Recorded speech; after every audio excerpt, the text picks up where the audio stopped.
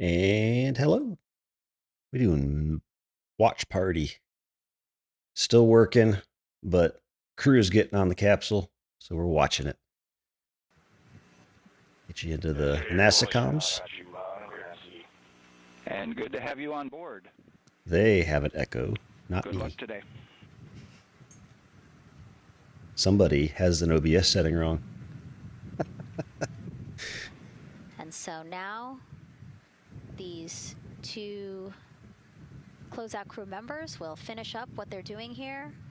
Again, Nicole, walk us through what is happening here. They're connecting umbilicals, is what we said. Yeah, they're strapping them in, so they're getting their restraints connected. It's a 5-point harness with a quick release, and then they're connecting the umbilical, which has actually 4 different connections. So it's got the air in, air out, the water for cooling, and then the comm as well, the communication cable. So they're going to make sure that all of those connections are good to go, make sure the crew's receiving the cooling and the air, and then we heard the comm check as well. So they're just making sure the umbilical connection was good to go, getting them strapped in and ready, and then they will move on to Victor and Christina. So we were about so on schedule. For that to happen, why don't we get another check of the launch countdown milestones with Daryl and the launch team? There you go, because we are right about here, getting the crew on board. All right, welcome back into the firing room 1 here, where some of the launch team is having some pizza that was brought by the administrator. That was nice of Administrator Jared Isaacman to bring that by for the launch team to enjoy. We're L-minus 3 hours and 44 minutes and counting, as you can see the crew ingressing into the spacecraft. There are a number of things that are happening on the timeline. Of course, the closeout crew They liken themselves to like an F1 pit crew, working quickly, methodically, carefully as they go through their procedures to get the astronauts ingressed. Overall, there's a little bit of timeline pressure, right? There's only a certain amount of time as you see the astronauts going into Orion. Only a certain amount of time that they can spend on their backs.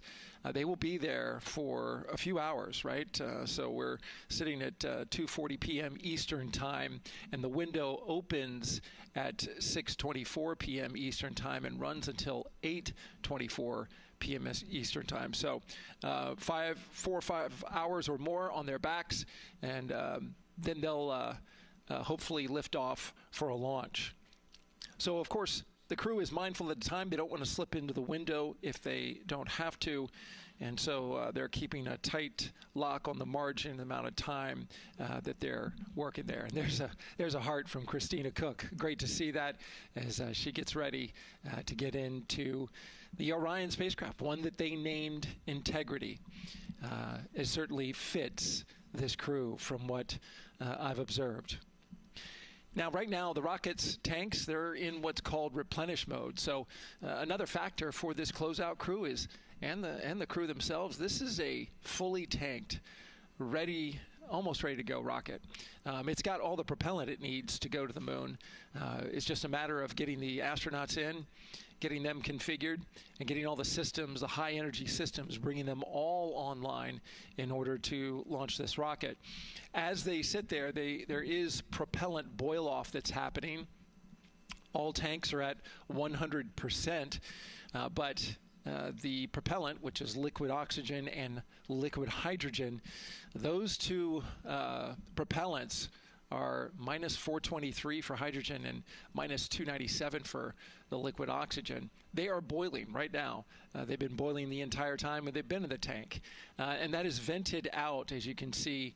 When we look to a wider shot of the rocket, you can see the venting and the little wisp of clouds that are coming out from the top of the rocket and the middle part of the rocket. And that is because just like you boil water on your stove, those propellants are boiling. Of course, their boiling point is much lower than water, and so it doesn't take much for them to boil. But just as if you were to leave your pot of water on the stove and just leave it there, what would happen?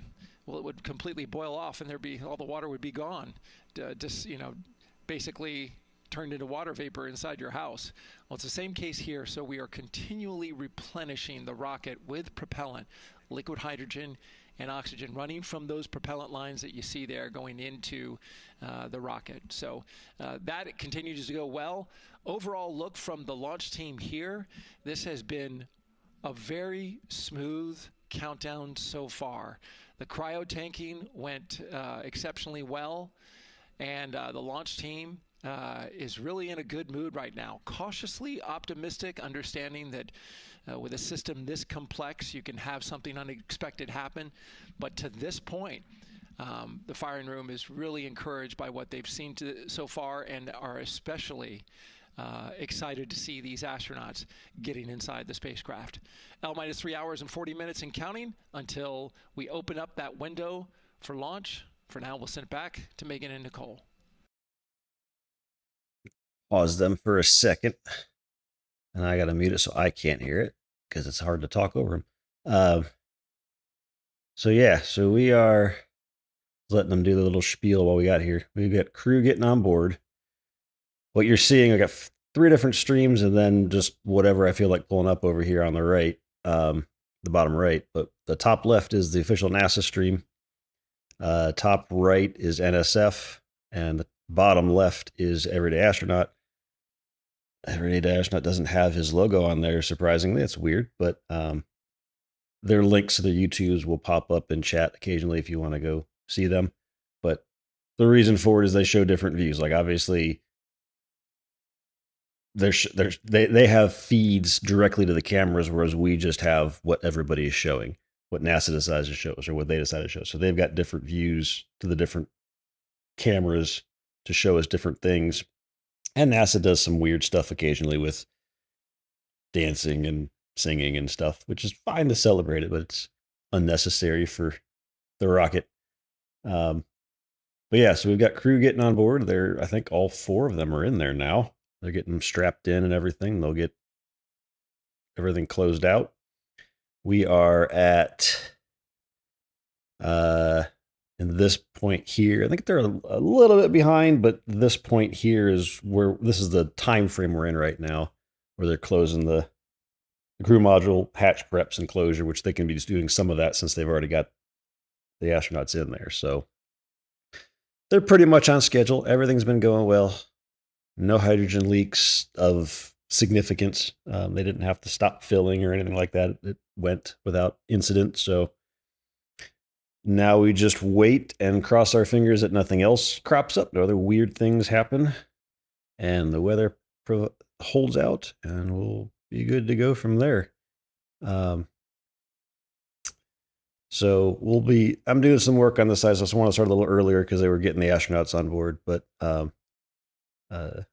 still got a little work I got to do. So I'm doing that on the side. So we'll have up the NASA comms for a bit, and then we will, if anybody has questions or anything, I will answer as they come in. So back to NASA.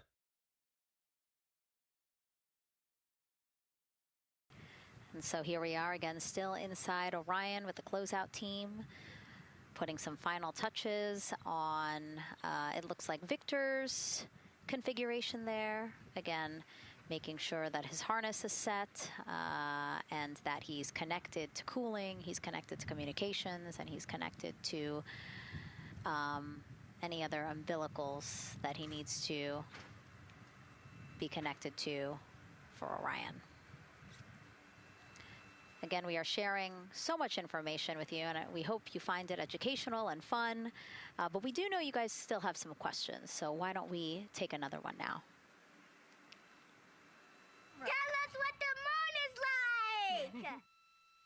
So cute. That wasn't a question. That was a demand. Nicole, you tell her what the moon is like. Oh man, that was so cute. Oh man, the moon is really cool, right? So it's a lot of like gray and white and kind of shades of gray. It is something that doesn't have wind or rain or rivers or an atmosphere. And so we like to say Christina said it earlier, it's the witness plate to the universe. And, you know, it has all these impact craters because it's not protected. Things hit it all the time. Meteoroids, asteroids, all sorts of things hit the moon and create these impact craters. That's part of what we want to go and look at and learn about on the moon. It can tell us a lot about the age of the universe and the age of the moon. You know, it's 4.5 billion years old, and we can learn a lot from just looking at the regolith or the dirt that is on the moon. Well, thank you for that question, and thank you for that answer. She was cuter, Nicole. I agree. And then earlier today, we wanted to ask you, what do you want to know about living in Orion? And we told you to pick between what the crew eats, how they sleep, how they fly the vehicle, and how free time is spent. And the winner, most of you wanted to know how to fly the vehicle. And we are going to be doing that. Yes, we are. You know, that's a great question, and actually part of what we're going to go do. So the rocket is fairly automated, right? There's a countdown, and the whole system knows when it needs to ignite the engines. But we are going to do some manual piloting throughout this mission.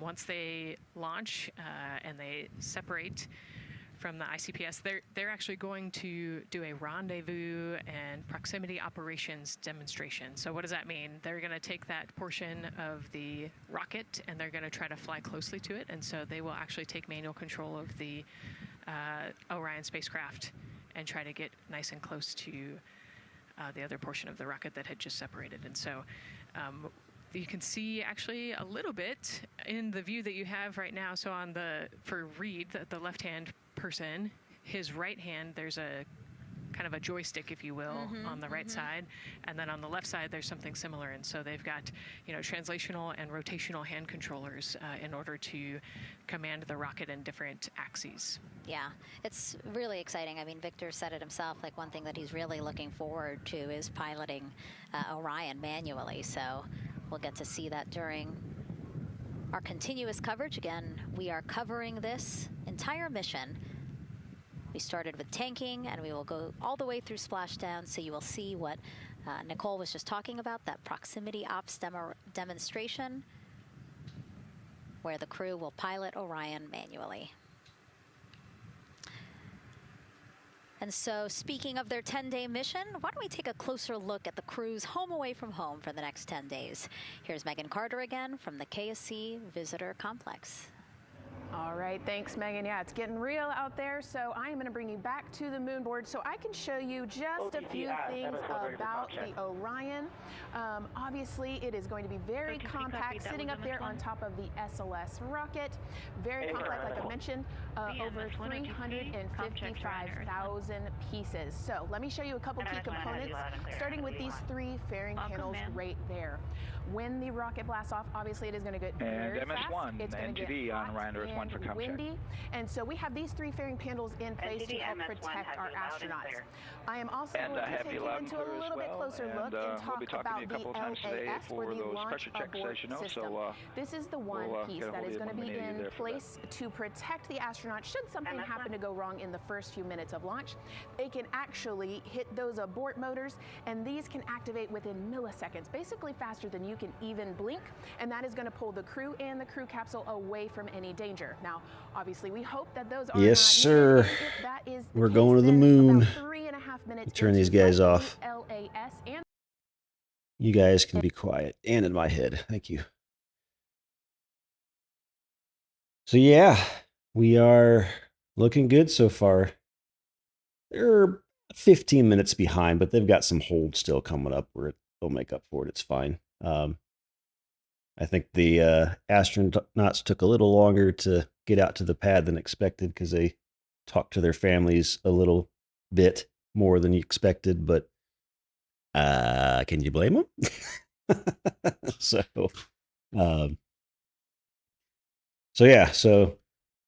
got 3 different streams up here. The top left is NASA official, top right is NSF on YouTube, and bottom left is at Everyday Astronaut. The 2 non-NASA ones, there'll be a link in chat occasionally that'll pop up for going to follow them if you want to watch them directly or support them. But they are showing different views, obviously. Like, they have those 2 channels are news organizations, so they can pull more of the different cams on there. Like the top right, they've got right there in the clean room, and then the rocket view, and then inside, whereas NASA's just showing the inside, so they can show more views. So we'll get our variety.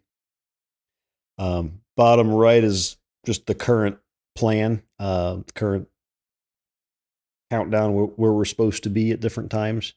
But I have other things to show there too when we get into it. Like I do have, which one is it here?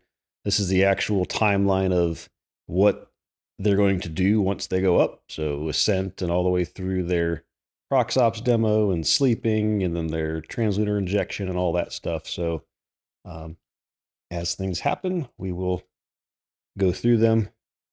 And then any updates from NASA, I had zoomed a lot more than I thought, will come in here.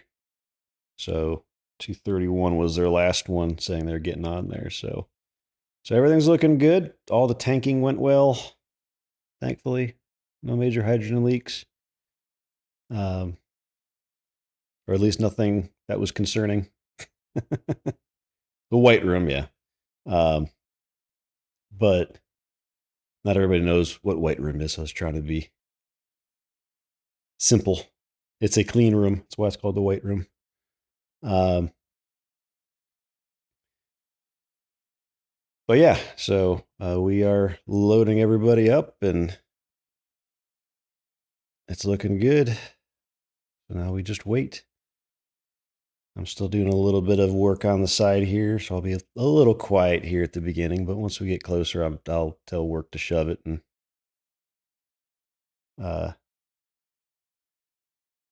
we'll go talk some more about it. But NASA's talking plenty. I'm not airing the audio of the other 2 just because they talk a lot more than NASA and go off the rails a bit more. So we'll stick with the official stuff for this stream. So, and we'll give you some NASA audio back here.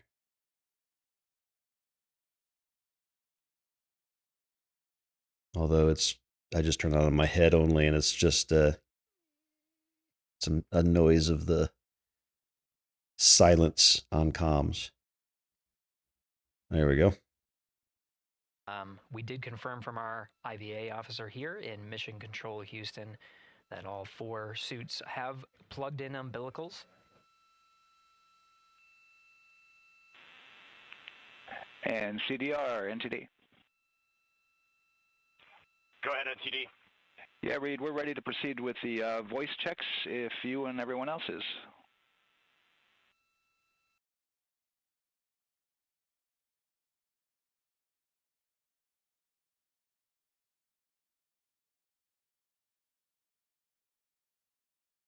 NTD, Integrity Crew is ready for voice checks. I copy that. And Integrity for the entire crew, ComCheck on Orion to Earth 1.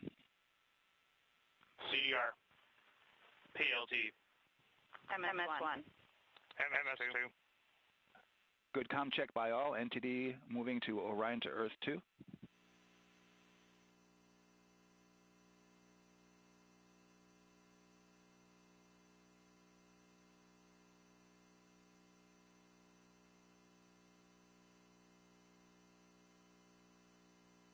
CDR, PLT, MS1. MS2.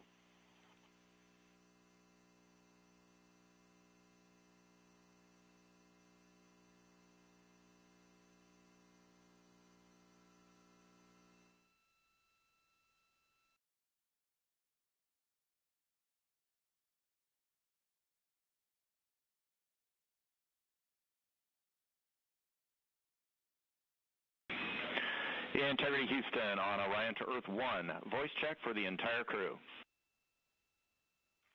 CDR, PLT, MS1. MS2. Houston has all 4 crew loud and clear on OE1. Stand by for 2. Your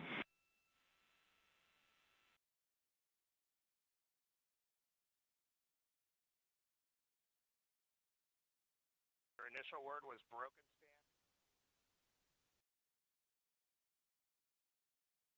MS1. MS2. Crew loud and clear on OE2. We'll use 1 for the default. Houston out.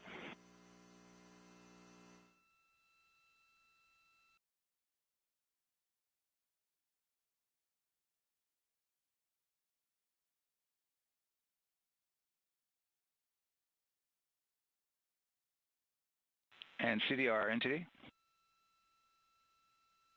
CDR. Yeah, we're going to go ahead and we're going to clear a couple of those messages on your screen here. Just want to give you a heads up that you'll see that. Copy all.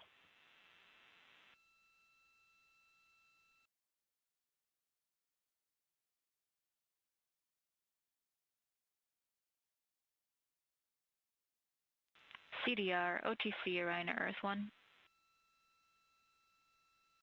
CDR. Yes, sir. Perform crew suit leak checks per 10.1.1. Crew ingress and vehicle pre-launch config steps 2 through 4. Annunciation of LCC O-ARS-001 will occur. 10.1.1 crew ingress and vehicle pre-launch config steps 2 through 4. Going in work now.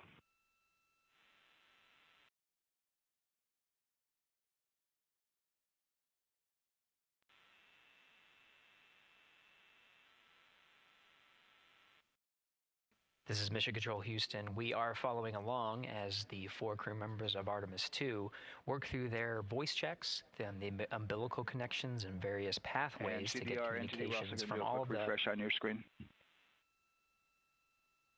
CDR. Yes, sir. We're going to look to do a quick refresh on your screen if you guys are okay with that. Hey, firm, just let us know when we can continue in 10.1.1. We'll go hands off.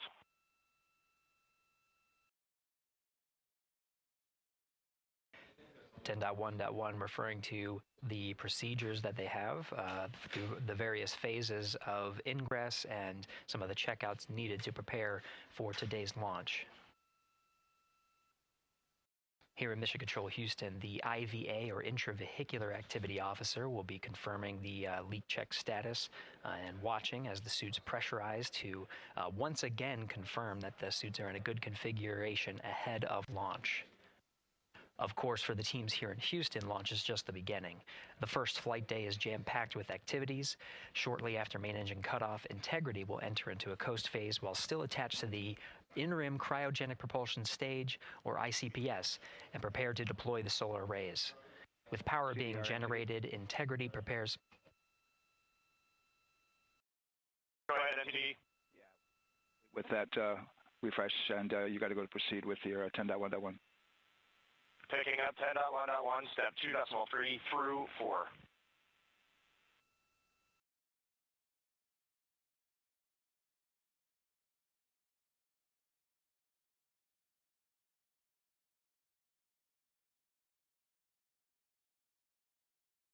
Picking up the procedures, the crew again working through the various steps to prepare for launch, standing by for suit.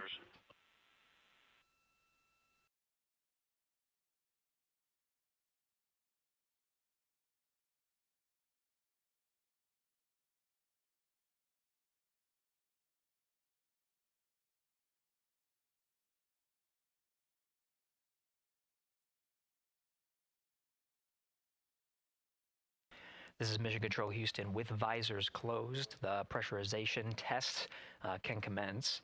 We'll stand by for word of a good leak check on all 4 of the crew member suits for the Artemis 2 mission. Again, this is the very beginning of a very busy flight day for our 4 crew members. After launch, they have a series of burns to prepare for. The first major burn being the perigee raise maneuver that allows them to continue in low Earth orbit, and the next being the apogee raise burn that puts them in a high Earth orbit.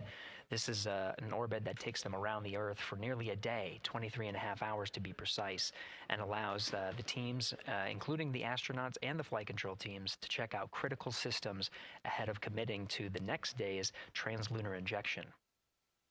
But before they even call it a day, Integrity will separate from the ICPS, and the crew will command.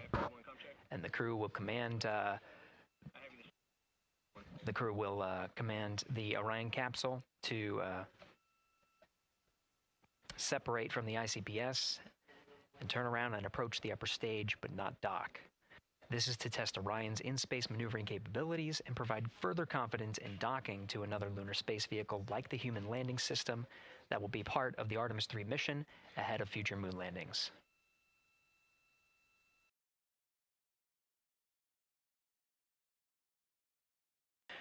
These are just a few of the highlights of the very first of 10 flight days as we await for confirmation of good leak checks inside the capsule Integrity. And there's a lot more to this mission. A reminder that this is, of course, a test flight. The purpose here is to demonstrate procedures, systems, and life inside Orion on a mission around the moon for the first time, and give further confidence in the capabilities that are charting a return to the lunar surface.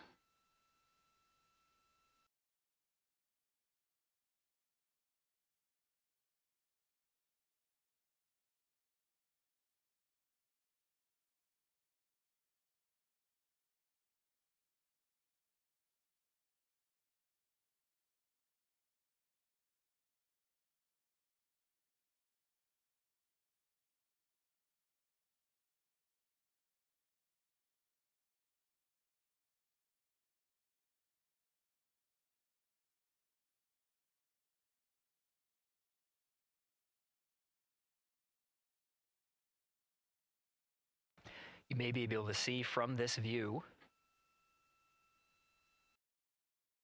the suits themselves inflating. This is, again, a pressure check, verifying that the suits are leak-free ahead of the ascent portion of today's flight. How you see the crew now with visors down will be the configuration of their ascent all the way through core stage separation, about a little more than 8 minutes after booster ignition.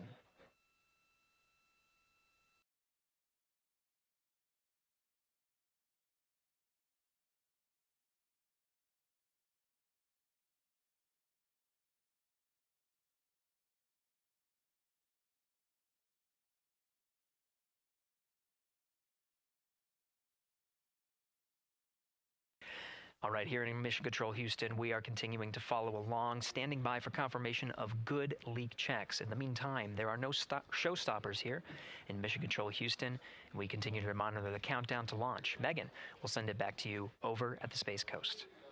Hey, Gary, thank you so much. Yeah, as we wait for confirmation of a successful leak check for all 4 astronauts, why don't we go back to Daryl, again, who has been following along with the launch countdown as we inch closer to the opening of our 2-hour launch window. All right, thank you, Megan. And yes, getting some good communication. It's great to hear from the crew inside, even though it is as simple as a comm check. It's really good to hear their voices as they move through those various comm checks and then get ready for their suit leak checks. Fantastic views inside Orion that you're looking at now. Give you an update on the weather outside. We're still 80% go for our 2-hour launch window, which starts at 6:24 p.m. Eastern Time and closes at 8:24 p.m. Eastern Time. That's the good news. The bad news is that we've got some rain showers that are starting to head in. Looks like it may miss the pad. Wouldn't matter if it rained on it or not, though. It's received some rain earlier today. Water isn't going to hurt anything out there at this point. But the rest of the area might be getting a little bit wet, which may include the hostess, so keep an eye out for that.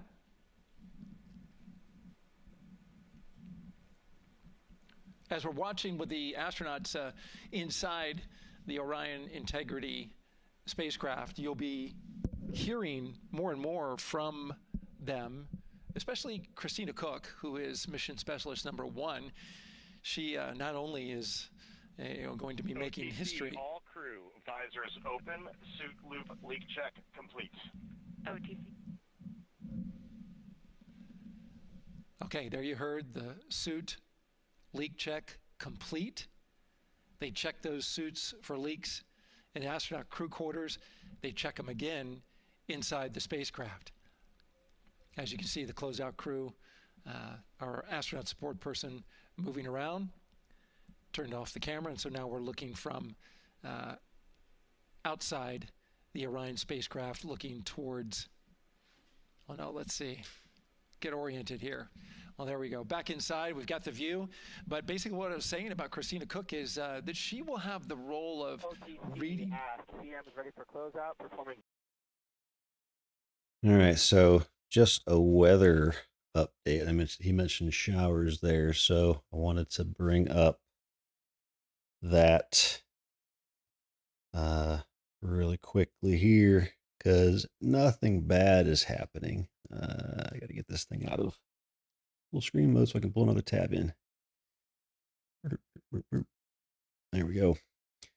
So here's where we're at. Launch pad is right here, 39B.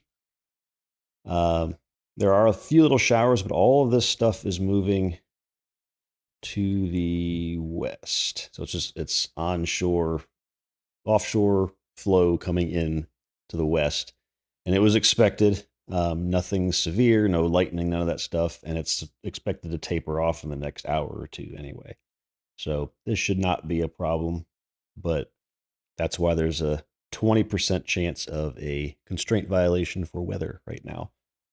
Mainly the cumulus clouds, because these little showers, once they move off, it's easy enough to get in between them. Like it's not even raining at the pad at the moment. So it's easy enough to pick a time between them and go. But it's the cumulus clouds within 10 miles is the key one, because that's what struck one of the Apollo missions. When it launched, it got struck by lightning and caused some issues. So that would be the only constraint really that they're worried about right now. But this is supposed to clear up as the afternoon progresses, or at least move further west so it's not around the Cape. So just an FYI on the weather front there.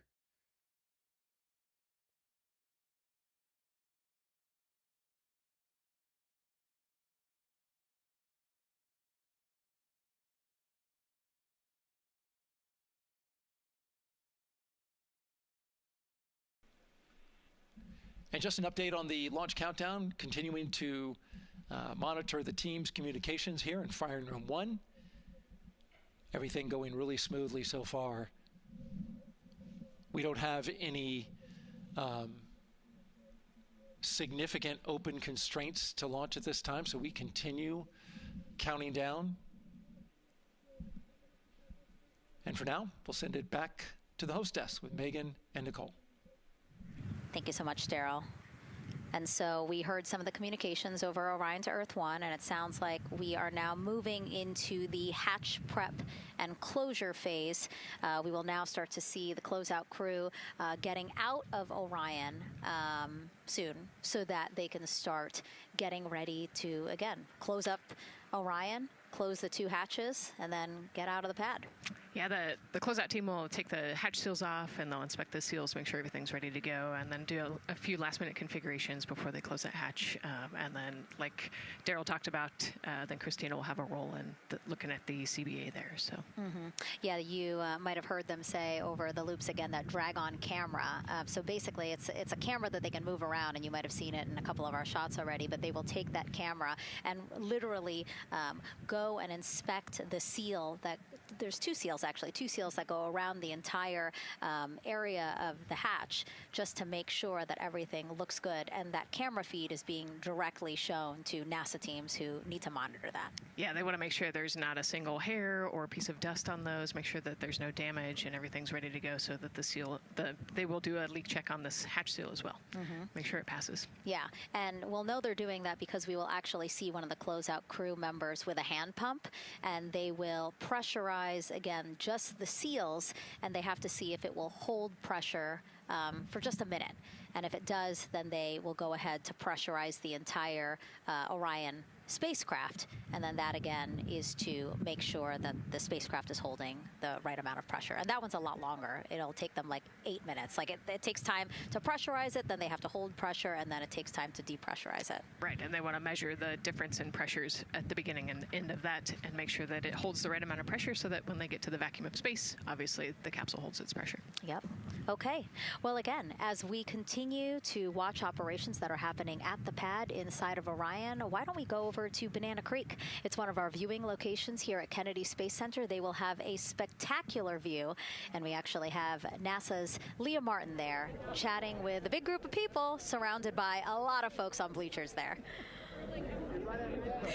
Hey, Megan, yeah, tons of people out here today, thousands of people gathering at Banana Creek to enjoy NASA's next big mission and humanity's next great leap today. It's a gorgeous day, and I'm joined here actually by some people who are probably the only people on center who are a little bit more excited than me to see this rocket lift off. Where are you from, and why are you here? So we're from the University of Tennessee, Knoxville. We're a group of 7 aerospace senior engineering students traveling here with Josh Dobbs, former quarterback of the University of Tennessee, with his extraordinary Dobbs Foundation. Now, you were actually telling me a little bit earlier, you're here local, you're from Orlando. What's it like being an aerospace engineer and then having the opportunity to come back here to the Space Coast and see this mission lift off today? It is absolutely amazing. I feel like the little 9-year-old girl inside me is so excited. Like, I'm from around here. I grew up watching launches in my backyard, and so this seems like such a full circle happy moment for me. Now, you are an aerospace engineer looking hopefully to join the workforce in the future. How does it feel to be here and see firsthand what that work does? It's just so cool to see what I've been working for the last 4 years and then 12 years before that just actually be physically happening in front of me. It's something I never dreamed of as a kid. And I'm actually joined here by the pastronaut himself, Mr. Josh Dobbs. Now, you have a history with NASA as well. You did an externship here. And how did that kind of play into your passion for aerospace and then the foundation that actually provided this opportunity for these students today? 100%. So I spent a month here around the Artemis 1 mission, which was a tremendous opportunity to learn about the space program and also what's next. And so to be back here for Artemis 2 and unfortunately, Artemis 1 went in the middle of the season, so it's surreal to be here for Artemis 2. And with my foundation, like the goal is to be able to take advantage of the opportunities that I've had and pass them along to the future of the industry and give them the opportunity to see what all their hard work can accumulate into. So it's it's an honor to be here. We're really appreciative of all the engineers and all the hard work that's gone into this moment, and we're excited to watch history happen today. Absolutely. And as a group, I think if you guys had one well wish for the team today, what would you say? I think we can all join together, maybe say, go Artemis. Go Artemis. That was a fun interview, and again, just so neat to see all the people who are here. I mean, still hours before liftoff. Not even hours before liftoff, but hours before a 2-hour launch window. So people just really committed to being here and seeing it in person. Yeah, you can see the Banana Creek is already buzzing back there behind Leah. You could hear the chatter in the background. It's an exciting time. Yeah, you could tell that it's a lot louder than we noticed because we just have very good mics, but you know, she's obviously yelling over a huge crowd there. So super fun, super exciting, and yes, I hope that we all get to see liftoff here shortly. Okay, so as we know, Victor, Reed, Christina, and Jeremy will have their hands full during their mission. So for some of their test flight objectives, let's go back to Megan Carter at the moonboard. All right, as we have seen from those camera views, their capsule is very compact, obviously. So let me show you a few cool things about this piece. The Orion capsule is going to only be about 16.8 feet in diameter and a whopping 10.5 in height. Think of it about the same cubic feet as 2 minivans. So obviously every piece of that capsule has been planned with purpose. And a really great example of that is going to be these seats that we have seen that live view of. Now these seats are going to be out for launch, re-entry, and splashdown, but in between they are stored in between to give them more room for daily activities and things like that. While they are on board, obviously they are going to have a lot of things to do. One of those is going to be to manually fly Orion, as we've discussed, but they also have several other objectives as well. And they're going to be doing lots of system checkouts, checking out the service module, making sure everything is working correctly. They're also, like I said, going to have a chance to manually fly. Now this was taken during one of their training simulations, but as you can see here, they will have advanced flight displays, hand controllers, touchscreen interfaces, so much to work with and practice with as well. Now, while on board, they will also have the ability to eat those shelf-stable meals that are designed specifically for microgravity. I think I saw somewhere that one of their meals is going to be mac and cheese and brisket, so that makes the Southern in me very happy. All right, but they are going to have also some time to look at some things like power and propulsion. They will have 3 key propulsion systems that are going to help power Orion as well. And speaking of power, I want to bring you back to the service module real quick because I wanted to point out these 4 solar panels. These are going to take about 18 minutes to unfold like giant wings, and they're going to stretch 62 feet from end to end, and these are going to help power the service module and in turn provide what the crew needs for their journey. So as you can see, spacecraft is built specifically for what we need and to guide them and get them home safely. All right, back over to you, Megan. Thank you so much, Megan. You know, it's taken thousands of people many years to get to us to where we are today. Let's meet some of the people of Artemis who've made this flight test possible. I am the Artemis Launch Director. I'm the Orion Crew Survival System Manager. I am the Artemis II Chief Training Officer. I'm the SLS Launch Integration and Mission Operations Lead. I am the Recovery Director. And I'm Boeing's Core Stage IPT Leader at Kennedy Space Center. And I am the Artemis II Entry Flight Director. And I'm the Closeout Crew Lead for Artemis II. Our job is to design the spacesuits that the crew will wear for the Artemis II mission. The team here at Johnson Space Center in the Orion Crew Survival Systems Lab does pretty much everything involved with processing the suits, designing the suits, qualifying the suits, testing them for the Orion mission. The role of the Chief Training Officer is to manage both the planning and the development of how we are going to train our astronauts and run our simulations for our flight control team for the mission, and then go implement that plan. Recovery team is responsible for 3 things. So recovery is what we call our nominal recovery situation, where we go recover the crew and the capsule at their designated landing site. Rescue is in case we do need to rescue the crew or they landed somewhere else that we did not plan. And then the retrieval is us getting the capsule if they did land somewhere where we did not expect them to. My job on SLS is to manage the operations architecture on the SLS program. One of the specific things that we do is support launch operations. It means a lot to be a part of this Artemis team, to show the next generation in seeing what may come. I am responsible for our core stage processing at Kennedy Space Center. My team is responsible for that core stage, and it's our responsibility to make sure that core stage is safe, built correctly, and there's going to be 4 of our astronauts, and it's going to get them to their ride around the moon. I've been a flight director for over 10 years now. I worked on the Artemis 1 mission, and after that mission completed, I was assigned as the entry flight director for Artemis 2.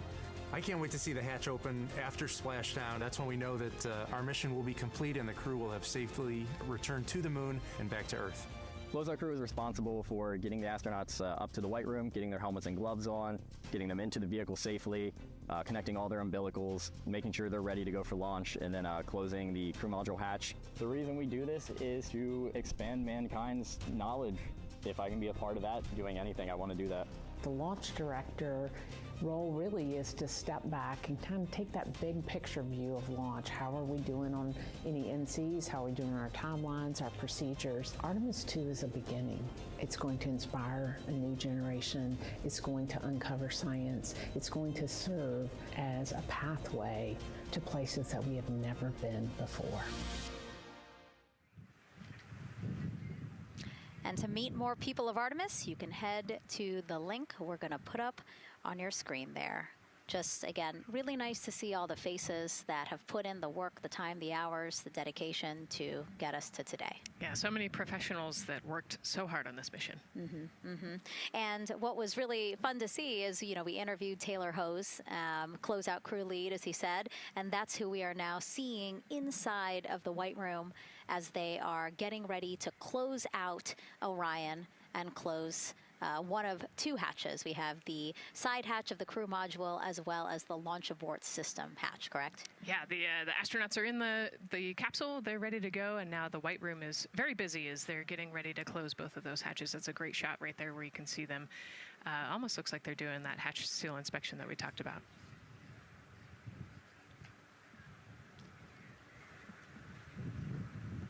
And so, Nicole, as we continue to see them get ready to close that smaller hatch, again, the crew module side hatch, let's take some questions now. Sounds good.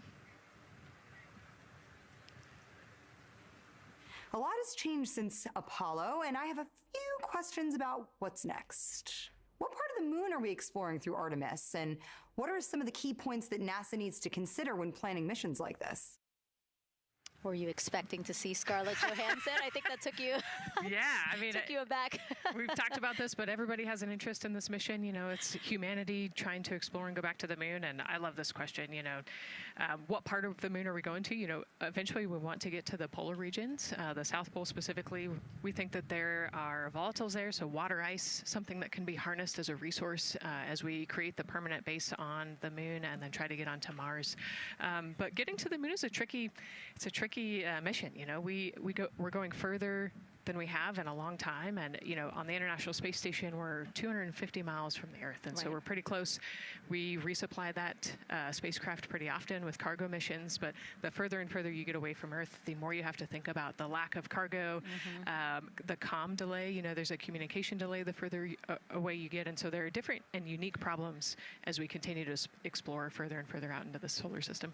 And there is so much to learn about the moon, so it's no surprise that, yes, even though our goal is to have a moon base at the lunar South Pole, the lunar South Pole is not the main focus of this lunar flyby. So instead, the crew is going to be focused on observing the far side of the moon. So this is actually an animation of what teams expect the moon to look like if the crew launches today. So this is, of course, the side that faces the moon, and this is the far side of the moon, which when, again, the crew does their lunar flyby on flight day 6, we are expecting this will be their view. What an amazing view and an opportunity. Yeah, you know, there's so much to learn from this particular mission, because obviously we're not landing with this mission, and so they actually potentially could see the South Pole and kind of scope out what our landing regions look like in the context of the entire moon. But also they're going to see parts of the lunar surface that have never been seen before by the human eye, and so they're going to take these detailed notes. They're going to record themselves talking about what they see. You know, we do a ton of geology training as astronauts, especially this Artemis 2 crew. They did a ton of geology training working with scientists to learn how to pick out the unique portions that we want to go study. You know, what is the context of the moon? What parts of the moon look interesting and look different? You know, the impact craters that we talked about earlier. So really trying to take all the pictures, take all the observations, write down, talk about their observations, and record as much data as we possibly can for the researchers back here on Earth. Yeah, it's so important to, yes, we're all talking about what they hope to do during this 10-day mission, but you really do have to think about all the training that goes into this. I mean, you have 4 crew members who won't, you know, have the support the way that they've been having this. I mean, they'll be talking through communications, but you know what I mean? It's just them and the moon, right? So they need to be fully aware and equipped with everything that they'll need to do to be able to accomplish the objectives that we hope to accomplish during this mission. Right, and their specific flyby around the moon, you know, the lighting will be different and the path will be different depending on when we launch. If we launch today, it would be different from tomorrow. And so, you know, they actually had to learn the geography of the moon so that they can orient themselves when they're on the backside of the moon, because they're not going to have communication. You know, they're going to have a, I think, 45+ minute blackout while they're, while they're on the far side of the moon. And so they themselves have to know what things look like on the moon, how to orient themselves, and how to get the data that we're looking for. Yeah, really ambitious mission. Excited to be here at the start of it. All right, so another check of the clock, 2 hours, 57 minutes and counting to the opening of our 2-hour launch window for Artemis 2. This pivotal test flight comes 250 years after America began its journey as a nation. As we celebrate that milestone, a special live performance now of our national anthem by singer Ann Wilson.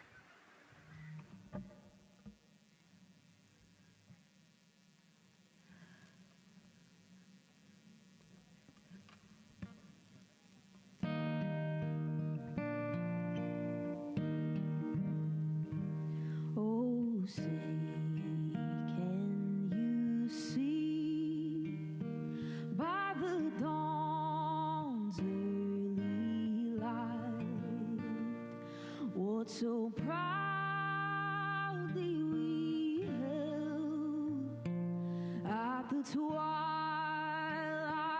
last gleaming, whose broad stripes and bright stars through the perilous fight, o'er the ramparts we watched, were so gallantly streaming, and the rocket's red glare, the bombs bursting in air, gave proof through the night that our flag was still there.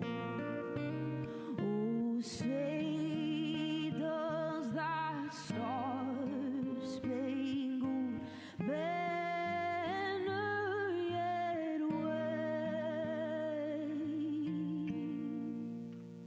o'er the land of the free and the home of the brave?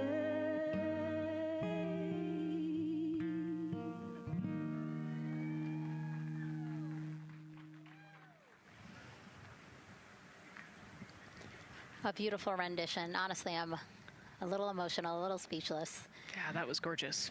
Yeah. I mean, again, we are a nation of explorers, a nation of curious minds, and to see us again 250 years after our Declaration of Independence was signed to when we are trying to return to the moon for the first time in more than 50 years, really powerful. Yeah, leading the way back to the moon. It's exciting.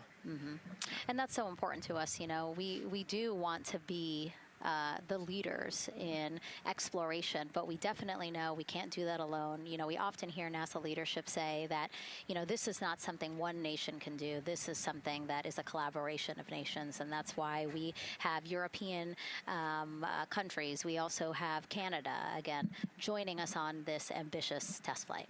Yeah, of course, it goes back to the old proverb, if you want to go fast, you go alone. If you want to go far, you go together. And we want to go far. We want to get onto Mars eventually, and so we're going to get to the moon first, and you can't do that alone. So thank you again, singer Ann Wilson, for that beautiful rendition, again reminding us of what it is we are trying to accomplish for all, by all. We are now back inside the White Room with the closeout crew. Again, backup astronaut Andre Douglas, number 2 there, just outside in the White Room, which is right outside Orion there, with the crew seated comfortably inside. As you can see, they've dimmed the lights a little bit. The crew has the opportunity to set the ambiance, if you will. They were given the opportunity to adjust the lighting as they see fit, again, just so that they can get comfortable. It's kind of like when we are on a plane. There better be a disco light option. I'd love to see you don't that. Want the bright lights in your eyes. Also, you want to be able to see the screens well, or see the tablet on Jeremy's knee well. So they're going to adjust the lighting to what makes sense for the mission. And we saw in that very quick shot there, our best camera view of the 2 hatches is actually that drag-on camera, like we were saying, that kind of moves around. So sometimes it's hard to show that. So there you have it. You can see that the closeout crew has closed the side hatch. And so right now, that's a panel that they have to close out in order to then close the next hatch, which is the launch abort system hatch. And so, Nicole, can you just quickly, again, talk to people about the 2 hatches, again, crew module first, and then the launch abort system hatch? Yeah, so the crew module hatch is the one they're working on right now. They just got closed. You can see he's torquing those bolts down. And that is the hatch that completes the Orion capsule. And then you have the launch abort system, which actually is kind of almost a shell that goes around the capsule and holds onto the capsule during launch. And it has its own separate engines that can pull the capsule away from the rocket safely in the case of an off-nominal data point. So it's actually looking at roll rates and attitude and thrust and all sorts of different data in order to make sure the launch is safe. And if it's not, then the launch abort system will pull the crew module away and get them into a splashdown zone safely.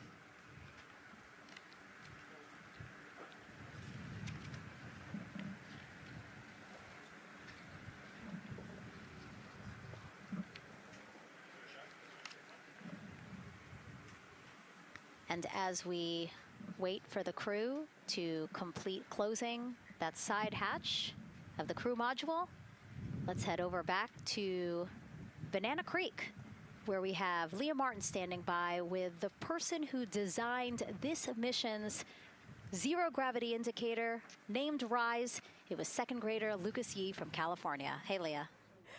Hey, Megan. Yes, of the many special guests we have with us today, I think one of our most exciting guests is Lucas, who's joining us, like you said, all the way from California.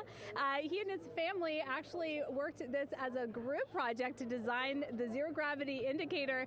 Lucas, can you tell us a little bit about your design? Yeah. So you named him RISE. Can you tell me why you picked that name? It was very remote, representing the Artemis 2 launch and Earthrise. And yeah, that's pretty much it. So were you really excited to find out that you won the competition and that your zero gravity indicator would be going to space? Yeah. So how does it feel? We're actually just across the river right now from Artemis. We can see it from where we're standing. How does it feel to know that design you created is actually currently on that rocket just a couple hours away from going to space?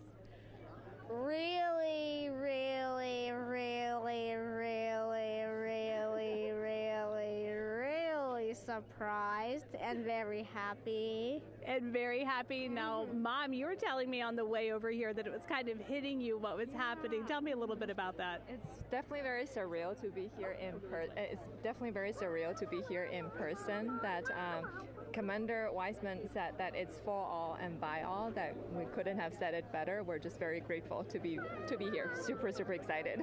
And we're so excited to have you here too. Now, Oliver, this is your first launch too, is that right? Yeah, that's right. And how does it feel to be here just a little bit away from watching the first group of astronauts in your lifetime on their way to the moon? It feels like very, very happy and surprised. So if you had one word of encouragement or something to say to the crew who's sitting on that rocket right now, what would you say?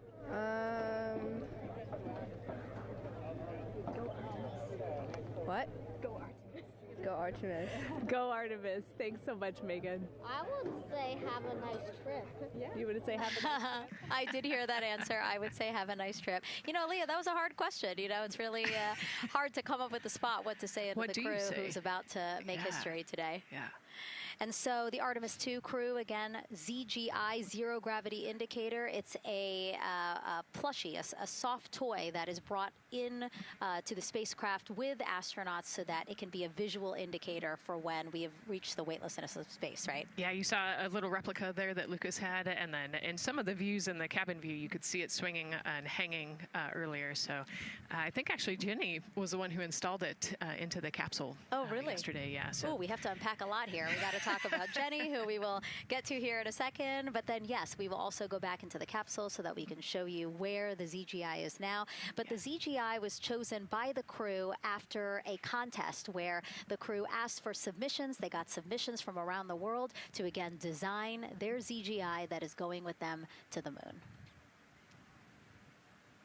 It's kind of like any other road trip. You need clothes, food, a map, your favorite toy. Really. Except this toy has a job to do up there because this is a zero gravity indicator. While not a scientific instrument, this safe and soft object tells the strapped-in astronauts that they've reached weightlessness. For Artemis 2, the crew wanted a one-of-a-kind ZGI, so we asked you to come up with it.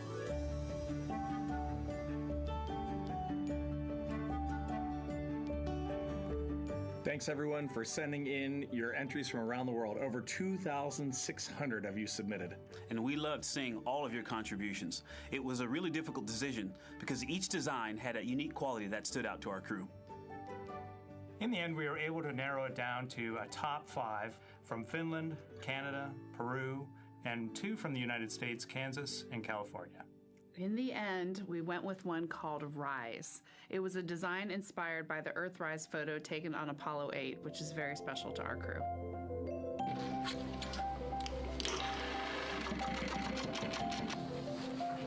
With the winner chosen, next came the task of bringing it to life here in the Thermal Blanket Lab at NASA's Goddard Space Flight Center. This lab specializes in custom materials to protect sensitive spacecraft equipment and is perfect for creating a ZGI that meets the rigorous safety standards of NASA. Because you have to be concerned with whether the thread's going to outgas or if it will hold up, if it's flame retardant.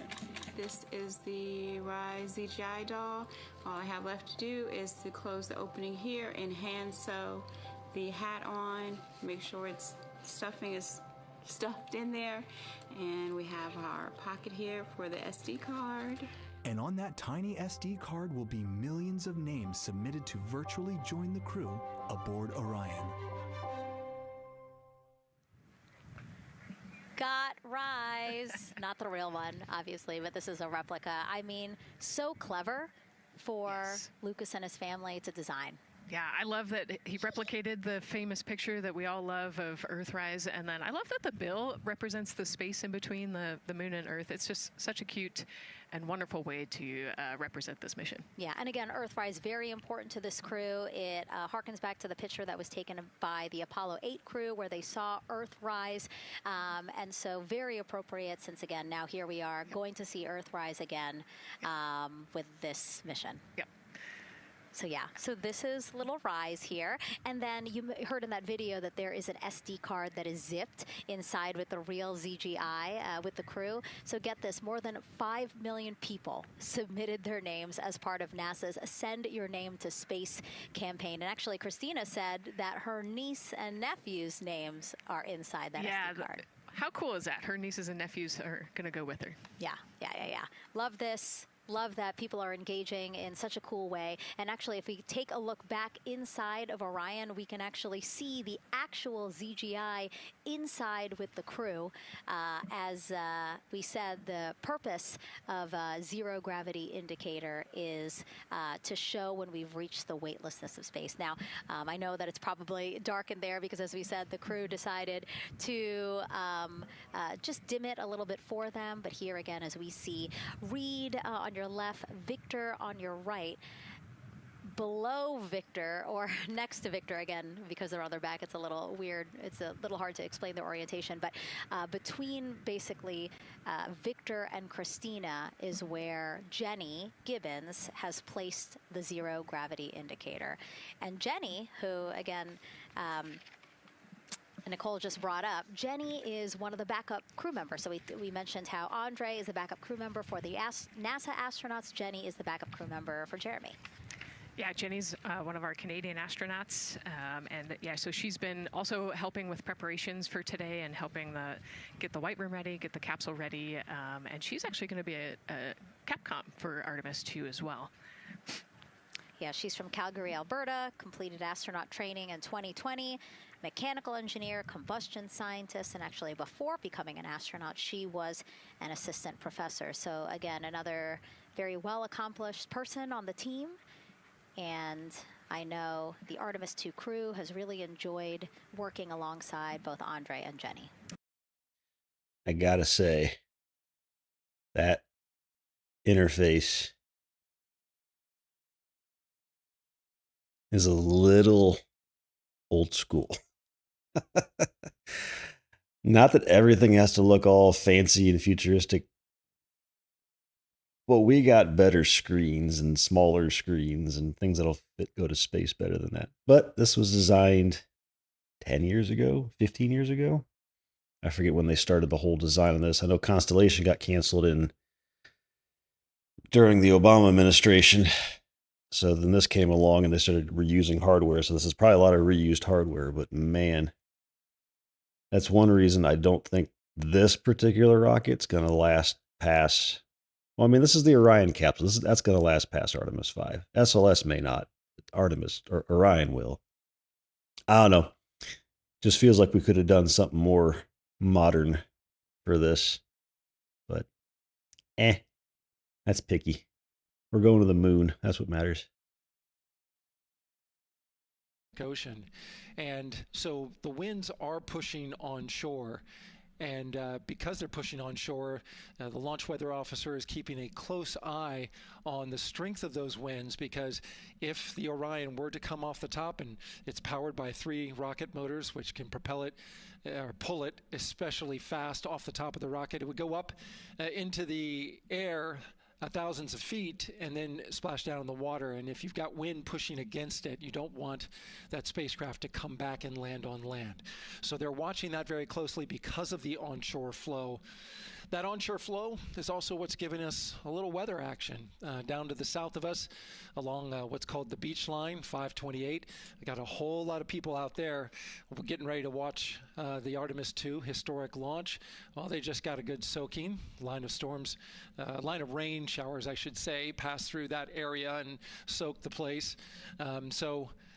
Certainly rain is a possibility, spotty showers from time to time, but overall the launch weather officer tells us that we are trending towards getting that stuff to all push to the west the closer we get to our launch window. A reminder, that window is from 6:24 p.m. to 8:24 p.m. Eastern Time. We don't have a specific T0 at this moment. There's a lot that needs to be calculated before we get there. We also need to get through the rest of the countdown on time. As of right now, we are right on time. The launch countdown is going exactly as planned. That's not something that we saw certainly in Artemis 1. There was a lot of flexing in the timeline during those 3 launch attempts back in 2022. But so far today, on our first launch attempt, we're really enjoying some really solid countdown work, some solid operations by the launch team so far. And to quote our friend Lucas, who created Earthrise, we all really like that. We'll send it back to the host desk. Thanks so much, Daryl. Yes, we really, really, really like that. And we really, really like Rise and Lucas. So thank you for that. That was really cute. Okay, so again, here we are in the big box here. We have our full view of the rocket looking glorious on there with, again, some clouds, but still weather is good for launch today.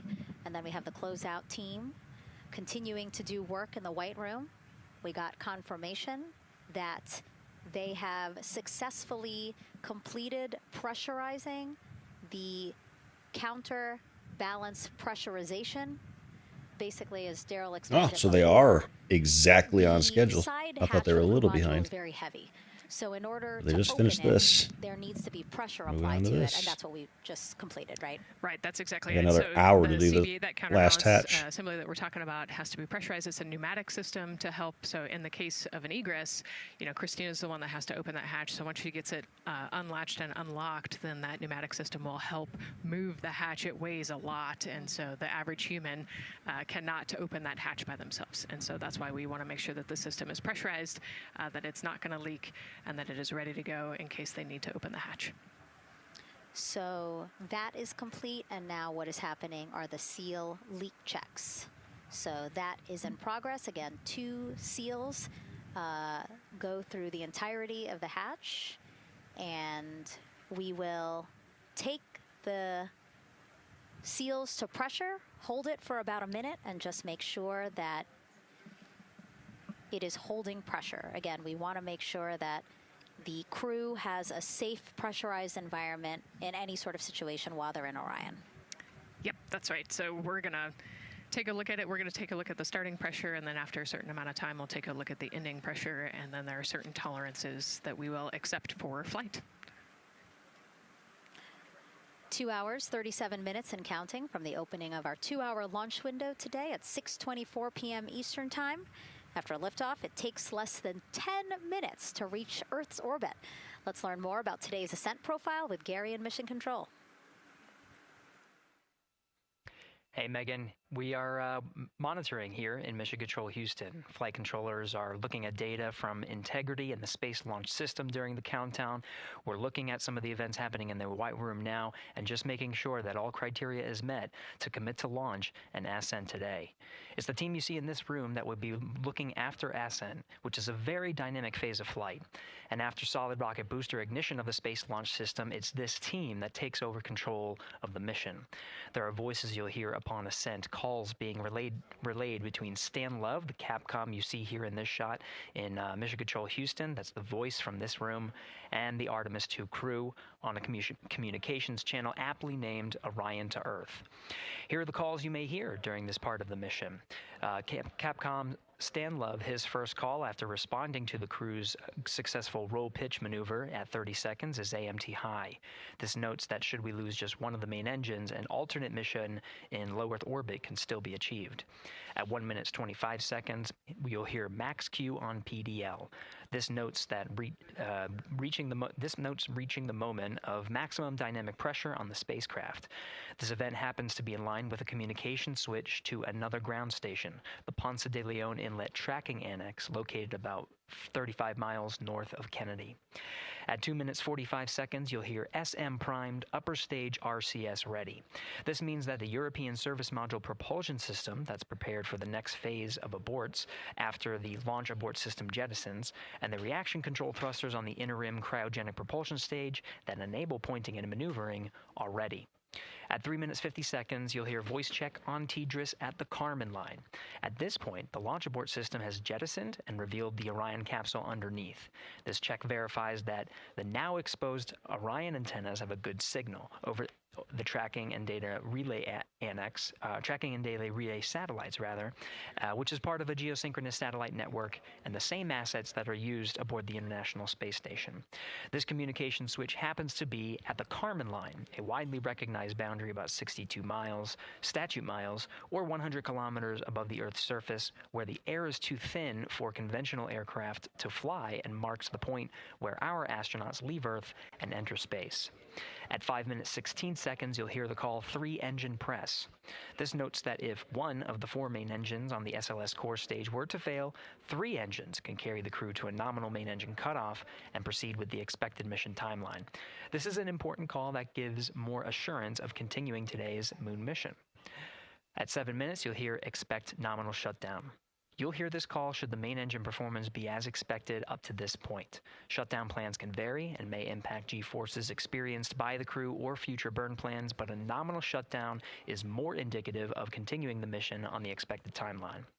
At 7 minutes 30 seconds, you'll hear AOA open. This notes crossing into a new abort profile. At this point, an abort would use Orion engines to escape the core stage, and the altitude and velocity are enough to make it 1 lap around the Earth and aim for a splashdown in the Pacific Ocean instead of the Atlantic. And then, of course, shortly after 8 minutes, you'll hear nominal MECO. You won't hear MECO right away. Teams here wait until the core stage has separated and the trajectory is confirmed as expected before that call to the crew. Now, this ascent profile is approximate, as there may be calls that move a few seconds depending on the trajectory, and of course these are the calls and times for a nominal trajectory. Teams in this room have been training extensively to prepare for any and all scenarios, and they are confident and ready to take this crew into space today. In today's pre-brief, the flight director Judd Freeling expressed his confidence to the team, citing the hundreds of simulations to prepare for this very moment. These are the calls you'll hear during ascent less than 3 hours from now, but now we'll turn our attention to the countdown to launch and send it back to you, Megan, at the Space Coast. Thanks so much, Gary.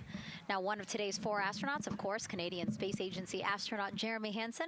Let's go now to Jasmine with her next guest. Thanks so much, Megan. Yeah, we're joining you live now from the Operations Support Building here at Kennedy, where crowds are starting to gather, and we're honored to have Lisa Campbell of the Canadian Space Agency joining us. Lisa, Jeremy Hansen is about to make history as the first Canadian to venture to the moon. What does that milestone mean for your agency? Thanks so much, Jasmine. It's wonderful to be here. It's such a special moment, both for our astronaut colleague Jeremy Hansen, but also for Canada. We're here because of decades of public investment in space robotics, in space collaboration, and so for our country, we're very proud. He's so ready. He's been waiting for this his whole life, preparing, training, and he's a wonderful example of Canada. Yeah, and that's a perfect way to capture Jeremy. He really has been prepping for this his whole life. This will be his first space flight. So what has it been like watching him become part of this Artemis 2 crew? Well, as I mentioned to you, I've known Jeremy since 2020, and he's a colonel, a fighter pilot, a father, and he really is a very dedicated, passionate. We'll be talking some here soon. I'm just letting the commentators do stuff at the moment. I'm finishing up some work. I just got the stream going early to catch some of the crew loading in, so I'm here. I'm just working on the side while we listen to some of this other commentary they have for now. When it gets closer and there's more going on, we'll talk more. In low Earth orbit, but I'm here. Now going into deep space together. So why is it so important that we have these international partnerships? It makes us stronger. We can go faster and further together.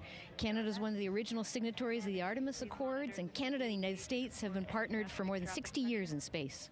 Wow, that is phenomenal, Lisa. And this really is a team effort in many ways. We also have Jenny Gibbons. Yes. She'll be listening in on Capcom. What is her role going to be like? So Dr. Jenny Gibbons has been training all along as the Canadian backup with the Well, those people can get themselves out from under a rock and come to real life. And then she will be among the first. There's only so much we can do about that very few people that are. Wow, Lisa, that is so exciting. Any final words for the How do I say this Canada before today's mission? politically correctly? So proud, so Not excited. right in We the can't wait to head. welcome They have Jeremy some home. mental problems, Fantastic. and that's Lisa nothing you Campbell, can do thank so about much for them. being here today. All we can do is Of course, and with that, watch it actually happen with our own eyes. And right now, Go ahead. Ma'am, CBA press has been completed. Did you see any drop in pressure? And MS1, we saw just a little bit. It is just over 2,600 now. Copy. Thank you, ma'am. again, a call out to mission specialist Christina Cook. Again, it was her responsibility to monitor the pressure on. I mean, there were the same conspiracy theorists about the Apollo stuff, and there are so many reasons to prove them wrong. Why would we send so many rockets up if we did it already, right? Why would we keep doing it? That's a lot of waste. You could go see the rocket launch for yourself if you so choose. So, it's whatever. I mean, conspiracy theorists are going to be conspiracy theorists. As hopefully the majority of people realize that, hey, this doesn't look like AI put this together. It looks pretty real to me since I can see it in real life. This day and age, there are plenty of cell phones and cameras on everybody that can capture this and prove that this wasn't just a mock-up in Hollywood. So, whatever. That stuff can stay out of this conversation in this stream because I don't care to talk about the conspiracies. This is real. This is happening. They can go away.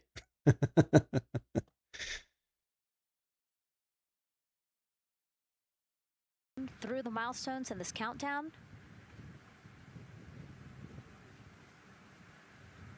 Hopefully lifting off today within our 2-hour launch window that opens at 6:24 p.m. Now, right now, people inside the Kennedy Space Center Visitors Complex are learning about this mission. There are great exhibits there about the rocket and Orion, and of course, our Megan Carter with the moon board. All right, Megan and Nicole, yeah, you mentioned that checklist before launch. That checklist is going to continue during the mission as well, as there are several vital objectives that we are hoping to accomplish with this mission. So we've talked about the rocket. We've talked a little bit about Orion. Obviously, during Artemis 1, we had that test flight, and there were no humans on board. That is our one big difference for this one, and we are going to have that crew this time. So what are they going to be up to during this mission? Let me tell you just a little bit. Now, for Artemis 1, like I mentioned, we were really focused on the SLS, making sure it had the power and capabilities that we needed. We were also checking out the Orion spacecraft in deep space environments, making sure that it was good to go. Now for Artemis 2, we are going to be taking the testing for Orion to the next level by adding that human component. So those test objectives are going to start even before launch. Like you mentioned, they are out there making their way through that checklist. But these objectives are going to start now, and that includes safety. So one really great example of safety is going to be something called the egress baskets. They're out there in the spacecraft, obviously, and should a situation happen to come up, they are going to have something called the egress baskets they can get in, and those are going to zip line them essentially down to the ground within seconds to safety.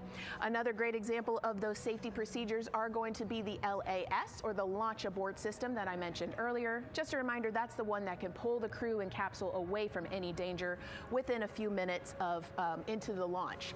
Now, those are just a couple quick examples, but our recovery teams have been training extensively, quite a lot, to make sure that they are ready and prepared for any challenging situation that could possibly arise. All right. Several other objectives that we are going to be looking at are also going to be communication checkouts. That is going to be vital. I know we talked a little bit earlier about all the maneuvering that they're going to be able to do, but we want to make sure that they have full communication ability from space to ground so that we can fully support them here. We are also going to be checking out those life support systems. Obviously, we've talked a lot about the service module and what it is going to do for the crew, but we want to make sure that those life support systems are fully functioning, obviously, before we send them farther into deep space. That's going to be critical for them. So on top of being able to maneuver the spacecraft and check everything out, we are also going to be making sure that everything is fully functioning. So as you can see, big part of this mission is to make sure that the spacecraft, the hardware, and all the operations are working, and that the data is going to make sense. And speaking of recovery, we are also going to have the opportunity at Splashdown to recover that launch or that flight data, and we're going to be able to take that back, analyze it, and make sure there are if there are any enhancements we need or changes we need to make before our next missions, we'll be able to do so. So lots to do. They're going to stay very busy, obviously. And with that, I will turn it back over to you, Megan. 2 hours, 25 minutes and counting, and the crowd, check it out, continues to grow at our Banana Creek viewing location. They will have a great view of launch, and we will go back now to Leah Martin, who's standing with her next guests.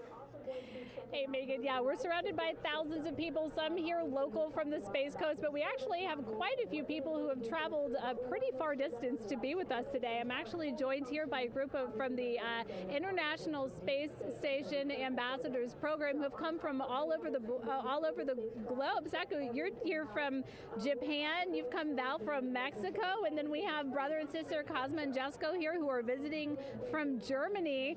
You actually told me that you participated in the NASA Rover Challenge in Huntsville. How was that experience, and how is it kind of participating there in Alabama and then being here today? So it is an amazing experience because you meet so many young people with visions, with dreams, with ideas which inspire you and motivate you. And it's even better to be here now to see the SLS launch because we are going back to the moon, and that's what we're working for.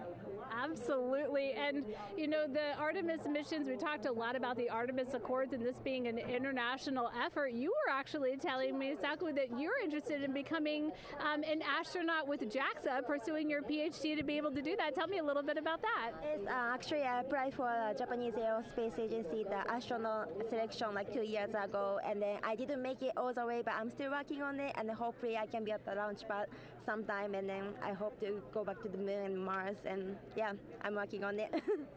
Absolutely incredible. And Val, you're here from Mexico. We were talking a little bit about women in space. This is a team who, you know, is predominantly made up of women. What is it like knowing that Christina is on that rocket right now, about to be the first woman to travel around the moon? I think that's such an amazing news. It's just so inspiring that we are taking the first black person and also the first woman to the moon. It's just the first step in humanity and a big step in equality as well. Megan, a lot of excitement here, not just in Florida, but from around the globe, and we're keeping our eye on that rocket, and we're ready to see it lift off. Thanks, Leah. Yeah, a lot of excitement, but also a lot of inspiration. Again, this is part of, or a big part of the reason why. 130.6. Good readback. Aux 1 voltage 131.3. I copy 131.3. Again, those numbers you hear, they're referring to specific steps in the launch countdown that the crew have to step through in order to get us to launch today. And so we were saying, yes, inspiration, a big part of why NASA does what it does. We want to go together, and we want to explore together to learn more about ourselves and here on Earth. Yeah, humans, I think, naturally want to explore, and so going together, like Lisa said earlier, we're going to go farther and faster than we possibly can alone. And, you know, what a way to celebrate that today. Yeah. Going back to the moon in the first time in over half a century. And we have that great shot there in our small box of the rocket on the pad. And at the very top there, our Artemis 2 crew.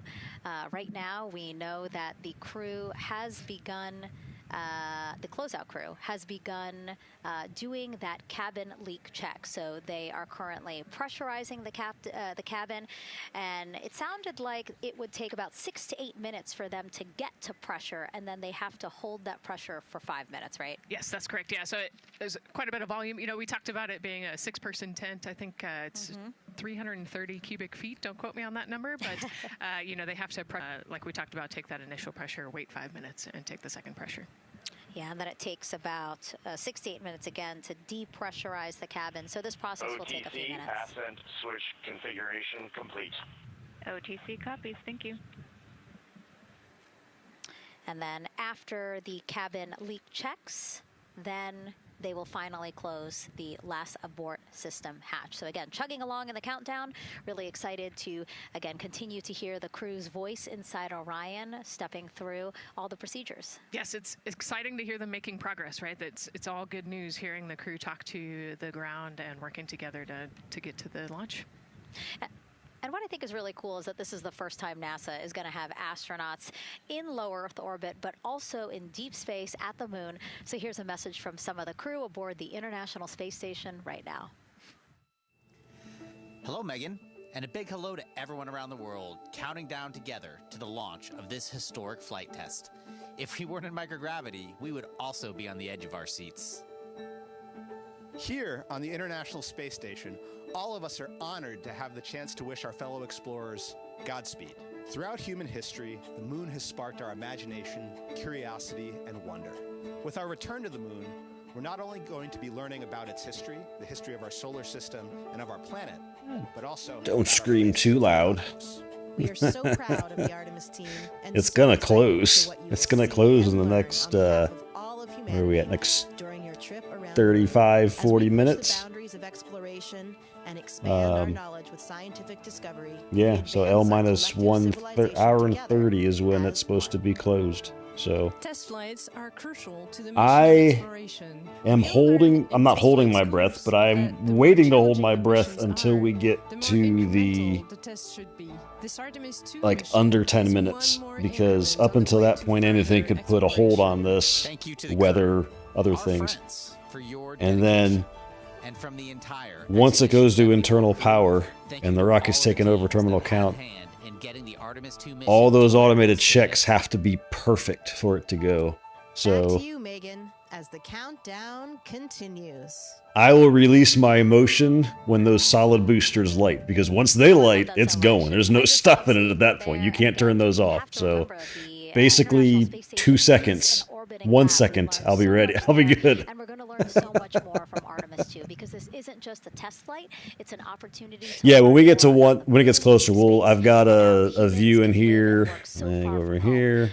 I don't think it's on the right YouTube channel at the moment, but I do have full screen. I'll pop that up max full screen, but I have a full screen view to swap over to. So But along with that, we're doing a lot of yeah, because all this other stuff is meaningless. I just want to see it at that point. To the moon is that science is actually a fundamental pillar of why we explore, why we're going, what we're doing in Artemis. I think it's incredibly exciting that not only are we... Nobody's going to have better pictures than the onboard cameras that they have, so I don't care what these other channels' cameras are doing. They can't get on the rocket, so... The astronauts. We have astronauts looking outside the window and really observing the lunar surface. It will help us understand the deep space environment. It will help us understand how that environment affects our astronauts, our systems, and life in general. So deep space is a challenge for us because you have to leave Earth's protective magnetic field. Here in low Earth orbit, the crew members are protected from some of the harmful radiation. Going to the moon, they'll no longer be protected, so they'll have a higher radiation exposure. Much like Artemis 1, we have so many radiation sensors and detectors that are inside the capsule so that we can fully understand and appreciate the radiation environment for protecting our astronauts. In my hand here, I'm holding a tissue chip model. This is the exact design that's going to be flying alongside the astronauts. We'll be collecting samples from each of the crew members, and we can make these organ chips out of the astronauts themselves. So every crew member will have their own avatar on board, and then upon return, we can evaluate that deep space radiation environment and what that compares to the astronaut themselves. Not only are they going to help change the course of medicine for the astronauts, but revolutionizing that on Earth as well. We're looking at sleep, we're looking at team dynamics, we're looking at how you interact with the environment. We're also looking at the immune system, so what are the biomarkers? We're using saliva as a method to study hormones and different things in your body that may change during a mission like this. And then finally, how do we function after microgravity? You know, being close to the moon, then returning to Earth. Which will ultimately help us achieve our goal of getting humans to Mars. And then on top of that, we have an opportunity to look at the moon from deep space on the far side for the first time in over 50 years. Having human eyeballs and brains back around the moon is going to unlock a new generation of lunar science discovery. The human eyeball is capable of taking in so much data in just a split second. They'll be able to tackle impact history, volcanic history. They'll be able to look at how the albedo, Unless you're blind, and then it doesn't take much information at all. Can tell us something about how that terrain evolved over time. We're integrating science in ways that have never been integrated into human exploration before. We have a front room mission control flight controller position called the Science Officer. We have a brand new science back room where it's basically our brain trust of lunar scientists and geologists supporting the crews of the future. And Artemis 2 will allow us to really test how this works so that future missions are really set up for success. We'll also be deploying some CubeSats. They're small shoebox-sized spacecraft of their own. They're each provided by another country, one of our partners. As they conduct their research, they'll complement what we are doing at the moon with Orion. It is so incredibly exciting to be a part of this mission. And it has been, really one of the privileges of a lifetime. I can see the work I'm doing benefit crew members right now and benefit the crew members in the future. So it's incredibly exciting and it's very rewarding. As this rocket launches humanity off of the Earth, we'll be setting the stage through our science to prepare humanity to leave Earth and explore the solar system. And what we learned during this and future Artemis missions to the moon will eventually get us to Mars. Here's Jasmine Hopkins again, now with Nikki Fox, Associate Administrator of NASA's Science Mission Directorate. And also the only program, a science program, the Greatest Roman Telescope, only one that's on time, under budget. What are you most looking for forward NASA. to learning? She's a rock star when it comes to that program. The most exciting thing is actually being able to interact with the crew while they are flying, doing this historic journey on the far side of the moon. They are going to be seeing pieces of the moon that no human eyes have seen before, which is really spectacular. It's going to be an interesting trajectory. Some of it is in darkness. Then at the terminator, so in darkness, they'll be able to look for like impact flashes and things when micrometeorites pummel that poor moon. And then at the terminator, they can see shadows and interesting things, which kind of gives you depth perception. And then, of course, in the sunlit, picking out everyone's favorite craters. Also, if we launch today or tomorrow, they will see a total solar eclipse from the Orion capsule. How cool is that? That is very cool. We are thrilled for this Artemis 2 crew to be able to see the moon in a way that we've never seen before. What is so unique about that far side? Why are we going there? I mean, honestly, it's just, it is unique. It's very different to the near side of the moon. The actual sort of terrain, the morphology, it's very, very different. Saw those donuts. So it will be very exciting to see that. We're going past Couldn't that. be bothered to be ripped away from video to go get one. So they look cool.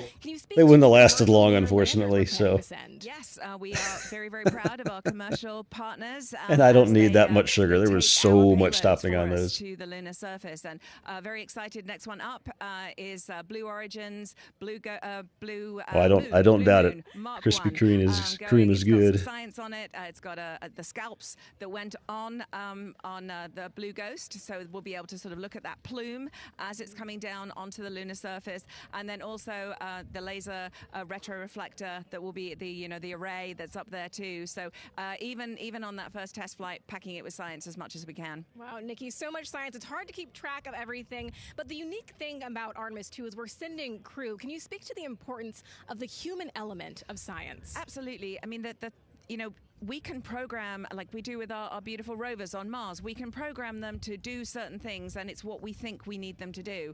When you have an astronaut up there, they can make that sort of like really unique split-second decision. The thing I'm most looking forward to is when they think they're going to be looking here, is hearing one of them say, "Oh my goodness, look over there." And I think that's just incredible about how we do that. Also, flying our tissue chips with the astronauts, our Avatar experiment. Here we go, Avatar. Oh, wow, look at that. And that's got the tissue chips samples that matched to the crew, so we'll be able to monitor the effects of microgravity and radiation on that human tissue as we prepare for more and more missions to the moon for longer and longer durations, and then off to Mars. Wow, Nikki, so much science ahead of us, but first we have to launch. Thank you so much for being here today. Thank you so much. Go Artemis. Oh, of course, go Artemis. And with that, let's turn it back over to the countdown with NASA's Megan Cruz. Nikki is so fun. She has so much energy and so much passion about the science. And again, yeah, it's just so important to remember that so much science is happening with this mission. It's not just to test out the hardware and the life support systems. Yeah, you saw the science video, and then we talked to Nikki. Man, there's so much going on, right? We talked a little bit about the lunar observations that we're going to do. And then, she talked about, made a really great point about, the human eye can pick things out that, that a camera or a robot can't necessarily pick out. And so that's why we're sending humans. But also, we're not just doing the lunar observations. The Avatar, that's a really cool experiment. They took blood samples from the crew, and then they used those stem cells to make bone marrow and create those little Avatar chips, which is so impressive. Feels like scientific, sci-fi movie stuff. But, we're going to look at radiation. We're going to look at all sorts of different scientific experiments. We got the little CubeSats. We're going to go look at space weather. Lots going on. Yeah, even collecting some of the astronauts' saliva. You can learn a lot about the body through the saliva. So just really, you got some time on that hatch. A lot in a small amount of time. Probably another 30 minutes before that gets closed. That's why we go back to the moon. Yeah. So blink a few times. Don't let your eyes dry out. So, oh my God, I can't find the word. So wonderful. Awesome. I don't know why I couldn't find the word. So anyway, just really, again, thank you, Dr. Nikki Fox and Jasmine. And so, Nicole, what about answering more questions? Let's do it. Okay, great. First one, what was the word I was trying to get at? No, I'm kidding. Let's have the first question up on the screen now.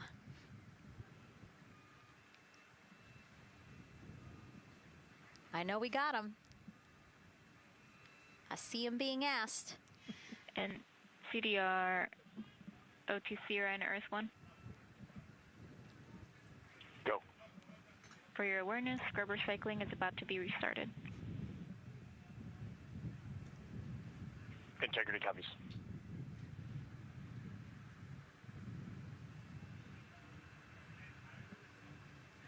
All right, let's try that again. Can we get the next social question, please? What are the G-forces experienced by the Artemis astronauts during launch and reentry? Ooh, these are actually pretty similar to a Dragon launch or a shuttle launch.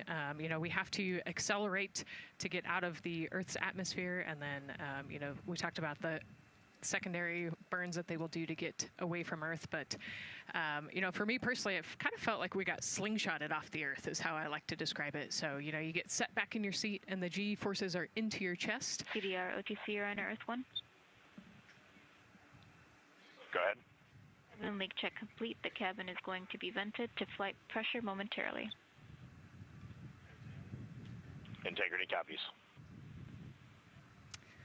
That's fantastic news. Yeah. Again, so the spacecraft is holding pressure as expected, and so now they will depressurize it, which will take about 6 to 8 minutes. Exciting. Yes. Yeah. Go ahead, Nicole. Like we talked about, continuing to march towards the launch. So the G-forces are into your chest, and it's kind of a slow build, and you can get all the way up to 4.5 Gs into the chest during the launch. And often they have to back off on the thrust a little bit so that you don't get too high in the G-forces, and especially as we go through kind of max Q or that max aerodynamic force, so as they get through the thicker parts of the atmosphere. And then very similar G-forces on the way home, so slow, steady build up to about 4.5 Gs as the rocket actually decelerates. You heard in one of the packages, when they come back, they're going to be going 7 miles a second. Gosh, that's and incredible. So you have to slow down somehow, and to do that, you have to actually, when you brake in a car, you feel those G-forces, and so for the astronauts, it'll just be, again, into the chest based on the orientation. Great. Thank you so much for that answer, Nicole, and for that question. We're going to continue to try to take as many as possible. Again, you know how to send them to us at NASA Artemis. But now we again have another question for you, for our audience. We want to know, what part of Artemis 2 are you most excited for? Liftoff, Earth views from Orion, lunar flyby, or splashdown? Tell us again on NASA's Instagram or Twitch accounts, and we'll share your answers a little later in the broadcast. That's a tough one. I don't know what my answer would be. I know. I don't know either. I'm excited for it all, but that's a cop-out. All right, now let's head back over to Banana Creek. Again, the crowds there, really excited. People coming from all over the country, from around the world. Why don't we get another check with Leah Martin to see who she's caught up with now. Well, Megan, we were a little while ago talking to some students from around the globe. Today, we're actually talking to some local students who are from right here, locally, Merritt Island in Titusville. We talk a lot about the Artemis generation and about the students who are going to become the next generation of dreamers, of engineers, of scientists and technologists. AI developers. Standing with with a group of those students here today. Our local Which I was just told my usage in Claude Code is up for the day until 5, so darn, I guess I'll have to stop working. For employment and Boo. engagement. Can you tell me a little bit about what Merritt Island High School is doing? Sure. Well, this is a new program, first of its kind here at Florida, and basically what we're studying is astronautics and aviation, kind of blended the two together. We have flight simulators in our lab, but students are also learning about engineering, aerospace engineering, and we're trying to make all kinds of pathways available for them, trying to give them opportunities to see which pathway they might want to be interested in. So yeah, it's just a great opportunity for them to learn about space. We just finished doing a whole model rocket build where the students took CAD software, developed their own rockets, put them together, and launched them right from our school. So it was very exciting. Incredible. And then another local high school, Titusville, you guys also have a similar but slightly different program. Yes, we do space mechatronics with advanced manufacturing, preparing students to build and manufacture things to automate, do automation to build things on Mars and things like that, or locally too. Now, you told me that you're actually trying to figure out a little bit what you want to do when you're done. You're a freshman in high school. What things are you learning in your class here that are really kind of tweaking your interest in the aeronautics field? So we're building a lot of things with like metal and how we're supposed to do it on the rockets. We're also doing computer programming, which would help with NASA and like programming and coding. Absolutely. And you were actually telling me that I think were telling me that you're interested in becoming a pilot. We talked a little bit about the pilot who is on board the rocket right now. How is this program preparing you for your future? I mean, it's teaching me everything that I know about aviation, and it's really inspiring that I get to learn it in a classroom, like locally as well. It's amazing. I love it. And then you were also telling me you're taking this class. What's the most interesting thing you've learned? I really like the whole design part of it, like actually like engineering, like because I want to be an engineer. Engineering the products we use when we build stuff, that's definitely my favorite part, learning how to use those kind of softwares. Absolutely. Well, Megan, when they're seasoned NASA employees, you'll be able to say that you saw them here first when they were still in high school. Back to you at the desk. I can also say that they have fans. Nicole Ayers here. As soon as that girl said that she wants to be a pilot, Nicole went, yeah, why is that something that's so thrilling for you to hear? I mean, I love when kids in high school have goals and they set their goals high and they want to go do something. You know, the kid who wanted to be an engineer or a pilot, like, I love that. You know, find something that you're passionate about, go work hard at it, and go get good at it. Yeah, and speaking of passion, I mean, we definitely have a whole bunch of people here passionate about what NASA is doing here. Again, the lawn behind us just filled with media from around the world, making sure that they can help tell our story to everyone who is interested in hearing it. So back here in Florida, of course, we have NASA leadership also keeping a close eye on launch operations. Let's go now to Jasmine Hopkins, who is standing by with Lori Glaze, Acting Associate Administrator of NASA's Exploration Systems Development. Thanks so much, Megan. Yeah, we're honored to welcome Dr. Lori Glaze to the balcony now. Lori, this is our very first time having crew on an Artemis mission. How does that feel, and how does that change our overall approach to the mission? It's a really good question, and it really came home today when we were watching the crew walk out, and then we saw them get into their van and go out to the pad, and we've been watching them getting into the crew module. And so we've really put an enormous amount of rigor into assuring the safety of our crew. One of the most important things on this mission, different from Artemis 1, is we now have environmental controls and life support systems. One of the most important things we're going to do on this mission is test those out and make sure that we can keep our crew healthy and safe throughout their mission. We also on this mission have an activated launch abort system, which we had the system for Artemis 1, but it wasn't active. But we definitely had that active on this mission. We want the ability, again, if something goes wrong, to be able to have that ability to abort and get them back to the ground again, safe. Absolutely, Lori. I mean, as you're driving home, safety is paramount here at NASA, and your program is responsible for all of these Artemis elements. We have the Space Launch System, Orion, ground system. So how do you get everybody cohesively on the same page for a day like launch? And that's a great question, and it's really been wonderful to watch our teams working together. We have the ground systems, which are kind of the bookends of our mission.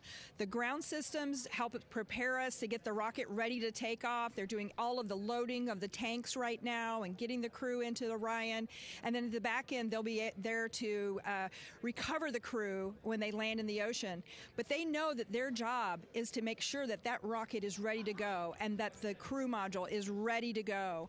And then the rocket itself, the space launch systems, they know that their job is to deliver the crew module to the right point in space so that they can conduct 2 their hours. mission.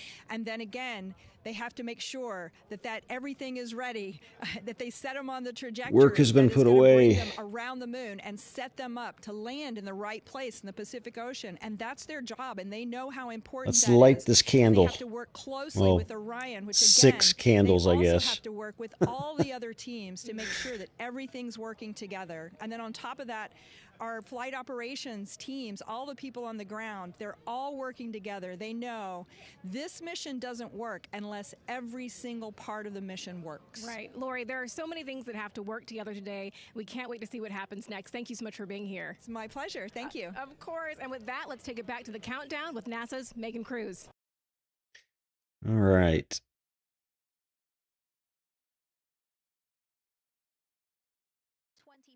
p.m. Eastern Time. This is a shot of Jetty Park. It's a nearby popular viewing location of rocket launches, and it is so great to see how many people are here. I mean, this is a Wednesday. Like, people had to take time off of school and off of work, but it's something that they felt like they wanted to do, to be here. Yeah, you know, I think just based on the chatter on the airplane ride yesterday, half of my airplane ride Really? they were coming to see the launch. You know, everybody's excited and traveling from all over the world to come see this launch. And it really is a great day. We had some sprinkles here in the crowd, but for the most part, I mean, it's just a beautiful day to witness history. It is, yeah, you know, a little bit of sprinkles, but for the most part, the clouds are staying away, and you can see the blue sky behind us, so hoping for good weather in a couple hours. Absolutely. And so Dr. Lori Glaze mentioned what we learned from the Artemis 2 mission helps pave the way to sustained human presence on the lunar surface. So what are the objectives of this mission to eventually accomplish that? Let's check in with Gary in Mission Control for more. Thank you, Megan. Yes, the ascent teams are here in Mission Control Houston, working through their steps to prepare for a go for launch. Right up here on the front board, we're watching the teams in the White Room work through their checklist and closing the hatch as we verify ours, working as one NASA team. What Dr. Glaze said about working across the teams throughout the nation is true. It takes one NASA team to bring everything together and accomplish the mission objectives. The Artemis 2 is designed as the first crewed test flight of NASA's Artemis campaign, sending astronauts into lunar space to validate systems, operations, and human performance ahead of a more complex lunar landing missions. NASA has identified an extensive list of mission and flight test objectives that serve as a checklist to verify the capabilities needed to land humans on the moon. For the Artemis 2 mission, there are 5 overarching priorities that cover the mission and flight test objectives. First is, of course, the crew. As the first crewed mission inside the Orion spacecraft, this mission serves to demonstrate the capability of safely sustain the flight crew throughout the mission, including launch, the deep space component, and return. Number 2 is systems. This mission brings it all together to validate the performance of all ground and flight systems needed for a long-term lunar campaign, from launch infrastructure to spacecraft operations in deep space. Third is hardware and data. We'll be gathering performance data as much as possible over the deep space network, but we also aim to retrieve onboard data and hardware after splashdown to gather additional insight and improve future Artemis missions. Fourth is emergency operations. The crew and flight control team will be testing emergency systems such as abort procedures, rescue operations, and contingency responses. During the flight, astronauts will rehearse a number of these procedures to ensure that in the event of a real emergency, the planned procedures and operations are sound. And finally, there's subsystem validation. Engineers will be verifying subsystems across the board to ensure reliability across life support, propulsion, avionics, and navigation systems aboard the Orion spacecraft. Human spaceflight is a complicated endeavor that requires precision and confidence across all disciplines. You may hear the phrase, human spaceflight is the greatest team sport, a few times in today's coverage, and it's absolutely true. Not only does it need mastery of specific components, but the integration extends across thousands of people and facilities around the world to come together and make it all work. A lot of the work from many people has led to this moment, a rocket at the pad with humans on board, ready to put everything we worked for to the test. I'm certainly excited about it. The teams here in this room are looking forward to supporting the mission, and I hope those watching are as excited as we are. We are following the countdown here in Mission Control Houston. Everything continues to look good, now inside 2 hours from the beginning of the launch window. With that, I will send it back over to you, Megan and Nicole. Hey, Gary, thank you so much. We are getting word that the launch team is working something that we would like to give you an update on. So let's get on over to Daryl. All right, thank you, Megan. And we are live in Firing Room 1 here at the Launch Control Complex. Yes, we are currently not working any constraints with regards to the rocket or the ground systems. But the launch team has been made aware of an issue that the range is working.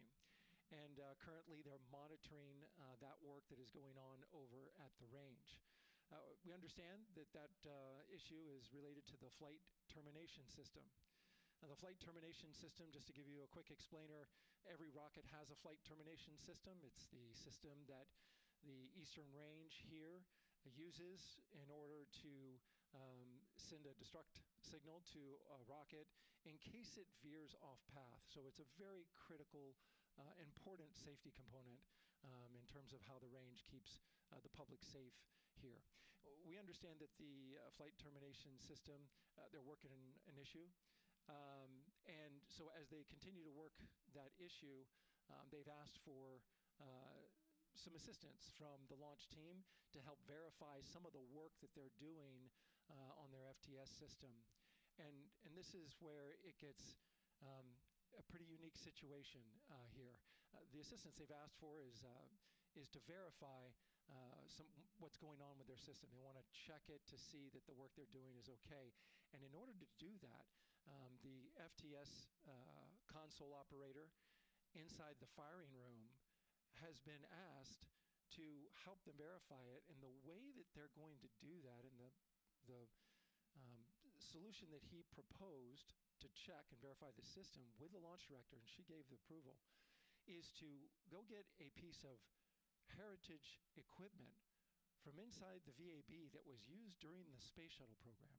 And this equipment is able to receive commands by the range through the flight termination system. And so with this piece of equipment, this console operator who works FTS was granted permission to go over to the VAB next door and get this equipment that he's very much aware of and used during the space shuttle era. And so that is in work right now. The bottom line of all this is, at this moment, the range is no-go. But that is not stopping us from moving forward in the countdown. We can continue to process and work the countdown. The closeout crew will continue to do their work, and the launch team will continue to do their work as well. But we'll keep you updated on what happens in regards to, as far as my understanding goes, a pretty unique situation here with trying to bring resolution and kind of help out the situation that we're seeing at the range right now. And that's the latest here from the firing room. We'll send it back to Megan and Nicole out the host desk. Thank you, Daryl. Yes, very unique, but I think it speaks to the ingenuity of this team, right? To say, hey, we have this equipment at the VAB. Why don't we leverage it to try to solve this issue and work it? Yeah, what a great example of human creativity, right? We know this thing exists. Let's go solve this problem. We have time, you know, like Daryl said, we're going to continue to march down the countdown. So we'll continue to get the rocket and the crew ready, but we still have that 2-hour window. So in the meantime, let's try to figure out what's happening with the range. And speaking of the range, what is the range for people who might not watch rocket launches with us often? Sure, yeah. So anytime that you launch a rocket, you have to clear the airspace, right, in the launch corridor. So where the rocket's flight path is going to go, you have to make sure that that whole airspace is clear. And so we actually have assets, you know, the Space Force helps us out with this one, but, you know, we want to make sure that there aren't airplanes in the way and there aren't other, maritime assets in the way or things like that. So there's a whole group of people. We talked about, actually, Gary said it great, right? It's a huge team sport, and so there's a whole group here on the ground that is monitoring that launch corridor to make sure it's clear and ready to go. And so if they're having issues, then we definitely can't launch this rocket. We don't want to launch blind into a corridor that we can't see. Yeah, because as Daryl said, I mean, it is very important, the flight termination system, needing to activate it in case of an emergency. So yes, something that we will closely be monitoring throughout the countdown, and hopefully, again, won't be an issue, that they can fix this issue by going to the heritage hardware that's in the vehicle assembly building. Right, what a great idea. Okay, so again, under 2 hours from the opening of our 2-hour launch window, 6:24 p.m. Eastern Time. The crew, as you can see there, inside of Orion, relaxing, getting updates from the team, but also just getting in the right headspace for hopefully launch today. Let's learn a little more about each of them now. The moon, to me, it's the thing that connects me together with all the other humans in my life. I remember being a little kid lying in bed at night and just looking out at the moon in whatever phase it was in, and I was thinking, man, my friends that live like 20 miles away, they can probably look out and see that same exact moon. And then when I was in the Navy and I would look out at the moon and I'd be halfway around the planet, I would think, man, my brother can see that moon where he is, and he's halfway around the planet from where I am. To me, it's a connection of life on Earth. We can all look up and see that moon, and it's always changing. The moon is never the same 2 days in a row. I love that. My name is Reed Wiseman. I'm the commander of NASA's Artemis 2 mission around the moon. I grew up in a little town just north of Baltimore, Maryland, about 20 miles north of the city. There was a National Guard base nearby my house, and there were A-10 aircraft that would fly over every now and then. I just would look up at them and be like, man, I want to be up there. I want to go do that. And then my brother went to the Naval Academy, and I would go every year and watch the Blue Angels fly during commencement. And that just started to grow and grow and grow. For a while, I wanted to join the Air Force, and then I realized Navy flies as well, and they fly from ships in the middle of the ocean. And that was it, like, done deal for me. That is exactly what I wanted to do for my career. Flying is freedom to me, especially when you're in a jet aircraft coming off of an aircraft carrier in the middle of the Pacific Ocean. Nearest land is over 1,500 miles away. So when you come off of that aircraft carrier, you are truly just alone with yourself out there. It is a magical experience to be out there all by yourself in an aircraft over the Pacific. Just it's free. I think anybody who accomplishes something that they set their mind out to, there's no one thing that does it for them. It's a combination of everything. I mean, the way my parents raised me, the way my brother and I, the way our relationship developed over time, my friends, being in the marching band, going to college, setting my own course, learning how to live on my own, being mentored along the way, being, kept on the path to success, but being given the freedom to, make excursions and fail every now and then and regroup and carry on. I think all those things come together in the end to get you where you are. I've had to overcome, I'm a human being. I've had to overcome a lot. I was talking that whole dang time, and I had muted the wrong channel. I'm sorry. I went through this whole dang flight playing on the right. I was, at risk up there. I just kind of loved the feeling of floating and looking down at Earth. There have been. So let me do that again. Off mute. That'd be good, huh? It's good. That was my practice run. You have to hear that one. So we are getting close to hatch close here. Another 10, 15 minutes. And then we'll start getting into some of their briefings, and there'll be a hold in the T-minus countdown for just a built-in hold. Just it's kind of one of those making sure everything's good to go. That's what this between 40 and 10 is just kind of checking everything out, making sure everything's go for launch. L and T is a confusing difference for a lot of people. L is the countdown to the launch window opening.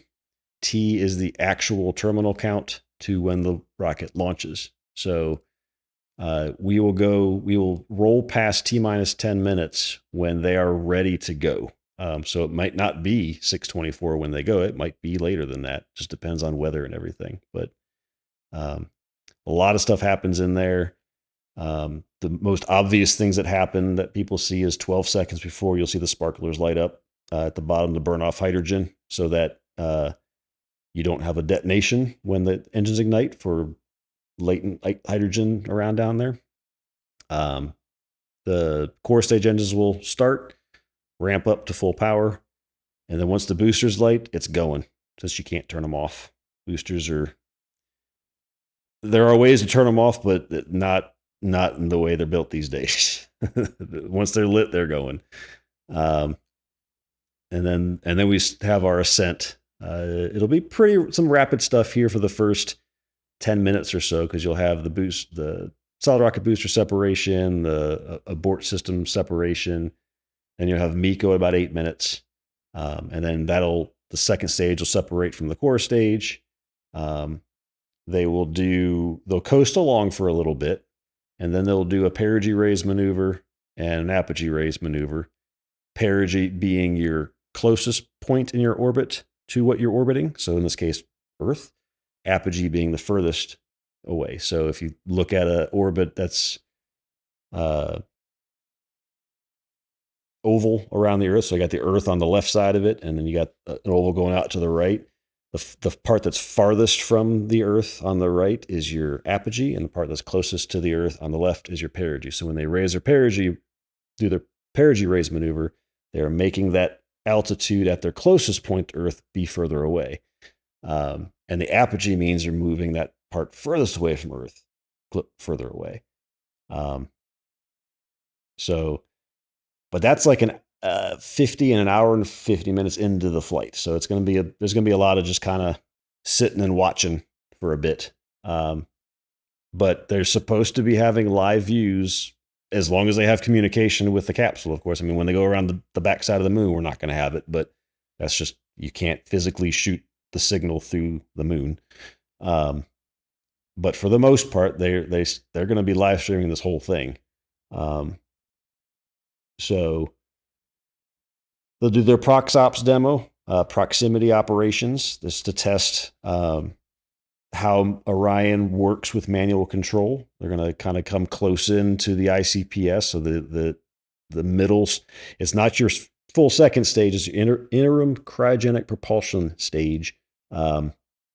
It's a bit that this might be its last flight, possibly, maybe, who knows, might be one more. But they're just going to see how they're going to get close to it, probably about 10 meters, and then back away from it just to see how Orion maneuvers. They're going to have to do that for real next year with the human landing systems in low Earth orbit. And then they'll do another burn, a perigee raise burn again after that. It won't be until tomorrow night that they get to the translunar injection. So if we look at the schedule here, so this is after liftoff. So 24 hours plus an hour 37. So that's about 8 o'clock. If they lift off at the beginning of the window today, about 8 p.m. Eastern tomorrow is when the translunar injection burn works or goes off. So the TLI will be tomorrow if everything is on schedule. But that gives them over about a day to see, is everything on the Orion working to support humans for the next 8 days, 9 days. So that's kind of once that happens, there are abort scenarios. I know when Apollo 13 was out there and they had its incident, it had a direct abort option, but they didn't know if the engine was going to work. So they put them on a similar trajectory as Orion's going to take, a free return trajectory around the moon and back. So, but that's kind of when that happens, 99% chance we're going to the moon.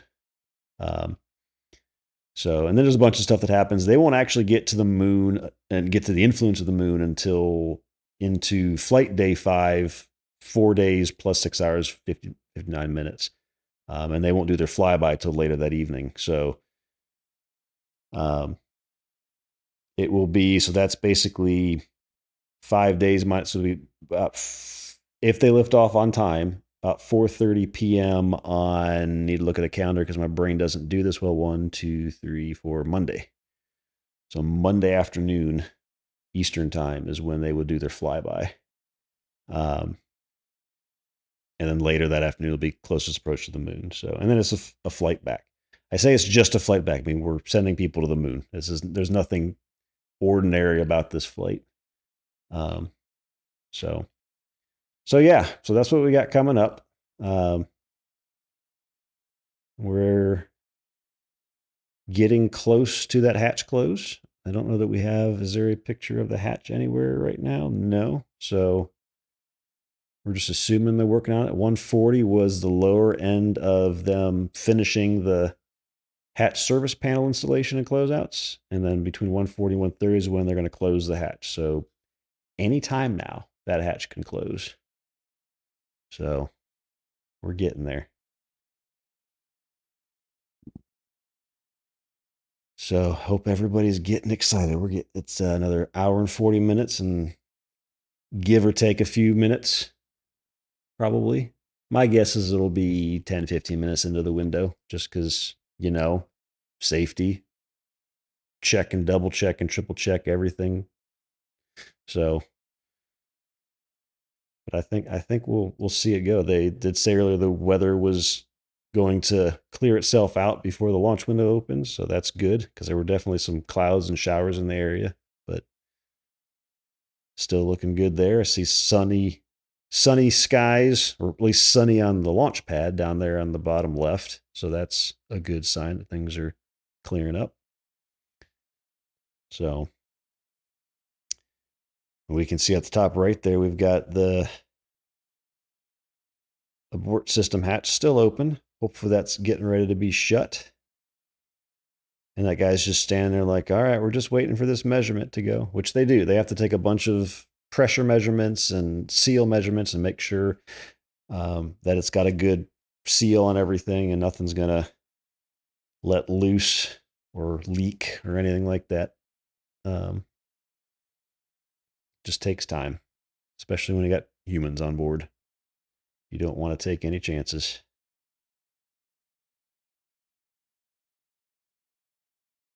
So yeah, getting there.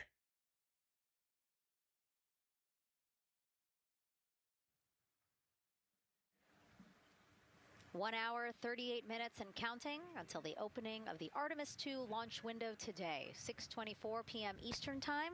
And we are looking at the rocket and Orion out on the pad, historic launch pad 39B here at Kennedy Space Center. What a great view, Nicole. Yes, it is. We can see the clouds out in front of us, but they are to the west. And you can see that there's some blue sky peeking through behind that rocket, which is good news. And more people continue to come on center here. About a couple of hours ago, folks with special passes to come on center were allowed to start driving on with family and friends. And of course, we have media growing by the moment here at the press site here at Kennedy Space Center, setting up their cameras, setting up tents, interviewing folks. Again, this great jib shot that we have from our camera here showing all the interest that we have here at the press site. And actually, even to the right of us, so camera left, no, sorry, the right of your screen, left of us, plenty of other people there, set up with their own tents, broadcasting to their own viewers. And so again, just really cool to see everybody wanting to share in this moment. Yeah, how many media tents we can see from here. It's a beautiful thing. Yeah. I think it's important to share this message with the whole world. Yeah. And so let's take a look now at people who are watching in other It looks like less because cameras are a quarter of the size they were back during the Apollo mission. So there weren't as many people having to support cameras today. Just kidding. Museum of Flight, Seattle, Washington. So sorry. Hello to you over there. Sorry, I thought that you were in Alabama, but here you are from Seattle, Washington. Again, the Museum of Flight. They must have had a special event to bring people there to watch, as well as a special event here. Now, correctly, the U.S. Space and Rocket Center, Huntsville, Alabama. Of course, they would have a lot of people here, and I'm sure this crowd will grow when we get closer to launch. Marshall, the home of the SLS rocket. Yes. Yeah, this is a great shot. You can see all the people there, and obviously you've got quite a few artifacts in there as well. Oh, now see they us. know. Yes. Yeah, now they know. They're on the broadcast. That's too funny. Awesome. Hey, listen, it's all right. We can sit. We can sit and chill until we wait for the opening of the window. No, there they are. Yeah. Everybody's excited. Thank you guys Love for it. showing us your excitement. I know deep down it was in there. It's just that you felt like sitting at the moment, and that's all right. There's a little delay. Yeah, that's all right. Well, thanks so much to those supporting these watch parties and bringing them to us live here. Actually, our video paths are taking quite a circuitous route to be able to bring those live views in from Seattle as well as Alabama, but we're glad that we can be able to share it with you in the broadcast now. And so why are we going to the moon? Why does NASA want to build a moon base there? Here's Megan Carter again with our moon board. All right. Thank you, Megan. Yeah, so we are... Saw something on the NSF screen that said range currently no-go due to an FTS issue. I've heard nothing about that. I don't see anything on the NASA site about that. Let me check some other sources, but that would be a flight termination system issue, which would be strange because that's typically not something that gives a problem.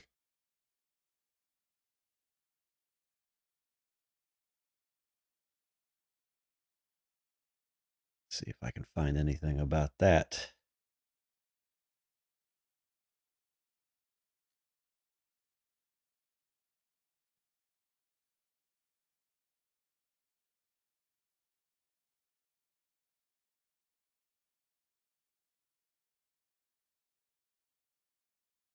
Sometimes rumors are misinterpreted, so hopefully that is just a misinterpreted rumor. Because I don't see anything on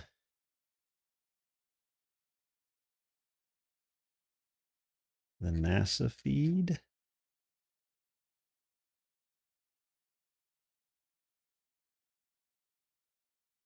Or their updates about that. Nope.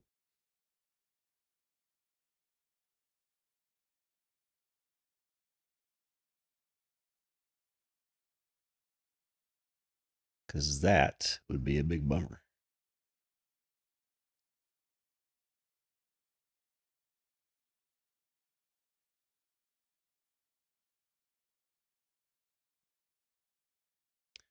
We shall see.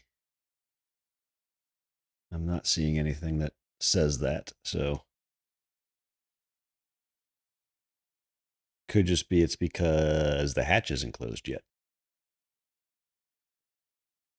And that would be why it's a no-go due to flight termination system, because until that hatch is closed, it's not going to be ready. Again, the idea of accomplishing a moon base, like as we've been saying, sometimes things just seem like science fiction, and it's amazing that we're making it science fact. Yes, yeah, we're going back. We're going to scout it out, and then on the future Artemis missions, we're going to put boots back on the moon for the first time in over half a century. But we're going to stay, and we're going to learn from the moon, and we're going to, you know, as Megan talked about, the water ice, and harness that resource, and, you know, not only learn from the moon about Earth and about the solar system, but also figure out how we get to Mars from the moon. And so what we're seeing now back inside the White Room with the closeout team, they are removing basically fixtures that protected the crew module hatch while they did work around it, right, Nicole? Yep. Yeah, so anytime that you're moving around and working, there are some sensitive sensors and parts of the crew module that we don't want to kick or bump into, and so it's easier to just put a guard up while you're working in there and then take it down later. And so this is a visual cue for us that the team is getting ready to close the last hatch, again, the launch abort system hatch. Can you tell us about what the last is? Yeah, so launch abort system, this is, you know, we have the crew module, and then what sits out basically on top of the crew module is the launch abort system, and it has its own motors, so that we'll arm it about 5 minutes prior to launch, and then it stays with the crew module until about the Kármán line, so that 100-kilometer point in space. Once the crew could safely get to orbit, it will actually be jettisoned, and the crew module will then be exposed. So this is just a safety mechanism that stays on the outside of the crew module, and then as they monitor the attitude and the thrust and all sorts of the roll, all sorts of different data points to make sure the crew is safely getting to orbit. And once they are safely to orbit, then we will get rid of that launch abort system. And it looks like they're putting all these parts that they're removing from around the crew module hatch into a bag because they have to take this out with them once they leave the pad, right? Yes, yeah, we don't want anything left up there in the white room, and especially because that crew access arm will move away from the capsule and the rocket, and so we want an empty white room, no FOD like we talked about, so that we can have a safe launch. And this orange tube that you see on the right side of your screen, that had been inside the crew module providing breathable air to the crew. And now again, with the crew module closed and them getting ready to close the second hatch that has been removed and is out of the way. So again, the closeout crew can continue to do their work. Yeah, that's just a duct to provide some cooling air and some breathing air to the crew and the closeout crew while they're in there. That's actually a good point, yeah. And so as we continue to watch the crew prepare to close the launch abort system hatch, why don't we take a look at the crew's mission patch? Now, crews have designed their official mission patches since the Gemini 5 launch in 1965. Reed, Victor, Christina, and Jeremy, they really wanted to play on the abbreviation of Artemis 2 to all, signifying not only the second major flight of the Artemis program, but also a mission to explore for all, by all. The crew chose the iconic Earthrise photo for a reason. It was taken by the Apollo 8 crew in 1968, the first crew to ever fly around the moon. The mission was to prove teams then were ready to land on the moon the same way Artemis 2 hopes to fly around the moon ahead of a lunar landing with Artemis 4. This time, as we've been saying throughout the broadcast, to stay on the moon and pave the way to Mars. Yeah, we talk about incremental steps, right? And so Artemis 2 is very similar to Apollo 8 in terms of that increment. They're going to fly around the moon and set up the rest of the Artemis program for landing on the moon, but also with a nod towards the fact that we do this for all humanity. And I love the thoughtfulness and how much importance they put on their patch design. Another camera angle of inside the Orion spacecraft. I was going to say we might be able to see Rise, but I think it's right behind Reed's foot there. And so to orient people again, so basically we have Christina in your upper right hand, Christina in your upper left hand corner. Then you have Jeremy below her. And then the feet you're seeing, those are Reed's feet. And then next to him, the upper right hand corner, that is Victor, who's unfortunately hidden by Reed's feet, but again, that is the orientation of the crew inside Orion right now. Now, earlier this week, the crew got to stick their patch on a wall just outside the suit-up room. You can play that video there now. You can see that crews have been doing this as part of a pre-flight tradition again. Wow, Reed just making sure that thing won't come off. It's flat. And so now Victor is signing there, followed by Christina, and then Jeremy. That's a fun tradition, and your patch is up there too. It is, yeah, ours is on the left-hand side there. It's a fun tradition. This is a really fun day too. You know, they did this a couple days ago, but it's just another step that makes it a little bit more real that you're going to be launching soon.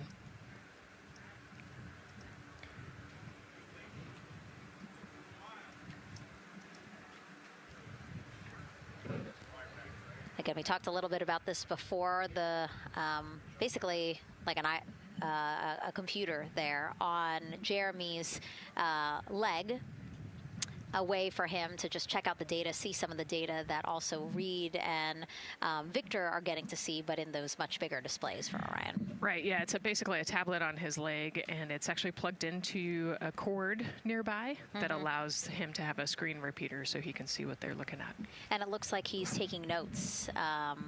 Can you talk a little bit about what that is? It's part of, all of them have like a little procedural book, right? Right, yeah, so they have what we call a knee board, and they'll have blank pages to take notes on. They might have a cue card or procedures, or they can be kind of custom built to what each crew member wants for their knee board.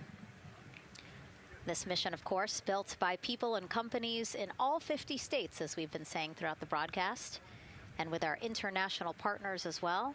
Let's take a look at some of the people playing such a big role in today's test flight. What we're doing here is a collaborative effort of hundreds of thousands of people.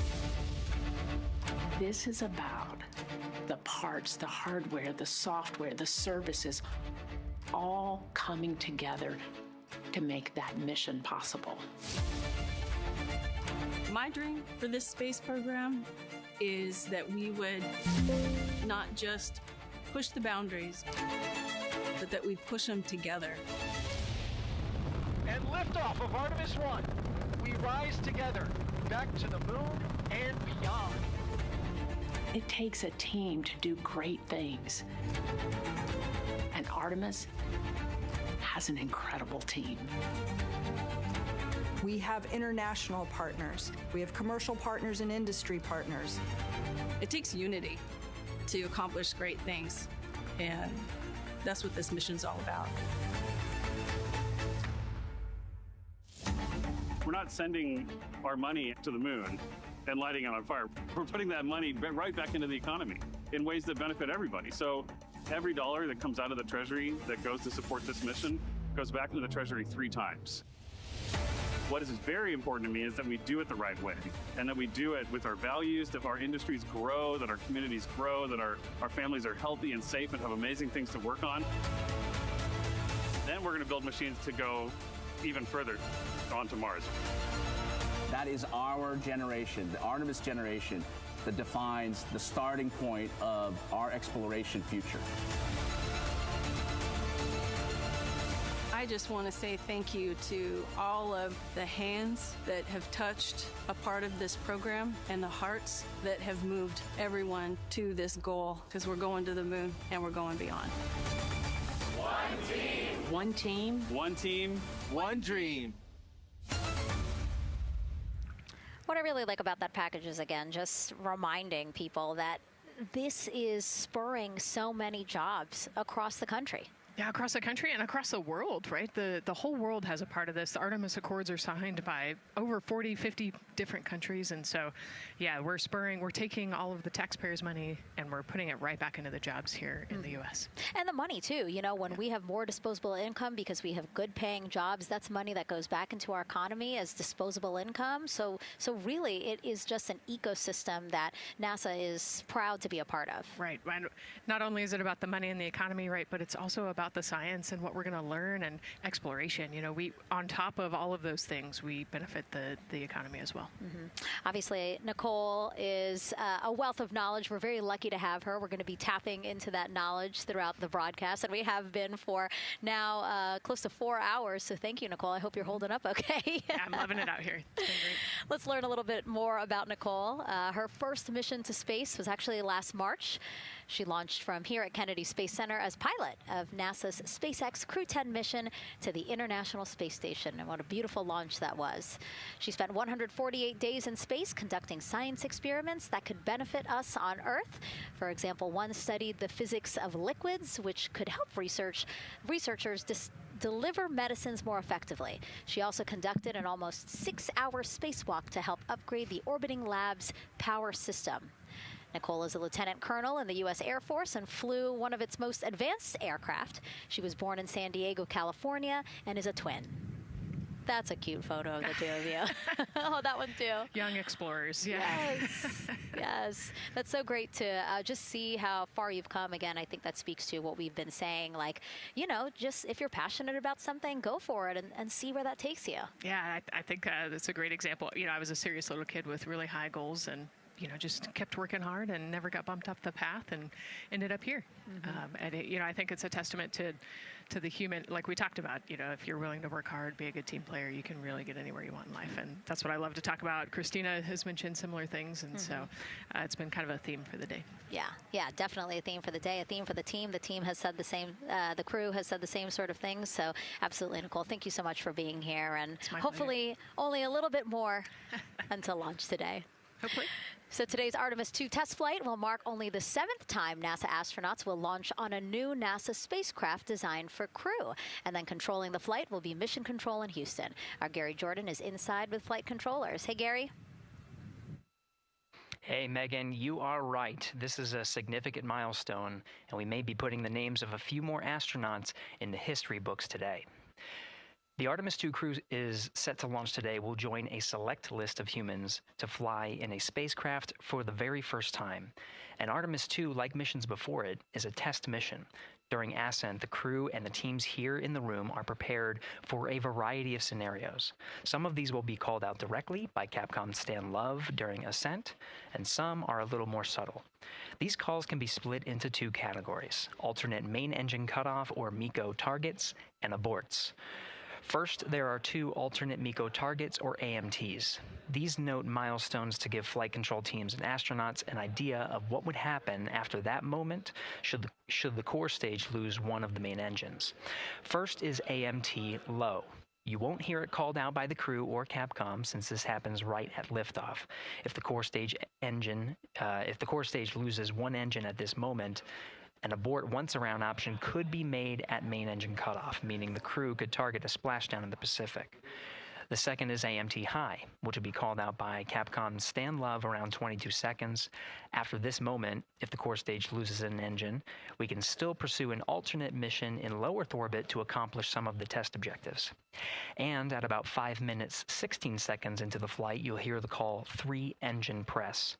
This is a good moment. After this point, if the core stage loses an engine, we can still make a nominal main engine cutoff and pursue a moon mission as expected. Again, these MECO targets give the flight control teams and crew an idea of what lies ahead should one main engine be lost, but assumes we are otherwise continuing to a main engine cutoff target. This differs from an abort, where the Orion capsule separates from the Space Launch System prior to the planned separation time. There are abort options at every moment that integrity is attached to the Space Launch System, from the pad to more than 3 hours into the mission. During the first 8 or so minutes of powered flight, there are 3 abort options.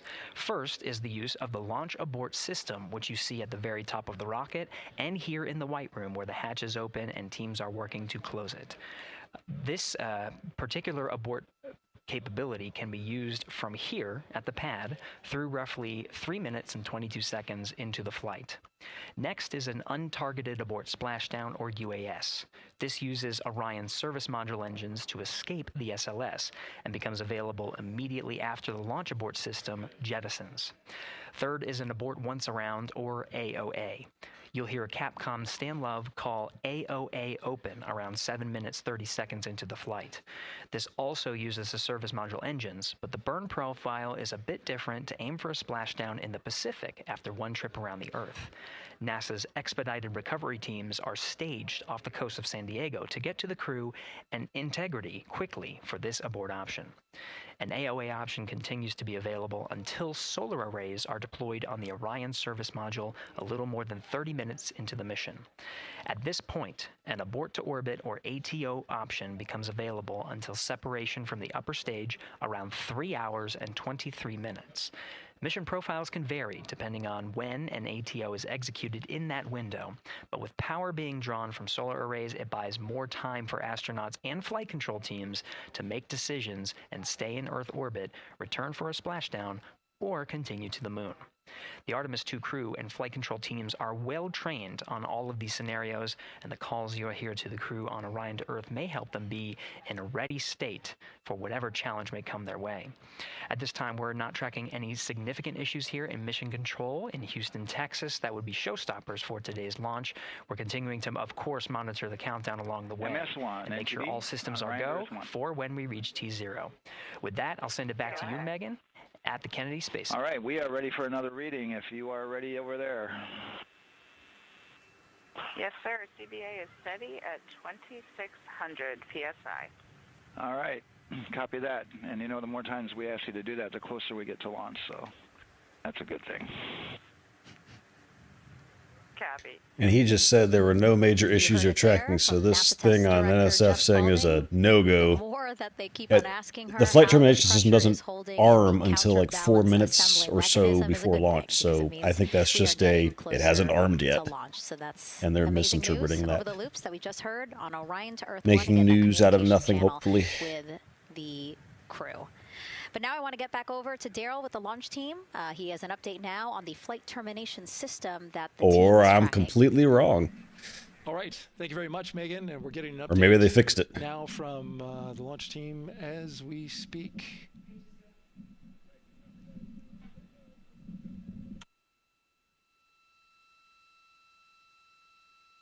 All right, stand by 1 second. Maybe I missed it in an update earlier while I was working or muted them or something.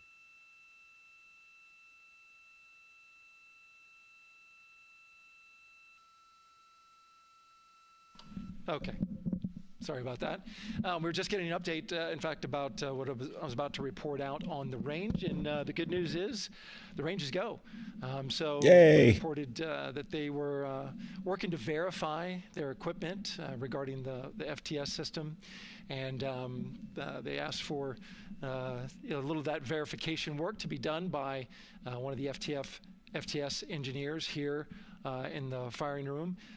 He went out to the VAB to get some legacy hardware to help out with it.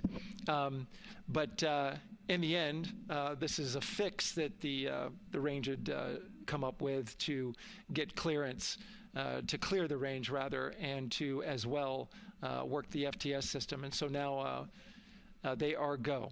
Again, the range is go. That is no longer a constraint. And so you combine that with the fact that the rocket and the ground systems here also working, no constraints, clear board here is great news. So again, the range is green, and we're continuing to work through the countdown. We got a weather update that came in to the launch director from Launch Weather Officer Mark Berger. He reported out that there's still a little bit of feisty weather activity that's happening up in the Titusville area. That's the city neighboring the Kennedy Space Center. Those showers had passed over Kennedy, and then now they're currently over in Titusville, currently still within that mile kind of constraint of flight through precipitation rule. But we're still far enough from the window that it looks like it won't be an issue. And in fact, we're seeing some good sunlight now breaking through onto the launch pad. As you can see, it's actually shining on the other side of the rocket here. But to the west, we're starting to see some of that clearing that was forecast. And so the launch weather officer held his forecast for 80% go for flight during our launch window tonight, which, as a reminder, is 6:24 p.m. Eastern Time until 8:24 p.m. Eastern Time.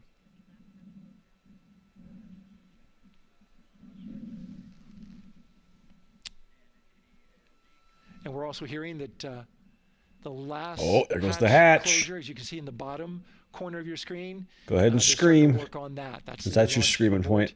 System hatch. There are two hatches. I don't think this is like the hood of the car where you just let it slam shut. Crew that you see right there, right on time with their work as they go to shut, and you can see it in motion right now. That launch abort system hatch. That's the latest from the firing room. We'll send it back to the host desk. Thank you so much, Daryl. Great news all around. And yes, we did just see them close the last hatch. And now we are looking at a live view of Banana Creek. Lots of people there, I'm sure, relieved to hear that that issue with the flight termination system has been resolved. And we are go for launch. Go for launch from the range. Go for weather. and go from all of them, I would imagine. Yes, it's got to be. Oh, it's exciting. not The crowd quite is building. closed. They teased And us. as Daryl said, you can start to see the sun poking out here, and we can see all the clouds are moving north and moving away from us. So it's all good news. And so as we know, we have our Leah Martin down there at the Banana Creek viewing location, and she's standing by with some other guests. Hey, Megan, I don't know if you heard that huge cheer just now. Have you heard a big rumble? As soon as Daryl said that the range was clear for launch, everybody clapped. It was super excited as we get to these final countdowns. Standing next to me, I have Hudson and Maddox, the son of brothers here. And I asked you a little bit earlier, how excited are you to be here for launch? What did you say? I'm very excited. It's our mom's birthday, and you know. Not a better way to celebrate right now. I asked you on a scale of 1 to 10, how excited are you? Would you say? 11. Yeah, 11. we're I'm very excited. Super excited. Yeah. So, Megan, we've been watching the launch broadcast here and hearing some of the questions that you and Nicole have been asking and answering. And I actually wanted to ask these two kids, if you could take a 10-day trip around the moon and take 3 people with you, who'd you take with you? Well, I'd take my dad and my mom. Shut. And I mean, I don't know. I probably. Lock it, take the key out, get out of there. You're behind schedule, guys. Yeah. So, brother, out, who would you take? That was just what I was thinking. My dad and my mom and my best friend. That's a pretty good answer. I did see earlier that they were scanning the rocket with one of the engineering cams on one of those streams.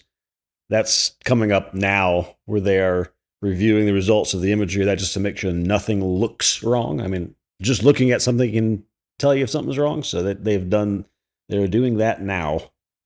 And the launch director is going to brief on that. And then these guys should be unplugging, cleaning out, and getting out of there in the next 20 to 30 minutes. And then we'll be doing our last briefing at L-50. We're getting there. Is everything to us. So. Fantastic. Well, Megan, we are standing by ready to go, and we're ready to cheer this team on. Thanks so much, guys. And yes, Leo, we did hear that cheer. That was very exciting. I think the vibe over there is they're celebrating, they're having fun. And here, once they heard that we're go for launch, everybody had to run back to the camera and work. It's a little bit of a different vibe, but I definitely think that people are excited, especially as we see now live inside of the White Room at the launch pad. The closeout crew has closed the launch abort system hatch. You saw there, we took it live. Took a lot of them. I think all of them, except for one. I think it took 3 or 4 of them to push that hatch door close. And then they felt around the perimeter of the door to make sure that everything was sitting just right. Right, yeah, we talked about how heavy the crew module hatch is. This hatch is just as heavy probably. And so, you know, they're working the closure here and working those connections. And you can see, yeah, there's still 3, 4, 5 people that we can see in the White Room. It takes a lot of people to get these hatches closed and this rocket ready to launch. Mm-hmm. And so the next step in the countdown is that this team will start closing out the White Room. So basically disconnecting things, stowing things, making sure that when they leave, there is nothing that isn't supposed to be there. And really, then at that point, it's just all 4 of the crew member, Victor, Reed, Christina, and Jeremy by themselves at the top of the launch pad. Yeah, and then eventually that crew access arm will move away, and then it'll really just be them up on top of that rocket. Mm-hmm. Yeah, your eyes lit up when I said that. That's exciting. It is. It is. Yeah, we had a moment, we talked a little bit about my fear of heights, but most of our crew is afraid of heights. And so there was a moment where I realized that it was just us, you know, 100 and some odd feet up and no crew access arm, and may or may not have said something that made everybody go, huh. Were you wondering to yourself, how did I get here? We're pretty far up. That crew again bringing that drag-on camera. That camera is a handheld camera that is a live look for teams who are remotely watching these operations closely. Again, verifying that things are as they should be before the crew starts, the closeout crew starts leaving the white room. You see them checking their procedures. You can see they're covering the ends of those hoses. That's to protect those hoses from FOD. So we don't want any dirt or anything to get into those while we transport them and stow them. So you can see Andre there working to close out the hoses as well while they're cleaning up the white room. And so they'll tape that close. You just saw number 5. Number 5 holding some tools. Again, we'll stow those away. You have to account for everything. Obviously, you know, they did have tools out. They did have procedures, paper, notes out. Like, all of that has to go. Yes, and you can even see on number 3's hat, he's got a string that's connected to his suit there. That's, again, just to make sure that we don't lose anything. If, you know, gust of wind or you get knocked or something, you don't want to lose a single thing in the white room. So everything is tethered, everything is accounted for, and everything is protected. The crew now, another live view of them inside Orion. Jeremy, Christina, and Reed and Victor on the right side of your screen. What do you think they're thinking right now, Nicole? Oh man, just over an hour to launch. You know, there's probably a little bit of a lull right now, monitoring some systems, but you can see Reed's got his feet crossed. So I think just trying to relax and, you know, pass the time by maybe thinking through the items that they're going to monitor through the launch, you know, the different jobs that each of them have throughout the launch. And once they get to orbit, you know, this first day on orbit is actually really busy for them. They've got, you know, 2 burns that they have to monitor. They've got to get the system set up, and they've got to get the cabin set up. So there's a lot going on in the next 24 hours for this crew. I think they've got a couple sections where they get to take a nap, but I don't think they get a full night's rest for quite some time. So, yeah, you know, going through what's next. And so as we say that, I mean, imagine what it would be like to live in a spacecraft for 10 days. Let's take a look at what life will be like in Orion. Artemis 2 is our first crewed mission back to the moon since the Apollo program. A lot of the focus of Artemis 2 is really checking out systems to be sure that we're ready and well positioned for continued human exploration. My name is Susan Baggerman, and I'm the Chief Health and Performance Officer for the Orion program and the Artemis 2 mission. And this is 10 Days in Orion.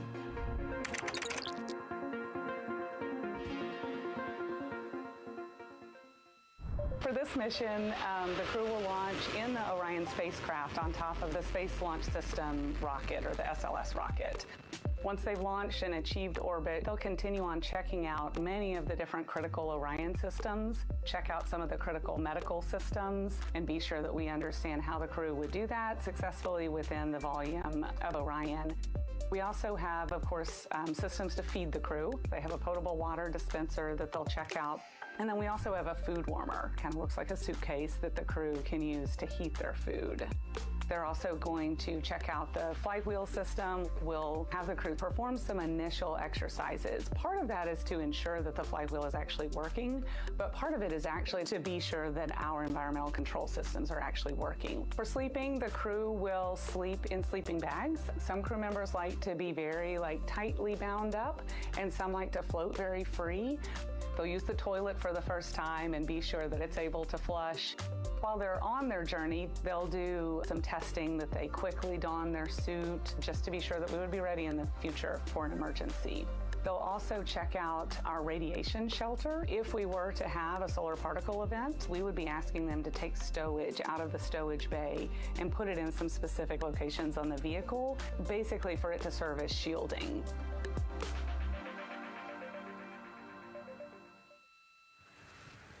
And so I want to talk a little bit more about what we just heard in that package. I am interested in the space food.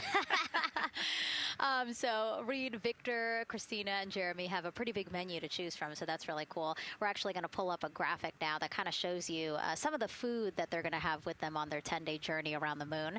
We know of more than 10 types of beverages. There's coffee, a mango peach smoothie, apple cider, lemonade. So those all sound delicious. And now I've just remembered I haven't eaten lunch. They're actually not too bad. I actually have a mango peach smoothie with me today. No way. Yeah. So you can see they come in these little packets here, but it's just kind of a dried powder that you add water to. So this would actually, you'd add 175 milliliters of water and let it sit for 2 to 5 minutes, and then you can stick a straw in it. You saw in that package they put a straw on the top septum portion there, and then you can drink it. And so this is the packaging. This is food that you brought up with you, or that you had while you were at the ISS. Yes. Yeah. Actually, this is all food that we have available to us on the standard, what we call the standard menu on the space station. And so, actually, the graphic there showed quite a bit of the standard menu that they're going to take with them. So, let's pull space it back food up, is space actually. food. Yeah,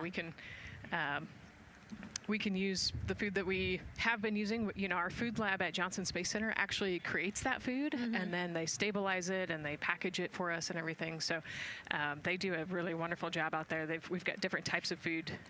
You know, you can see I've got this is a soup, tomato basil soup, so thermal stabilized. It's already hydrated, so you just throw it in that food warmer that we talked about, and then you can eat it. But then we also I have some shrimp cocktail here that's, you know, irradiated, so it's in a package that protects it. I'll show you. I've got a brownie too. That's probably my favorite one. But are we eating it? We might, if you're. Yes. Look, see, they want us to eat. I don't know what happened, but it worked out with what we were saying here. So it's in an outer package to help protect it against, you know, radiation, and then it's in this inner package. And so this cosmic brownie, actually the trick, Ann McLean, my crewmate, taught me. The trick is you got to put this in the food warmer and get it nice and warm, and then you can get it. But so what we do is we just take scissors and you open it up, and then it comes right out. So these brownies are nice because they don't have a ton of crumbs, and so you can actually just eat it pretty easily in space. You know, if you imagine, that would not happen in space. It would not fall. But yeah, so we've got all sorts of things that you can actually eat. The menu's pretty good and pretty diverse on the space station, and then as you saw, pretty diverse for Orion. Nice. Yeah, that's amazing. And again, here's a look at the crowd that's starting to continue to grow here as we get closer and closer to launch. We are now under an hour from the opening of our 2-hour launch window at 6:24 p.m. Eastern Time. And so let's take some questions from social media. We haven't taken some of those for a while. You put that brownie away, Nicole, or I'm going to steal it. Nicole, we have another celebrity who submitted a question. Let's take a look. Okay. A quick question for the Artemis crew. What food from Earth would you bring with you into space? And why would it be lasagna? Because that's the greatest food. Again, not really a question. Yeah. Because he was like, it's lasagna. It's got to be lasagna. You know, there is lasagna on space station, and it wasn't too bad. Probably not my favorite food of all, but yeah, lasagna's not a bad option. It's a high-calorie meal. If you're trying to, you know, carb load for a spacewalk or something, it's a great option. Yeah, I remember Christina saying that her favorite food on the menu, and actually, she was saying that she was getting in trouble because people kept on saying, you can't eat mac and cheese every day, Christina. You know, we mentioned the mac and cheese and brisket earlier. Man, I would put those two on a tortilla. That would be great. That sounds delicious, delicious. Well, thank you so much, everyone, for sending in those questions. For everyone from a 5-year-old that we got a question from to all the way to Roy Woods Jr. there, a comedian. So thank you so much. And if you're just joining us, welcome to the Space Coast of Florida, where we are counting down to liftoff of Artemis 2. You see a beautiful aerial shot there of our rocket on the pad. For the first time in more than 50 years, we are sending humans to fly around the moon and back, and we're taking you all of you with us on this next chapter of human spaceflight. I'm NASA's Megan Cruz, and this is NASA astronaut Nicole Ayers. Great to have you here, Nicole. Yes, this has been a beautiful day. Excited. We're continuing to march towards this launch. Yeah, and if all goes as planned, this crew could travel farther from Earth than any other humans before them and see parts of the moon no one has ever laid eyes on. How exciting. Yes. Exciting is an understatement, I think. That's true. We're going to see the far side of the moon for the first time by humans in a long time. It's important. And as the crowd again builds behind us, more activity that you're seeing here at the Kennedy Space Center press site. We also have a ton of people gathering around the world to watch this history-making moment. So let's take a look at those watch parties now. Oh. That crowd has grown. We checked with them probably like 30 minutes ago, and it was half that. But again, as we get closer and closer to launch, we are seeing more and more people gather together, wanting to experience this together and not just in a vacuum at home, you know? Yes, this is so exciting. Look at all of those people. Man. And now here we are back in Seattle, the Museum of Flight. Again, people gathered there to show their kid. We see someone walking in the second row there. His first crewed launch to the moon. How exciting. That is exciting. Hello, everyone. Woo. Oh, that's so great. And now let's get you up to speed on what's happened so far. Again, we are now within an hour of the opening of our launch window. So what has been happening so far today? Well, a lot. After waking up and grabbing a bite to eat, our Artemis II crew suited up inside the historic crew quarters, a tradition that dates back decades. Teams helped them into their custom Orion crew survival suits, and just like other crews before them, they gathered around a table for a card game to pass the time, but to also burn off any lingering bad luck before they walked in the footsteps of every NASA astronaut launching from Kennedy Space Center since Apollo 7 in 1968. They walked outside the Neil Armstrong Operations and Checkout Building to greet a crowd of family, friends, supporters before getting into their Astrovan for their security-escorted ride out to historic Launch Complex 39B. They got a close-up look at the SLS rocket, then walked across the crew access arm and climbed one by one inside their Orion spacecraft. After that, teams conducted final checks with the crew before closing both hatches, the crew module hatch, as well as what you're seeing there, the launch abort system hatch. And now we are back live at the pad where the closeout crew is getting ready to leave the White Room. They are now tethered, Nicole, because they are about to move some pieces that connect the Orion spacecraft to the White Room, correct? Yes, there's kind of what I would call a shroud. You can see them working that there. So it is actually connected, so that way the gap between the crew access arm and the crew module, and well, I guess that's the LAS there, is covered. But they're about to remove that so that the crew access arm is not connected to the rocket in any way, so that it can retract here in the next few minutes. And for how we're looking with the launch countdown milestones, let's go to Daryl Nail in the Launch Control Center. All right, thank you very much, Megan. And as you can see there, the finishing touches, as you've been talking about, to the LAS, which brings me to that subject, because we currently are hearing the launch team is working an issue that was reported out with the LAS. At least there's an issue apparently with a battery on the LAS. The engineer who is in charge of the launch abort system sits on console here, reported that a temperature for one of the two LAS batteries is out of range. And although it's not a constraint for launch right now, it would be when that temperature is checked inside of T-minus 6 minutes, which is inside of terminal count.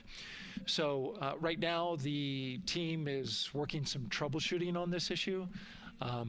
Going to follow, of course, along closely with what they learn. But again, a battery temp for one of the two batteries on the LAS is out of spec, and the team is working to understand, first of all, whether or not this may be a sensor issue, or is there an issue with the battery itself. So again, looking into it, troubleshooting and researching as we speak. With regards to the weather, we did get some good news there. Launch Weather Officer Mark Berger reporting to the launch director that the weather chances have now improved for the window. We are up to 90% go, which is great news. Again, 90% go. That is up from the battery better fix itself when we had the first weather forecasts come out officially 3 days ago. And so that is great. And for anybody who's here in the launch area knows that is certainly viewable. They can see that by just looking up. So we're getting some good clearing as forecast. And then just a reminder for those people who are watching the launch from the nearby area that if you're watching on an internet-enabled device, just remember that there may be a little bit of a delay. Can't tell you how much of a delay, but since it's on an internet device, sometimes this broadcast might be a little behind what you're actually seeing. So just keep that in mind as you are watching. Don't wait to the last second to run outside if you're inside your RV or your camper or your house. That's the latest here from the firing room. Of course, we'll keep track of that last battery issue. We'll send it back now to Megan and Nicole at the host desk. Two of them there had to be tethered to the inside of the white room, because obviously now we have detached the white room from the Orion spacecraft. Yes, that view is quite something. Yeah, spectacular. Yep. Oh, no, I'm sorry. I forgot. Nicole's scared of heights. An astronaut afraid of heights is actually not uncommon, as we've learned today. But yes, so obviously, again, things proceeding as we march closer to the opening of our 2-hour launch window at 6:24 p.m. Eastern Time. Again, the closeout crew. I know how you fix it. Turn it they off and then turn it back on. The white room and then leaving Always the pad, fixes a problem. Only the 4 Artemis 2 crew Just do members that. inside the spacecraft by themselves at the pad. Yeah, and then we'll be curious to follow the battery issue on the LAS as well. I think sometimes it's just a sensor issue, sometimes it's a battery issue. So hopefully they figure that out quickly. Mm-hmm. And so if we can take a shot of the crew inside the capsule, if one's available, why don't we talk a little bit more about each of them?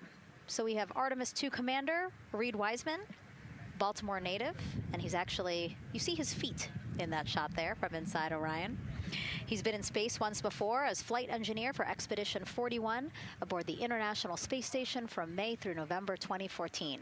During the 165-day mission, Reed and his crewmates completed more than 300 science experiments in areas like human physiology, medicine, physical science, earth science, as well as astrophysics. They actually set a milestone for station science by completing a record 82 research hours in a single week. He also served as chief of NASA's astronaut office from December 2020 to December 2022. His 2 daughters were out to wave goodbye to him as he made his way to the launch pad. And again, there's Reed's feet. Reed is the one sitting in the seat to the right, closest to our camera there. So looks like he's relaxed by the body language of his feet. Yeah, I think they're kind of in a holding pattern, if you will, or a waiting period. So it makes sense that he's a little bit relaxed. He's also kind of just a relaxed person in general. He's wicked smart, but has a demeanor that keeps everybody calm. And so I think we're seeing that here today.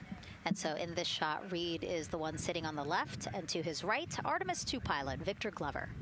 NASA selected the California native as an astronaut in 2013, and at the time he was actually serving as a legislative fellow in the United States Senate. His first trip to space, November 2020, pilot of NASA's SpaceX Crew 1 mission. That was the first operational mission of NASA's Commercial Crew program, which resumed launching American rockets from American soil to the International Space Station since the end of the shuttle program. Victor is a U.S. Navy captain and naval aviator who served as a test pilot, racking up more than 3,500 flight hours in more than 40 different aircraft. So again, he probably feels pretty at home in the pilot seat of Artemis 2. Yeah, I think he does. He got to say goodbye to his wife and 4 kids. Again, those were the family that he had here at Kennedy Space Center before the 4 of them drove out to the pad. Yeah, and you can see there, we talked about Victor's energy earlier, and you can see him working through, pushing some buttons on the displays. Looked like he was pulling up a procedure, so he's following along and ready to go, looks like. And then mission specialist Christina Cook, sitting on the upper left-hand corner of the screen there. native of Grand Rapids, Michigan. Was selected to the Astronaut Corps in 2013, same class as Victor. Served as flight engineer on the International Space Station from March 2019 to February 2020. During that time, she set a record for the longest single spaceflight by a woman with a total of 328 consecutive days in space. How cool. She also participated in the first ever all-female spacewalk. And before becoming an astronaut, Christina helped build space science instruments and led scientific fieldwork in some of the most remote environments on the planet. Her hobbies include surfing, rock climbing, And community CDR, service, yoga, and photography. Go ahead, NCD. There's a couple of suppressed overvolt messages. We're going to go ahead and clear those off your screen. We see them and we copy. All right. NASA test director. We're still working here, trying to get through everything. So we're getting close, and then trying to talk that other issue that we just picked up a little bit ago. But I think work-wise, we're doing really well. Sounds good, NCD. We're doing great on board. Glad to hear it. NASA test director giving an update to the crew. Some messages flashed on their displays. Just wanted to say that they didn't have to worry about that. We're going to clear that.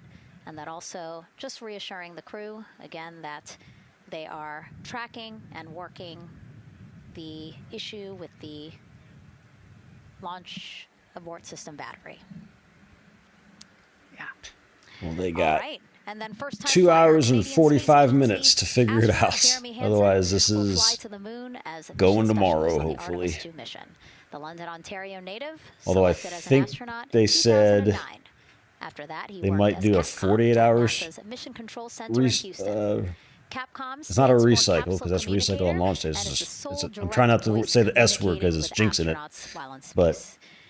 Jeremy also participated 48 in hour training exercises, turnaround really cool ones like living on the first ocean one, floor unless off the coast weather of says Florida to otherwise. simulate So deep space we'll see. exploration for a week. Could be tomorrow, In could be 2017, Friday. He became the first Canadian to lead a NASA astronaut But class. launch abort He also system is enjoys not getting out something you on a want to. sailboat, rock climbing, and mountain biking. Okay, no, that's not. He has That's a not wife the and option. 3 children. And he's the one that you see bottom left-hand corner of your screen. I know, I'm trying to see what he's doing there.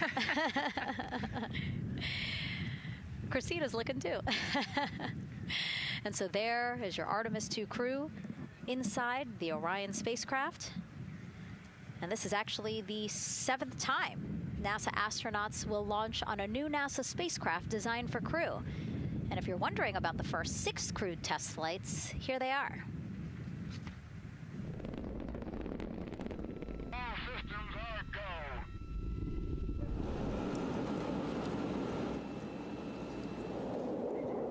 Gemini 3, Gus Grissom, John Young, March 23, 1965.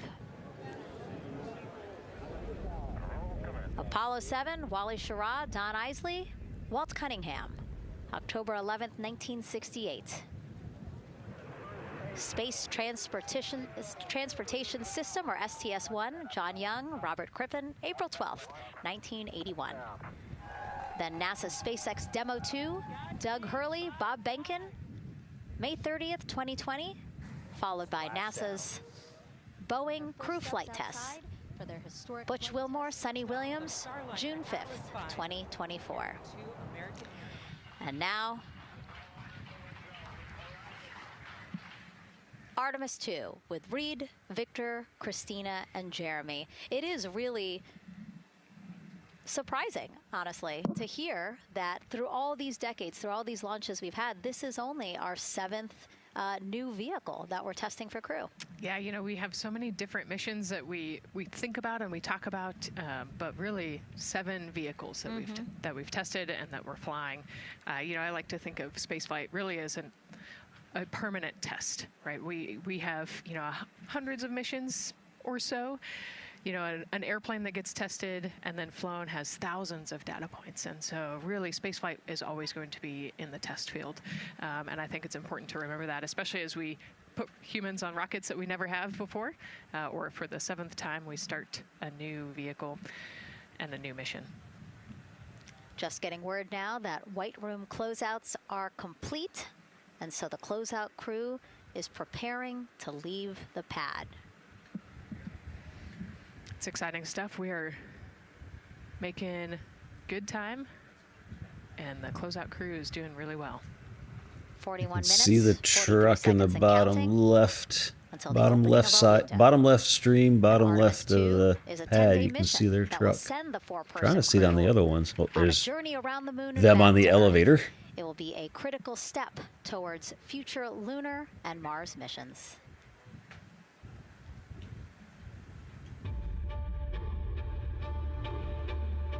We're going back to the moon because it's the next step in our journey to Mars. We need to go explore the moon. There's vast regions of unexplored areas with the coldest, darkest places in our solar system. This is a test mission, and when we get off the planet, we might come right back home. We might spend 3 or 4 days around Earth. We might go to the moon. That's where we want to go, but it is a test mission, and we are ready for every scenario as we ride this amazing space launch system in the Orion spacecraft. But another reason we're going back to the moon is to fulfill NASA's mission, which is to explore the unknown in air and space, to innovate for the benefit of humanity, and to inspire the world through discovery. And when we succeed and when we accomplish the things that we set out to accomplish, that inspiration not only can set up new things to happen, but it also is a reminder in tough times that we're capable of doing great things when we work together. The thing I love about the moon is that it's not just a beacon for exploration and this platform of possibilities for incredible missions like this, but it has benefits. That's actually why we're racing towards it. Those benefits are really wide in nature. You have everything from innovation, technology development, not only for future missions going deeper into the solar system, but technologies that come back to Earth. You have inspiration, a whole generation of people starting this pipeline of STEM workers and manufacturers and operators that are excited to see what you can do when you work hard and you come together as a team. When I think about the 4 of us flying around the far side of the moon, seeing that Earth rise, taking images and video and sending them back to you, the feeling that I have inside is hope. We know that Artemis 2 is not the solution for humanity on planet Earth, but it is a contribution in the positive column. We hope that just for a moment that people will pause and say, wow, it's extraordinary when you look back upon the Earth with over 8 billion people, and you see this concrete example of what humanity can do, this extraordinary thing when we set big goals and CDR NTD to achieve them.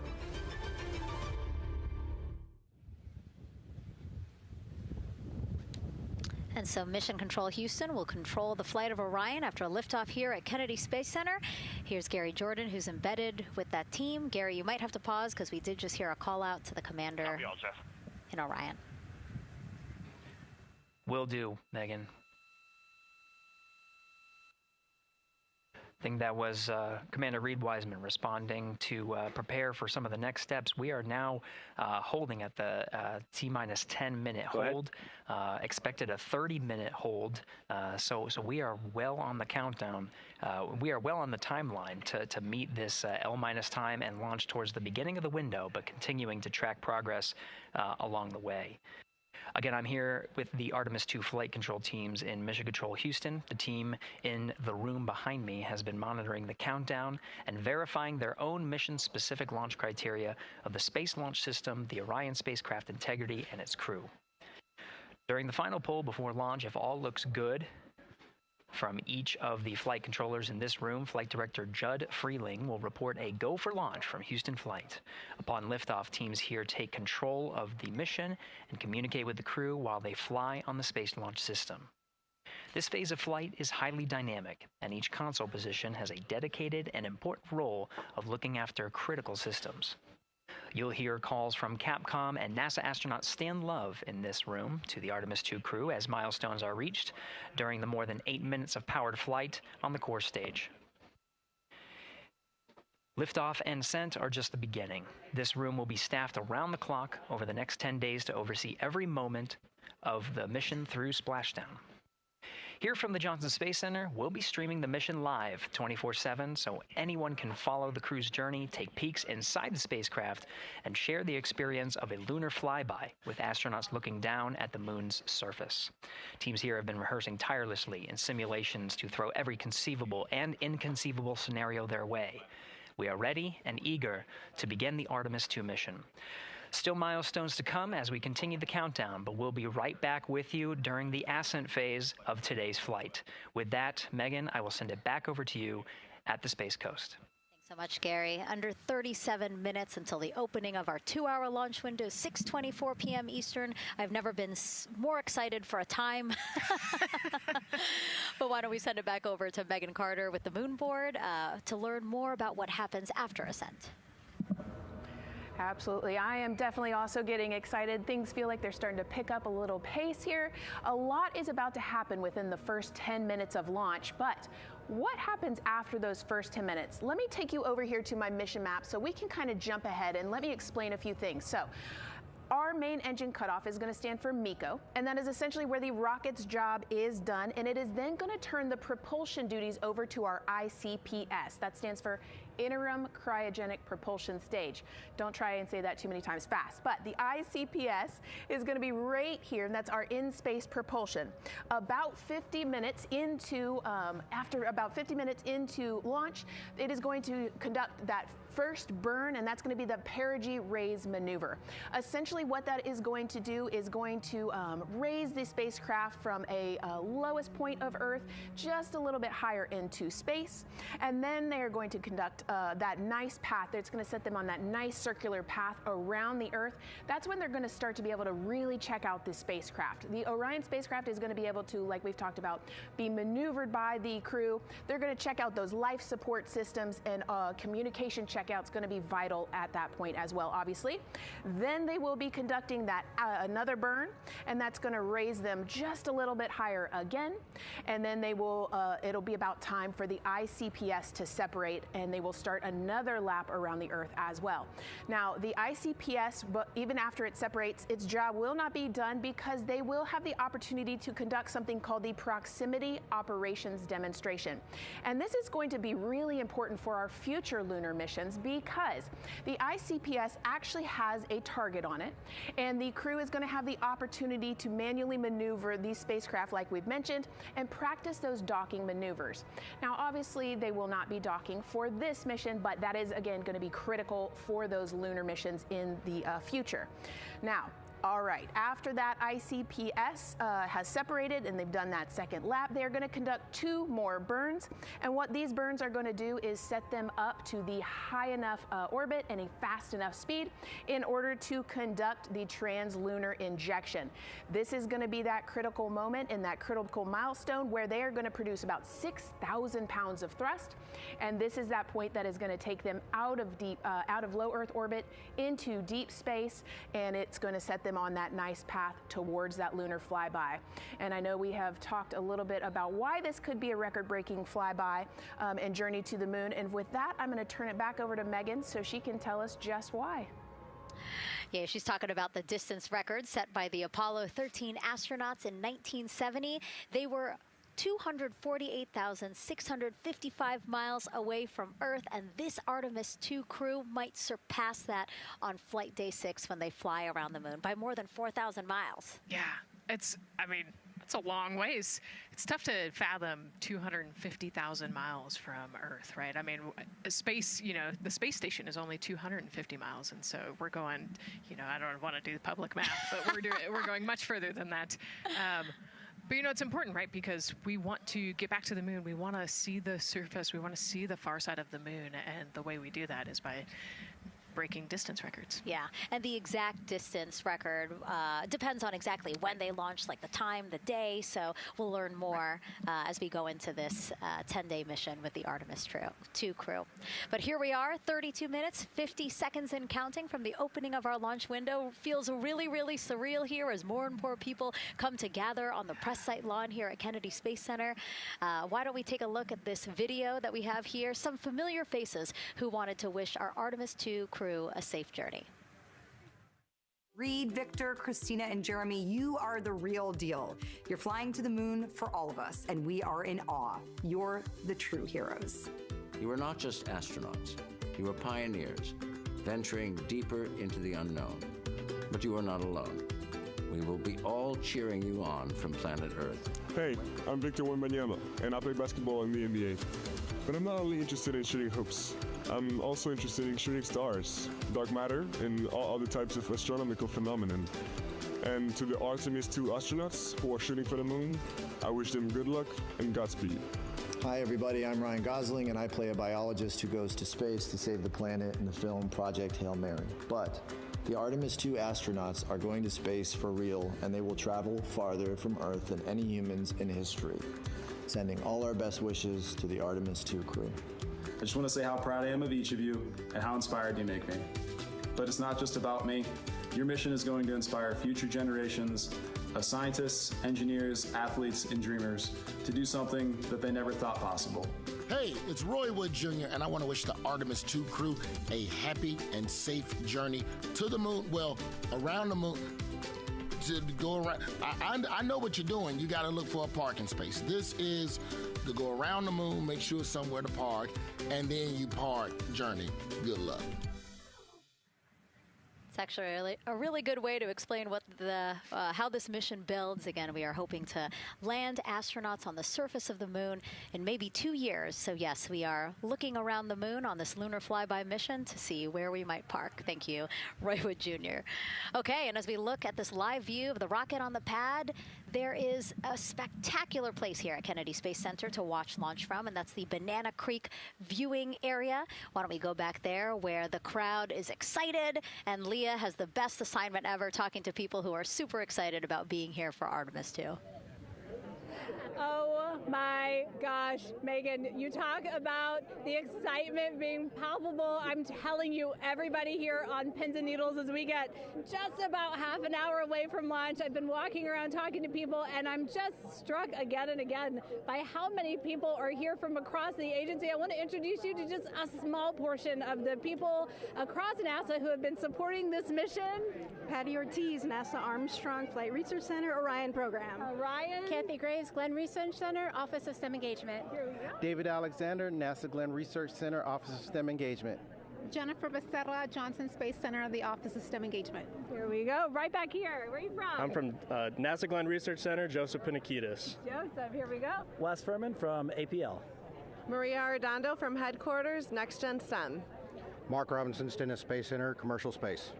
Amira Flores, Armstrong, Office of the STEM Engagement. Molly Kearns, NASA Glenn, Space Communications and Navigation. Matthew Pierce, Goddard Institute for Space Studies in New York City. Here we go, and right over here. Lauren Ring, Ames Research Center, Data Integration. So we're coming together. We're one big NASA team, one big NASA family, and we have one major message before we launch tonight. Okay, guys, what are we going to say? 1, 2, 3, go Army!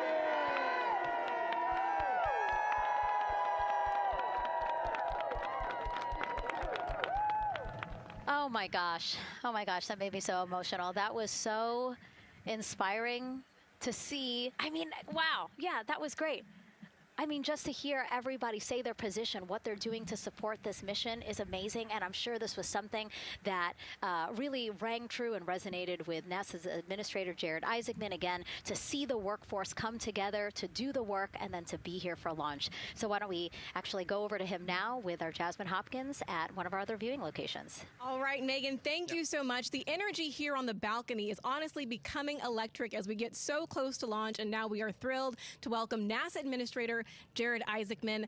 Jared, we're really entering a golden age of exploration. How will Artemis 2 set the pace for the coming years? Well, I mean, Artemis 2 is the opening act, right? This is the test mission. This is getting very comfortable with the SLS rocket, the Orion spacecraft. No humans have ever flown on this before, right? And we're going to put it through its paces. We'll go into Earth orbit for a little bit, make sure Orion's doing okay, and then we are sending them, right? We're going to send them farther into space than any humans might have gone before, 250,000 miles away, and it's going to set up for the subsequent missions. That's why we're going into the golden age of science and discovery right now, because you're going to see a moon rocket launch in 2027 when we do our testing with the lander. We're going to go for the landing on Artemis 4 in 2028. And in parallel, we're going to build the moon base, right? And that is going to be filled with science discovery and tech demonstrations that's going to support the enduring presence we're trying to create on the surface. Absolutely. So honestly, history-making years ahead of us, with Artemis 3 and 4. But first is Artemis 2. What will be our single greatest takeaway from this mission? Well, I'll tell you, after ignition, to me, the moment that I'm going to be most excited for is splashdown. There's no question about that. Good shoots coming down off the West Coast. But look, I think the takeaway from this is gaining extreme comfort in the Orion spacecraft, right?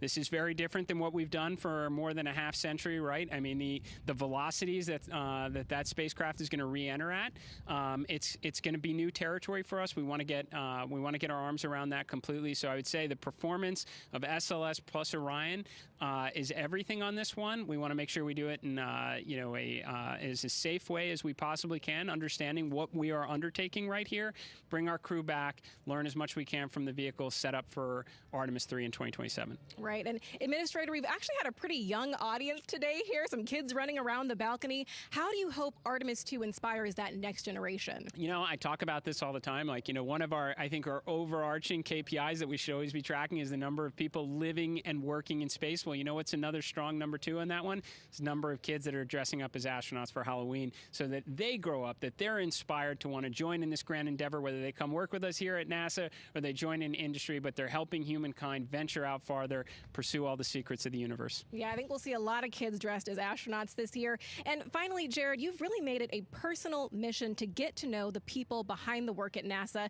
Do you have any final thoughts, any final words before today's history-making launch? Yeah, well, one, I want to express a lot of appreciation. I'll tell you what, the 4 astronauts on top of Artemis 2 know this. It takes an army to pull a mission together like this, right? Across all 10 of our centers, all of our commercial partners, the international partners that come together to make this possible. My sincere appreciation for everyone who is currently working the mission right now, so getting them ready for launch, that will be watching over them in mission control, recovering this crew when they splash down off the West Coast. I have complete trust and confidence in your abilities. And everybody else who's not directly working on Artemis 2, Artemis 3 is coming up next year. When this mobile launcher gets back in the VAB, we're going to start stacking. Wow, plenty of excitement ahead of us. Jared Isaacman, thank you so much for being here. Thank you. Thanks for being here. Of course. All right. And with that, let's get back to the countdown with NASA's Megan Cruz.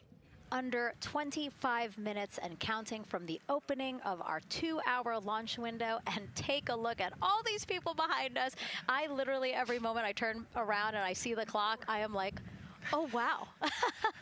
Oh, wow. There are more people and less time. Yes, exactly, which is a great problem to have.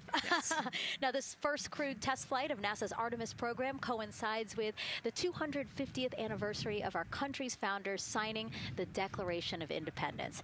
Exploration is a part of America's DNA, and it continues now with our return to the moon. 250 years ago, 13 colonies laid the foundation for the greatest and most enduring democracy in the history of the world. One driven by courage, faith, and freedom. From that moment, we became a nation defined not by where we stood, but by how far we were willing to go. We conquered vast frontiers, invented tools that shaped a modern world. We found light in the dark, and we rose from the earth. Faster, higher, farther. We pushed beyond the sky and into the unknown. We carried our courage into the cosmos, and we planted the American flag on the moon, the defining achievement of American superiority in space. Today, our curiosity stretches farther than ever. American robots search ancient rivers on Mars. New telescopes. What musical was it? Midnight? Stars. And a new generation prepares to return to the moon, this time to stay. For 250 years, America has carried the light of humanity forward. But American exceptionalism isn't inherited. It's earned. Our greatness comes not only from what we've done, but what we're still determined to discover.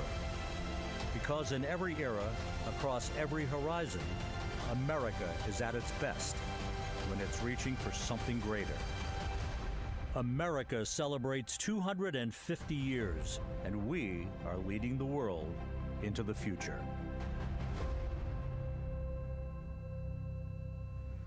22 minutes, 15 seconds and counting from Artemis 2, NASA's boldest test flight in a generation. The crew has said this often, that they hope it inspires children around the world. And recently, a group of kids here at Kennedy Space Center got a surprise of a lifetime while watching that rocket roll to the launch pad. So tell me what color it is. And who's going to be on that rocket? We're going to be on that rocket. I could make it a little bit longer. Did you see it? Okay, so everybody's looking at the rocket because it is kind of cool and impressive. One of the coolest things happening over there right now, though, is it's on top of a giant tractor. Doesn't all food come in like tubes? It's in these like little plastic bags. Well, you'll have an opportunity to scream as well, hopefully here soon when this rocket launches. How about that? You can get all your emotions out in one day. My favorite part was this one little girl, she had a question. She had patiently held her hand for a long time, and Christina turns to her and says, okay, what's your question? She just goes, I forgot. It was like, that's a perfect little kid moment. I just Wait, are you my mother's cartoon astronauts? Say that again? Never mind. It's a little hard to say. Go Artemis! These two, yeah. Put it on your hand. Yeah. There you go. I like your dabbing astronaut back there. It's just so fun to see the enthusiasm, the energy, and a little bit of chaos. 3, 2, 1. Wasn't that so cute? I love kids and their excitement and, you know, even just being real. Like, I don't remember what I was know, he ask. goes, but I'm glad you're here. Now here we are, Space Center Houston. The crowd has exponentially grown throughout the day. We started showing you live shots from in there probably an hour ago, and now take a look at all the people there getting ready to witness history together. It's something really special to be able to witness something like this together. Yeah, you know, we've heard from celebrities and officials and kids, and, you know, it's amazing. People from all around the world came here today to Florida to watch, so it's something, it's hard to put into words, just how much support for this mission we're seeing today. Well, we'll be here for a while, assuming this launches. So Tracking an issue with the launch abort system battery. They appear to have cleared that issue. So we are go. ooh, they cleared the battery issue. Yes, Hell yeah. They probably turned it off and back on again. U.S. Space and Rocket Center here. That's how you Huntsville, fix Alabama, things. waving to the Artemis 2 crew sitting right there inside Orion. Inside of 20 minutes from the opening of our launch window, and right now we are targeting the top of that launch window, so we could be launching here in about 19 minutes, Nicole. Wow, I don't know if I expected this today. I'm excited, and, you know, I'm glad they were able to So clear the they problem should with have the already battery done the on last. LAS, and everything has gone really smoothly today. It's been great. The weather. No worries. We'll be here for a good bit if this keeps going to a launch. It might be well past midnight here before I stop. Final thoughts as we are about to. But yeah, so we are. They must have done the last NASA test director briefing. Yeah, you know, just so proud of the crew. And You can keep your thoughts to yourself for a little bit while I talk. So they did the last test director briefing, I'm guessing, because that was L-25.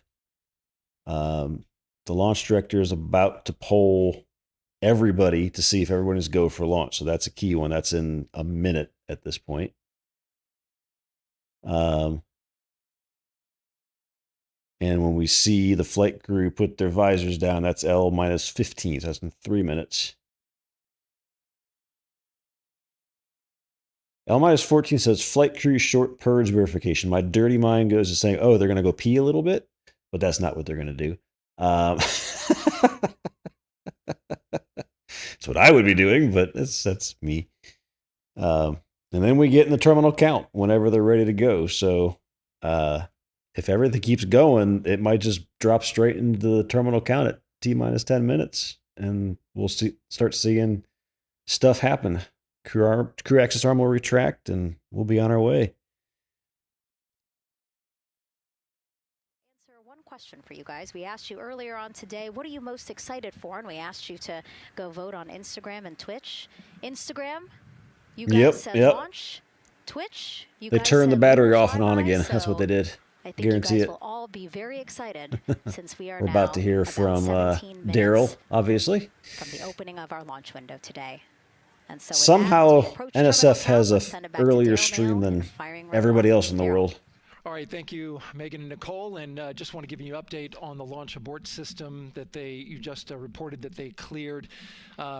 They believe, they're convinced, this is an instrumentation failure. So there are 2 batteries on the LAS. The LAS, of course, and with the help of my 2-year-old son's model rocket, Daniel said I could use this, so it's okay. The LAS is right here. It's the tower above Orion.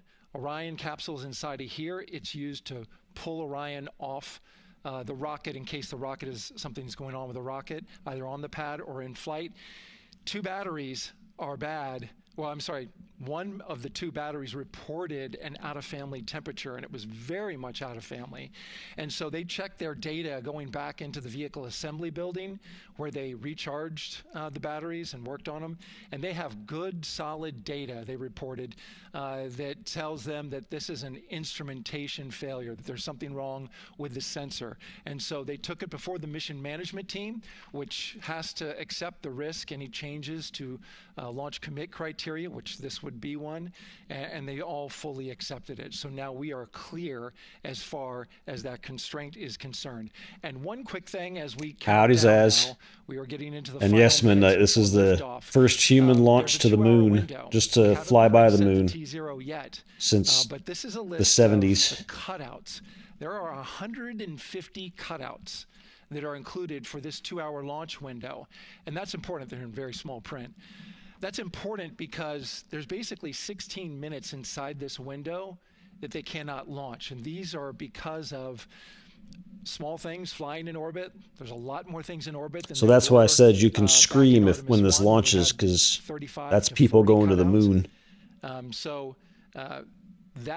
For that reason, because of these 156 cutouts, they're going to be managing the launch window as we go forward. So they may have to wait out one of these cutouts. They range in time between 2 seconds to 23 seconds, but you'll hear the NASA test director talk through that. We're getting ready to merge that loop from NASA test director Jeff Spaulding.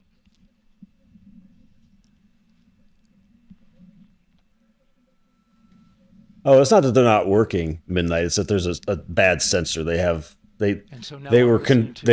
convinced technically that it's a sensor and it's not an actual battery issue. So these guys know what they're doing. They're not gonna.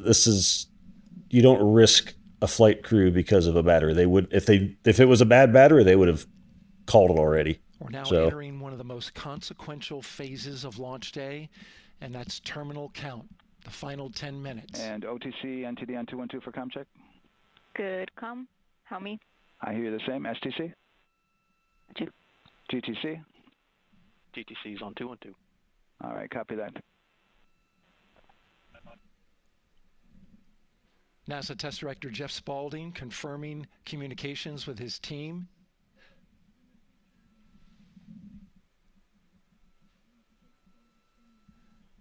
There will be 2 polls that we'll hear. One from Spaulding, the NASA test director, confirming the ground systems and the launch team are ready to proceed.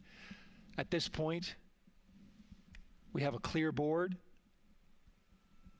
no constraints, but we need confirmation from each individual on the NASA test director team. So we'll hear him poll his team. The other poll that we're waiting for is the poll from Launch Director Charlie Blackwell Thompson, it will take that final status from NASA management. I might join that to come out of a hold. And you're flight seeing crew the short clock purge countdown verification at, and P here L-12 momentarily. minutes. CCL, OTC, Orion, or S1. CCL. Yes. Well, I don't think it's going off in 12 minutes. I think there's going to be a slight delay just because they have to fit And CDR, OTC, Orion, or between all the crap that's in space, all this debris. ARS loop ISO valves are But here being we go. closed at this time. Integrity copies. NGDLP. Go. Yes, I had a discussion with Sea Ice and with MER Manager regarding the observation the Sea Ice had a few minutes ago. They were able to confirm with BCI photos that the condition that they observed has been there since 2025. MER Manager has had a chance to review the findings, and they do not have any constraints from either a Sea Ice or MER Manager perspective. Okay. Copy all. And Launch Director, NTD, you copy? Yes, sir. I copy. That's good news. OTC, CCL 212. OTC. ARS primary loop isolation valve configuration is complete. Copy.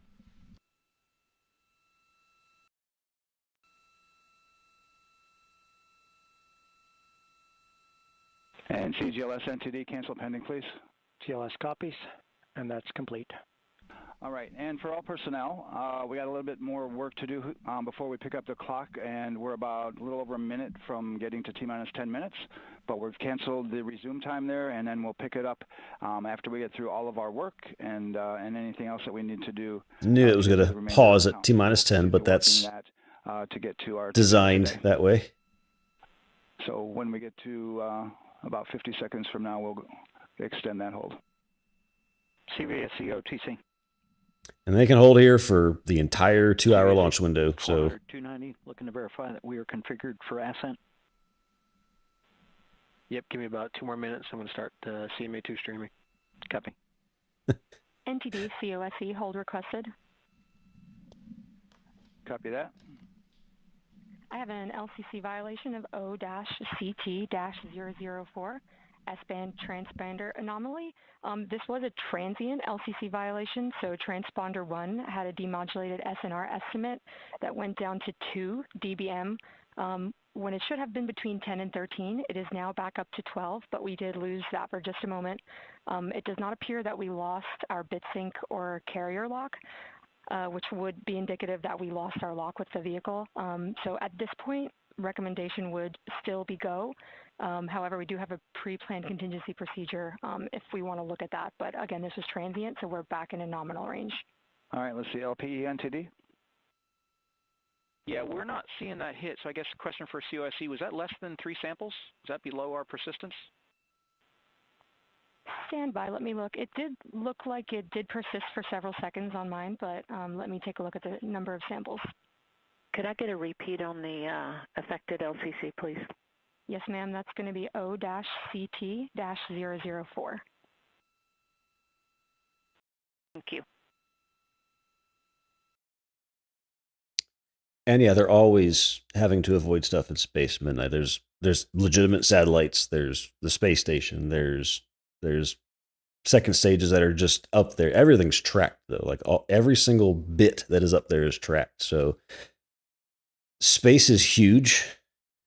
And while there might be thousands of things are floating around the Earth, tens of thousands of things floating around the Earth, when you think about it, yeah, us taking a look at the data right here. There's tons of space still. It's just, and what they're doing. Copy that. RFTS does report that they also lost lock for about 5 seconds. So I would love to ask KUS and see if they also lost lock with the vehicle for any extended amount of period.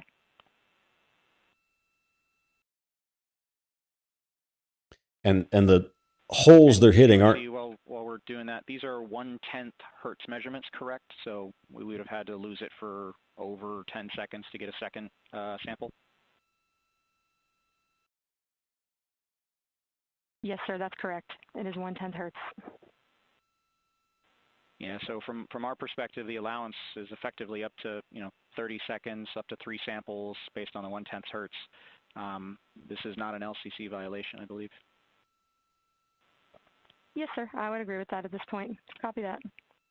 We're checking with KUS on 232. I don't think they have 212 access. We're trying to verify, but But the holes they're hitting, we're not talking tiny holes like the size of the rocket. We're talking like as well. they have massive space between anything else on purpose. So there's and COSE, do we have lock now? That's affirmed. We do have lock for COSE.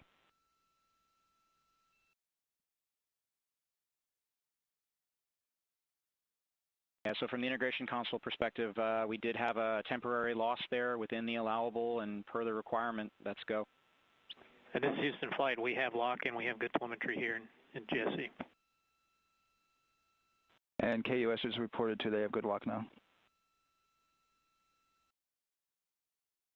So with all of that, OSC, then are we in a go configuration per your LCC? Yes, sir. Recommendation would be go. Okay. LPE, you concur with that? Yes, sir. LPE concurs go. And Launch Director? Yes, sir. Launch Director concurs go. All right, and I'm going to go ahead and just verify everybody has everything else complete, Launch Director, and if we do, we'll be ready to pick up the poll at that time, unless there's something else that you're aware of. No, sir. Let's verify all our work is complete, and I would like one last check of our constraints list. All right, let's see. OTC, are you still waiting for ComConfig, or are you? I've turned off fishing midnight so it doesn't distract. Sorry. Yeah, OTC, this is CVSC. That 400 step 290 is complete. Copy. Okay, so OTC, you're complete with all of your work? That's affirmed. All right, copy that. STC? STC is complete. And GTC? GTC is complete. Okay, excellent. All right, and LPE, just want to verify we have no open constraints at this time. No open constraints. We have a clear board, sir. Okay, tracking the same here. And Launch Director, with that, we are clear and ready to pick up the launch readiness poll with your go. All right, sir. I am go for the poll. All right. This is the big one. And for all personnel, this is the NTD conducting the Artemis 2 launch readiness check. Verify ready to resume count and go for launch. OTC. OTC is go. STC. STC is go. GTC. C's go. MCO. CO's go. Safety Console. The Safety Console is go. LPE. LPE's go. RTD. RTD's go. Houston Flight. Houston Flight is go. ROC. ROC is go. And CDR.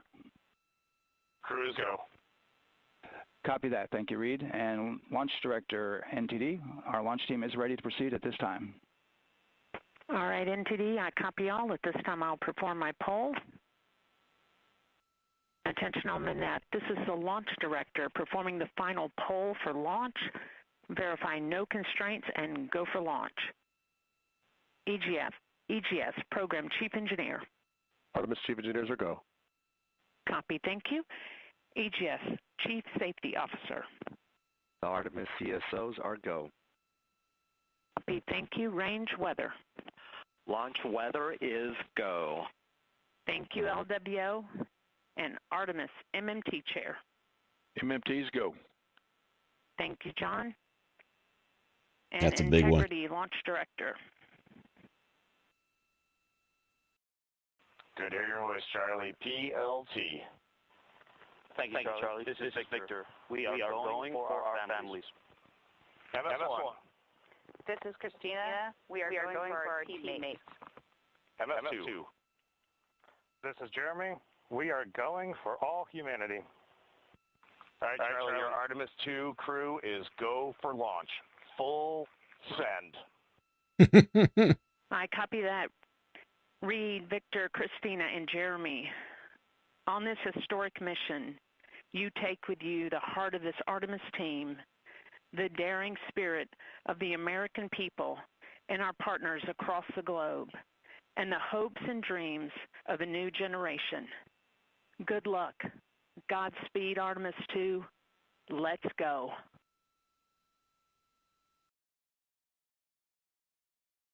And NTD Launch Director. Go ahead, Launch Director. Yes, sir. You have a go to proceed with countdown. Copy that. I'll put it in work. CDR, NTD. Go. Figure risers and initiate short purge per your EPROC 10.1.1, steps 8 and 9. 10.1.1, 8 and 9 going to work. Copy. CVSE NTD, start and verify recordings of our Orion cameras. Copy. Okay. Well, there you heard it. RSR NTD. RSR. They're getting ready to start terminal count. SNA arm rotation enable at this time, please. It's currently at T-minus 10 minutes. Once we wrap up this last bit of work, SNA arm rotation enable complete. we're going to start that clock. Copy that. Thank you. Integrity crew, close and lock visors.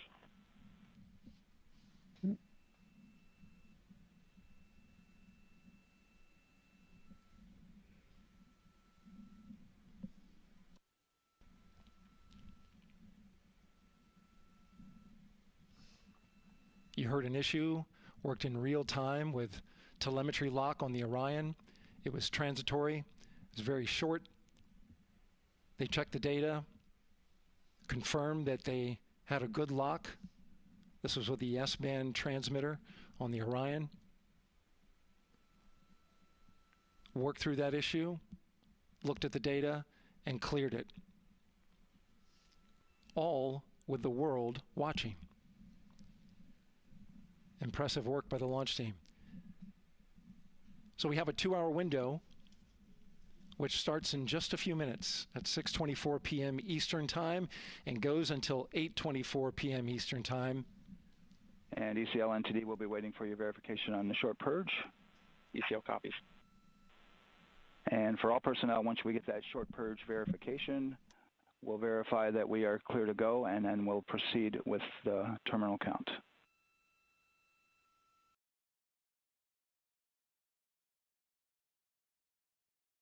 You'd send me to Mars. Be nerve-wracking, but Alpha would be on my lap. It'd be fine. Let's go.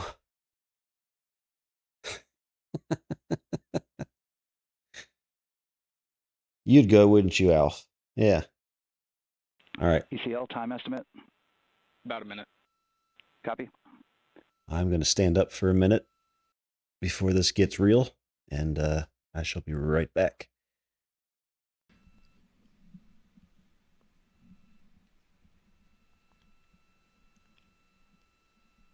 So we're going into the launch window, but not by much, it looks like. Just wrapping up some final work. And once that's completed, you'll hear NASA Test Director Jeff Spaulding ask for the ground launch sequencer operator to go ahead and start the clock. The ground launch sequencer is an application software. It runs on top of the launch control system in the firing room. Acts like a conductor of an orchestra, executing hundreds of commands in precise order and timing. It's all autonomous. NTD CCL 212, short purge initiations verified. All right, copy that, and we're verifying our constraints.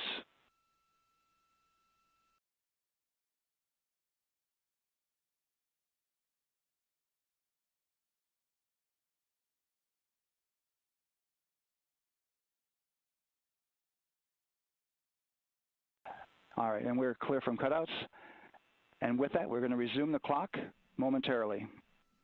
And CGLS, you can resume the clock on your mark.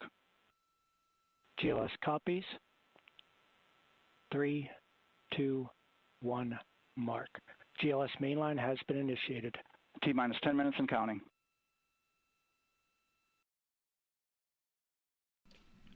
And that begins terminal count. Our new T0 is 6:35 p.m. Eastern Time. 6:35 p.m. Eastern Time. We are now counting down to liftoff of Artemis 2.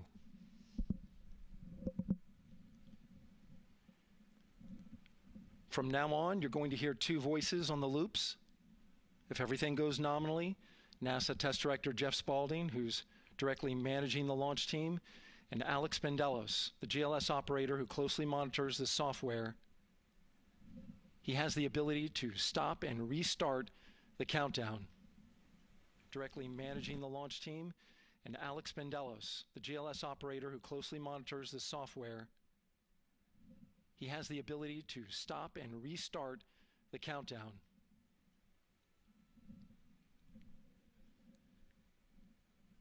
A lot of people ask about whether there's a launch button. There certainly is Houston not. Flight and Rock, our new T0 is 223512.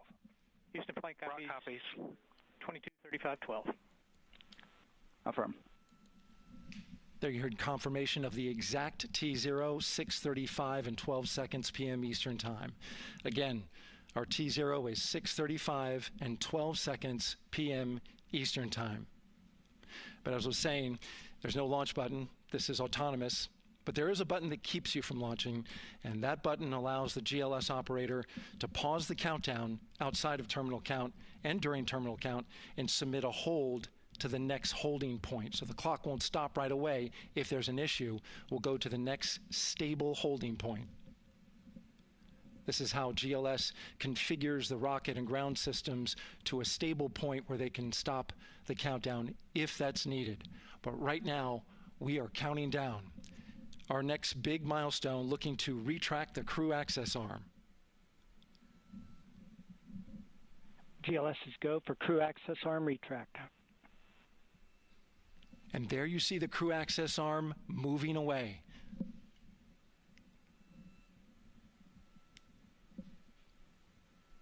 That's the path that the astronauts took to ingress into the rocket.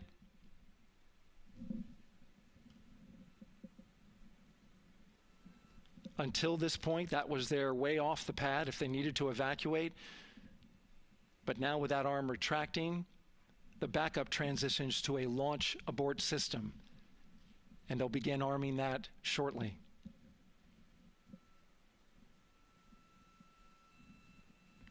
Of course, the launch abort system, great shot there of the crew access arm retracting away. Let's hope they The launch abort system is the tower at the top. Let's hope they lubed everything on that launch abort arm. And its crew off the top of the rocket in case of an emergency, whether it's on the ground or in flight. This is critical safety hardware that protects the lives of the astronauts.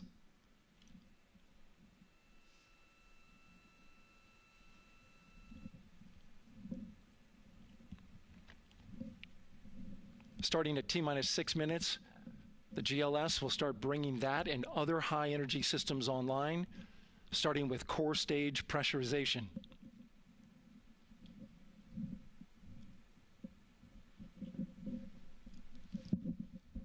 I'm gonna make sure I was in 4K.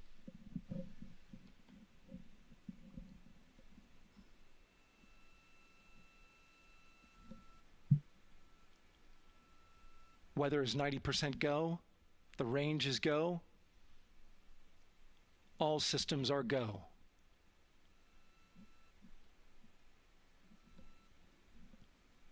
GLS is go for core stage tank pressurization. That means the replenish valve for the liquid hydrogen tank has now closed, and that tank is beginning to pressurize to flight levels because that hydrogen is naturally boiling inside the tank. We'll get the liquid oxygen tank a little later in the count. Now the team is waiting for verification that, if needed, the Artemis II crew could use the launch abort system to pull Orion safely off the top of the rocket in an emergency. Let's listen in for that call. GLS verifies last capability available. And CDR, do you copy? CDR copies, last available. That's great news, and you heard the NTD verify that with the commander of the mission. GLS is go for FTS arm. Now work is being done to arm the flight termination system. This is so the range safety can send a flight termination command if the rocket flies too far off track. There's a brief built-in delay, so the launch abort system has time to pull the astronauts to safety first. GLS is go for LH2 high flow bleed check. All right, the high flow bleed check. That's so the cryo team gets verification that the RS-25 engines, all 4 of them, are in the proper temperature range for launch. I hope everybody's peed.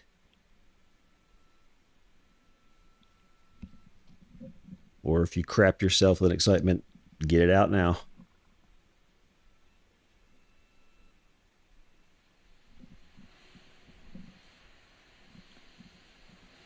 GLS is go for core stage APU start. Core stage APUs start. Those are auxiliary power units. High-speed turbines which provide pressure to hydraulic pumps that steer the RS-25 engines. We're going to see a gimbal test a little later at T-minus 2 minutes and 30 seconds. This is what allows that to happen.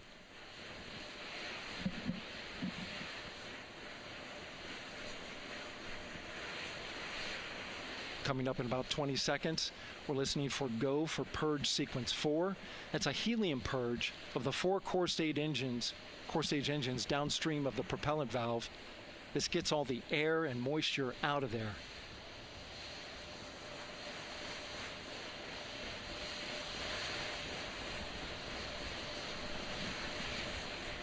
GLS is go for purge sequence 4. That throbbing, pumping sound is the APU. If they show the engine section, you'll see little shots of coolant coming out there in the same pace. Thrust vector control actuator test. This is a gimbaling of the engines.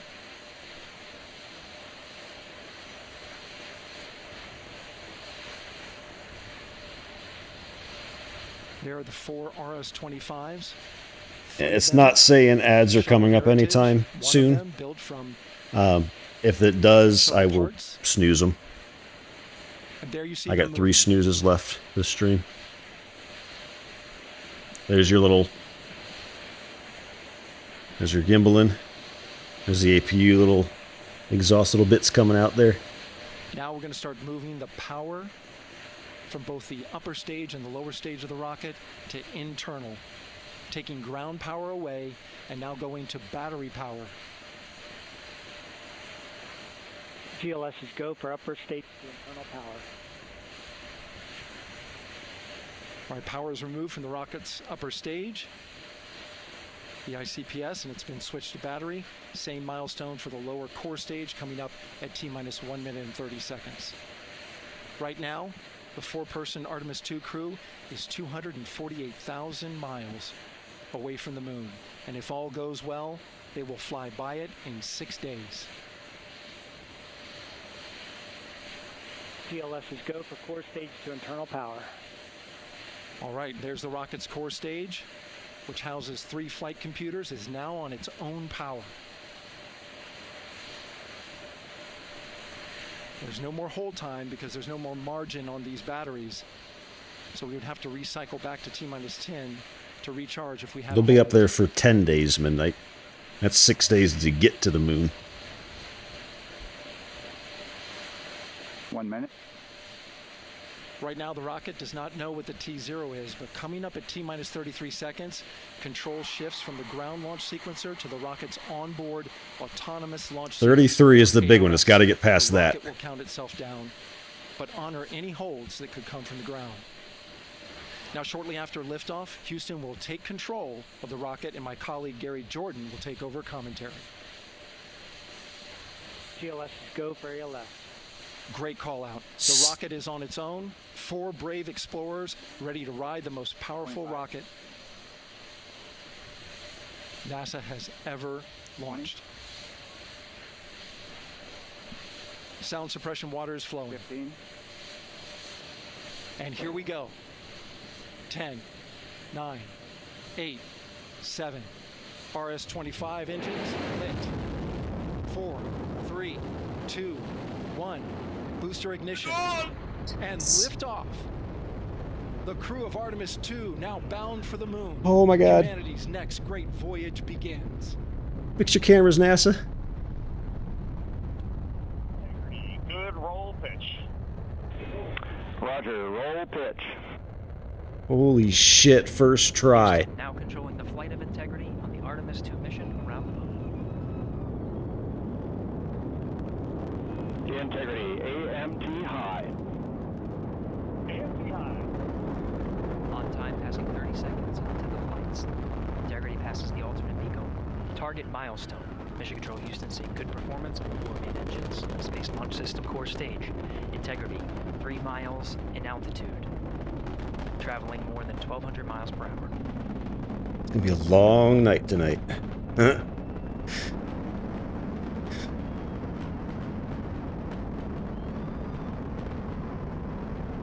you was that, NASA? Come on.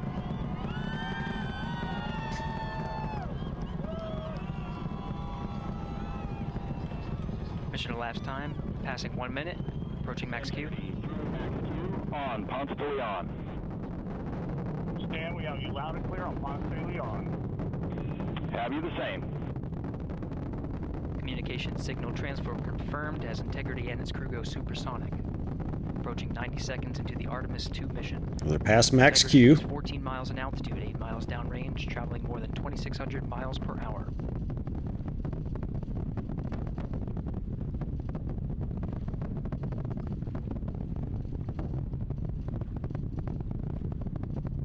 .208 solid rockets will separate. It's coming up on that. 1 minute 50 seconds of mission elapsed time, standing by 18 for main seconds. engine throttle down to 85%, ahead of solid rocket booster separation expected at the 2 minute 9 second mark. We see throttle down.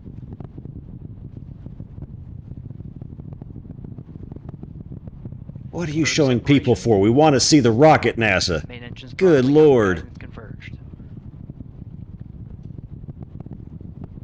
That was the thing we wanted to see.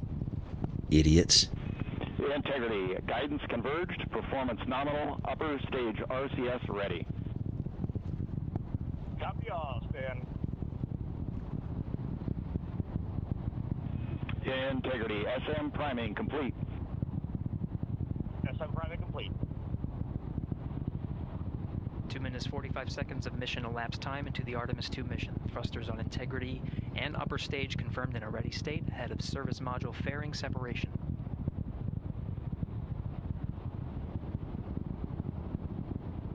Minutes into the flight. Integrity 49 miles in altitude. About to jettison the launch abort system. Now passing 5,000 miles per hour. This unfortunately doesn't have Starlink, so it's not the greatest video quality. There goes the abort system. Standing by and for fairings. launch abort system jettison. Houston Integrity, good last jettison, great view. Copy jettison, Team Eco 8+02. We will know midnight in 10 days when they splash down in the Pacific. This is a test flight. So, Outstanding, Stan, we have you the same. 3 minutes 50 seconds into the flight of Artemis 2, Wiseman, Glover, Cook, and Hansen cross the boundary to space with good comm checks. GPS signals acquired after last jettison now working on internal checks to verify accuracy. Flight Dynamics Officer analyzed the time of main engine cutoff, confirmed at 8 minutes 2 seconds, time of MECO. yeah, so 8:06 into the flight, 8 minutes and 6 seconds, the core stage will shut off. That's a big milestone. And then they'll separate the upper from the core stage. And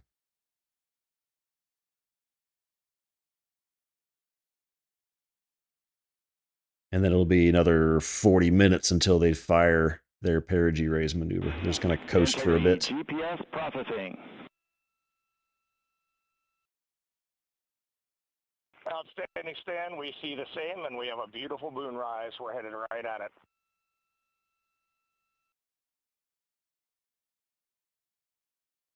Approaching 5 minutes into the flight, Commander Reed Wiseman confirms he has visuals of his destination. GPS guidance, navigation, and control software finishes internal checks and sends to navigation channels.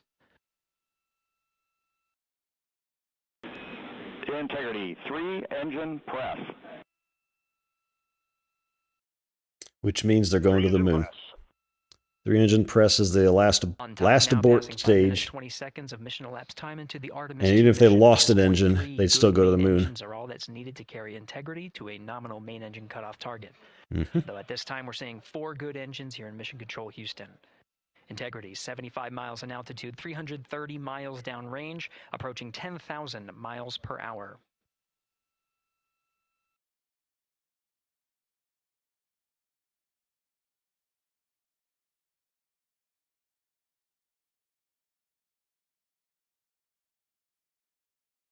Oh, that's not very fast at all. Midnight, 10,000 miles per hour isn't fast at all. Same on board, Stan. Good trajectory and engine performance. Booster officer will soon report the shutdown plan to Flight Director Judd Friedling, expected at the 7-minute mark. Integrity, 78 miles in altitude, 460 miles downrange. Integrity, expect nominal shutdown. Integrity copies, nominal shutdown. So when you orbit the 6 minutes, Earth, 40 seconds of mission elapsed time. Shutdown plan is as expected. Again, The- the time of MECO was confirmed at 8 minutes, 2 seconds into the flight. like the International Space Station Midnight is orbiting the Earth at somewhere between 15 and 17,000 miles an hour. Otherwise, it would fall to Earth. 7 minutes of mission elapsed time. This is going 250,000 miles from Earth. Throttling down as we approach the abort once The, around the option. moon is, they're going on the other side of the moon, Milestone 250,000 at the 7-minute, miles. 30-second mark. Now 84 miles in altitude, 650 miles downrange, traveling more than 15,000 miles per hour. Integrity, AOA open. AOA open. On its way to the moon, it's going to be going about 25,000 miles an Option hour. that would target splashdown in the Pacific Ocean. Still following nominal ascent at this time. But remember, once they get to speed, you don't feel it anymore, right? You're just floating in space and going. There's nothing slowing. There's no drag to slow them down. About There's no 10 air. seconds remaining. So until they're the just main engine floating. Cutoff of the Space Launch System core stage. Standing by for confirmation of MECO and core stage separation. Let's see that glow go away. Probably a few seconds delayed on this video. Oh, there you go. Oh my goodness, look at that. Integrity and nominal MECO core stage separated. Go back to that view, please. Why did you go here? We see the same on board, Stan.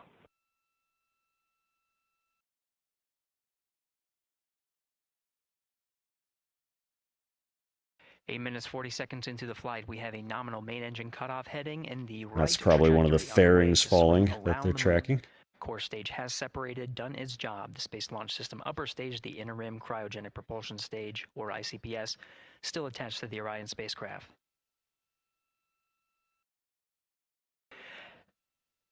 Nine minutes of mission elapsed time. Integrity crew of Reed Wiseman, Victor Glover, Christina Cook, and Jeremy Hansen now in orbit around the Earth at the beginning of their journey to the moon.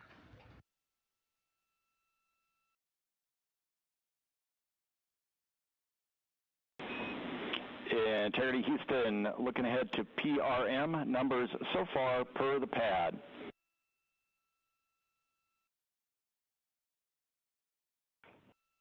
Copy that, Stan. Numbers for the pad.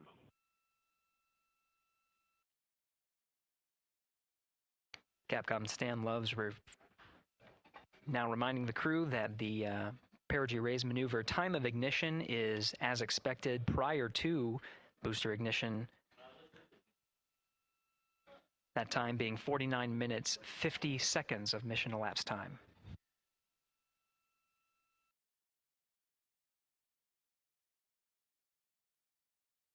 So in about 10 minutes, they'll be deploying the solar arrays, which when you're looking at this picture here, those black things up, the black squares, not the checkerboard, but closer to the Orion capsule on the right, that's where the arrays are. Those should be popping out. There's, I believe it's 3 sets of them. So it'll be like a tripod coming out.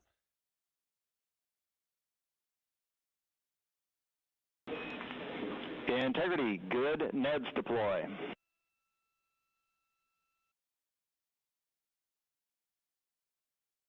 I think that's redundant And good, NEDS. because that's nozzle extension deployment.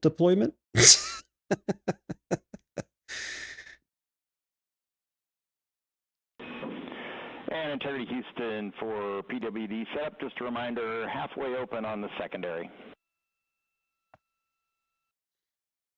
Wow. I'm still just in awe that they got it on the first try.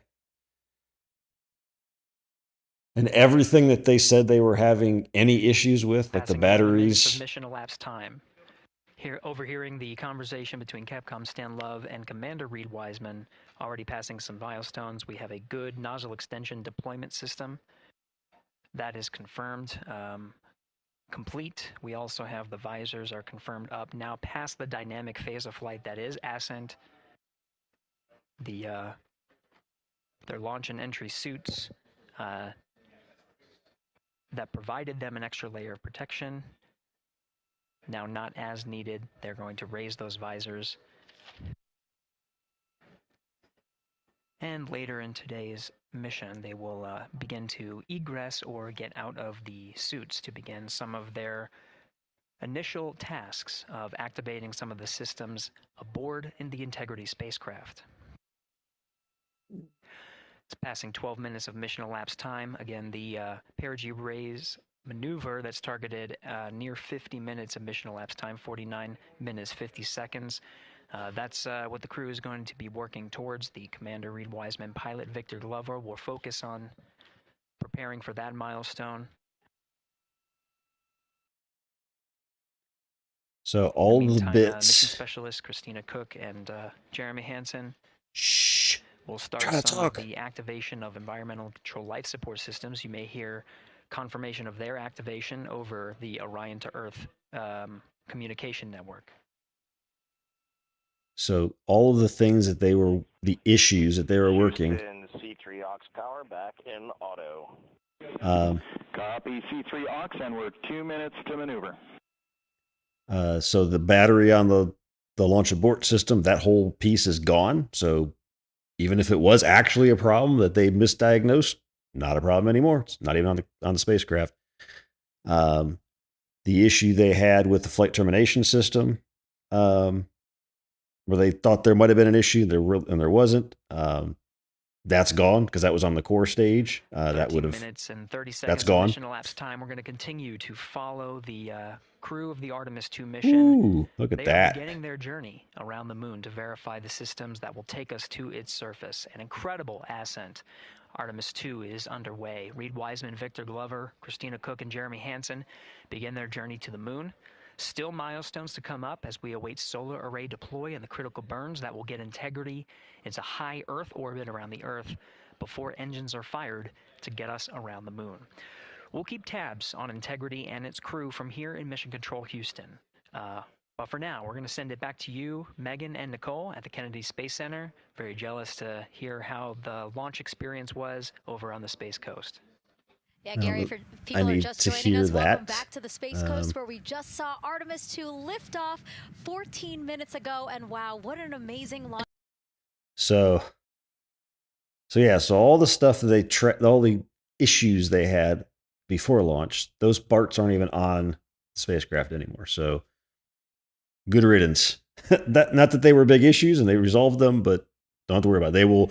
They will spend 20 times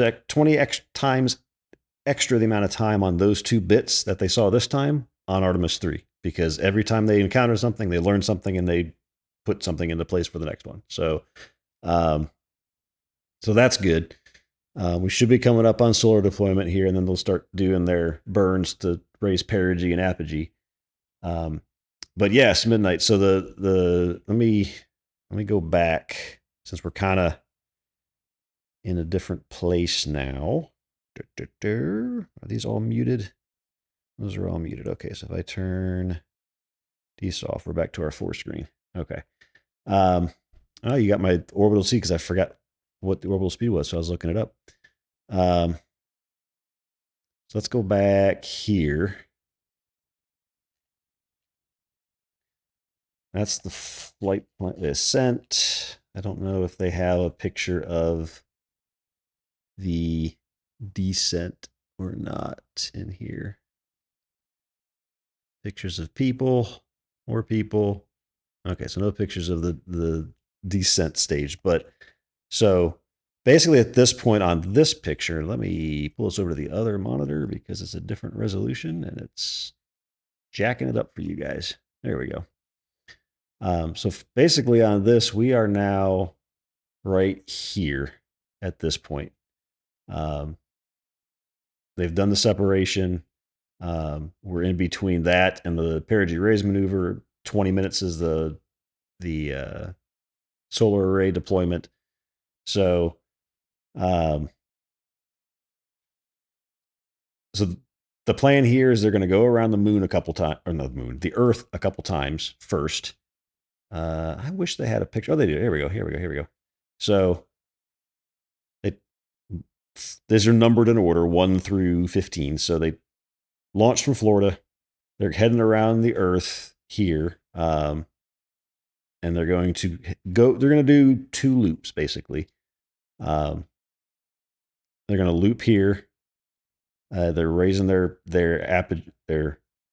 apogee to get further away from it. And then they're going to do a translunar injection burn here to push them further out to the moon. They're going to slingshot around it. It's called a free return trajectory, so they don't have to light the engine or anything to get home. They're just going to use the moon's sphere of influence to slingshot them back, basically, around the backside of the moon and then back home. And then they're going to come back, and the part on, of course, nothing on any of the streams is showing the spacecraft anymore. But the part here where you see the solar arrays coming out and the Orion capsule on top of it, the part of the solar arrays will separate, and just the capsule with the heat shield will go through the atmosphere at very hot temperatures. And then parachutes will come out and slow it. There's a whole sequence to it, and they'll splash down in the Pacific Ocean off the coast of San Diego, off the coast of California by San Diego. Compared to how fast they're going now, like it says they are currently going, what does it say they're going now? They're going 17,000 miles per hour. They splash down at about 15 miles per hour. So it's a very soft splashdown for them. And then they've done this many times. I mean, the Apollo missions did the same thing. All of the SpaceX Crew Dragon capsules do the same thing. So that process is practice. Like they know how to get the ships in position to recover them and get the spacecraft stable and everything. So that's how that works. They don't come flying down into the ocean at 10,000 miles per hour. That's death, right? So they're going to slow down a ton just going through the atmosphere. Then the parachutes will come out after that and slow them down to a nice gentle fall. So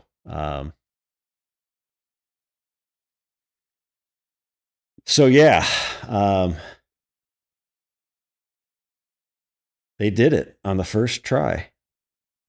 People are going to the moon, assuming everything works. I mean, there is still, so when you look at the schedule, let's go back to the schedule here. Let me pull up this guy. This is a little different looking schedule. So this is the more technical schedule. So flight day 1, this ascent is where they're in now. They've got their apogee raise burn. Oh, it's scrolled weird. ARB for apogee raise. So anything in blue is a burn of an engine. Perigee raise burn is later. That's 13 hours into the mission. So it's going to be tomorrow morning around 7:30. They'll be doing that. They're doing a bunch of stuff on here. But they're not going to actually get to their translunar injection burn until here, which is 1 day and, or is that 2 days? It's flight day 2, but it's like an hour into day 2. So if we go back to this that's for me nerding out to figure out when I'm going to sleep and not sleep. But what they're actually going to do here is, so at 1 day, 1 hour and 37 minutes into flight. So that would be, since they lifted off at 6:34, that would be 41, 11, 7, 8, 28, 11. I don't know. My math might be completely wrong. I think it's 8, 11. I think that's right. Because that'd be, yeah, I think that's right. 8, 11 a.m. or p.m. tomorrow, Eastern time, they'll be doing their TLIs. So this first day is all testing the capsule out, making sure all the life support systems work, all that stuff is good. And they've got some CubeSats they're deploying too. They're actually mounted up underneath the service module. They're going to deploy some CubeSats out of there, but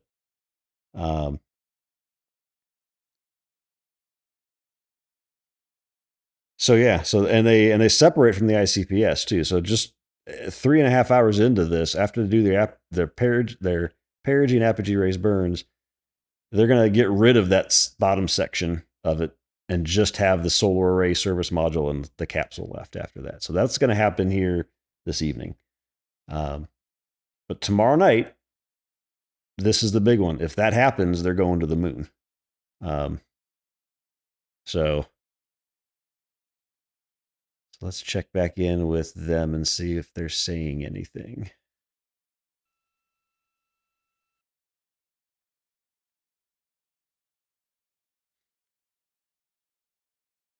They should have been deploying solar arrays by now, I think, right?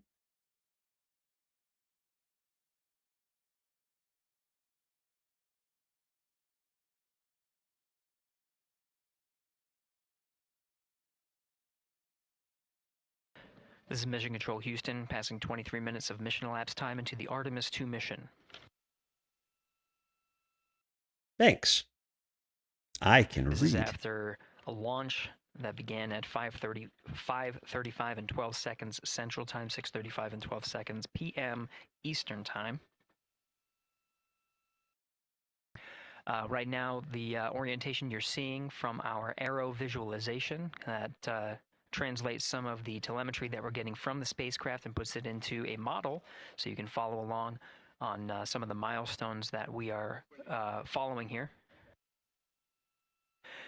The RL-10 nozzle that you see at the left end of your screen, though it is currently not firing, that nozzle is pointed towards the sun, and the solar arrays are currently deploying. From this visualization, they look fully stowed in a position. Integrity, we are happy to report that Jeremy has the O2 sensors on. Copy O2 sensors. So it feels like they might be. Oh no! You see the solar arrays are out. Commander Reed Wiseman and pilot Victor Glover. Kind of see that up there. It's very dark, but they are out.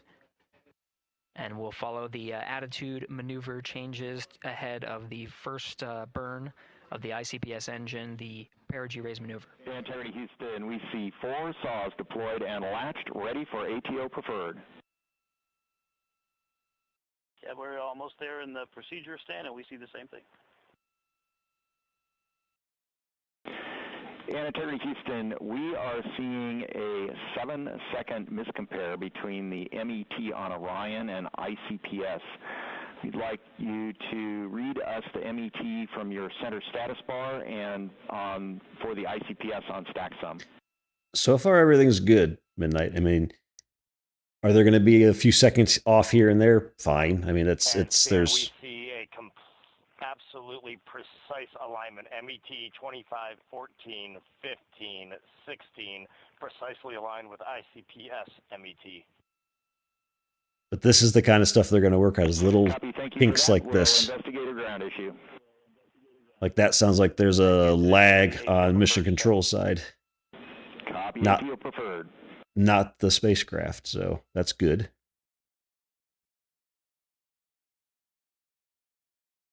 Oh yeah, no. So O2 says no. They were just saying what they're doing now is they're testing. Houston, 25 minutes, 45 seconds. Everything into the flight of Artemis 2. We have confirmation that all 4 solar array wings are deployed and latched.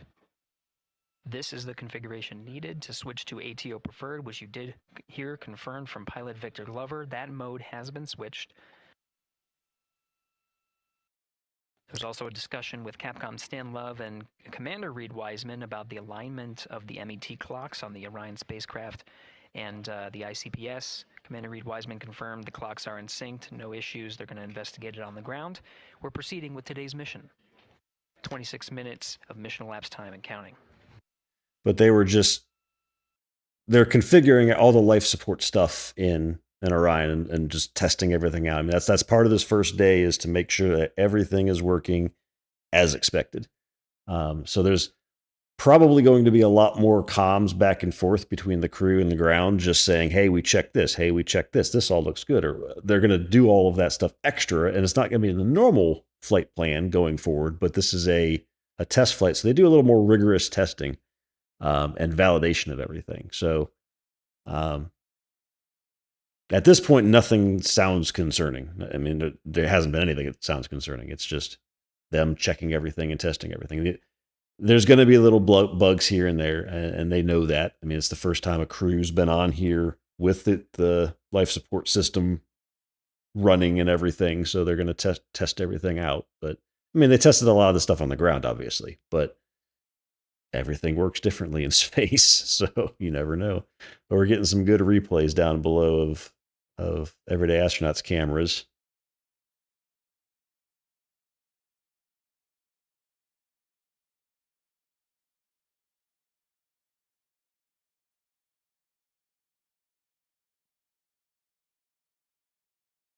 Yeah, those solid rockets were 80% of the power on liftoff. Mission elapsed time into the Artemis 2 mission. At this point, we've had a successful liftoff from the pad at 5:35 p.m.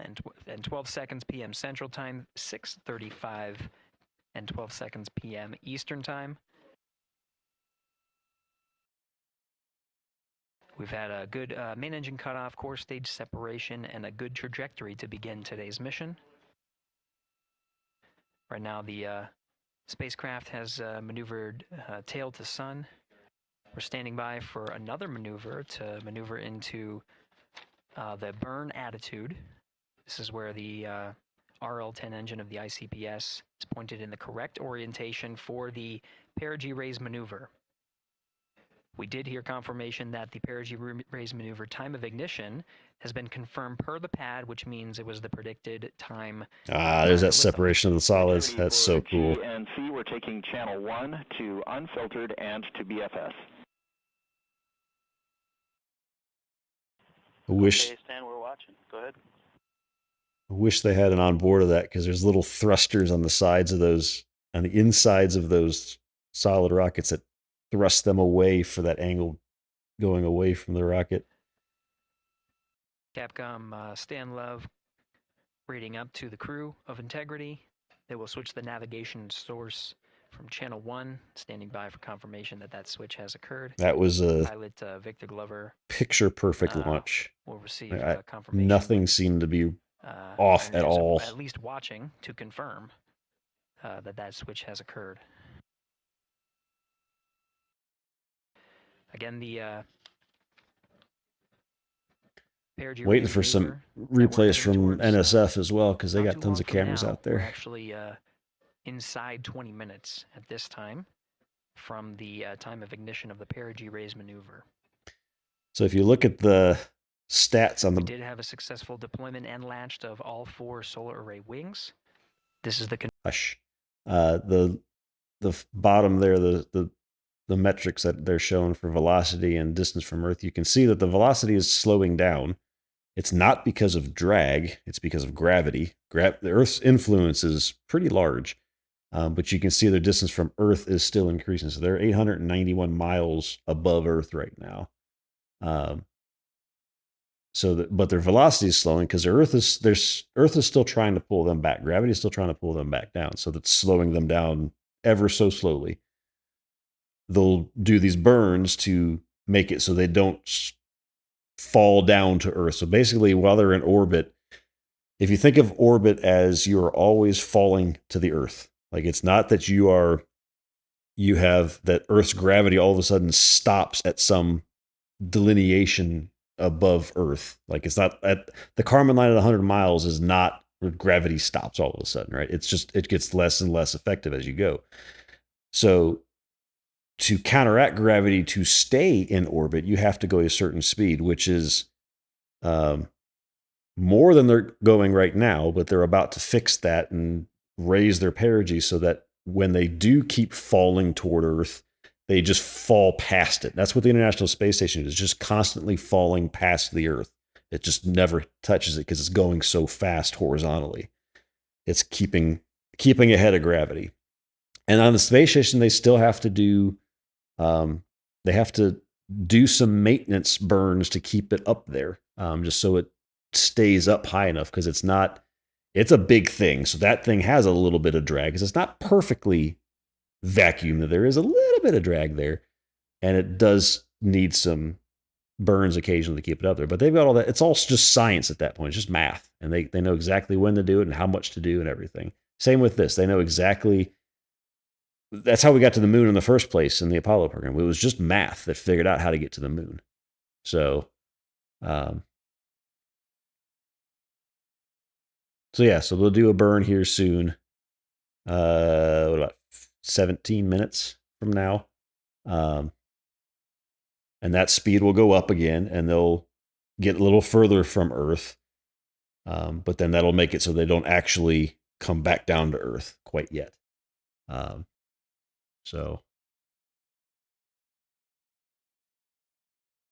But for reference, Midnight, like the speed that the space station is going above Earth, it orbits Earth once every 90 minutes. The entire circumference of Earth, it goes once every 90 minutes. So it's going fast. Yeah.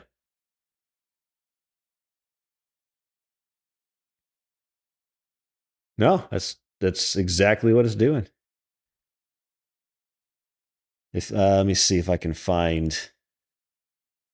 Let me get a new browser window before I show it to you guys. Let me see if I can find.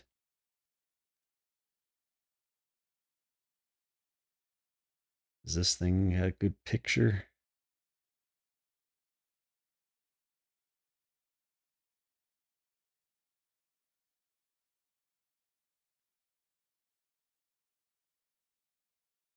Yeah, so this will kind of work.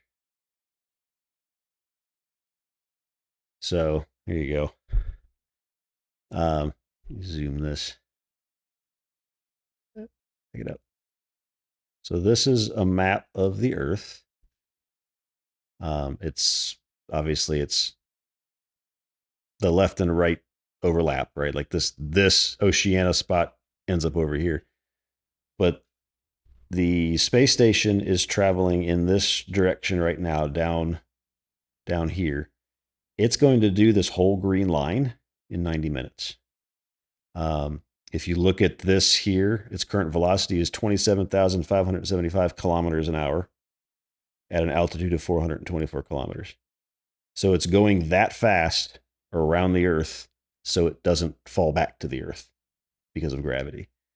So it goes around the Earth about every 90 minutes. So unfortunately, unless you're in the very southern tip of the UK, you wouldn't have a chance of really seeing it well. Because it doesn't go that far up. So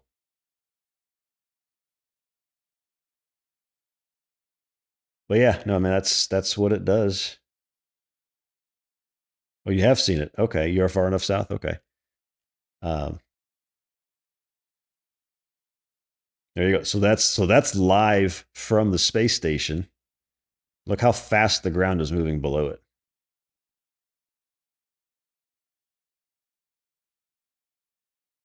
That's 400 and some kilometers above the Earth. So that's going fast. Yeah, no. If you did the math for the distance that it travels to get around the Earth, it maths.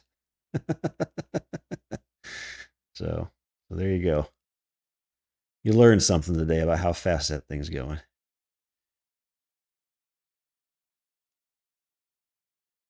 We don't have to worry about weather anymore. So that's good. Let me turn their sound back on in case we're missing something. Yeah, so we're waiting for this burn here. This schedule seems weird compared to this schedule.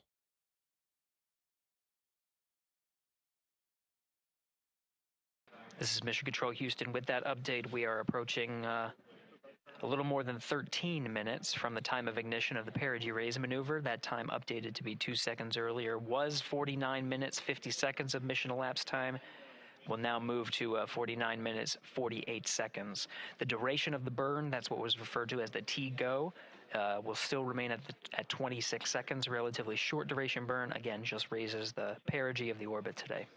Okay, so that's probably just not enough to, since it's 20 seconds, it wasn't big enough to put on here. On that time of ignition is the primary concern of Commander Reed Wiseman and pilot Victor Glover. Mission Specialist Christina Cook and Jeremy Hansen inside activating those environmental control and life support systems.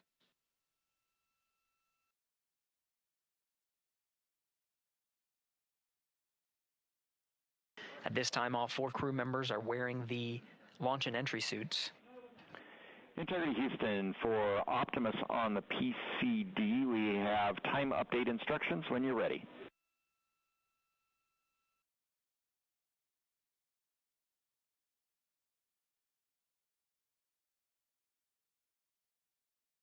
Yeah, so what is it? They see, so the International Space Station sees 16 sunrises and sunsets a day? I think that's the right number. We'll call you back when we're ready for that. All right, that one is not urgent. 2 minutes to maneuver to PRM attitude. Yeah, 16. We are watching and concurred.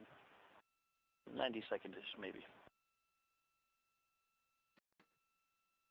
Pilot Victor Glover confirming that that maneuver less than 2 minutes. Again, that the point of that maneuver is to point the main engine of the ICPS, the RL-10 engine, in the proper orientation to execute that 26-second burn. It needs to point in the correct position to achieve the goal of raising the perigee to 100 nautical miles.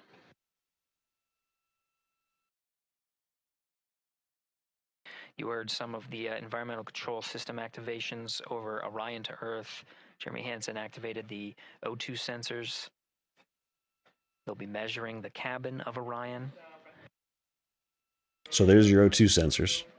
Just to sense everything. Nothing bad. Just checking everything. Houston Flight Director Judd Freeling is doing a poll with all flight controllers in the room to see if we are in a go position to go ahead and execute the perigee raise maneuver. Once concluded, Stan Love will report it back up to the crew, and we'll stand by for that. I'm going to snooze ads because they're about to do that, I think. I think that's when they're going to do it. No, 49 minutes. It's 10 minutes away. Integrity Houston, MCC polls go for PRM, pending attitude and saws.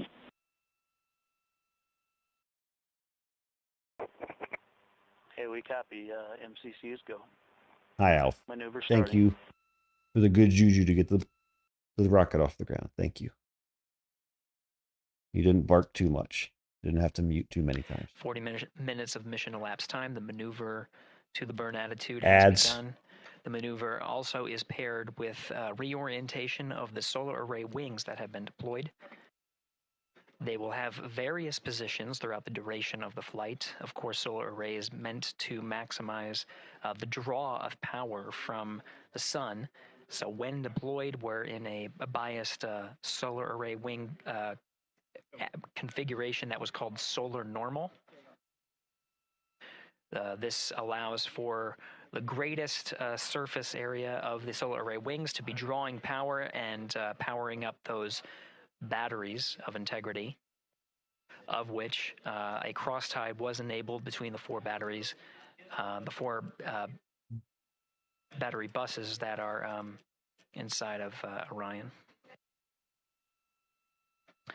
However, for the perigee raise maneuver, the solar array wings will be put into a position to take on the loads imparted by the ICPS main engine when they execute the 26-second burn.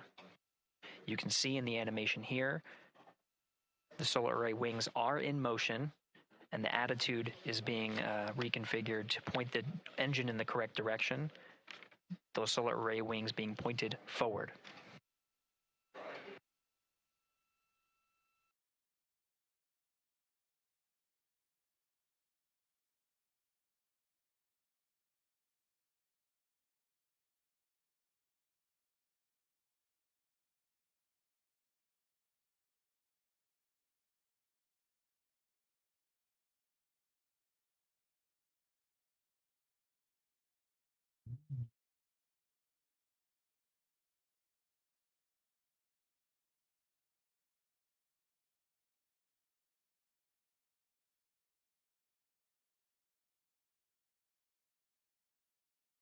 You're getting a live look inside the Artemis 2 mission flight control room. The team you see here oversaw the ascent of our 4 astronauts inside Integrity, launching at 6:35 and 12 seconds p.m. Eastern Time.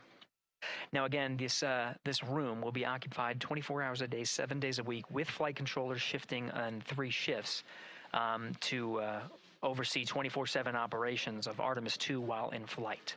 We will cover that live on the NASA YouTube channel,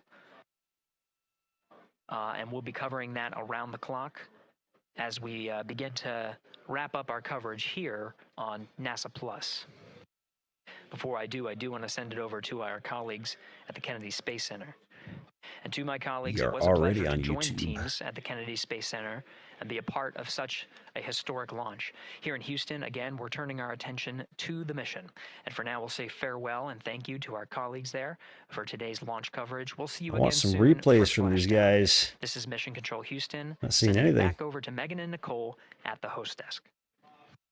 Thank you, Gary. And yes, it was such a pleasure to be a part of this historic mission that started right here at Kennedy Space Center. It was such an amazing sight to be a part of. And now, as Reed Wiseman, Victor Glover, Christina Cook, and Jeremy Hansen begin their journey, we here at the Kennedy Space Center are about to wrap our broadcasts. We'll, of course, though, have 24/7 coverage with our colleagues at Johnson Space Center starting as soon as we sign off, so don't worry. You can follow along our 4 astronauts every minute of their nearly 10-day journey to the moon and back. Nicole, I'll definitely be watching it, and I'm sure you will, too. Yes, of course. You know, they just started, right? The launch was beautiful. This was a historic day. They're on their way back to the moon for the first time in over half a century, but they've got a lot of work ahead of them, and so we're excited to see what they have to do and excited to test out the Orion spacecraft. This is a test flight after all, and we're excited to see what we can learn from this mission. Very humbling, inspiring. It was really amazing to be a part of this, and I'm so glad that so many people joined along by either watching here in person or watching online. And of course, Nicole, thank you so much for sitting through this, answering questions, adding so much context and information that really brought a lot out of what we saw today. Oh man, I had a blast. You're a rock star. You're a professional. This was great. Oh, you're great. So this was a wonderful day. Well, again, thank you so much, and thank you to you for watching at home. You know, tonight we didn't just launch a rocket, we launched the next chapter of human exploration. Our Artemis 2 crew now on their way back to the moon, and we're taking you with us. So thank you again for watching, and go Artemis 2. All right. Now, to see if they take us to the next live YouTube channel or if I have to manually take us there. All 4 astronauts, and it appears all of them are undergoing their suit leak checks. Yes, a pre-flight tradition that we have seen with our crewed flights, the card game. The astronauts who have just left cruise Wow, there's a million people watching this on YouTube alone. And here they are, NASA's Artemis 2 crew, taking their first steps outside for their historic test flight. And the 4 of them step into their astrovan. And off they go. All right, they're not taking us over, little buttheads. All right, let me fix that. So this is the one that they're going to stick on. People here. Do.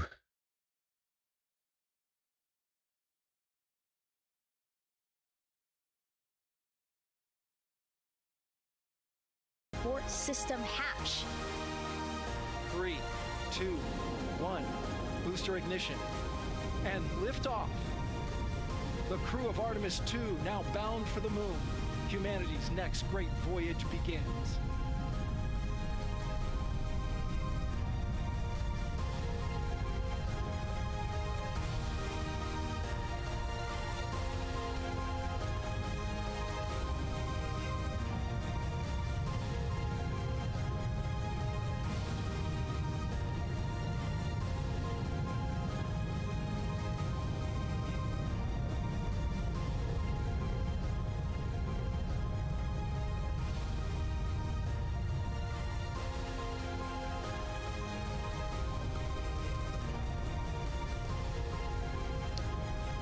And there's Houston.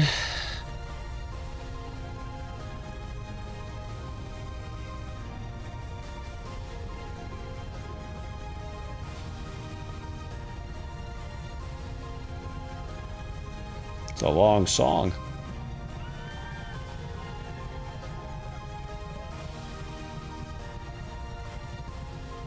I think they were supposed to be showing a video and they weren't.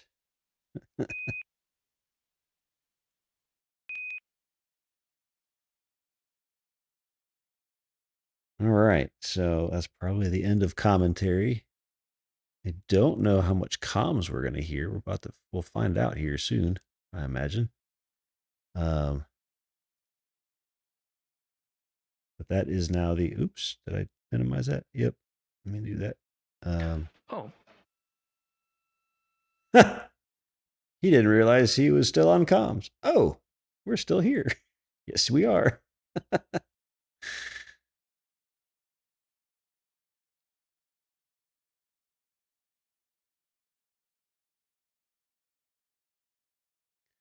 But this should be a 24/7 stream.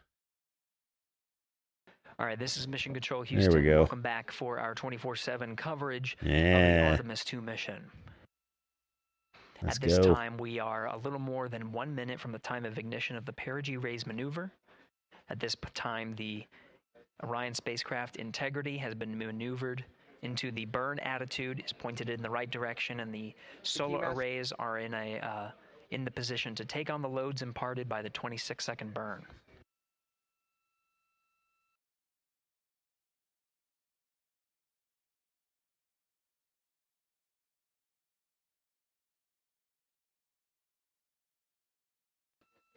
Now at 1 minute to the perigee raise maneuver. The teams here are part of the ascent team from the Artemis 2 mission. Now getting our first views from one of the solar array wing cameras. That's a camera. Over the tracking and data Let me relay get our satellites. full screen one updated. Hang on. We are in a night pass as we are about a little more than 1,300 statute miles above the Earth, just east off the coast of Madagascar. So we have, you can see the Terminator line right just west of the Philippines and the west coast of Australia, where we'll start to get some sunlight again. Now we're just seconds away from the time of ignition. We have ignition.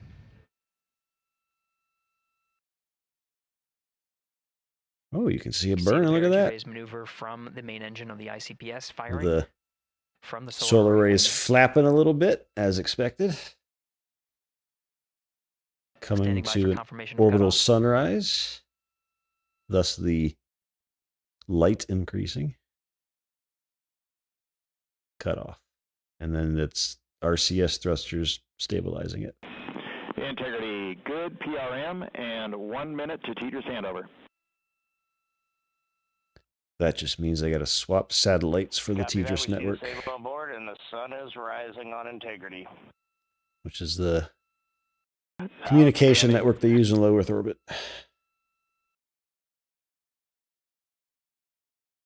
And with that, the first burn of the interim cryogenic. And that's not the rocket flapping.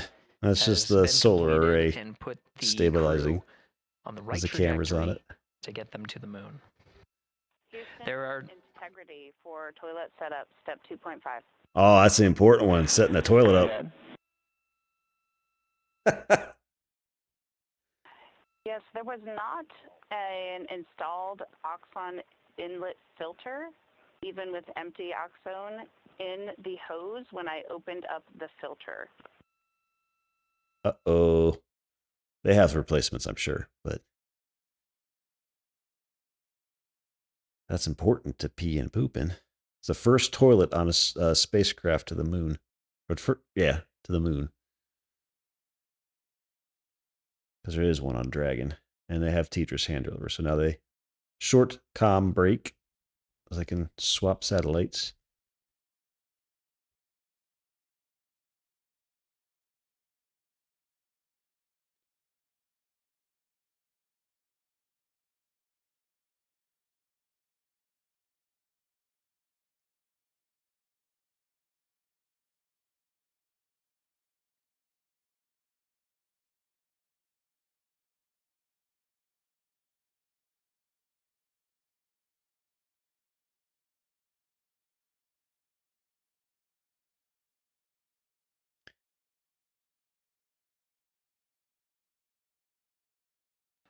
This is Mission Control Houston. Again, we had a good perigee raise maneuver that sets us on course to execute the next major burn, the apogee raise burn.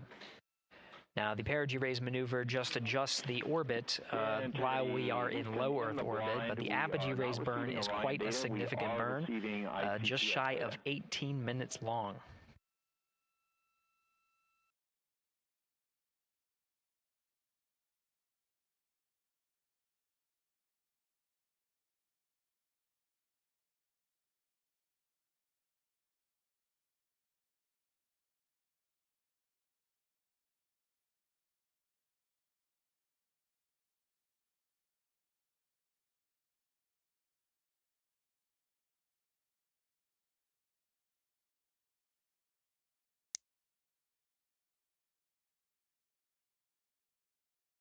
Is that Dale?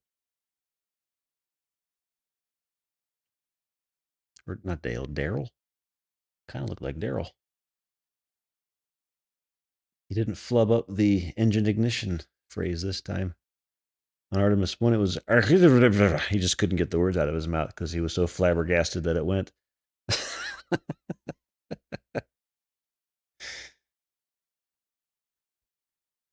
All right. If we don't have views, we'll flip back to this.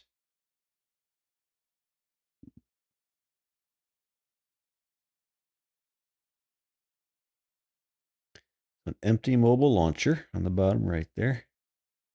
NSF seems to be having technical issues with their stream. I know they put a lot of infrastructure in for this flight, this mission, but I think it went poo-poo. Houston on Tidris West, White Sands is receiving data. Houston is not. We're still troubleshooting. Yay for earthbound communication issues.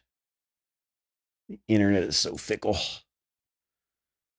I'm sure they're not using the internet, but you know. That was Capcom Stan Love, part of the Ascent team here in Mission Control Houston. We changed over to point to one of the tracking and data relay satellites at the expected time.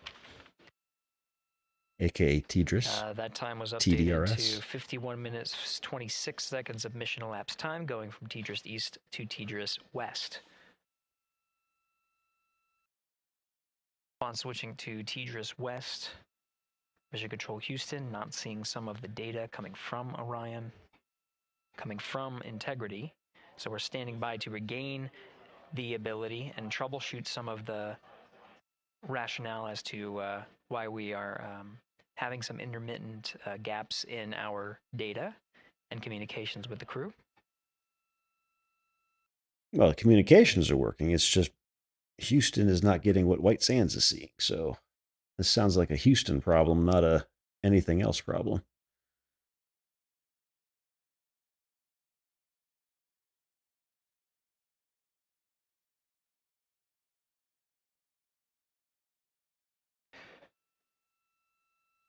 Now, again, as the teams are troubleshooting. Integrity Houston in the blind. We see good solar normal maneuver. ARB TIG is expected to be 45 seconds earlier than the pad. That's 1 hour, 46 minutes, 0 seconds. No update to TIGO yet.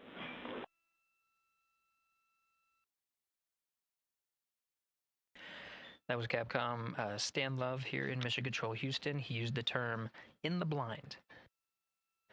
That refers to as part of the data that we are not getting from the TDRS West satellite. Noting that we understand that we may not be receiving communications from the crew, though they may be able to hear us. So Stan Love reporting what status is known on our end. We do know that from the data we are receiving that the upper stage and Integrity have maneuvered to solar normal, meaning that the orientation, the attitude of the spacecraft is such that the solar rays can draw the maximum amount of power.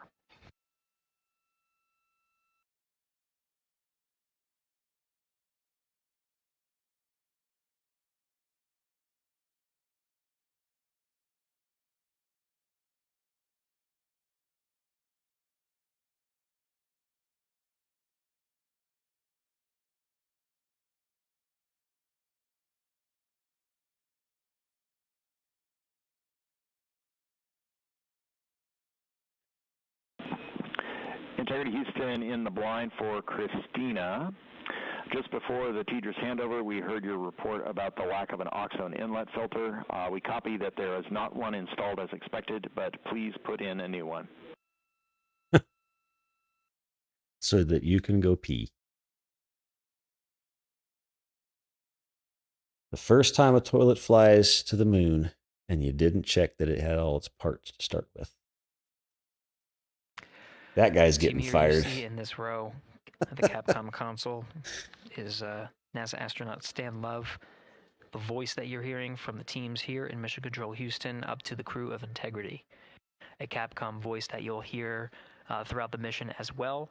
Next to Dr. Love, to his right, is Jackie Mahaffey, the Chief Training Officer for the Artemis II crew, and a voice that you'll hear from here in Mission Control Houston. Flight Director Judd Freeling is to Stan Love's left. The ascent flight director and leading the teams through the ascent that happened today.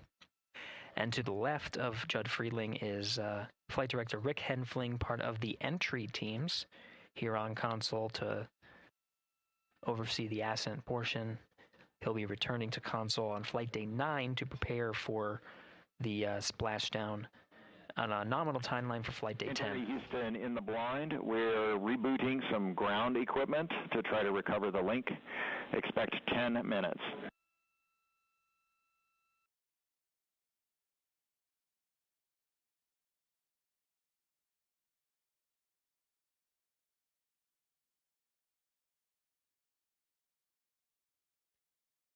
There we go again. Turn it on and off. Turn it off and on.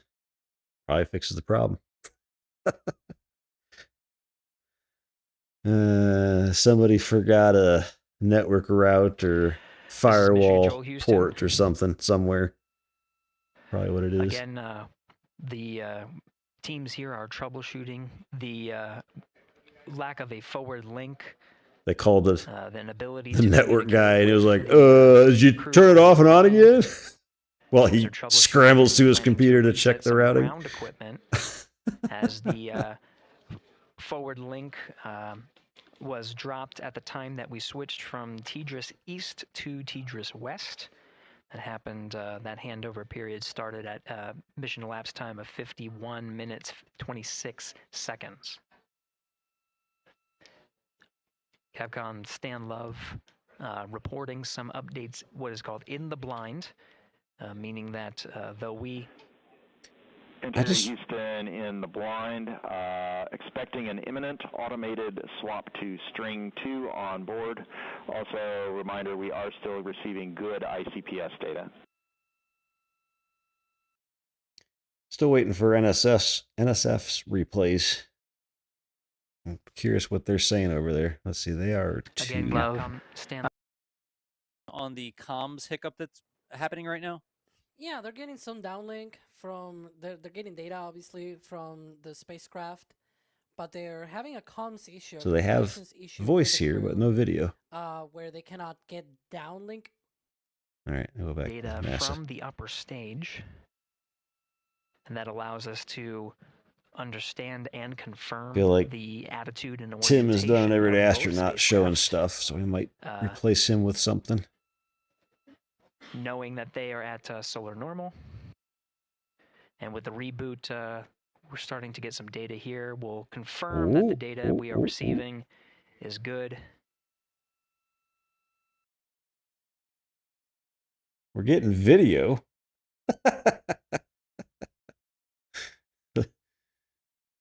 With some of the oldest cameras in the world on it, it feels.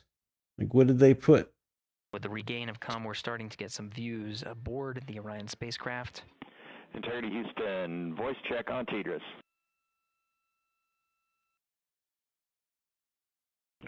Loud and clear. Hey, they fixed it. See a reboot. Have you the same. Good to hear your voice.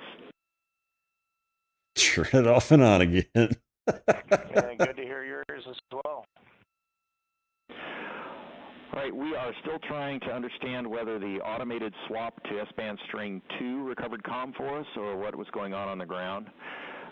We gave you calls about an ARB TIG and an oxone inlet filter. Did you copy them? Copied all. Excellent.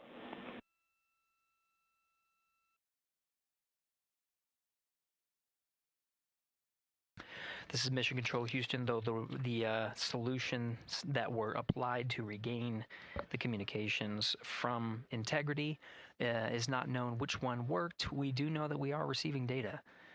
We're getting confirmation that is updating. Just turned everything off and on again. That's what they did. The solar array wings have been reconfigured to the solar normal. Again, drawing as much power as possible.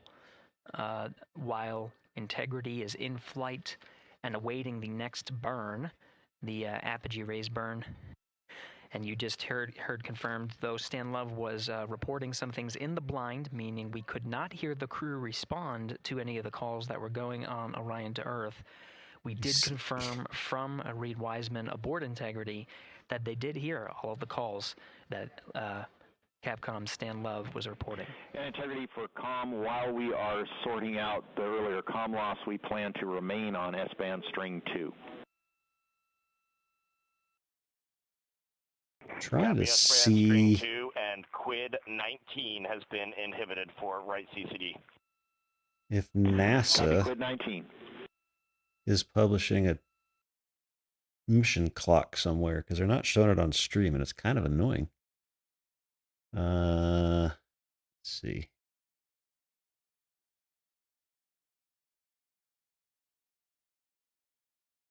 Mission clock.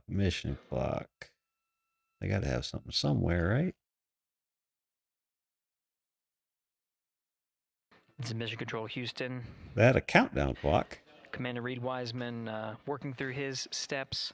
At this time in the timeline, mission specialists Christina Cook and Jeremy Hansen should be closing out some of the procedures that were activating some of the environmental control and life support systems. And again, those steps relayed from Capcom Stan Lev were received by the crew, so they did copy them and address any of the feedback that was provided by Capcom Stan Love.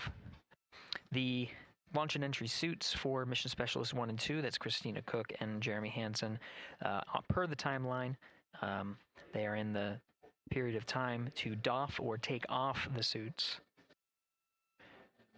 The launch and entry suits for Commander Reed Wiseman and pilot Victor Glover will remain on until after a successful apogee raise burn. Their role is to oversee the successful burn there.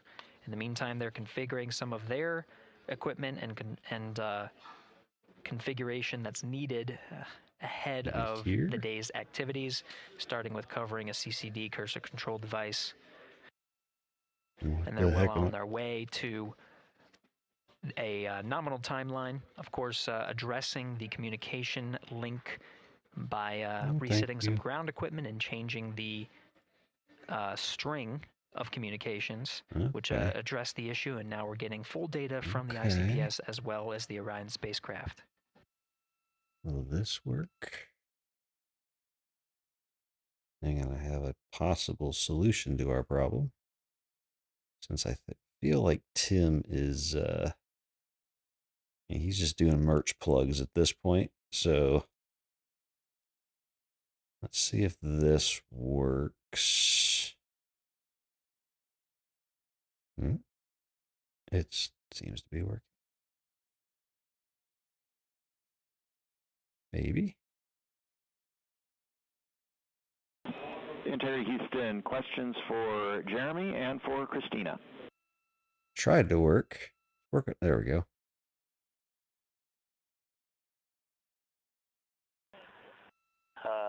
Stan, can you power on the toilet and then we'll yes, turn that toilet on. Christina. Who's going to pee first? Toilet power up is in work. The questions are, can you confirm the HHP cam has been powered down? And then the question for Christina is whether the urine filter, that's the rubber part, was installed, but just no beads connected.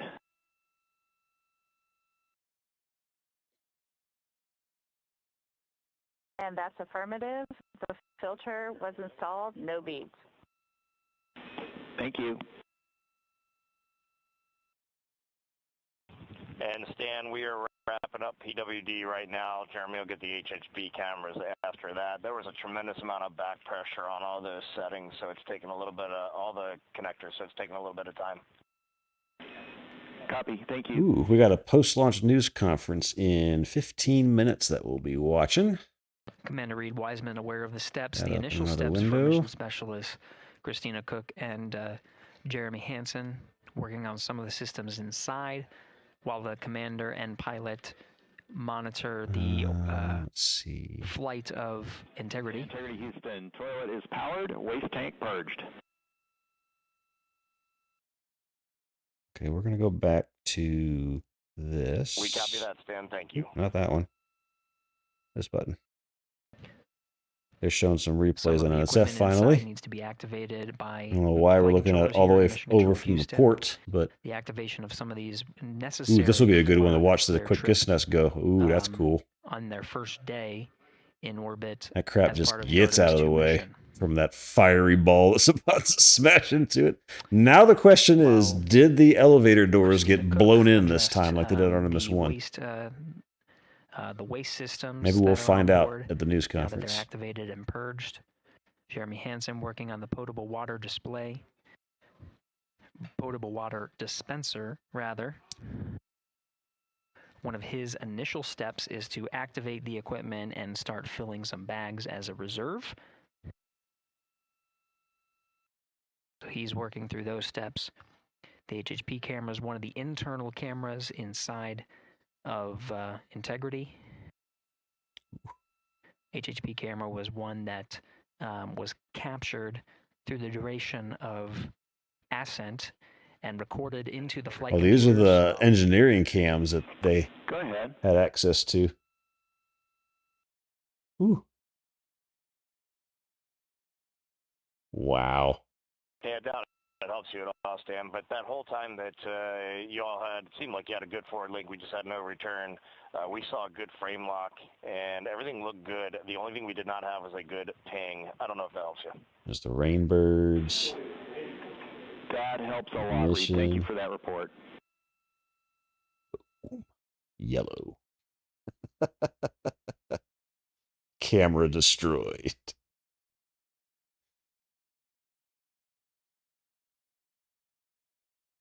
Oh, it's still there. It just has a little extra character to it now.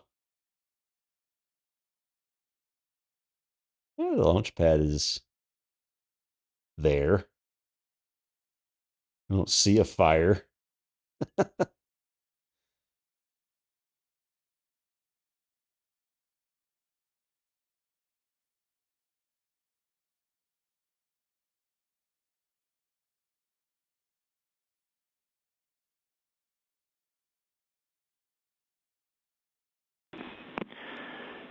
Terry Houston for I- saws. We saw That the was saw interesting. go into error position. We're confident it engaged, but we saw more motion than we expected during the burn. We are cycling the brake on that saw. The Okay, Stan, we copy that. tower escape system, the baskets that they could use to escape the tower if they had to get off the tower. HHD They cameras are off, pub one switches are off, Stan. were going down. They were like released and went down. I'm not sure if that was intentional. Like we might be able to see it again here.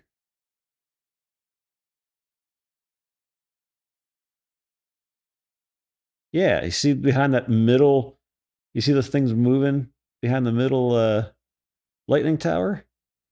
That's the launch escape. That's the tower escape baskets. I wonder if that's supposed to happen or if they got shook loose. Interesting.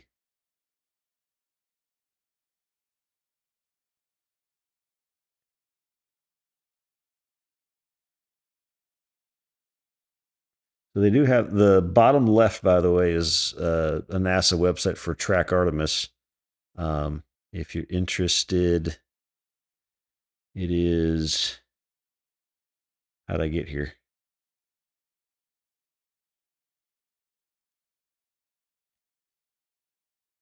www.nasa.gov/track Artemis, all one word.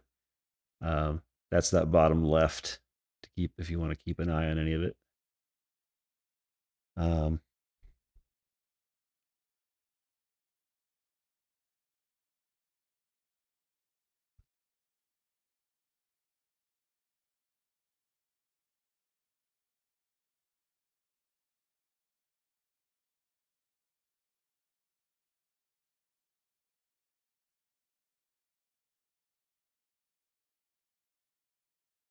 I may or may not have got some funny looks from Alf when the solid rocket booster is lit, because I very quickly started bouncing and raising my arms in the air. And he was like, "What are you doing, Dad?"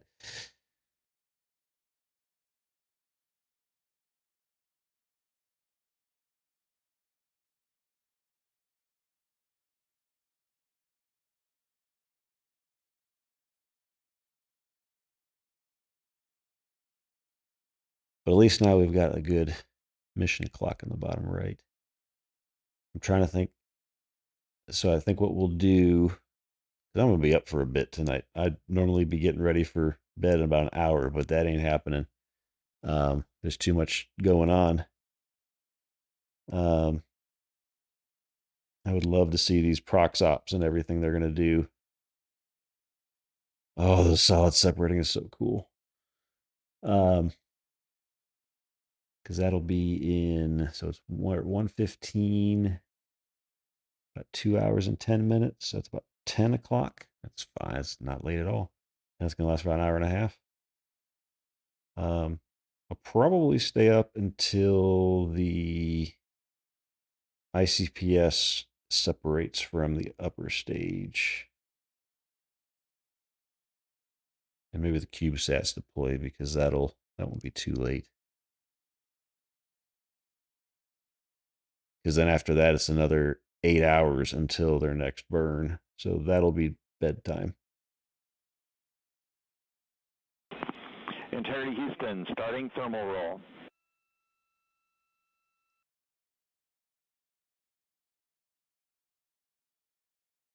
Houston Integrity on toilet, step 6.7. Wait, she's on step 6.7 on the toilet? Step 6.7. That's an inappropriate way to be doing procedures while you're taking a crap. Yes, during 6.7, about 20 seconds after starting the water into the funnel, after a nominal startup, the toilet shut down on its own, and I have a blinking amber fault light. Uh-oh. Copy. Talking about it. See, the good thing is I'm pretty confident that while the toilet is there, and it would be great for them to be able to use it, they have backup plans. Like they have basically what they used to use during the Apollo missions. They just went in bags, or they went in a tube when it was a number one. Integrity for toilet, we're going to have to think about that for a while. In the meantime, CCUs are available in Alpha 2. There you go. They got bags to go in if they need to, and they can also. Copy, and I'll be returning the funnel to the cradle. I don't know if they have the same waste dump system that the Apollo capsule had, Houston, a read back of some of the communications where they could dump it overboard. Orion to Earth. We're You now might just at, have to stow it. 1 hour 17 minutes of mission elapsed time. We got confirmation that the upper stage and Integrity began a thermal roll. They are on the illuminated side of the Earth. Somebody right now, sabotaged the at an toilet. altitude That's of, my. just a little more than my 1,000 theory. statute miles. The thermal roll allows for even distribution of heating from the sun. You see the at Earth that back behind it. altitude. Distributes it a little more evenly ahead of the apogee rays burn. In the meantime, mission specialist Christina Cook working on the activation of some environmental control life support systems and waste management systems. Currently, as teams on the ground analyze some troubleshooting of the activation steps that she was going through, she'll gather some of the backup waste management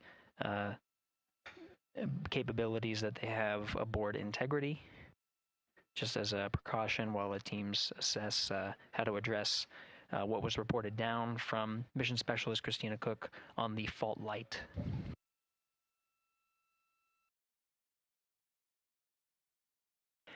Now at mission elapsed time of 1 hour 18 minutes, we are coming up on the post-launch press conference at the Kennedy Space Center, where subject matter experts have gathered. They finally put the mission elapsed time up there. Address the launch that just occurred, and media will ask some questions. As part of our continuous coverage plan, where we are streaming this And then they mission took it away. 24 hours a day, 7 days a week, They were throughout the duration of the Artemis 2 mission, the briefings themselves will also be streamed on this platform. Okay, good. The time of the beginning of the So I press don't have to briefing switch to it? is scheduled to be 7 p.m. Central Time, 8 p.m. Eastern Time today. Or so is it coming just up in just about 6 YouTube? minutes. I'm going to get ready with the link. The post-launch press conference is... Integrity thermal roll complete, and a question for Christina for toilet. It's such a... Dan, just give us a minute, and the view of Australia was epic just now. It's amazing to be at this altitude, and Christina's working hard. She's working hard at getting that pee out that she's been holding this whole time.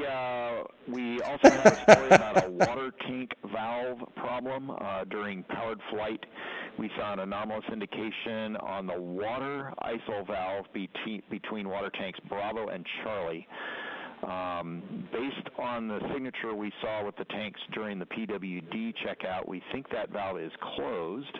We are going to troubleshoot that going forward.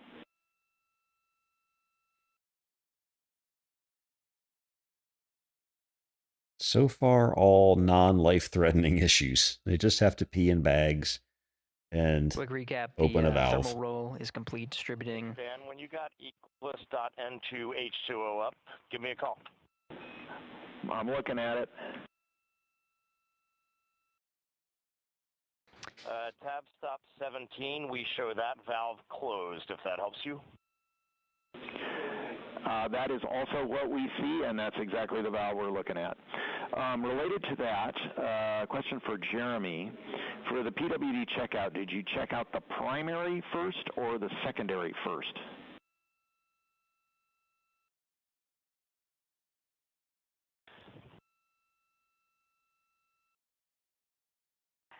And Stan, Jeremy says primary first because he had trouble getting the secondary on, and I'm also ready to take your call.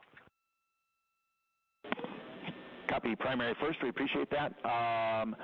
Christina, for the toilet, can you please tell us what the status LED is doing? or was doing when you saw the fault? Couldn't they just put a little screen that said this is the error? Come on. Good. Diagnose blinking lights now. On per normal, and there was good suction, and then it turned off when the fault started blinking. That's valuable information. Thank you. Teams on the ground continuing to Now, troubleshoot is the fault light blinking? Blink, blink, blink, pause, blink, blink, pause, blink, blink, blink, blink, pause? Or is it blink, blink, blink, blink, blink, pause? As the 4 astronauts work on the steps to activate some of the systems and prepare It's for the Morse Apogee race code. burn. About 3 minutes from now, 7 p.m. Central Time, 8 p.m. Eastern, we'll start the press briefing. That press briefing will happen on our 24/7 live coverage. While that is happening, you can listen to the Orion to Earth loops and continue to cover the mission and views from I don't need another thing. We'll see. I got the other YouTube video up if need follow be. that at our clean live stream, also available at NASA's YouTube channel. Or maybe not. I don't know what's going to happen. We'll see. If I had a mission clock, I could get rid of the bottom thingy, but I don't. So we're not getting rid of the bottom thingy.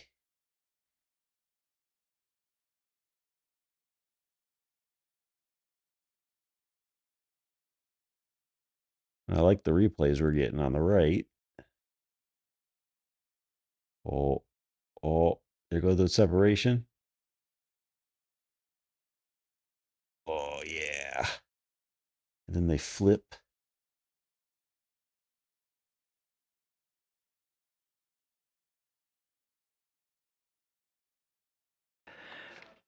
This is Mission Control Houston, passing 1 hour and 23 minutes of mission elapsed time into the Artemis 2 mission.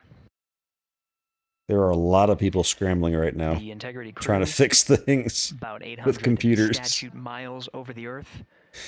Oh, Currently yeah, passing yeah. over Australia. Let's Commander see. Reed Wiseman confirmed that pass over Australia, they were able to peek out the windows and see that view from an altitude that is higher than any of them are used to. Jeremy. Integrity Houston for GNC, we are taking channel 1 to unfiltered and BFS. Also for the solar array indication we saw earlier, we think that when the brake originally set, it was like on a tooth, and that when the engine lit for PRM, it slipped one tooth. That brake is now showing nominally.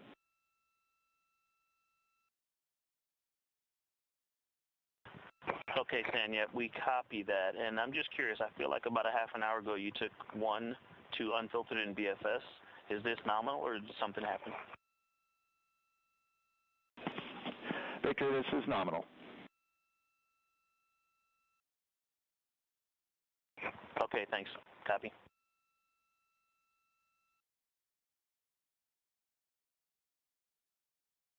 Ah, the test flight with humans. Always weird little crap that happens.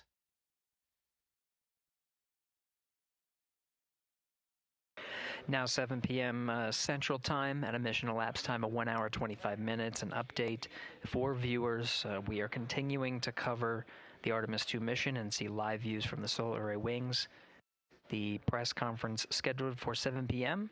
The current start time for that press conference is 7:05 p.m. Central Time, 8:05 p.m. Eastern Time.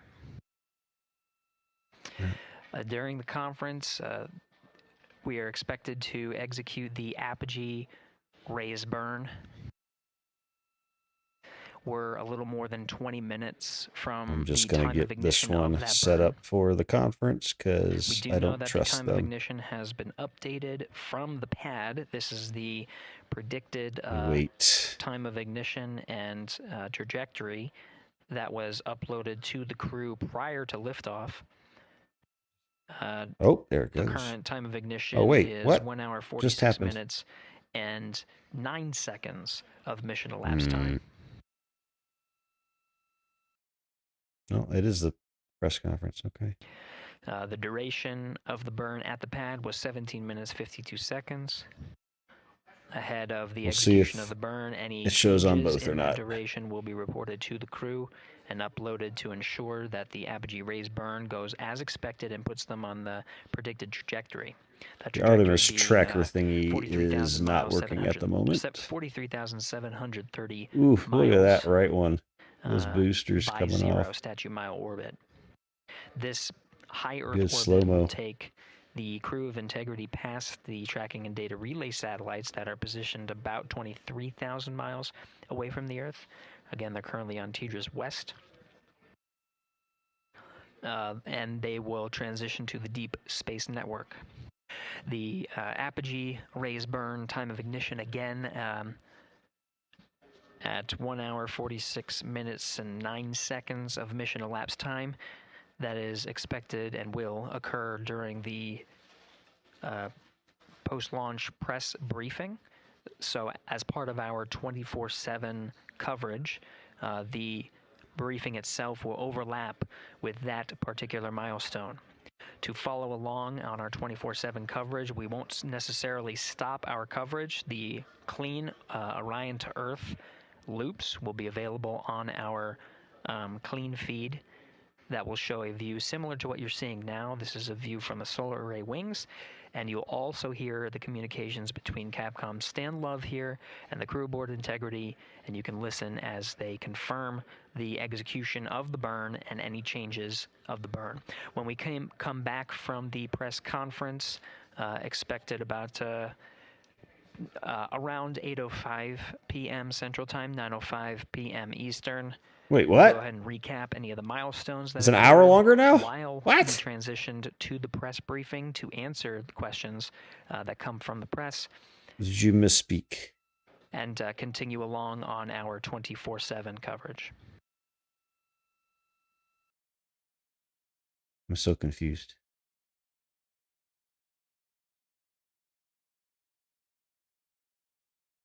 I feel like very few people expected it to launch tonight. And they just, we're not ready for this today. They're like, we got another day, it'll be okay. It's gonna scrub and we got another day, and then it launched.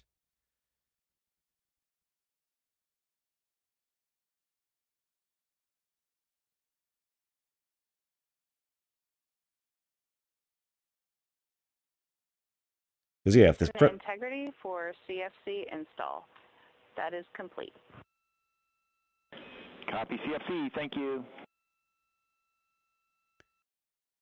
If it was at 9:05, it would not be during the apogee raise burn because that's in 17 minutes. So. And Houston, just want to let you know, since we're running a touch behind timeline, we have not yet started suit doff for any of the forward crew members. We'll get to it in a bit. Copy, thank you.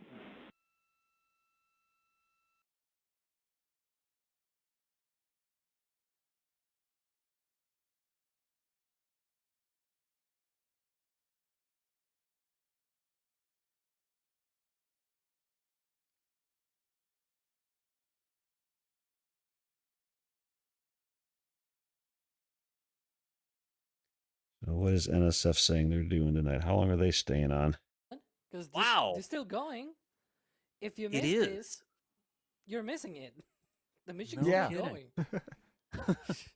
Well, folks, if you haven't yet, this is what we do. If you ever want to come hang out with us, if you want to put us up on your TV or whatever, we're NSF. We're independent space nerds.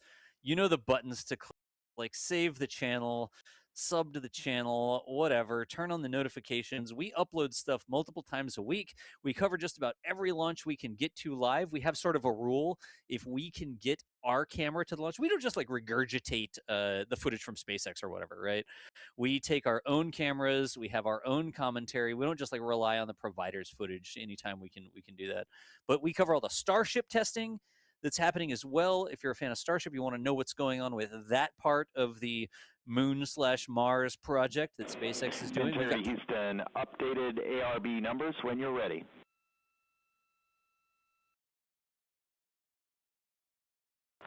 Stan, we are ready. And sorry, false alarm. Still integrating on the ground. We'll be back with you shortly.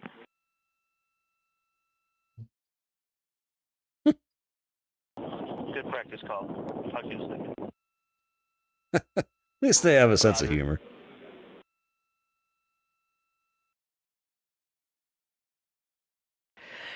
This is Mission Control Houston. For those still with us, the press briefing that was scheduled to begin at 7:05 will begin shortly. They're just getting set up, and just stay tuned until we are able to transition to beginning. Activity on Jeremy's timeline is complete. To the beginning of the press briefing. Copy docking camera. Thank you. Teams on the ground are analyzing the time of ignition and what's called T-GO, the duration of the burn. At the time ahead of liftoff, the duration of the burn was 17 minutes 52 seconds. There might be some changes. The flight dynamics officer and his support in the back rooms are analyzing to make sure that what they are about to report to the crew is rock solid.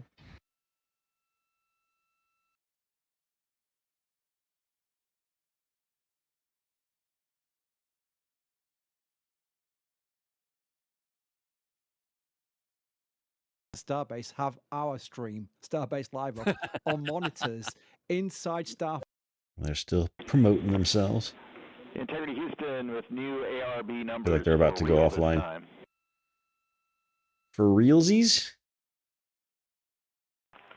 Okay, Stan, we're listening. Go ahead. ARB TIG, 1 hour, 46 minutes, 07 seconds. TGO is 18 minutes, 06 seconds.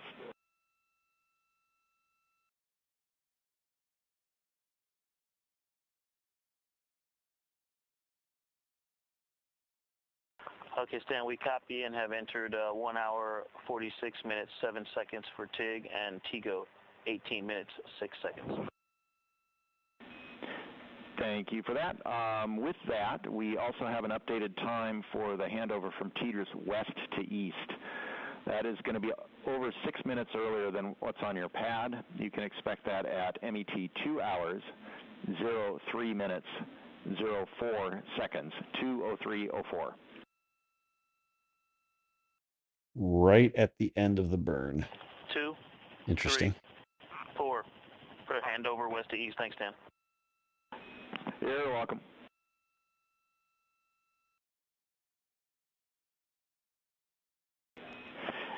And integrity, 2 minutes to maneuver. PFE is reading 3, which is nominal. Copy PFE.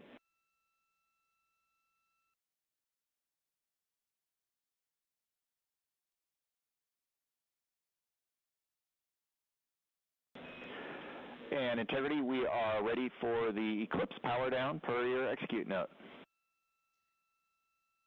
Let me see if they have updated this page. Let me refresh it. Did I hit F5? I don't think I did.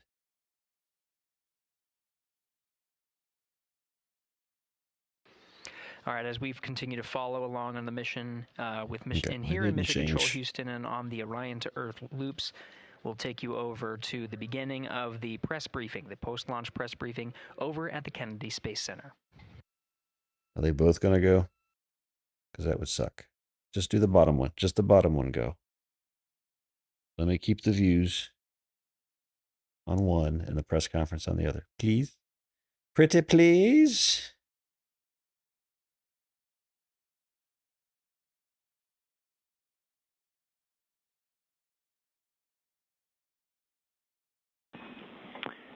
Integrity, MCC polls go for ARB pending attitude and saws.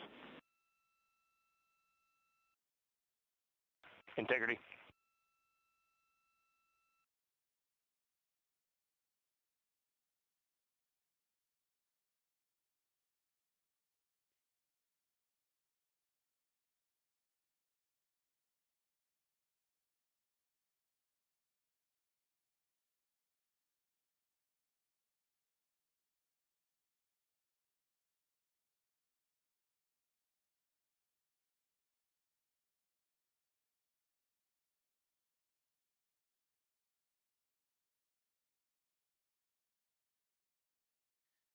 right, I swear I have two different streams over there.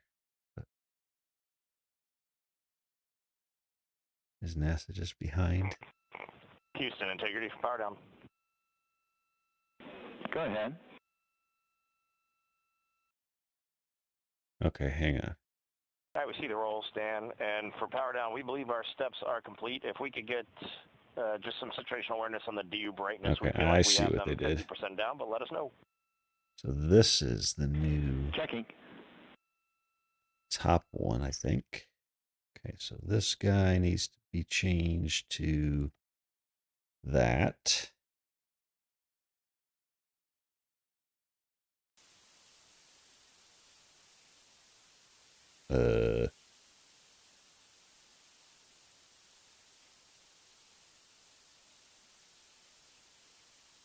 Okay.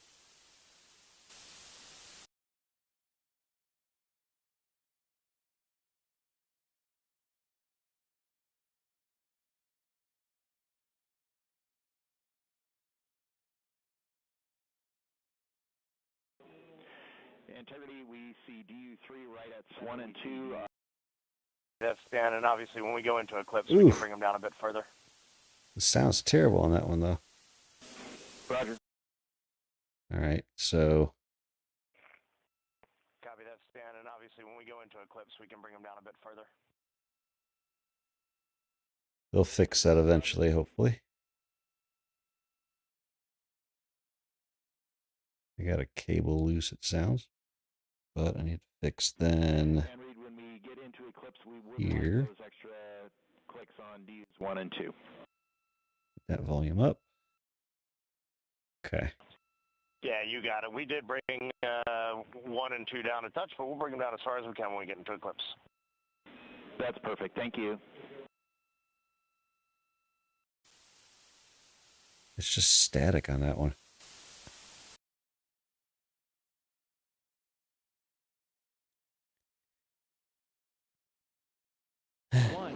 Booster ignition. All right, press conference. The crew of Artemis 2 now bound for the moon. Humanity's next great voyage begins. Integrity, good roll pitch. Roger, roll pitch. Houston now controlling the flight of Integrity on the Artemis 2 mission around the moon. Integrity, AMT high. AMT high. On time, passing 30 seconds into the flights. Integrity passes the alternate beacon. Target milestone. Mission Control Houston seeing good performance on the 4 main engines on the Space Launch System core stage. Integrity, 3 miles in altitude. Traveling more than 1,200 miles per hour. Good evening and welcome to NASA's Artemis 2 post-launch news conference. I'm Bethany Stevens, Senior Advisor and Press Secretary, and I will be your moderator today. I am joined by Administrator Jared Isaacman, Associate Administrator Amit Kshatriya, Acting Associate Administrator for the Exploration System Development Mission Directorate, Dr. Lori Glaze, and Director of Flight Operations, Norm Knight. Administrator Isaacman will give opening remarks, and then we will open the floor to questions. If you are dialing in to be with us here today, please press *1 to get in the queue. And with that, Administrator. Thanks, Bethany. Good evening, everyone. So today, April 1st, 2026, 6:35 p.m., NASA's Space Launch System rocket lifted off the pad with 8.8 million pounds of thrust, carrying the Orion spacecraft and the Artemis 2 crew out to Earth orbit and beginning America's grand return to the moon. Now, about 51 minutes into the flight, during a planned handover between satellites, the Orion spacecraft underwent a communications issue, leading to a temporary partial loss of comms. The uplink from Capcom to the crew was being heard by the crew, but we cannot hear their responses for a brief period of time. There were no issues with the vehicle itself. Comms with the crew have been restored. We're actively working the issue, and we'll keep you informed. The Orion spacecraft has successfully separated from the core stage, and its solar arrays have been deployed as planned. Soon, the crew will execute the apogee raise burn, placing the spacecraft into a stable, high Earth orbit as we prepare for the translunar injection and the journey into cislunar space. NASA astronauts Commander Reed Wiseman, pilot Victor Glover, mission specialist Christina Koch, and Canadian Space Agency mission specialist Jeremy Hansen are safe, they're secure, and they're in great spirits. We will continue to monitor their health and the status as we move into the next phase of the Artemis II mission. So after a brief 54-year intermission, NASA is back in the business of sending astronauts to the moon. We have arrived at this point through a sustained effort and national commitment and the work of thousands across the agency, our industry partners, and our international allies. I want to personally thank the ground crews, pad controllers, the entire workforce here at Kennedy Space Center. This mission belongs as much to you as it does to the crew. The crew is now in the capable hands of Mission Control Houston, the Johnson Space Center, where teams will guide Orion through each phase of the mission with the same discipline and precision that has brought us to this moment. We have certainly been here before. We know the challenges ahead. We have a lot of checkouts to get through before TLI. And when, if all goes well, everything is go, Artemis II will be moonbound. You have our commitment to keep the public as informed as possible on this historic mission. And we will celebrate when we will hold our celebration until this crew is under parachutes and splashes down off the west coast of the United States. Thank you. So with that, we will open this up to questions, and we will start here in the room if we have any takers. We'll start right up here. Congratulations to all of you on a successful launch so far. My name's Jim Siegel. I'm with Florida Media Now.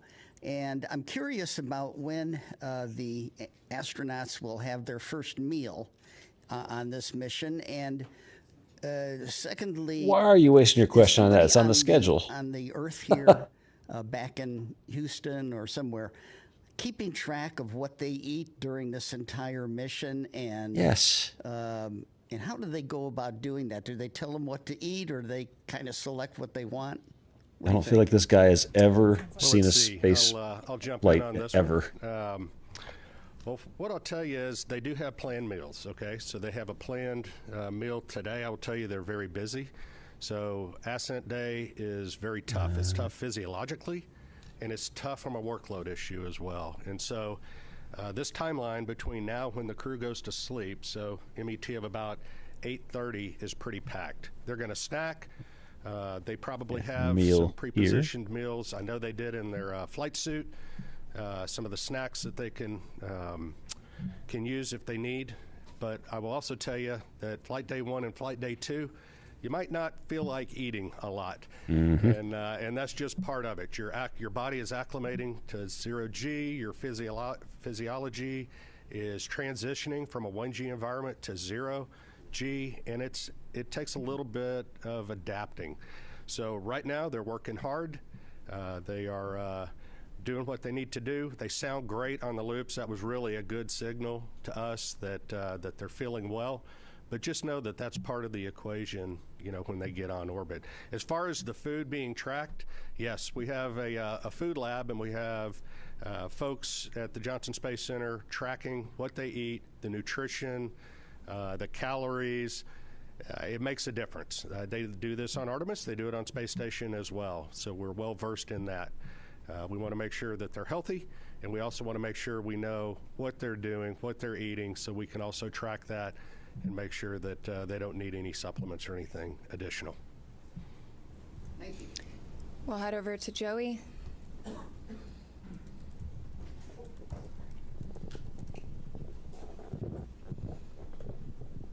Thanks, guys, and congrats on a clean launch so far. Jared, or whoever wants to answer, how were you able to resolve the communications issue, and do you have any guesses as to what might have caused that? And was there any part of the mission so far that appeared off nominal, or is everything looking good? Just curious to hear how things are going on that. Thanks. Well, on the comms issue, and I don't know, there may be someone here that has a little more detail than I do of having to run around quite a bit, but I think they're still looking into trying to really understand exactly what was going on there. But it's restored, which is important. I think it just... It was during handover to Tedros West. Sometimes that's squirrely. Ground configuration, you gotta get that right. So hopefully that's what it is. But we'll chase it down. But they were able to recover They had intermittent forward and return links, so the burns that they needed on board it was never an issue. It was unusual for it to be dropped out for a couple minutes, so that's why we're telling you. We had a controller issue with the toilet when they spun it up, so we got to work through that. That's going to take maybe a few hours to troubleshoot. So there was also a water tank valve. There's 4 water tanks on Orion. There's a crossover valve that connects the 2 gangs of tanks. It's supposed to be open to ensure maximum flow. It was closed during ascent. When you shake the thing, things like that happen, so they're going to reset the valve. And then they had a recurrence of on Artemis 1, we had a latching current limiter failure on a piece of electronics, a transient failure when it gets exposed to radiation. They took 1 hit of those. We took about 24, 25 of those during Artemis 1. Again, normal, the onboard fault detection cleans that up, but we're just getting started, Joey.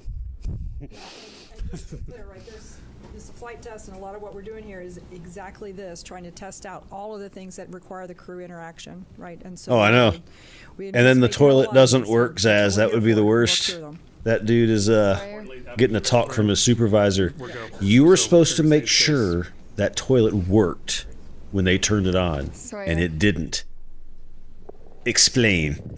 Thank you, Sawyer Rosenstein, NSF. I noticed that the slide wire baskets happened to deploy during launch. Is that something? Good question. I want to know about this too. Do you have any initial reports, at least what you've seen from the cameras, of how the mobile launcher is doing, given the hope to be able to quickly turn it around? Yeah, do you have something on the baskets? I can talk about the turnaround. The baskets they're supposed to get out of the way. That's part of the plan. Okay, there we go. So otherwise they take plume loads, and we don't like that. So I can tell you on the mobile launcher, our team has already been looking at a lot of the imagery that we have that was taken both during and after, and assessing that, trying to get the condition. We've got teams, I believe, going out there. They might already be out on their way to take a real look. Some of the good things that we've seen relative to Artemis 1, one of the issues we had was that the water that was supposed to be spraying down the launch pad, so that there were some issues there that didn't happen. We saw a lot of corrosion. The water was working, so things were getting washed down. We're still also going to remove some of the parts so that we can do some of that cleaning to make sure we don't have those corrosion issues. We haven't seen evidence of things like after Artemis 1, like the elevator doors. Clearly the burn is happening because you see the speed going up on the top right there. But we got to get out to the pad. We got to look. We did a lot of changes after Artemis 1, trying to harden the systems so that we can turn it around faster. We do anticipate there will be some items that'll need to be replaced. It's a pretty violent environment, but we're hopeful that that's minimized, and as soon as we have more information on that, we'll definitely let you guys know where we stand and how quickly we think we can get it turned around. Back to the toilet, I liked how Christina was working on it, and when they called up for her to ask a question, they're like, she's going to be a minute, she's dealing with something. I'm like, she had to pee. I know she had to pee, and she was just trying to pee in a bag, and that's not easy. Proximity and operation. Do we have any concerns with that TDRS delay, or is that not an issue for that? I would say right now we're on for the proximity operations demo. Haven't heard anything that's keeping us from that, Norm? No. On track, ready to go. Victor Glover's going to be flying it. Reed's going to be working the procedure with him. Yeah, thankfully they have all the backup stuff like they had on Apollo to pee in bags, and I don't know if they can vent out of the spacecraft their urine or not, but to make Constellation urine. But yes, Bert Dick from at Astro they do have a Magazine, backup National plan Space at least. Society. It's the first toilet ever, The so astronauts what the ride was it happens. Like to orbit. I know with the space shuttle, it was a pretty rough ride until there was SRB SEP. Was this similar? Have you heard? I have not heard a report yet. I know we will get a report. Again, Yes. when MECO happened, immediately they were getting prepped to do their perigee raise maneuver. That's critical. Otherwise, they come back to Earth, which we don't want them to. So they got that. They are working to get their spacesuits off. They're, they just got the ARB burn, which was very important. So now they're working to get their suits off. So they are very busy. Now, later today, I anticipate they will call down and give us a full brief as to, how the Proxox demo went, how the ride uphill went, and I personally can't wait to hear the comparison between this massive rocket and the shuttle. Sounds great. Thank you. Micah.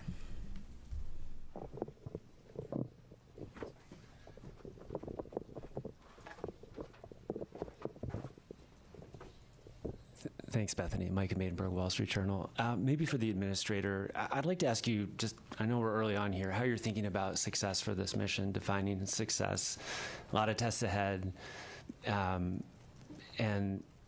just what happens if you don't kind of meet that standard as the flight unfolds? Thanks so much. Well, I mean, to me, success is undershoots and in the water safely after a 10-day mission duration, so no early off ramps there.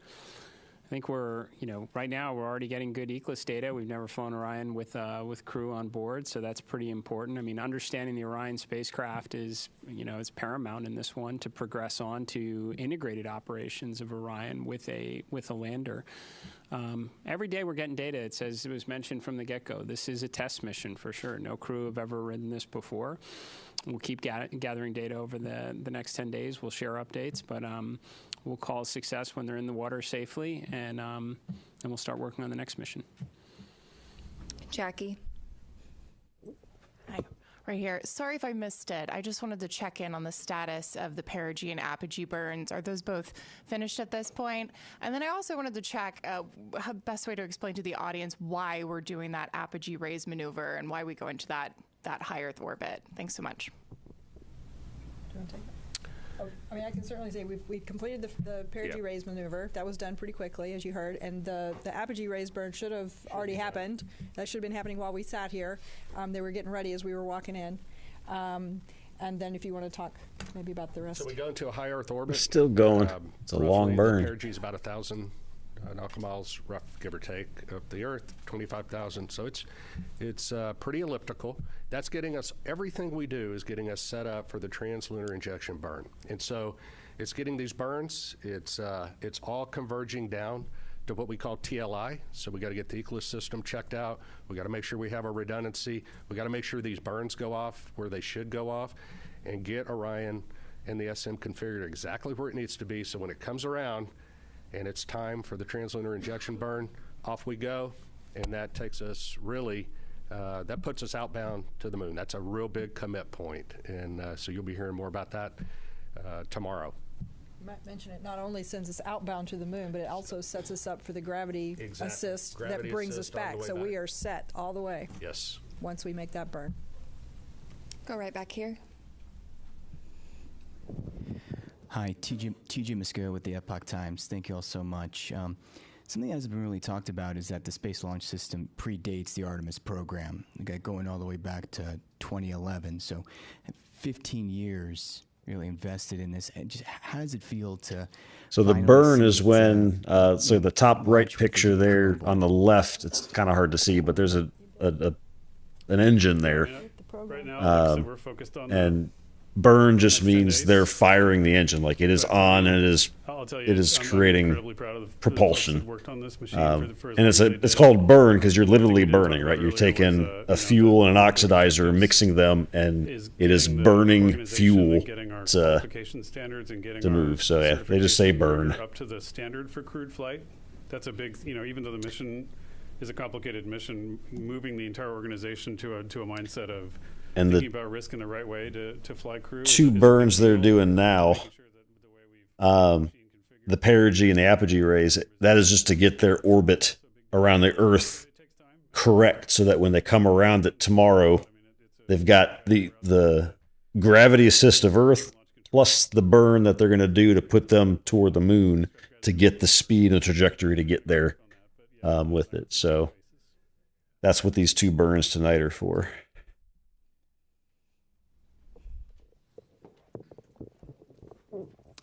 Jeff Faust of Space News.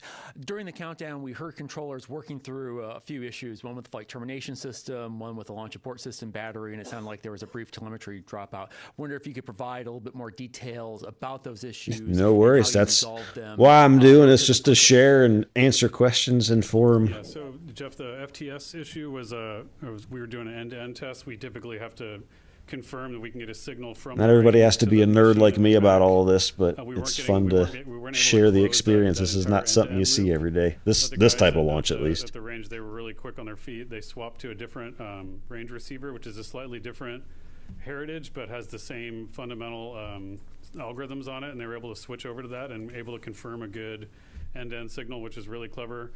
We had thought about getting a receive-only box that we had in the VAB and shipping that over to Patrick quickly so they could do it, but they were able to fix it on the fly over there, so that was good. And once we knew we could confirm the end-to-end loop of that command, then we didn't need that receive. We don't need to do that test more than once. We just need to verify the commands get on board. And so once we confirmed that command was there, then that we met all of our public safety risk. For the launch abort system, we had a battery, so 2 batteries, several temperature sensors on both batteries. We had one poke out of family. We want to make sure all of them are tracking within certain limits, but we could confirm, given the locations of the temperature sensors, where they are on the battery itself, that the reading was instrumentation. Yeah, this is a physics-based explanation. A point in time to remember, hopefully. That far high was an order the of start of high from the rest, and so establishing that sensor out. Human presence outside of again, Earth and low Earth orbit. What the practice is for is to go into those things and knock them out quickly. So they did really well. We'll go right over here. Maybe in 10 years I'll be flying to Mars. Yeah. I noticed there was a lack of public address announcing outside, and there was a lot of going back and forth when we realized there were some issues, and we had to go back inside to find out, or we had to have our phones. Why was there no public address system available with loudspeakers outside? Because everybody has a phone. I'm not sure what you're referring to. They didn't do that during the Apollo We're not stuff. sure what issue you're talking about the public address. Okay. Available to people outdoors. Hopefully by then I could, right? There'd be a slight delay going to Mars because that is a slight distance. There is a delay between the moon and Earth, but not terrible. But hopefully by then they will have communications figured out. That's one thing that they got to do for the moon base is they've got to set up communications there. So there's not a comm dropout when you go on the backside of it, and there's fast up and down link. Watching your crew rising above pad 39B, and do you feel that extra sense of responsibility for the crew as they head further into space? I would try. Now, will they let me stream in the critical parts of it, like when we need all the data to make sure things are working right? Probably not. But outside of that, sure. It is far less stressful to be strapped into the rocket than to be responsible for it here on Earth. So I definitely had those feelings quite a bit. But, you derive a lot of confidence from the process that leads up to this moment. And he can say that because he's been strapped into a rocket, so he knows he wasn't as stressed there as he was just now. To prepare for this, every step that leads up to it, this is what I, was really honestly going through my mind through it, is all the testing that goes into it, the integrated testing, the flight readiness review, everything that goes into a flight readiness review. Not to mention you have a truly exceptional crew up there that have been training for years on this. I'm pretty sure I could get some sponsorships from Twitch or somebody to stream it too. Especially knowing the implications that it is part of a much bigger program. This is America and our partners' return to the moon, and we're trying to do it this time to stay. So incredibly important mission. Certainly felt maybe DJI would give me a working camera so I can stream it. Based on the confidence we have in the team here at NASA and everyone who contributes to it. Thank you for the question. We'll come right up here. Looks like, is the burn done? It should be going for 18 minutes. I just don't think that data's updating again. First, of course, congratulations to NASA for the grand return to the moon. Mr. Administrator, I have this question that they ask me constantly in Europe and in the States. In the 60s, NASA was using just the slide. Alf wouldn't be around by then in 10 years, I wouldn't think. But if he was, can you imagine having a camera on him as you launch? He'd be so scared. I wouldn't put him through that. What has changed? Especially since he wouldn't be alive by the time I came back, probably, because it's not a short mission to Mars. It's a very fair question. I know a lot of people ask it, not just in your country. We'd have to figure out how to deal with that. Certainly, financial resources are part of the equation. NASA's budget, if I recall, was somewhere between 4 and 4.5%. You can't take a truck driving on the street. I can't imagine him on a rocket. A quarter percentage of that today. And I mean, to be very honest with you, I think competition is a factor in this as well. it's a great way to mobilize the resources of a nation and concentrate on something extremely challenging, and that's what we did in the 1960s. And I think with absent some competition, we focused a lot on partnerships and all that we could do collectively with respect to science and discovery. But competition can be a good thing, and we certainly have competition now. I think that's why you're seeing us start to concentrate our resources back to the objective, and do it with a great coalition across the NASA workforce, our contractors, all our partners that have come together, our stakeholders in Congress and the administration who came here to witness this launch, is because they know we have competition, and this one's going to be close. And I think as a result, you're going to see a lot more progress, more so than you have in since when this was originally conceived under Constellation. We're going to get back into the business of launching rockets on a regular cadence, and we're going to bring the world along with us. So. We're going to take a couple of phone bridge questions for just a moment. Reminder that you can join by pressing *1 to get into the queue. We're going to start with Will Robinson-Smith from Spaceflight Now. Hi, thank you, Bethany, and congratulations, everyone, on a good mission so far. Question about the upcoming TLI burn tomorrow. At what point during the day will the team conduct a poll on readiness to proceed into the TLI, and what are the main criteria that you'll be assessing to make that final determination? Thank you.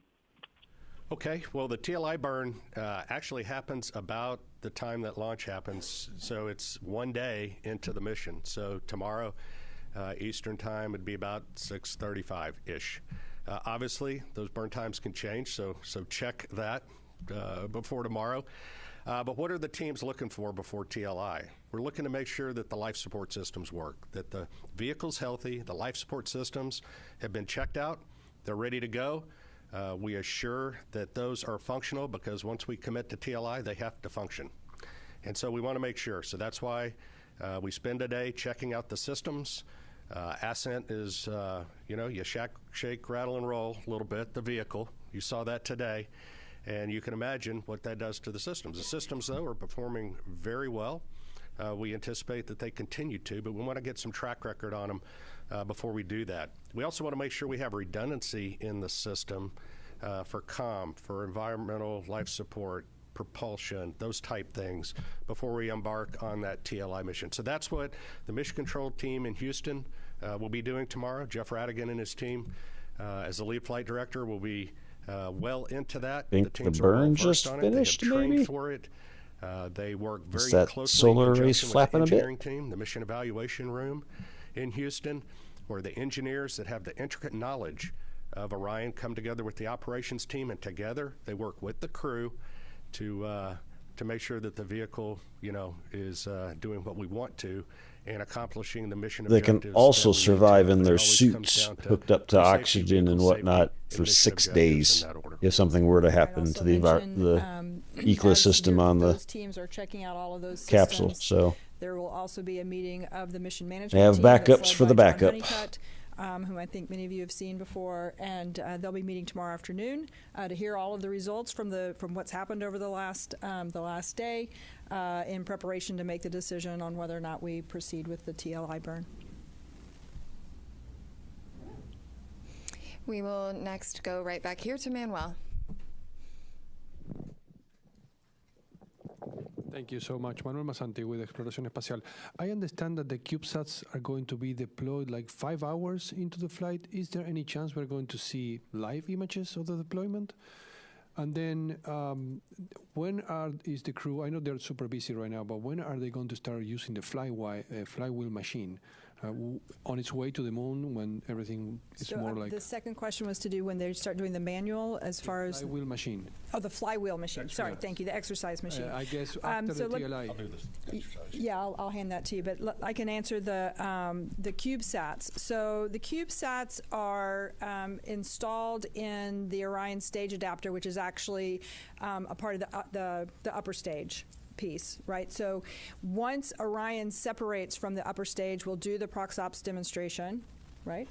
And then once Orion has cleared and we're away, then they will be deployed. So Orion won't be there to take images of them. And once they are deployed, they each of them have their own plans for being able to communicate back down to Earth to various ground stations. They have their own communication plans. So we'll start to get information back from those individual CubeSats. So that's kind of the plan and the path forward on the CubeSat deployment and what you can expect. We're going to take one more question from the phone bridge from Christopher Mick of the Hudson Star Observer. They forgot the second half of that about the flywheel, but it's definitely on the way to the moon. It's not going to be pre-TLI. I had a question from an earlier media availability with Jeremy Hansen. He made mention of if the mission launched on April 1st, they would be experiencing a lunar eclipse.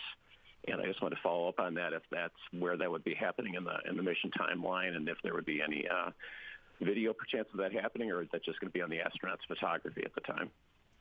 So you may have to answer the question on whether or not there'll be the availability of the what kind of real time. I'm not sure what we'll have there, but the crew will get to observe the eclipse. This is pretty unique. It's kind of interesting. It actually doesn't happen when they're out of comm, so they will be having communication during that eclipse time. But during the eclipse, the moon will be blocking the sun.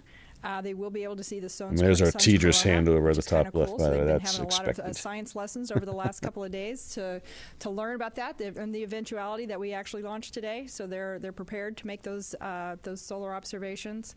It'll be a pretty cool and unique opportunity. I'm sure we'll get some images down at some point. I just don't know if they'll be live. Tarek.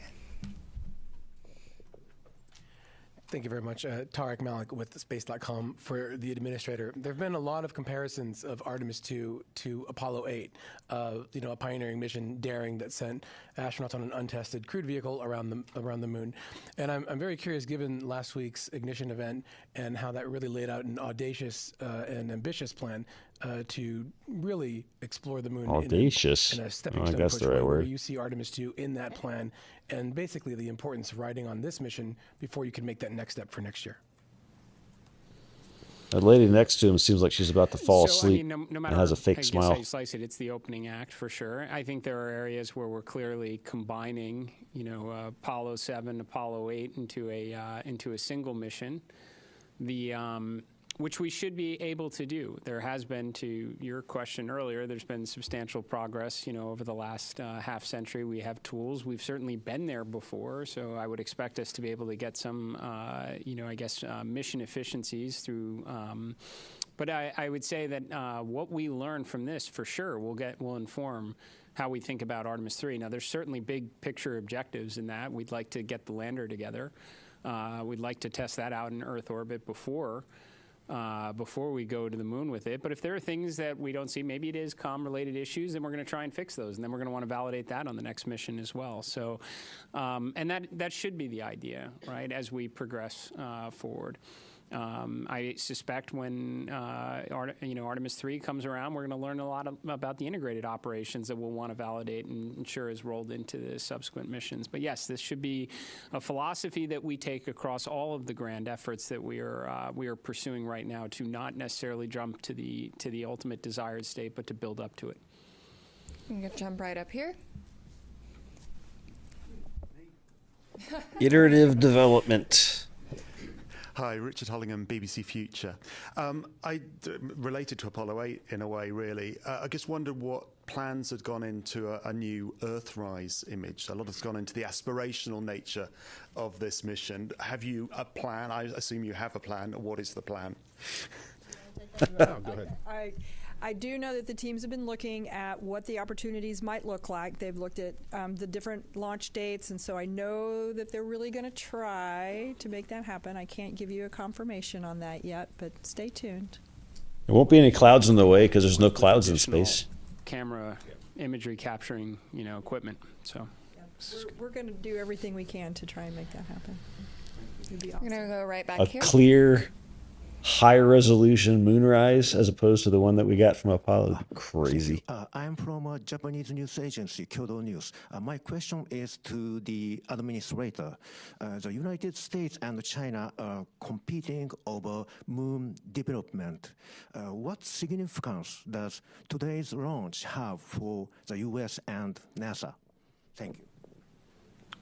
Well, it's certainly an incredibly important step. I mean, this is the first crewed mission into this environment in more than a half century on a rocket that has never flown human beings before, along with a spacecraft. So it's incredibly important because we're going to learn an awful lot from this to inform subsequent missions. So yes, this is the beginning. I can tell you, having had an opportunity to speak with the Artemis 2 crew after the State of the Union address, we talked a lot about what we wound up sharing with the world at the Ignition event about adding additional missions, accelerating production, building out a moon base. I think it was very energizing for the crew because they knew that they were, this is a risky mission for sure. Any type of new test flight mission going in this environment is going to be challenging, and they knew it was building up to something bigger. And I think that it was very helpful for them in that regard. So, and certainly it was very helpful for me to hear their feedback as well. I would suspect a point or two wound up in the Ignition event from them. So. And somebody asked them to turn off the static on the live feed from Orion, please. I'd appreciate it. Thanks. So I can Denise Chow unmute with that. NBC News. I think for Lori or Norm, I'm curious what you anticipate could be some of the biggest challenges over the next few days, whether that's from a spacecraft or system standpoint or crew workload. I'll jump in. Flight day 1 from a crew workload is pretty tough. Between now and TLI, we're working the crew really hard. In fact, when they go to sleep tonight, they're woken up in the middle of their sleep to do the perigee raise burn, and so their sleep's disrupted. They're hitting on all cylinders. They may not be feeling well. On top of that, so we know that flight day 1 and flight day 2 up to TLI is really good. We know it drops off then, and so going into this, we trained for that. We did simulations for this. We put the crew in exactly that state. Now, they weren't on orbit. They probably were feeling great. But we got a good gauge, hey, are we working them too hard? And the mission control team is great because they're watching the crew constantly. They're watching their performance. And we also have a crew that's very good at saying, hey, enough's enough. And so together, we will make certain that we're doing everything in the best interest of meeting the mission objectives. Making sure that we're not working the crew so hard that they make mistakes or something of that nature. And again, we work as a collective team going forward. So this is our best opportunity, and they may add more stuff to the timeline before it's all done, and they may take some stuff out if we need to. But we adjust all the time on those things. So that's leading up to TLI. That's probably one of the bigger challenges, making sure we get those done. I'm going to go right up here. Hi, Robert Perlman with CollectSpace.com. See if for the any of the other administrator. views. You mentioned the 53-year hiatus, and in that time, now most of the world's population wasn't alive for Apollo, like I think you and me. And I wonder if you have a sense of, if even this early in the mission, that this has captured the imagination of those people that have never seen anyone go to the moon before, on a world level, on a national level, and how important is it to NASA to capture that support from the public? Yeah, I've said it many times. I think it's foundational for what we do here at NASA to inspire. It should be a component of every one of our missions. I've talked about, I think after Artemis 2, you're going to have more. It's going to be a long night, Alfie. You got a couple more hours still. We want to inspire and create interest in the next generation to grow up and contribute to this endeavor. Now, how have we done so far in captivating the world's interest in America's return to the moon? I don't know. You have to tell me. We've been rather busy the last couple hours. I would say, and I felt this way going into it, that when we got down to T0, a lot of people would be paying attention. I suspect when some of the imagery starts to maybe come back from the moon, that's gonna further bring people into this story. Right, and then we bring them home safely, and we start preparing for again the next chapter in the story. So, I think inspiration is extremely important. I think people, despite some of the commentary up to now, I am going really to stay streaming for. A lot of people do, and I think we'll only draw in their interest further. See, we are at 2:16. I'm gonna go right here. Probably another. Little under 3 hours. I'd like to see British Interplanetary Society Spaceflight the magazine. proximity ops in Commander Wiseman said during an hour and a half, hour-ish, and then the planet they may only spend 3 or 4 days ICPS separation. The Earth. What sequence of events would need to happen for that to occur? Now that I know I can't see the CubeSats, I'm not too worried about that. So it's probably another scenario 3-ish hours, we'll talk about it being a test 2.5, 3 hours. So what would need to happen for I that? may pop a game up in the one of these quadrants during some of that time though when it's quiet. I think the question We'll see. Just confirm, it's kind of hard to hear, but the question is that the commander talked about one of the alternate missions where they maybe would stay in Earth orbit for 3 or 4 or 5 days. Yes, that sort of thing. What would need to happen? Because then at that point, I think they sleep. Led to that is if for some reason during the launch that the SLS did not quite deliver us to where we needed to be, or the upper stage didn't deliver us to the orbit that we needed to be in. That would have been one of the scenarios. No, they got another. I think that's probably the main 3.5 hours before they sleep. One of those kind of alternate. Yes, I'll be going missions. to bed for that. But I don't think we're going to need to worry about that. I'll probably be awake for the perigee rays burn, but I won't be streaming we're able that. To stay, but we're not able to do the TLI burn. We would stay in Earth orbit. So there's a couple of scenarios where that could happen. And then I'll stream tomorrow as normal, and we'll pop up the TLI burn. Hi there, Joey Vars with the Gabber. As it happens. For anybody. In the weeks leading up to the launch, we were talking about some of the distance records and altitude records and speed records that would be achieved that were contingent on the specific day and time of launch. I was wondering if we had a better concept of what those might be now that we are successfully off the ground. Thank you. Norm has that data for you. Well, based on the predicts right now, assuming all the burns go as planned and the timeline is executed as we think it's going to be, it'll be on flight day 6 at an MET of about, 18 hours, 18 and a half hours. And again, check that as we get closer because burn durations and things like that matter. But that's where we will exceed or beat the Apollo distance record, or at least that's where we believe that's going to happen. So that'll be an exciting day, and we'll stand by to see what transpires. You're right here. You off then? Hanju Yang from Kumin Miss Spooky South Doo. Korea. And first of all, congratulations on today's. Did you enjoy your successful launch. ad-free And experience? my question is for administrator layer. And this mission also carried a Korean satellite on board. From your perspective, why does a crewed lunar mission like Artemis 2 matter not just for United States, but for the global community? I think we say often that when we undertake these type of endeavors, we never go alone.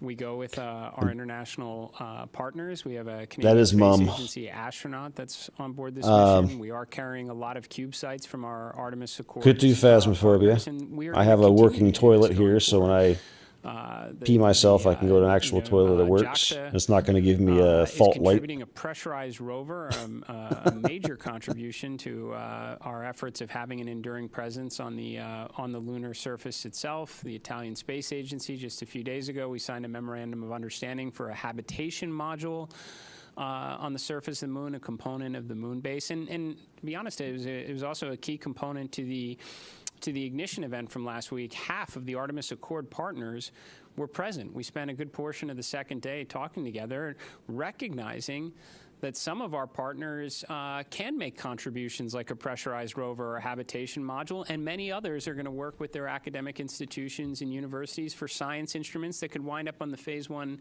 component to the moon base itself. So, or interesting tech demonstrations. This is something that NASA is extremely proud of, and will continue to do so as we continue to press forward under this program. So.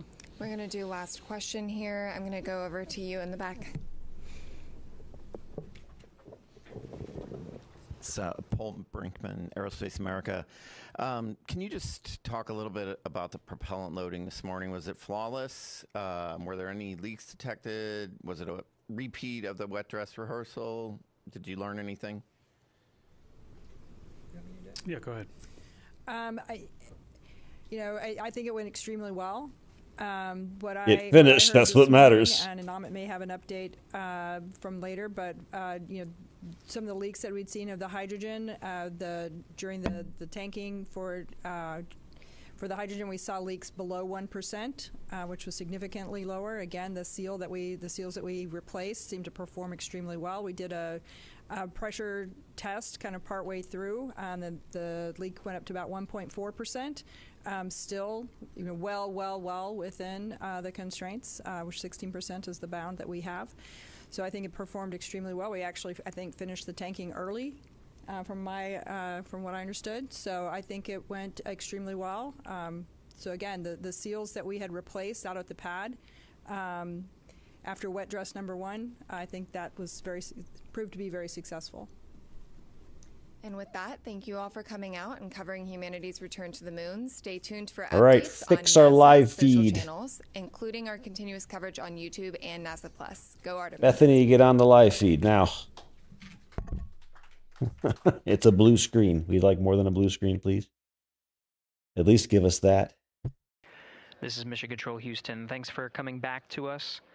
We are here in the Artemis 2 all right, let's go check our YouTube room. options, get the right flight control room videos. Here in Mission Control Center in Houston, Texas, following along with the mission and 4 Artemis 2 crew members who are making their way to the moon. For those coming that were joining on the Oh, okay. Well, we definitely have to fix that one. All right. Open this.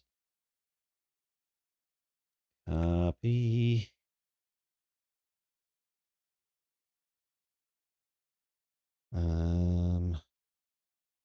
This guy.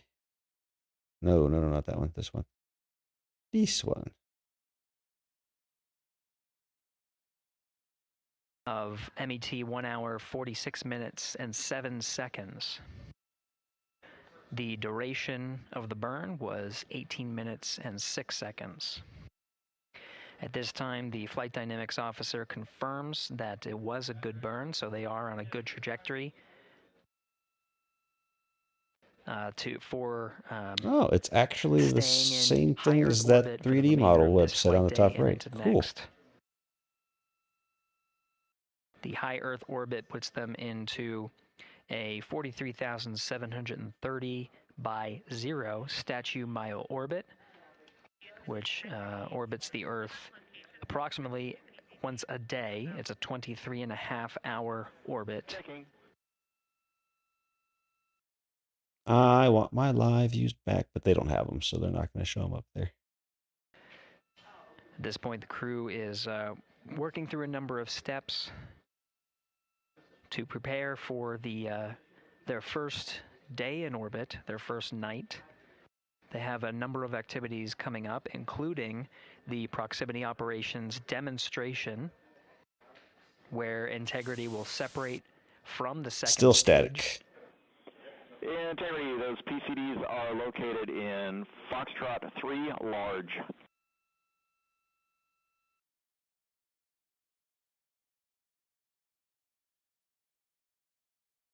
Hi, Alf. Integrity, I'm staring. good. String 1, helium clearing.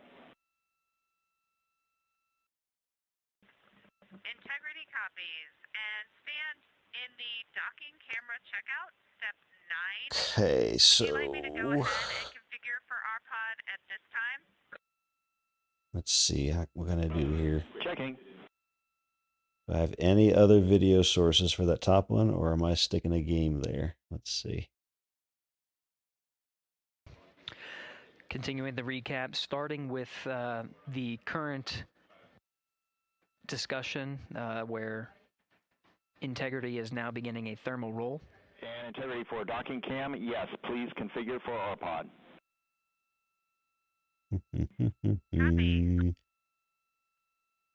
Don't see another source, and it's still blue. Mission Specialist Christina Cook is setting up the docking camera ahead of the proximity operations demo for later today. Fix your cameras, please.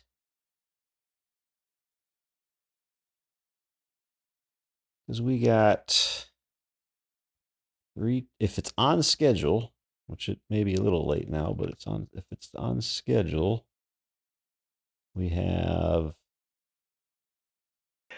right now the crew is in the middle of executing a thermal roll demonstration.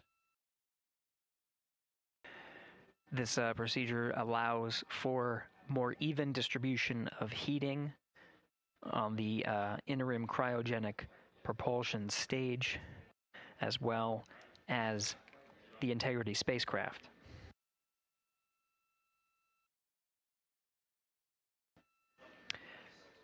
NASA astronaut Christina Cook is also working through troubleshooting steps of the waste management system.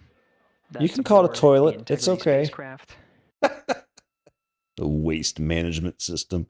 I'm going to use that when I go to the bathroom now on stream. I'm going to go use the waste management system. The fan is reported to be jammed. Now the ground teams are coming up with instructions on how to get into the fan and clear that area. How to get jammed. The toilet for the mission. In the meantime, they're getting. It probably rattled and shook. Their backup. Yes, BRB message. Waste specifically for urine. BRB waste management system in use. The toilet, that specific capability. Just have that flashing, with the waste management in use. Aboard Orion.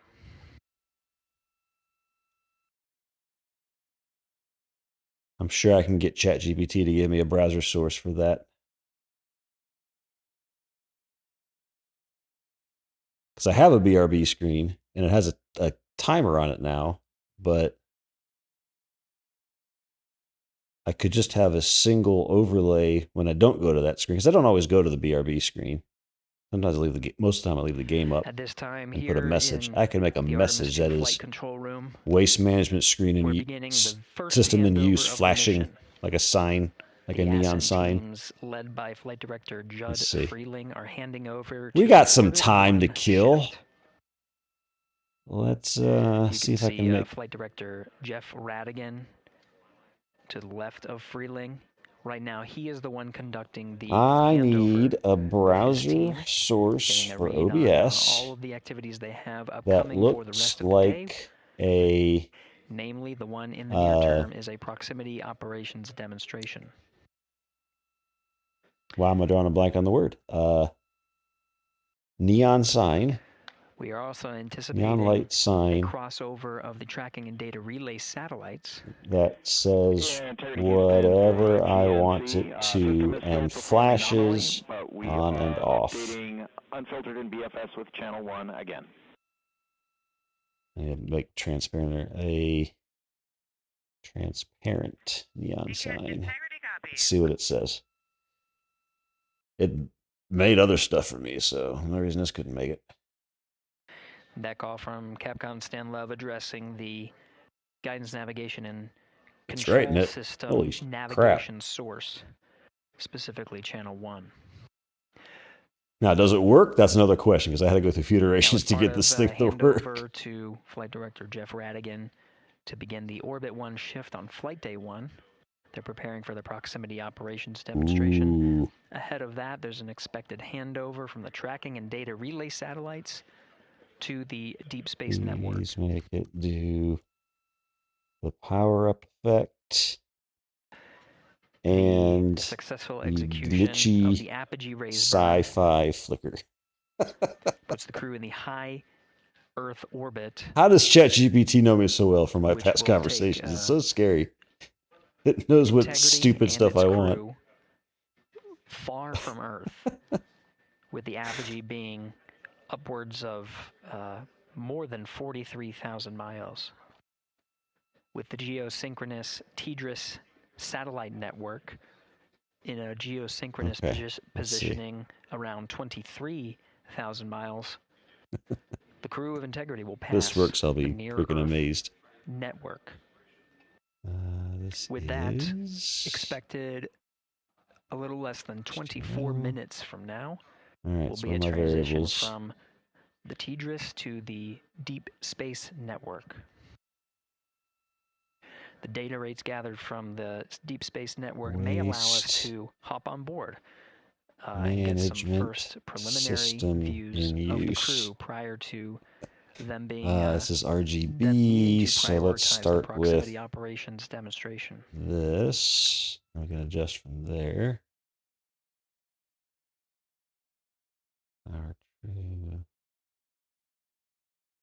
Okay, so neon sign. We'll take a pause here as message. and listen for some Orion to Earth communications as the team goes through their handover procedures, so we can listen in on the next steps for the Orbit 1 team. Where is that stuff that I just made? Here? There it is, browser source. Now let's see if this works.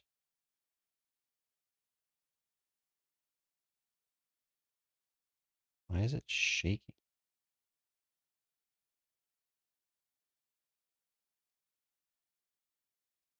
I mean, it's something.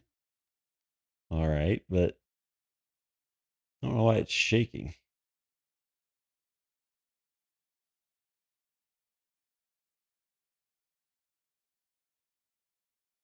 Oh, you don't use ChatGPT or anything? Yeah, no, if I didn't use it for work, I would be behind the times. So I don't use it to like I ask silly questions with it, but I don't use it for tell me about this serious topic. No, I don't use it for that stuff. I use it for technical support, making plans to write code with other tools and writing code. And then I have to review it all and everything. I don't use it for knowledge gain usually. All right, so I don't like that. Well,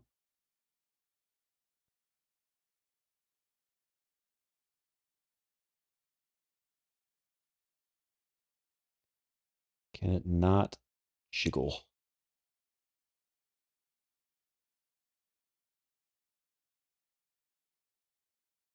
Don't make it jitter. Okay, it actually did jitter in there.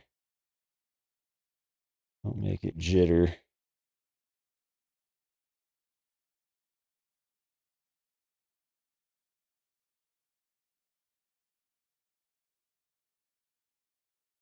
That's just disturbing in my eyes, and it will not look good on stream because it'll pixelate.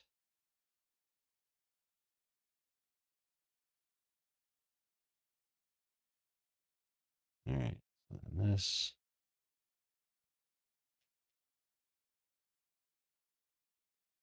Nice. That and I like this stuff, this browser source that it's making, like I know all of this code. Like I can read all this and explain exactly what it's doing. And I can tell that it's not doing anything harmful. So that's important when you're using AI.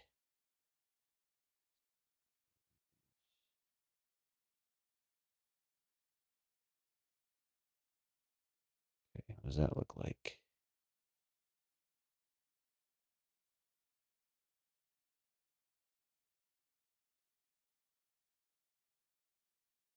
Might work.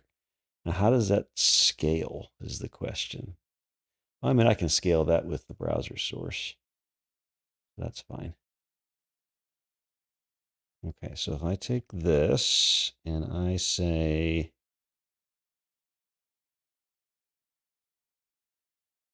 I have BRB text, but we're not going to use that. If I go to studio mode, add browser source, neon sign message.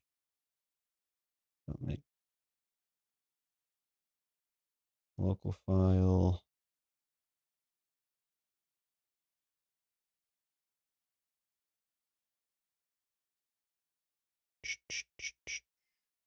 That.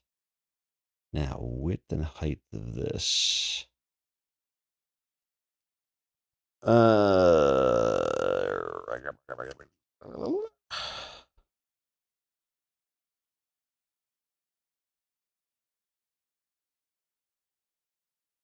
By like 300 maybe?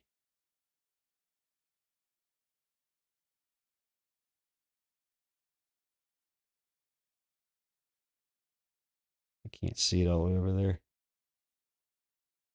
Okay. There we go. And center that. That actually looks pretty damn good.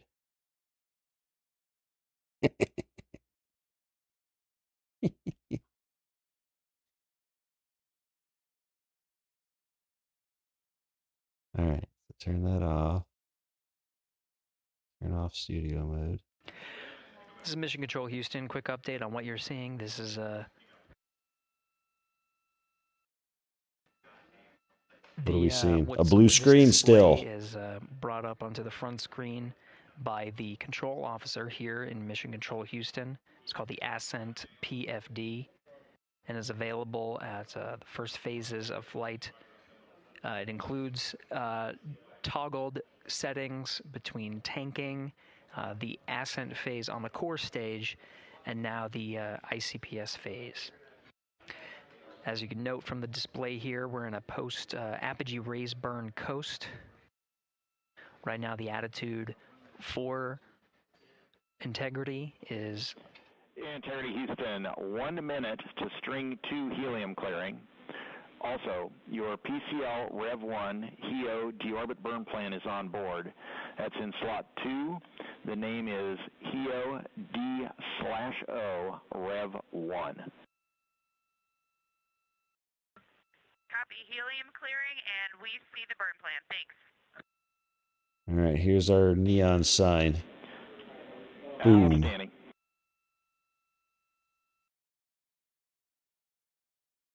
Yeah. And integrity 2 minutes to thermal roll. It turns on and then it flickers. Copy. And I can change the color and the text of it. So I can turn it off and then turn it on. It like flickers into existence. It's nice. All right, that's my new BRB message. I can get rid of my old one. My old one was terrible. This was my old one. Bah. Now I can put that message on a neon sign. Remove that source. Yeah, there you go.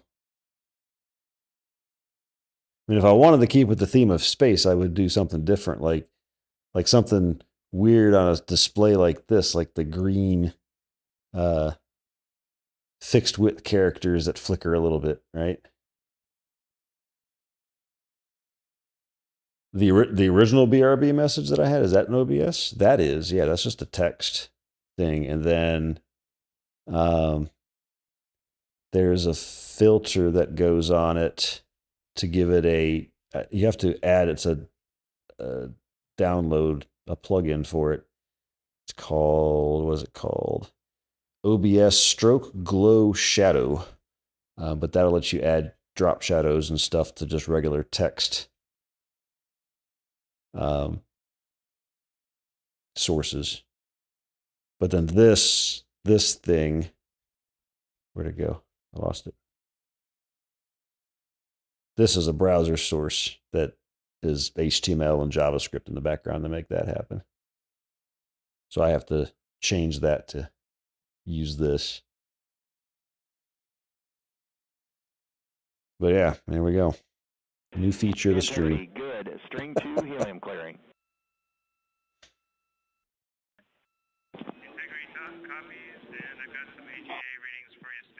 Same thing with my timers, like the timers that I have that I can add these guys. That's a browser source, HTML and JavaScript, and I can change settings to how that looks. I can put a message above it and all kinds of stuff. So. CO2 is 3.7. O2 is 18.5.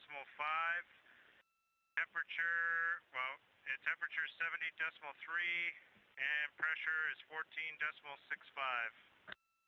70 degrees in the cabin. We copy all those numbers. Thank you.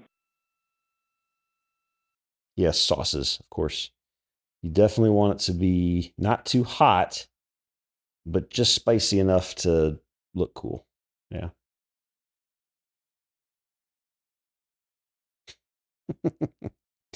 Yay for autocorrect, I'm sure, right there.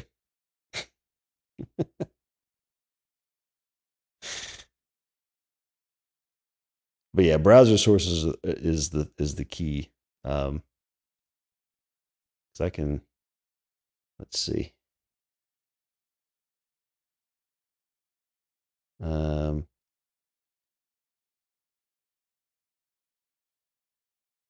I get this? I think I have one that'll let me show this.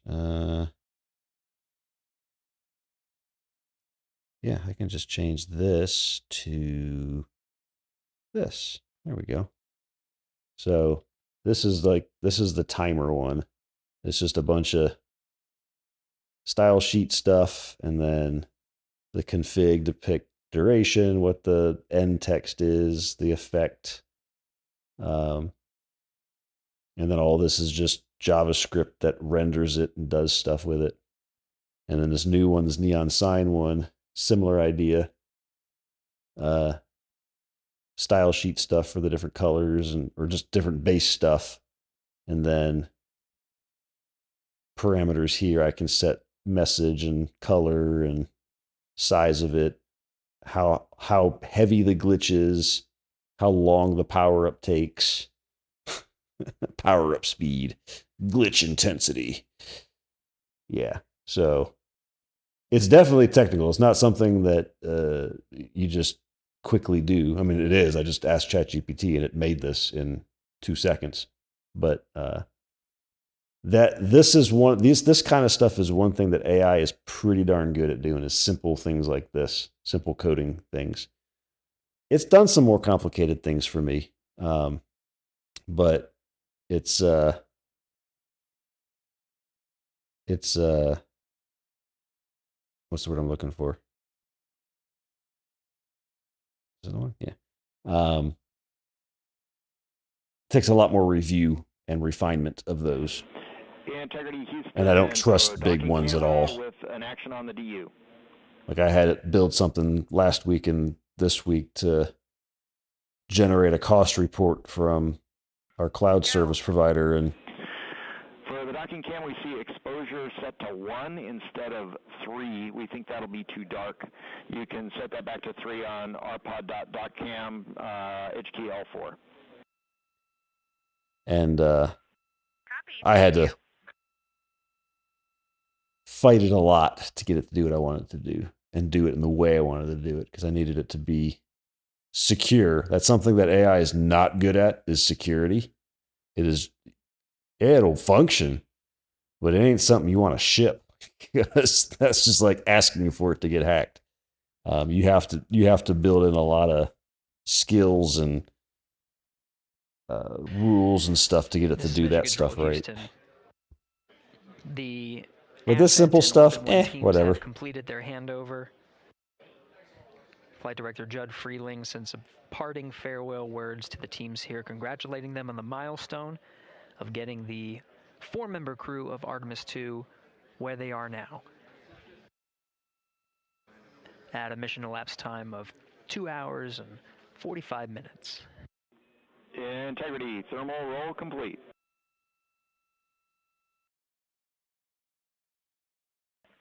Integrity copies. And I will say, I read an article recently That's very accurate. The integrity crew working through their procedures. You heard thermal roll complete to allow for even heating Thermal on the outside roll. of the spacecraft. We'll do this periodically throughout the flight. He's getting tired. Right now, the teams here have, like I said, have successfully handed over. You've been hearing the voice of Capcom Stan Love for the ascent shift. I They'll want be my handing over to video Capcom, back. Jimmy Dill, and Capcom and NASA astronaut Raja Chari. You'll hear their voices for the Orbit 1 shift and the beginning of proximity operations demonstration.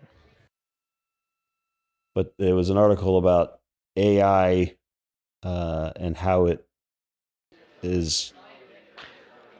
From here, it Mission Control taxes the Houston, brain. That will conclude the ascent shift. We'll hand over here at the PAO console to your Orbit 1 commentator, Leah Cheshire Mustachio.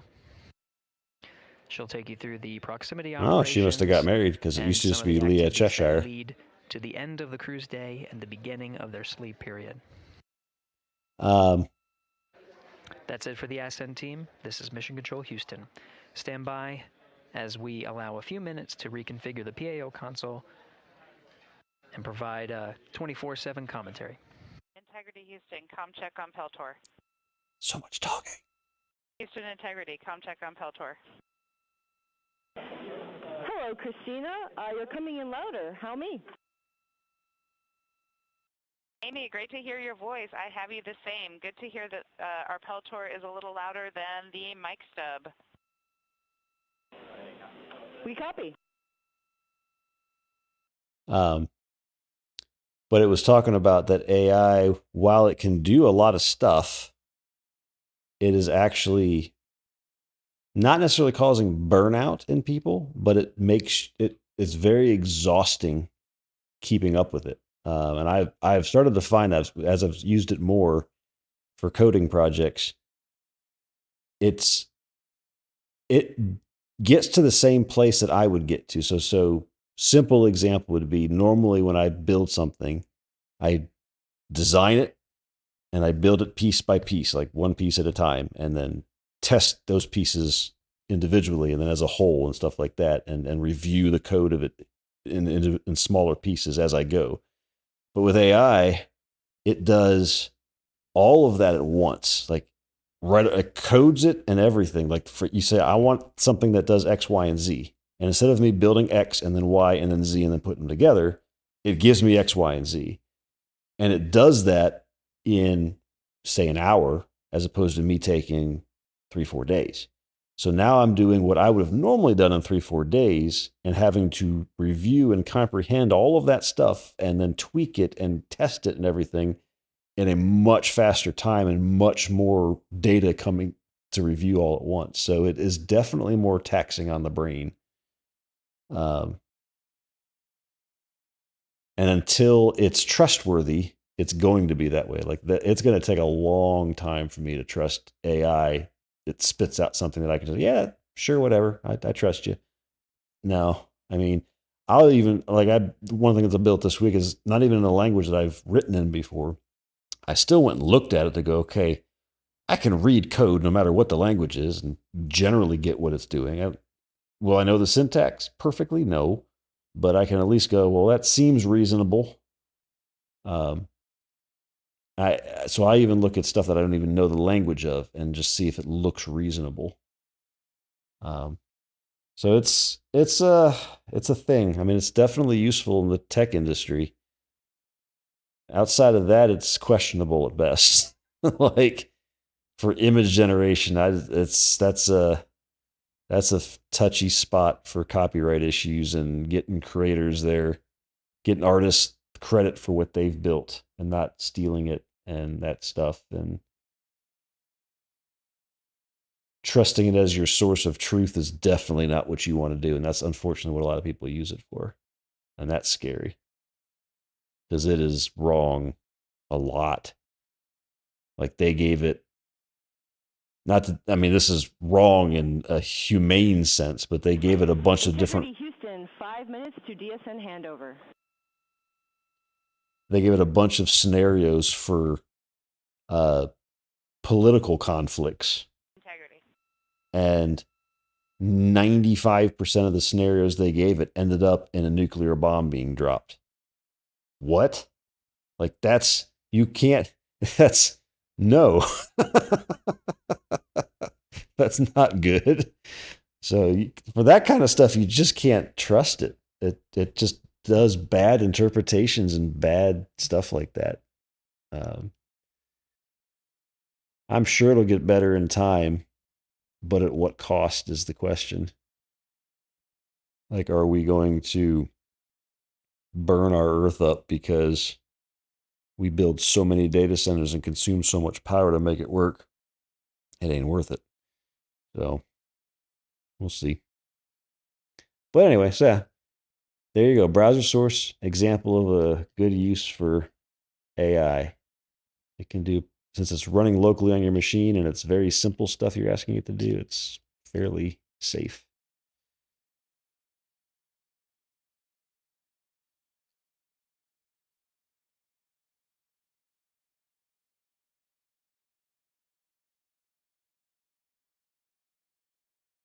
So I can make the power up longer. So if I change this to, it says I can only go to 2. Is there like did they code a limit into this to be only 2 at max?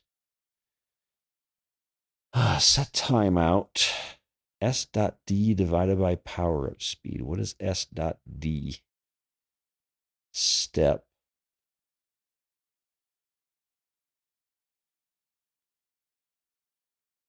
That's probably in milliseconds. So the higher I make it, the faster it's going to be. Let's see. So if I turn the neon sign on now, let me see what it's doing. Okay, so it does that. If I change this to a 2 instead of a 1, basically doubling it, is it faster or slower? I don't know. That was hard to tell the difference. Let's go insane. Let's go 10. That's probably not a good value, but let's see what it does.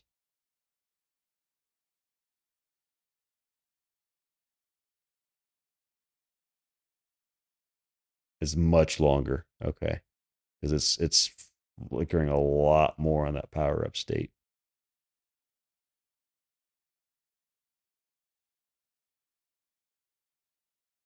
If I go 0.5, that seemed longer. I don't know. We're just going to leave it at 1. And then the glitch intensity is 0 to 2. So if I put it at 0, I'm guessing it doesn't glitch at all.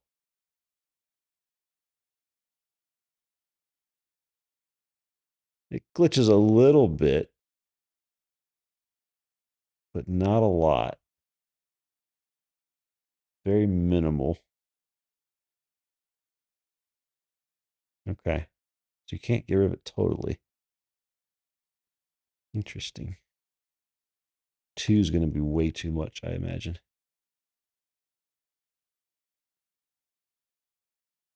Yeah, that's 2 and too much flickering. Yeah, that's a sign that needs to be replaced completely. Maybe like 0.5.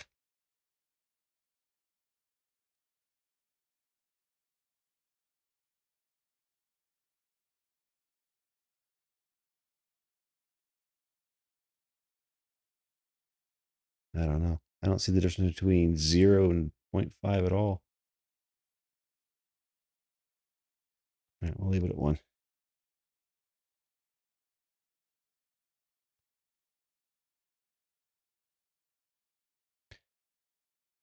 And like, speaking of double checking AI, like I had it build some cost stuff today based off of a thing I had it right. And it came back and said, well, my calculation is $12,000 different than, which was like 20% higher or 15% higher than actual. And I'm not sure why. And I'm like, did you do X properly? And then it sat and thought for 10 minutes. Yes, I found the problem. You are correct. I didn't do this right. It's like, why did it take me asking it to correct itself? To correct itself, it was obvious it was wrong. If you were that far off on your calculations, maybe look to see if you screwed something up. That's where the human brain is just better than AI. It's like that rationale is not there. Houston, ICPS blowdown in progress.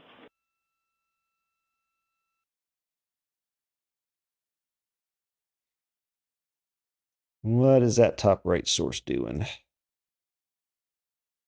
Interact. Launch. We've already launched. You don't need to tell me. We've launched. I know you didn't think we were going to launch until tomorrow, but we launched today on time for the first time ever.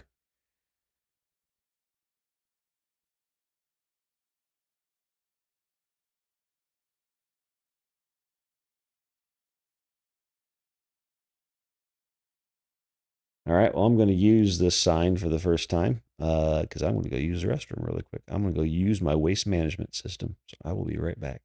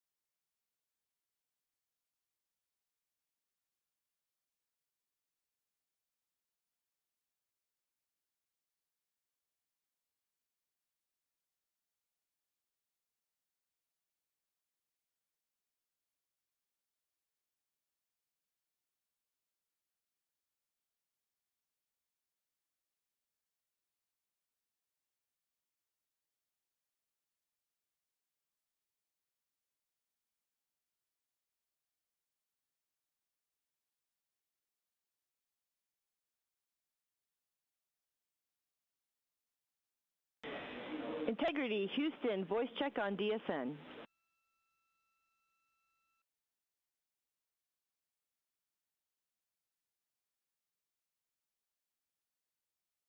Houston, Integrity has you loud and clear on DSN.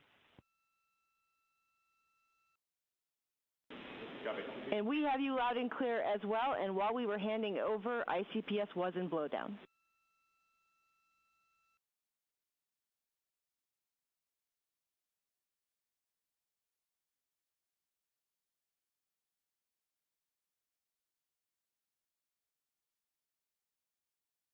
Copy all, and we have 2 GNC cautions on the board for right RHC. Let us know if you see them.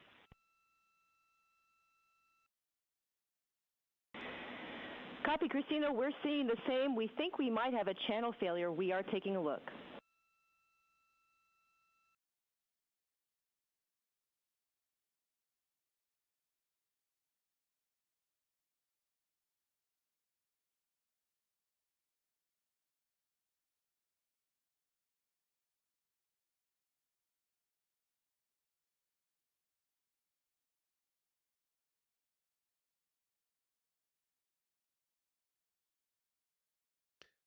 All right. Well, I don't know if we're getting pictures back. That's kind of unfortunate because I wanted to see that stuff happening. Let's see.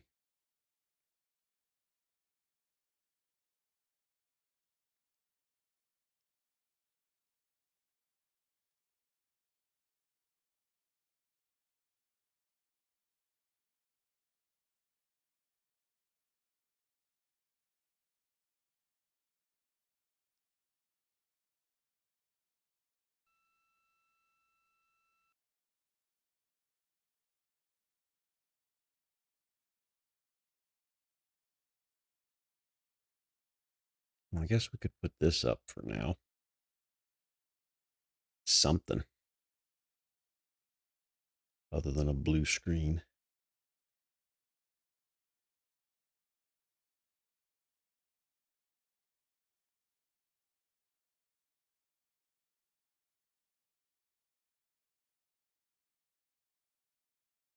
Chat off.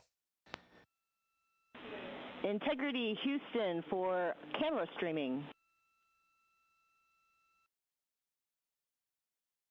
Go ahead. Oh, we they are switched. ready to join you on board if you're ready for us. Oh, they're gonna. Did I just switch it? And they're gonna put us back. You son of a bumpkin. Brr. NASA.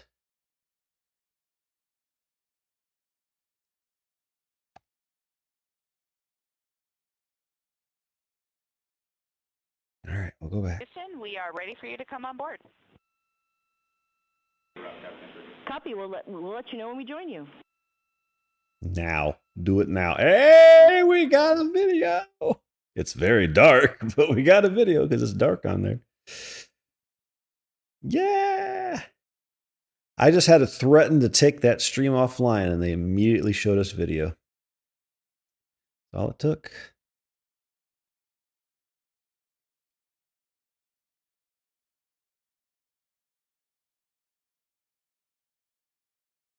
For the first time since they arrived in space, you're looking at a live view of the Artemis 2 crew in the Orion spacecraft.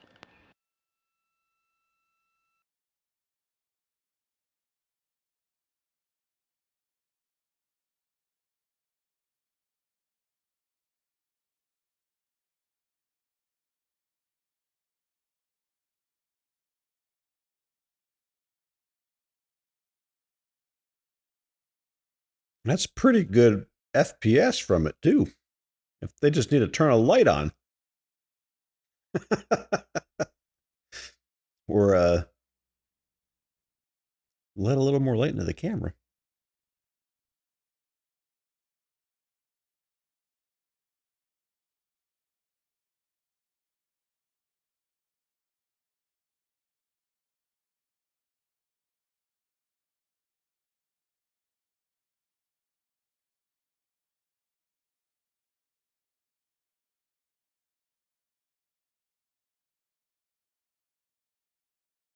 The crew inside Orion is continuing to configure the cabin and prepare for the upcoming proximity operations demonstration, which we expect to start shortly.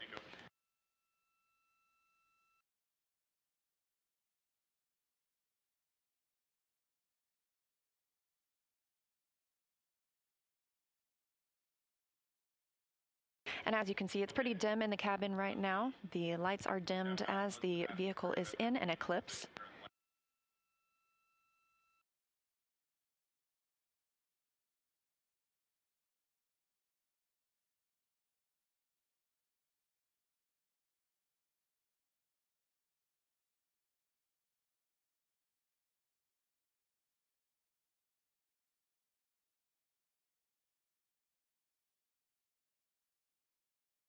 All right, let's see who uses the blue light filter on their tablet and who doesn't. And Integrity Houston, we have joined you on board. It is a little bit dark from our view, so you are free to turn up the lights for a hello.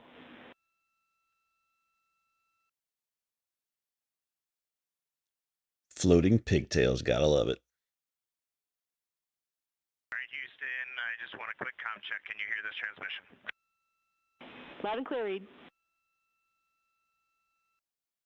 All right, Amy, welcome on board the Integrity spacecraft. We got, right now, myself and Christina are in seats 1 and 2, getting ready for rendezvous and proxops demonstration. Victor's just finishing up getting out of suits and getting suit drying going, and Jeremy is hard at work in cabin configuration. It was an amazing ride uphill. The views, we've got 2 moon rises that we've had so far, and the views of planet Earth. We've circled it completely, and we forgot how beautiful it is to look down on Earth.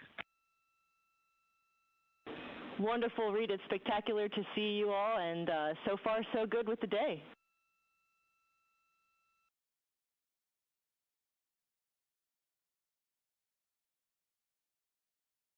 Amy, thanks for welcoming the world on board Integrity, and we're looking forward to a good rendezvous and prox operations here in a few minutes.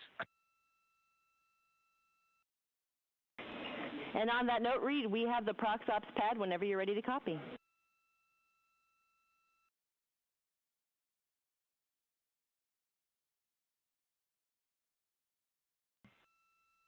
If you can give us about 2 minutes, we'll be ready to copy.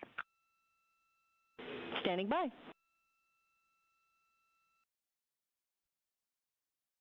See, if their flight manuals and their flight plans were on tablets during the Apollo mission, Apollo 13 might have not survived because they had to use the flight manual's cover to convert a square air filter for carbon dioxide to a round hole. So they used the cover of the flight plan to shape it properly. They probably got something else on there they could do that with here, but they don't have flight plan thick paper covers to do that with. They had to. I wonder if they have duct tape. They had duct tape on Apollo. I wonder if they have it on this for that one time where you do, well, let's just duct tape that thing back. It's Welcome fine. to the Artemis Flight Control Room. I'm NASA's Leah Cheshire Mustachio, and I'm excited to be your Orbit 1 commentator.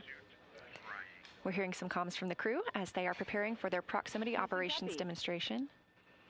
And we have just had, for the first time in over 50 years, humans join the Deep Space Network. Now, we're used to people being on the Near Space Network, the Tracking Data Relay Satellite System with the International Space Station.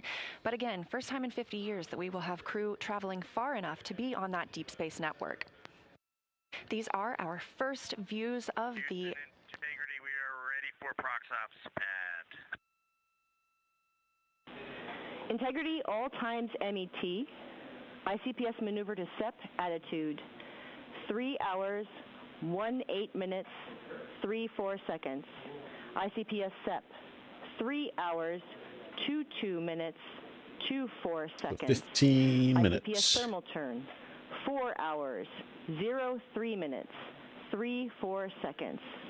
Depart no later than 4 hours, 30 minutes, 37 seconds. USS-2 TIG, 4 hours, 50 minutes, 07 seconds. Mandatory burn. ICPS disposal burn, 5 hours, 00 minutes, 11 seconds. How copy?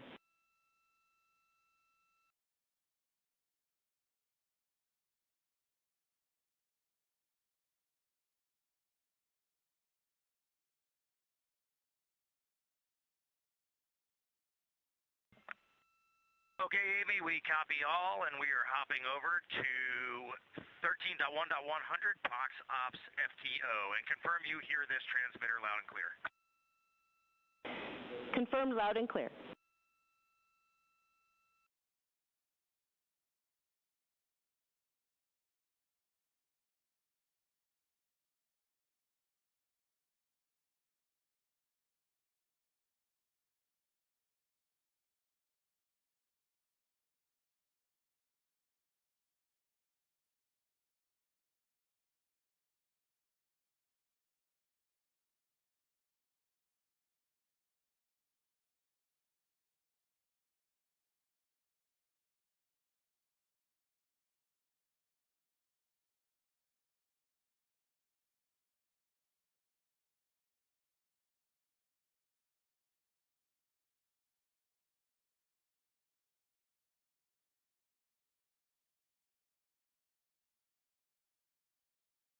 Mission Control Houston just pulled go for the ProxOps demo.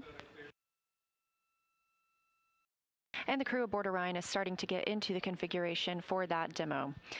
Another live view here in Artemis Mission Control. So with proximity operations coming up, first we will look for separation from the interim cryogenic propulsion stage. That is the stage that propelled us in the perigee raise maneuver and the apogee raise burn. Amy, we have 20.8.101 post-BFS engage actions open on step 2.1, but we are taking no actions in that procedure. Moving on. Copy, and I have a story on the right RHC when you're ready to hear it.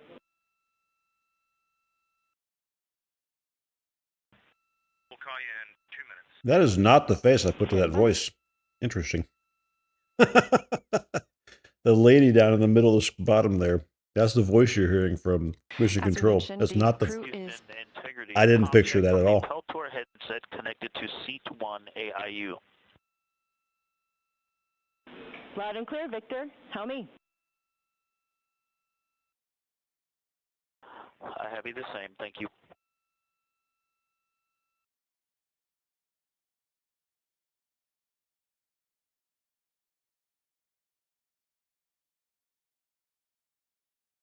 This view coming live from Orion, now just 3 hours and 10 minutes since liftoff today from Kennedy Space Center.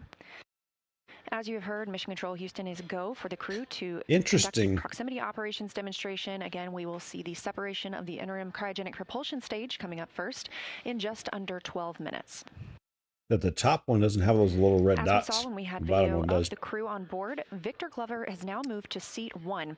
He launched in seat 2. He has switched places with Reed Wiseman. He is going to be, Victor Glover will be commanding and piloting this portion of the mission. He'll be flying the vehicle, and he has let us know he is going to put the communication system on voice activation. So he's going to be speaking nearly continuously for the next approximately hour and a half so that the ground team can hear crew feedback on what it's like to fly Orion, how it's like the simulator here on Earth. All right, let's see if he swears.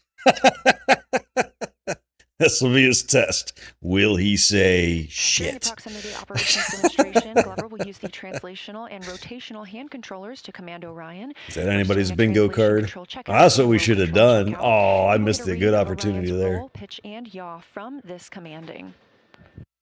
We'll hear calls about targets and degrees of width.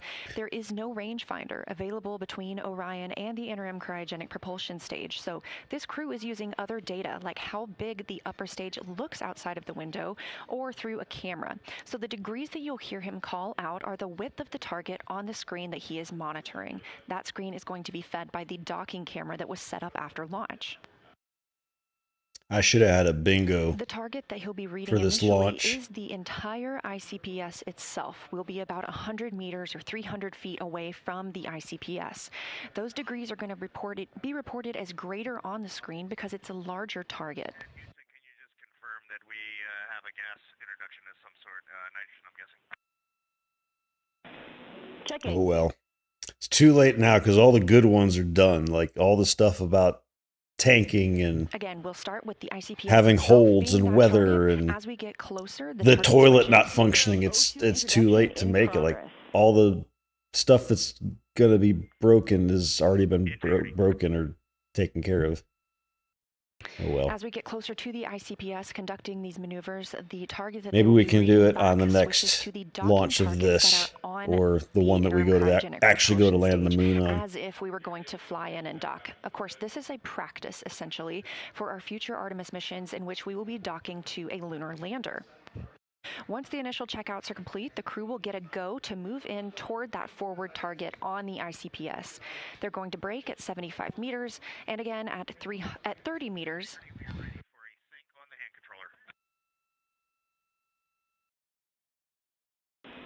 Okay, Reed, for the right RHC, it looks like it was a single event upset.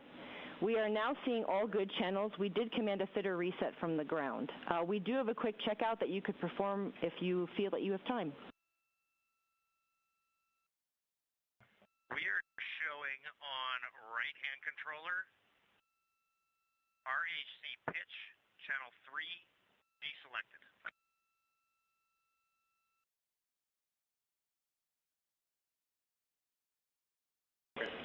And we expect that. For the checkout, you're going to confirm CSS is not selected and then do a full deflection positive pitch, then negative pitch.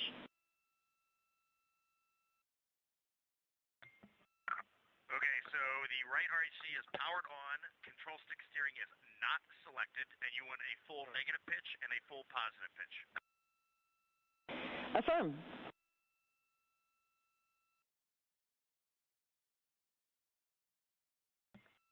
From C2, right RHC, here is a full... I think she was the one that did the spacewalk last week. Voice sounds familiar. It is now 0, and here comes a full positive. Copy, we're following. Right RHC is back to neutral, still show pitch channel 3, deselected.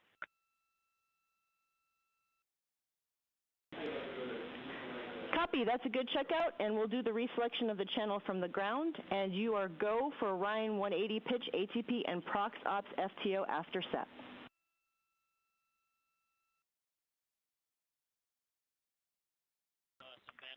Outstanding. Picking up in step 1.3 at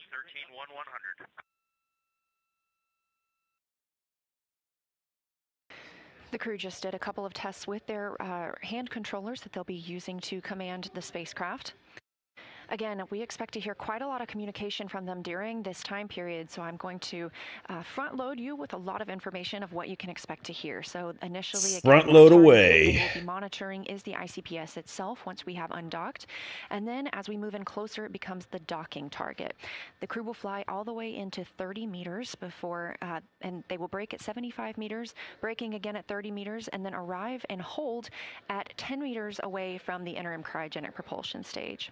Victor Glover is going to conduct an attitude alignment and then move into the precision translation test and then the precision rotation test. They are exactly as they sound. These are small movements while closer to the ICPS, like we would need to make if we were docking. Of course, again, this is essentially a practice for our future Artemis missions in which Orion will need to dock to a lunar lander.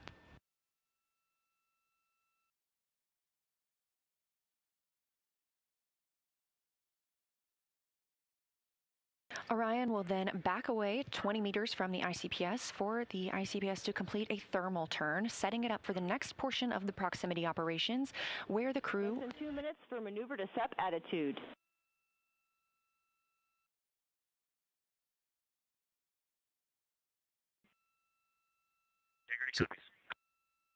Once that thermal turn is complete, the crew will approach the side docking target. Again, we're not docking today, but Glover will command Orion to hold at 15 meters from the ICPS. He'll then move into the precision translation test again, but this time with the side target, conducting multi-axis tests of Orion's yaw before maneuvering the spacecraft to its tail-to-sun configuration, which helps generate power through its solar arrays. Finally, the proximity operations demonstration will be complete, and Glover will initiate Orion's departure from the interim cryogenic propulsion stage. This is the upper stage separation burn and provides the separation we need between Orion and the ICPS. ICPS will then have its own deorbit burn over the Pacific Ocean following Orion's departure. So, layman's terms. The bottom part. Maneuvering to separation attitude coming up now in just seconds. All right. So the bottom part of this thing. So if you look at the diagram on the top left, or top right, sorry, the sun's right next to the bottom part. There's the engine for the thing that did their burns earlier is on there, and there's the big bottom part, and then there's above that there's the solar arrays and the capsule at the very top. The bottom half of that is about to separate, basically. The part with the one big engine on it. It's called the ICPS, interim cryogenic propulsion stage. Basically like a second stage of a rocket, and that's going to separate. And then what they're going to do is they're going to manually fly the capsule and the solar panel part as if it was going to dock with that stage that's separated. It's not going to, because it's not a dockable stage, but it's just a test to test the maneuvering of Orion with its service module, so that they can just test it out, because they're going to have to dock with a lander at some point. So they're just testing it here just to kind of get a good feel for it. So they'll get within 10 meters or 20 meters of the thing, and then they'll back away, and they'll go off on their own, and then the bottom module that's going to separate is going to do its own burn to re-enter the atmosphere and splash down somewhere in the Pacific. They will know exactly where it's going, but somewhere that's not going to hit anybody. So that is what's happening. That's proximity ops. Oop, it just did a flip up there. The telemetry on that top diagram is sporadic. It is a little crazy. All right, let's turn them back on. Clipped in to the seat 1 foot pan to give me some stability. I've got the shoulder straps of the harness on tightened. holding me down to the seat pan. So I feel really stable for actuating the rotational and translational hand control. And Alf just farted. I love it. He's like, Dad, we're supposed to be in bed. Glover letting the teams here on the ground know that he doesn't expect a I'm going to response jump from up them. here and fart at you. Next phase 245. Yeah, Our didn't next you, action Mr. is in Ralph? about You farted. 2 minutes. Mm-hmm. Starting timers. Thank you for Bright. We confirm with them about the power down. The sun is coming up. Houston integrity for the power down. Are we okay to brighten the DUs or ProxOps demo? Your go to configure DUs as bright as you like. They're probably Detecting LEDs. ICPS separation coming up in about a minute and a half. Houston, ICPS maneuver complete. Good step attitude. Integrity copies. Reed said just before launch, this is a crew activity. We will be hearing Victor's voice. Oh, we're going to get a good picture of this from the solar array. Nice. So that top view there, Start timers. I think Christina everything Cook is floating to Victor's left. below She's in charge of the timing and procedural discipline. where that checkerboard is, the black and white Jeremy checkerboard, I think everything to the seam to the left of that, Hansen is floating and to Reed's right. everything else is launching going to fall off. ICPS, I think. ready I'm to not call back away if 100% need though. be. I think that's where it's going to Standing by for separate. separation. Actually, it's going to be it's probably further up. I don't think about it. It's probably up at the green line on the far left. 30 seconds to timer. Yeah, that's the green line on the far left. So all that's just going to go away. And we're going to be left with the solar panels and the Orion capsule. And that timer And you can starts see the at solar separation. panels in the very top left there. One of the solar panels is there. And this camera is on one of the solar panels too. There it goes. Boom. And then we got some reaction control thrusters. We've got another little engine there for the capsule, or the service module of the capsule. We have good separation, good motion. We are ATP go. That was basically just some spring separation from the pins inner that cryogenic propulsion stage. pushed it away. Go for 180 pitch, confirmed. Separation confirmed, Houston. Houston copies. All right, I'm trying to figure out what this bottom picture is that they keep showing. Is that maybe the camera they're using? I don't know. Such a smooth video from the cabin.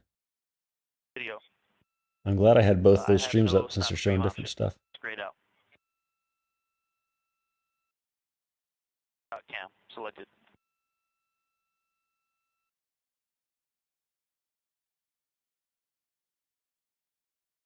I see it. Look at that. Woohoo! Woohoo! That would be me the whole time. Orion. I see the moon in the camera, and now I see ICPS in the docking camera field of view. Okay, waiting for 550. I'm on the THC. There's 550, starting the 19N. 1. That's a cool view. This is the view from The docking cam, 9. And I think, yeah. This is the view arrow. The docking camera is showing the crew inside Orion. 19 ends. The SMRCS. Caution, prompt, SMRCS manifold 3, OX-P health. Much quieter. Got a little rumble, Checking. like we're driving on a rocky road, but much quieter than in the sim. I'm showing about 3 degrees wide on ICPS. And it's holding right near the center. That right diagram is not valid. Integrity, no action for you on that enable prop caution. No action. It's got the Right, ICPS just 19 ends to bouncing off the bottom of it. thrusters are still fine. We've got a little rumble. It's like driving on a rocky road. All right, burned out. Okay, I see about 2.6 degrees wide on ICPS. All right, zooming in. It's 3x. Wow. 2.7 degrees wide. Here goes. There we go. That 6x diagram up zoom. top is starting to adjust. Looks to me like we might have even slight closure. This is cool. I definitely don't think we're opening. Anybody else? Okay, 2.6.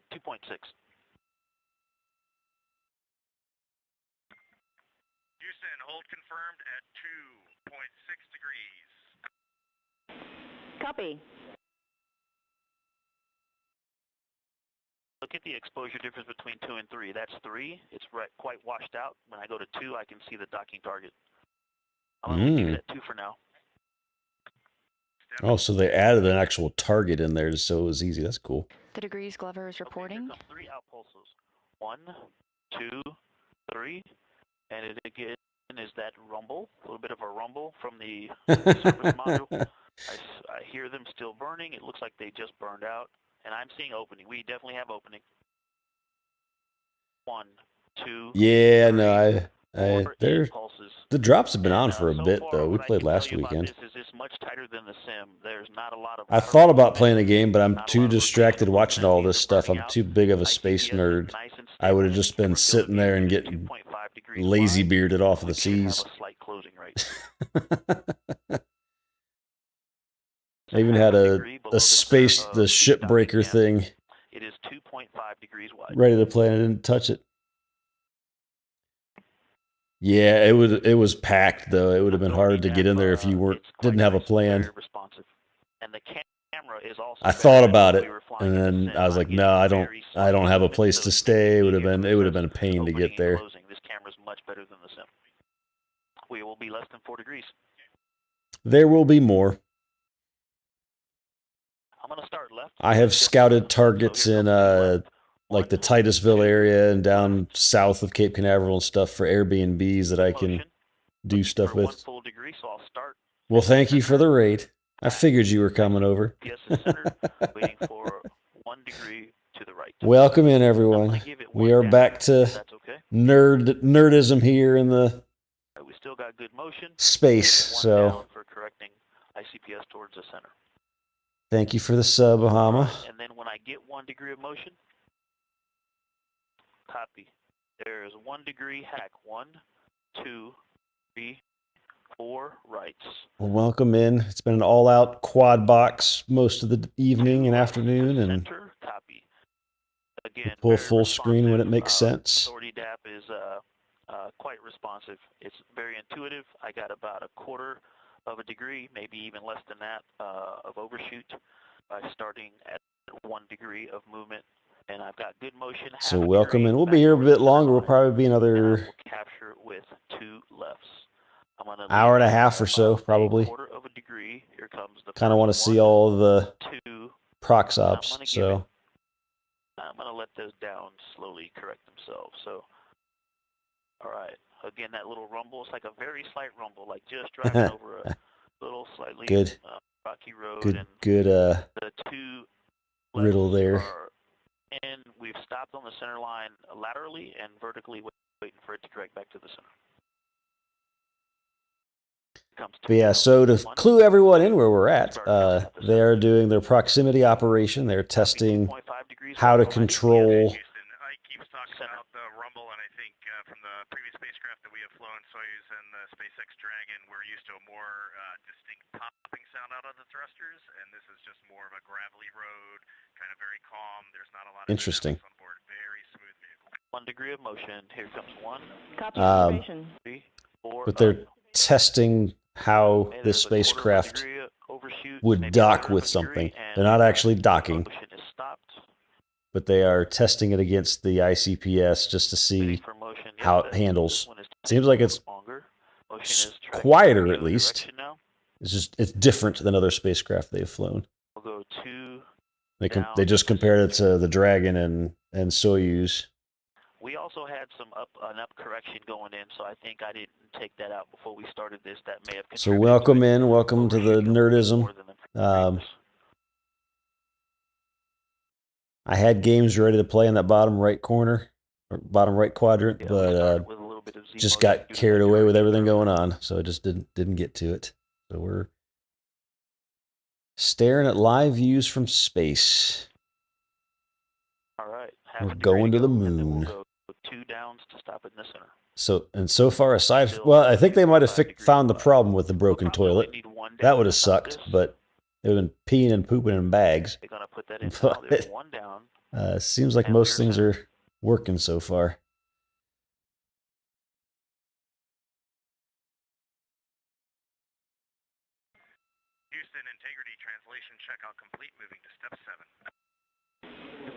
Copy. So if you have any questions about any of this stuff, let me know. Been Equal. looking at it all day.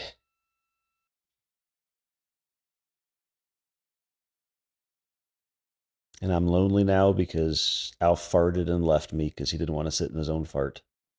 So, just me here.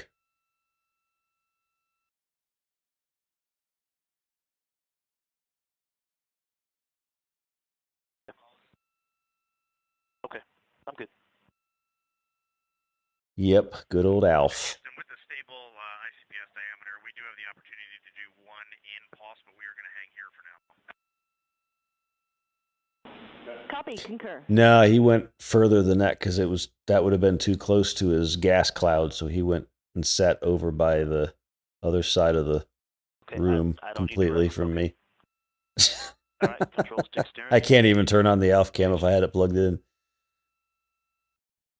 Hold inertial. Howdy, hippie. Diaphragm is ref.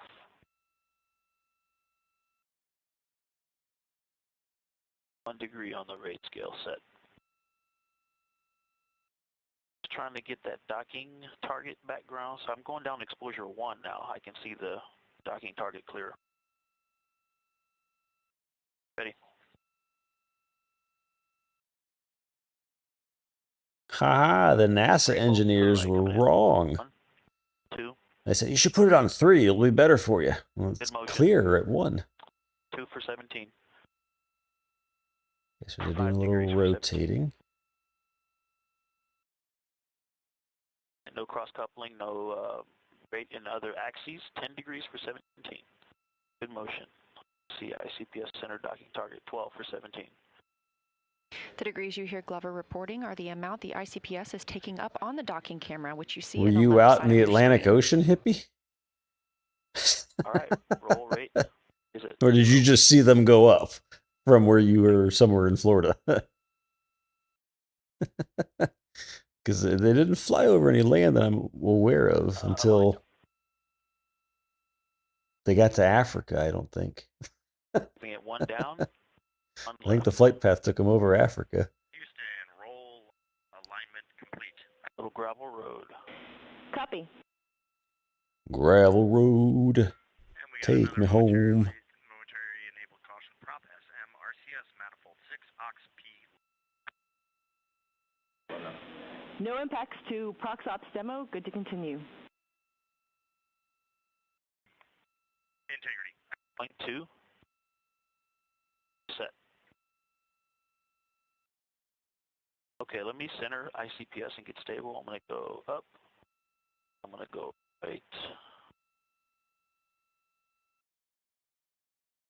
Okay, full right and hold. I'm trying to see where his right, the guy on the left, Victor Glover, he's the one doing this. Good motion, no cross coupling. I see his left hand up there on that Only thing. roll rate.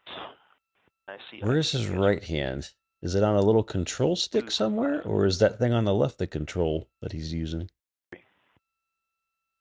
Can't tell. It's slow, easy to anticipate. And stopping at 5. Was able to stop right at 5.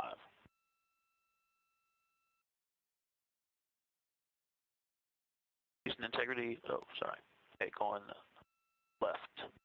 Good motion. It's all roll. So where are you at then, Hip? Because they didn't fly over any of the U.S.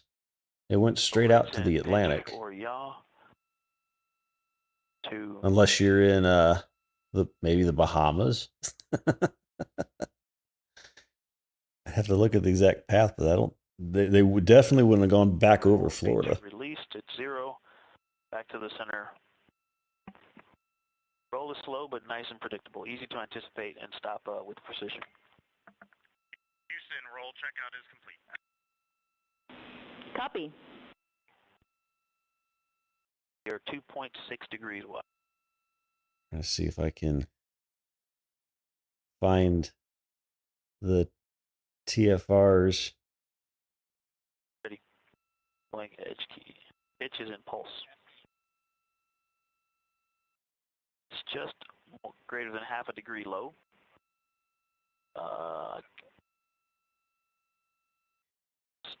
might have been able to see it, but I don't think it went over you. For 1 degree. Pitch up. Nice and snappy. And Okay, I mean, if you were there, it wouldn't have gone over you, but it would have gone up and really close. Like that's the best view. I would have loved to have seen it. I just wasn't going to get there. But it pitches over to the Atlantic almost immediately, so it may look like it is, and the cloud of smoke may have come over you. But yeah, it's they try not to launch rockets over land immediately because that's dangerous. We try not to act like some other countries in the world that are a little more careless with their launches. 0.7 degrees low. Pitch up and hold. But there are people all up and down the East Coast, probably up to southern Georgia even, that could have seen it over time just because of the size of it. Back to So initial vertical position. Stop. After I know, how dare we be safer than other countries that we're not going to name ready for yaw to pulse. that we're racing.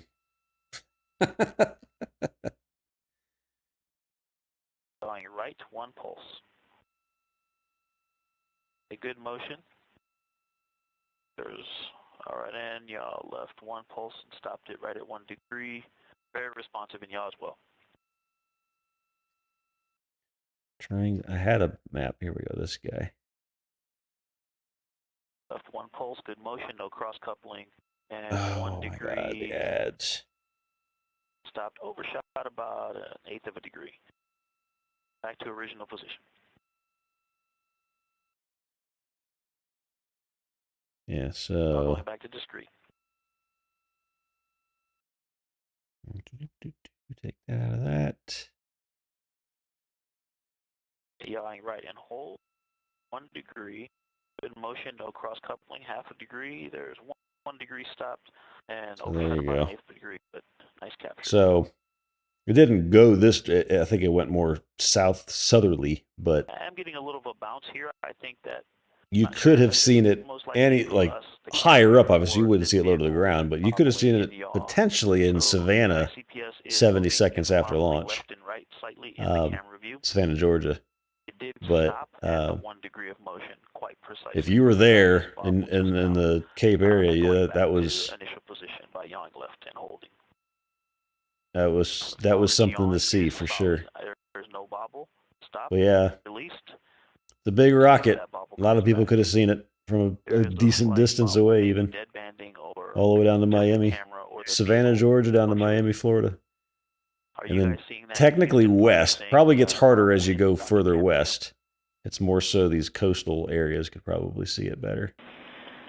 Victor, we are not, but it might be because it's a low rate for us. Okay, copy. Had a little bit of a lateral oscillation there. Houston, authority depth checkout complete, ready for step 12. Copy, go to continue, and also, once you get there, you are go for forward target approach to 10 meters. Integrity. Yeah, so right now they're on this ProxOps thing. So this is obviously shortly after launch. So they are doing this bit here, 324 after launch. That'll finish in another 35, 45 minutes.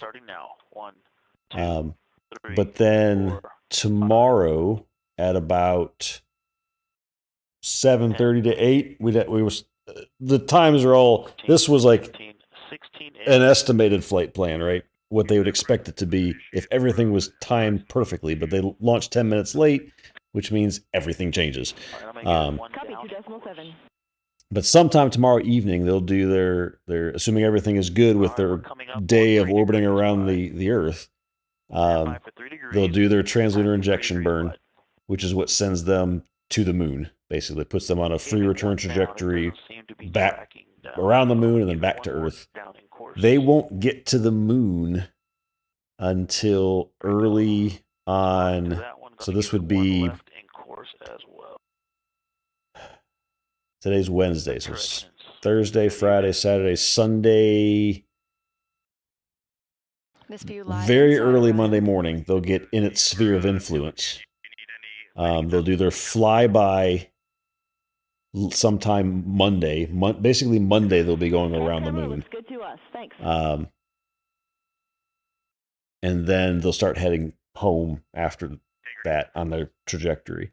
And then they'll land at day 9. So degrees wide, 1823. Thursday, Friday, Saturday, Sunday, Monday, Tuesday, Wednesday, Thursday, Friday. Friday evening, it looks, they will do the entry interface, which is when they come back through the atmosphere and splash down a few minutes later. So Friday evening next week is when they get back. So Monday, they'll be at the moon, and Friday, they'll be back. This is all to teach So that's us the about overall how Orion flies plan. manually in space and prepares us for future missions when we'll need to dock with Here's the lunar lander. here's a picture of Standby for 4 the degrees plan. wide. Back. ICPS is 4 degrees wide at 19.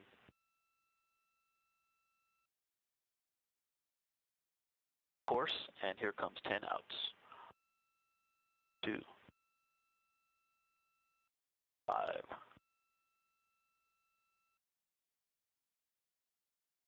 Outs. ICPS is still stable. That little wobble, lateral, a little yaw induced. Again, can't tell if that's the camera or the vehicle, but overall it's pretty stable. Very, very minor oscillation. Houston, 75-meter braking is complete. Going into DOCCAM exposure check. Copy. Copy. You got it.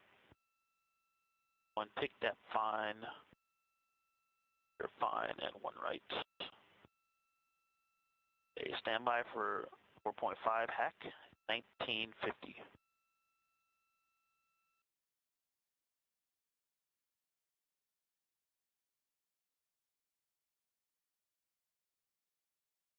All right, you should be back from ads according to Twitch. So I don't know how far you heard, but short and skinny. Coming up on 5 degrees wide. Monday. And short and skinny of the schedule is they're doing this now.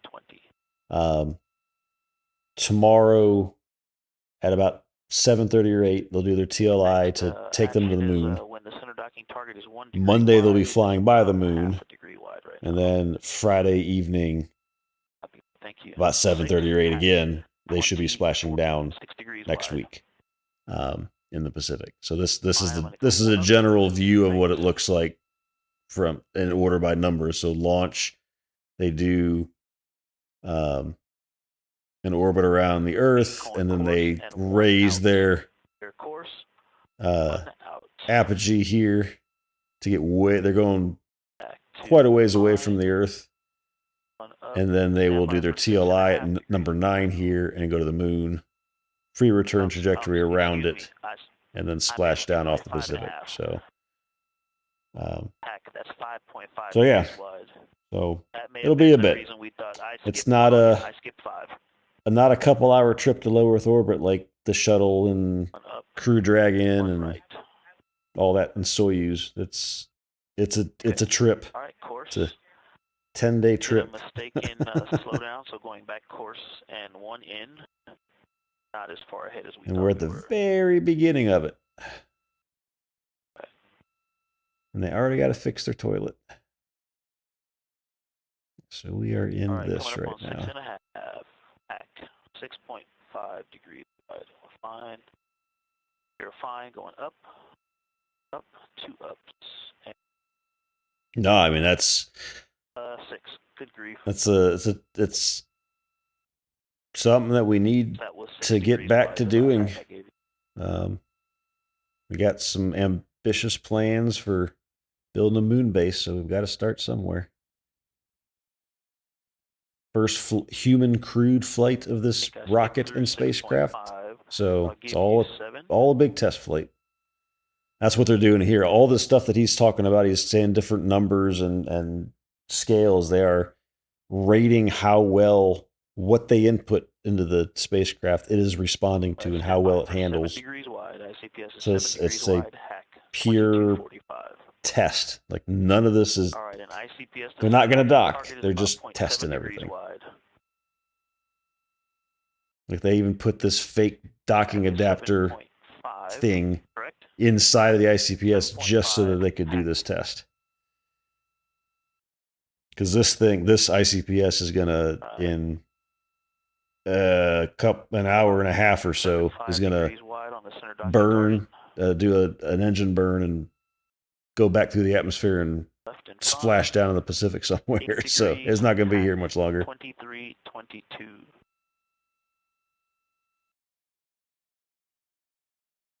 All right, I'm going to transition to center docking target, 0.8 degrees wide. The next action will be course and 6 outs when it's 1 degree wide. There's something floating to the right of ICPS. Did you see that float off the screen on camera view? 0.8 degrees wide. I didn't see it, but I missed it. I wasn't paying attention.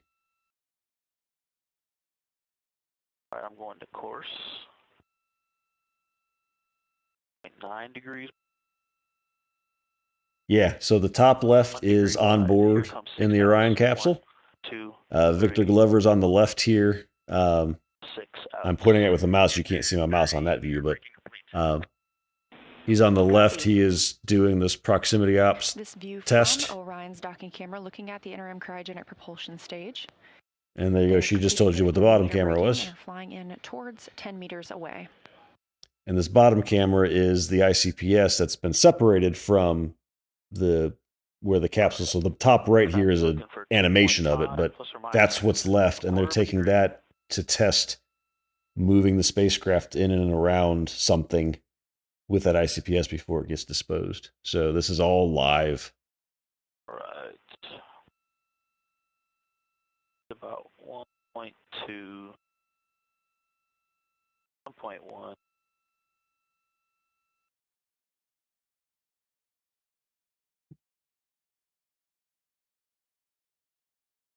Something that would have been amazing for the Apollo missions, but internet didn't really exist then. So this view from the docking camera is a zoomed in view at this time. Again, we are coming in.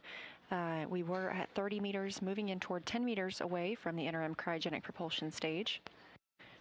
And again, we are seeing a docking target, but this is practice. 5 degrees wide hack. We are not docking to anything today.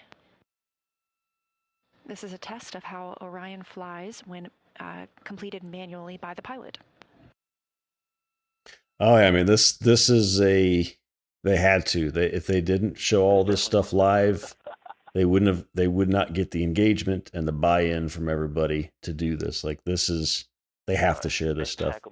American taxpayers have spent so much money on this rocket and this Artemis program. We got to get something for it other than, hey, look, the rocket launched, and then see nothing after that. No, they have to show all this stuff. And there's nothing to hide, right? Like there's no reason to hide any of this. Just show it. It's and you see the shadow of the center cross. No reason to hide it. So share it and inspire people and get people excited for landing on the moon. Because now I can't see it. All right, next one will be 1.5. Stand by.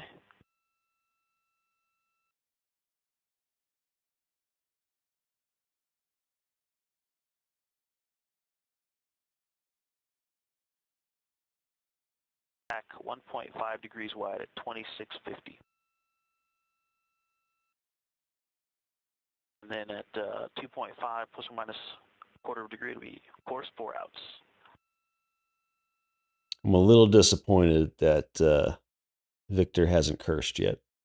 And I'm jealous I can't float up to the window and see it out in front of us. I love how they're throwing an iPhone around in there, or whatever kind of phone, a smartphone of some sort around in there. It's cool. I think they're actually going to make a call at some point from during their travel between Earth and the moon to the International Space Station. Not on a cell phone, obviously, but just actually talk to Orion as the crew is using their iPhones to take pictures out of the window of the 1.75 degrees wide at 2740.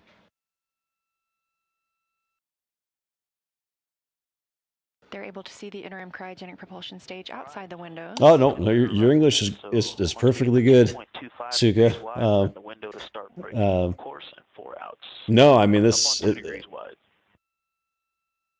None of these comms are going to give away anything secret. There's not that much secret to be had, right? All of this stuff was developed by commercial partners around the world, and there's really nothing to hide.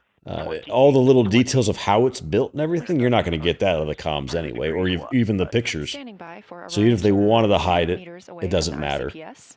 All the ITAR related stuff, which is all the protection of technology secrets, just doesn't apply here at this point because it's already built. All the secrets are hidden inside of the computers and modules and walls that you can't see anyway. So that did not induce a lot of if you could build a spacecraft based off of these views and these comms, you're a genius, but you can't. So 0.25. Fine, just to center us up. Who needs a better seatbelt? Copy, Reed. You are Who wants a seatbelt when you're floating around? He's actually, to be fair, on a serious note, and I don't. That might have been. I saw the cameras on the backside of it. I'm not familiar with the iPhone to know what the cameras look like. It kind of looked like iPhone cameras, but it's definitely a smartphone of some sort. But to be fair, when talking about seatbelt, he's not. I don't think he has a seatbelt on at all, a belt or anything. But he does have, and you saw this during the when they were in the waiting for launch, and you could see the bottoms of Reed's shoes. They have like these little hook holes in the bottom of the shoe, so they can kind of attach themselves to different parts on the floors and walls to stable themselves, to make themselves stable. And I think that's what Victor did here. Is he's got his feet basically latched to those with those little hook things, so that he is nice and stable and is not going to like, oh crap, my foot slipped and I smacked the control and now we're floating off into space, right? You don't want that to happen, right? So he actually is pretty stable in that position that he's in right now. Copy. Oh, so he said he was wearing a seatbelt. Okay, I got you.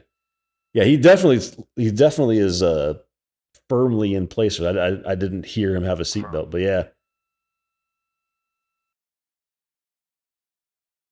But he said that, and that's a learning thing, right? They will know now. Okay, when we go to do an actual docking, let's talk about what you do to strap yourself in, right? Like, what do you need to be able to see, and what were your challenges the way you were strapped in that way? And they'll learn from that for the next mission. So it's all part of the test flight.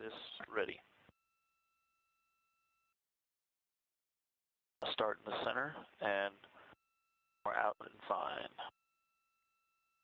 Okay.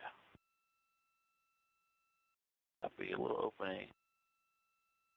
Back to center laterally. Okay. Yeah, 2.75. Yeah, I see opening. Okay. So we're centered. 1, 2, 3, left pulses. Good motion. There's a half. Oh yeah, no, I mean everything about this mission. It's literally a test flight. Like this isn't an It's operational to the point that it is now human rated and they are in space doing stuff. Right? That's close to operational as it gets. The next flight will be a test flight. Artemis 3 will be a test flight because they're going to test docking with landing systems in low Earth orbit. 4 will probably be the closest you get to the first operational, because that'll be, okay, we're going to the moon, we're going to dock with this landing system, we're going to land on the moon, and then we're going to come back off the moon, and then we're going to come home. That's operational at that point. So, but yeah, I feel like there's going to be a lot more comms in this mission about every little thing, even if it's not a problem. It's just, hey, we're pointing this out so that we learn something. Look, they're taking pictures with their cell phone in there. Off to the right, they're just holding the cell phone up, taking pictures and video. Felt something here just a second ago. Well, so on 2.6 the computer can do all of this, but the point of this test is to test the manual docking abilities of it. And I think, I'm trying to remember if they said they were going to manually dock this even on the real docking to the landing systems, or if this was just, well, we have an opportunity. We can't automate this because you're trying to dock to something that isn't really a dock. So let's test the manual capability of it. So I think it could be either one, but even in the, like, I know Crew Dragon looks all automated, and it is all automated for the most part, but there are controls in there they can take over and do stuff manually. So they have to test all this stuff, and they tested that like on the Crew Dragon demo mission, and that was manned, and then like the Starliner mission, which is what got them in trouble on Starliner, they were testing all of that manual control to see how it reacted and everything. So it's just repeating those same lessons here. You want to be able to take over from the computer if something is going awry. A little bit more, but it's very responsive in the corrections, and so I was able to stop it right on the center. Holding at 2.6, 6x zoom. Because you can look at those screens. There's a ton of crap going on those screens. There's flight computers in there that could do all of this stuff. Like everything up until this point has been automated. Like they haven't actually done anything. This is the first manual thing they've done. And yes, I would totally take a selfie if I was there. I would take a lot of pictures if I was there. I would also ask, can you leave me on the moon and come pick me up on the way to Mars?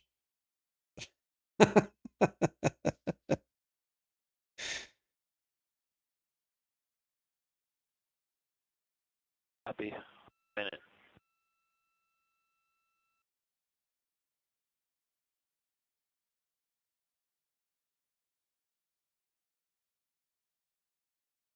They're getting super. They're getting closer to that than I thought they were going to get. Oh, I know. And we should be having live views for the most part. There will be a break when they go around the backside of the moon because the signal just doesn't go through the moon. That's a known comm blackout.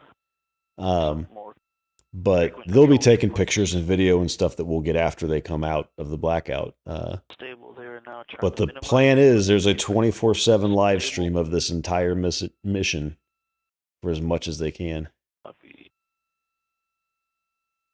All right. Talk to you later, Zaz. Sleep well. Okay, time's good.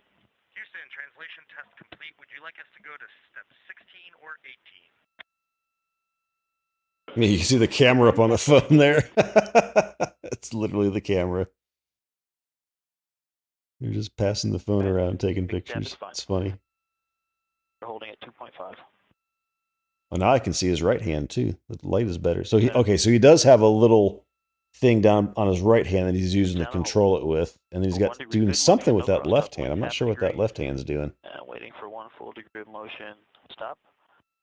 Wow, stop right on the line. Yeah, follow for sure. We'll be Zaz and I will probably be peeing ourselves in phasmophobia tomorrow night.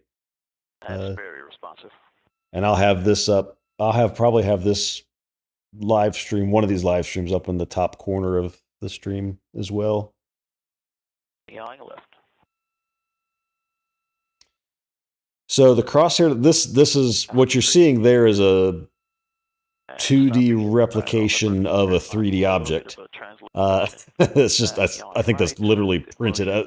It's not a sheet of paper, but it's just a 2D replica.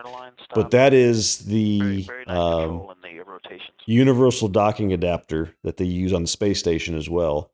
And all of those the crosshair in the middle is basically like that's the center point. And when they're actually doing this for real and they're not just using a camera pointing at it, there will be markings that Victor or whoever could see that they line up with that crosshair, and they can see, I think, like the lines around the circle on the top and the sides of that. Those are like 1 degree high or low or left or right. So they know exactly how much to adjust to center their docking adapter with that docking adapter. So it's all about reference points of what to line up.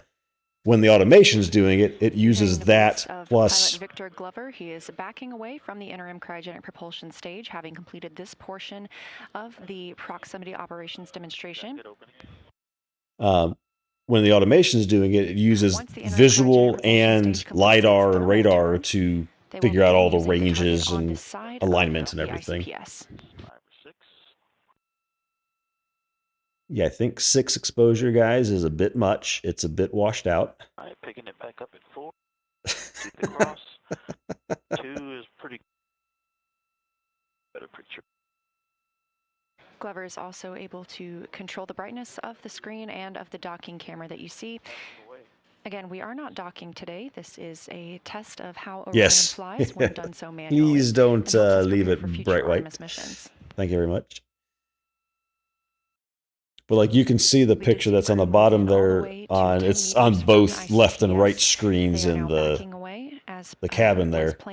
But you can see clear on the right one because it's not as washed out. You can see it's the same picture that they're looking at there.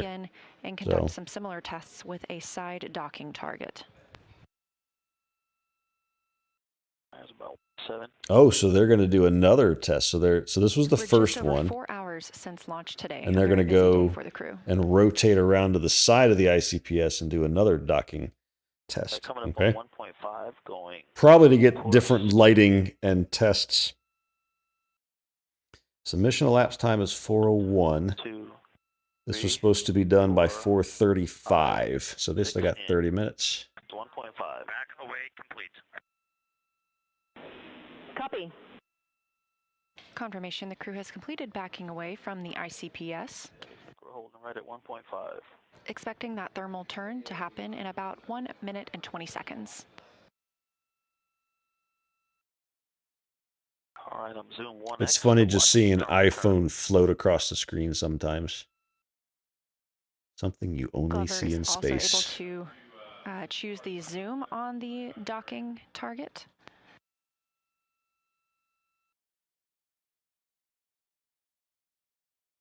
This view on the left will allow us to also see the thermal turn.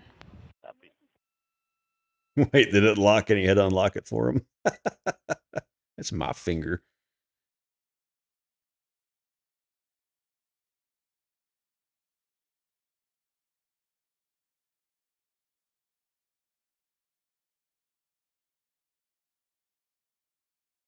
I know they recently took up the last crew mission on Dragon to the space station that went up recently. Before this, it went up in mid-February, I think it was, mid or late February. But they took cell phones up for the first time as well, and I'm sure these are the similar type. And they said they were iPhones then, so these are probably iPhones as well. But they couldn't take their own personal phones because the dirt and the usage of them, they don't know the state of the batteries and all that stuff. So these are all probably fresh out of the box phones that have been tested in, and you can actually look at that and that's definitely an iPhone. You can just looking at that, it's an iPhone 100%. But they have to test them in vacuums to make sure that they're not going to emit any chemicals or anything like that. They basically, it's called burning them in. I think, or is it burning them in or is it baking them or something like that, where it makes sure that nothing is going to come out of it when it gets into a zero-G environment. So, yeah, they're taking pictures of the pictures. That is so cool. Translating around the ICPS like that. But that was the thing that they did their perigee raise maneuver and their apogee raise burn that took like 17 minutes to burn. Again, this view coming from the docking camera on Orion. But you can see another one of those docking adapter things there on the side. Target down near the bottom of your screen. ICPS thermal turn complete. Yep, just another one down there. Copy that, Amy. We'll start working our way down. Reminder, we are not docking today. This is a test of how it feels for pilot Victor Glover to manually fly the spacecraft. He's using the zoom feature on the docking camera to get exactly the view he wants as he prepares to move in and around the ICPS.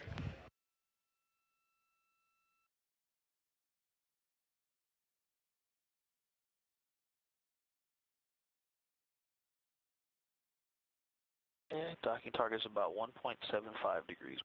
And Houston, we're holding at step 20, waiting for your go. Stand by.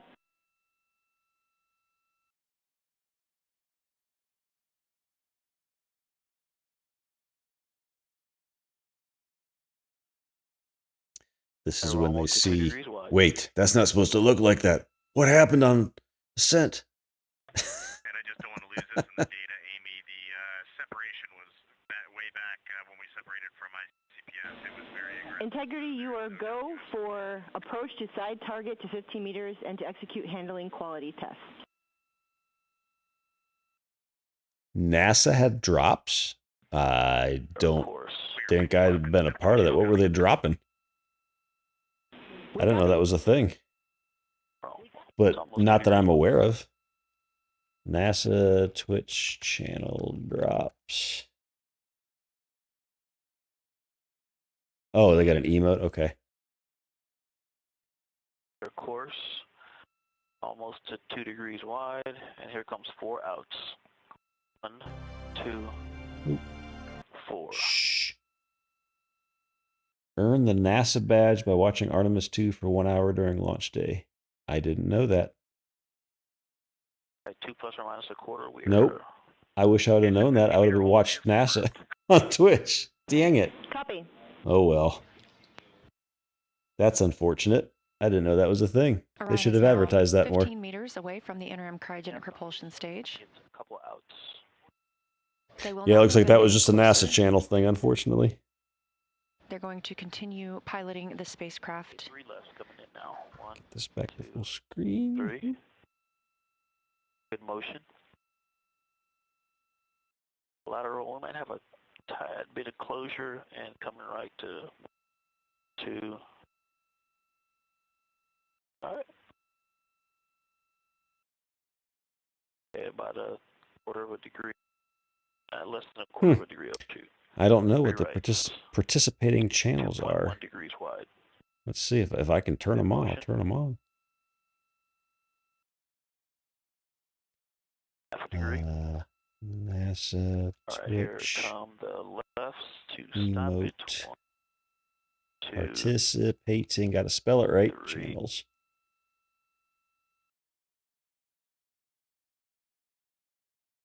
3 downs. 2, 3. Start measuring from the center. There's center. Good motion. And Houston, with this sun angle, the white paint on the ICPS is so illuminated. Half a degree. Hard to look out with the I don't know. Like there's nothing about that anywhere. 2, 3. And we picked up a little bit of motion to the left on ICPS. Okay, stopping that, correcting it back up. 1, 2, 3 to bring it back to center. Also correcting left. Good motion. Apparently, NASA streamed on Twitch from the ISS last year.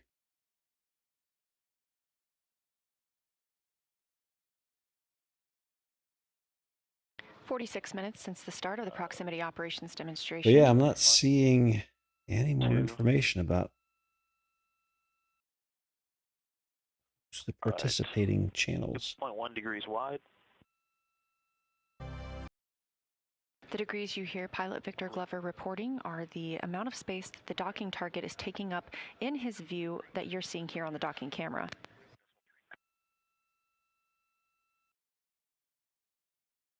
Well, now I'm sad that I don't have the badge. Oh well. Okay, I'm in 6X, ready. What are you gonna do? And Houston, can you confirm 6X zoom is good for 21.3? Checking. Good range. Good time. 6X zoom is good. Starting the lateral alignment test. Yep. Every single space nerd on Twitch is mad right now that they didn't know that was a thing. I saw them streaming and I thought about turning them on. I just didn't. Oh well. Yeah, they're getting out there. So the orbit that they're currently in is a day-long orbit around Earth. So normally the ISS is in its circular orbit around Earth is a 90-minute orbit. So it orbits 16 times a day. The orbit they're in is a single-day orbit, and it's going to go all the way out to 43,730 miles. So they're not even halfway there yet, out from it. So they're going to be way far away from Earth before they start coming back. And then that's going to slingshot them back around to do their TLI tomorrow evening. It's very responsive. I just have to make inputs because it does seem to pick up lateral motion. Commanding. I'm able to hold the magenta cross within the width of the black cross on the side without, I was talking, it went out, but overall able to keep it centered, less moderate or less effort. Okay, complete. Houston, translation and test complete. Very precise control. Copy, and you are go for the multi-axis test, and Reed, you are coming in much lower volume than Victor. Okay, I will speak up in the cabin mic. That's better, thanks. It's just a crappy cabin mic. Again, pilot Victor Glover on the left side of your screen is manually piloting the spacecraft, executing the 6 degrees of freedom, translating forward, backward, left, right, up, and down, and rotating the pitch, yaw, and roll of Orion in relation to the interim cryogenic propulsion stage.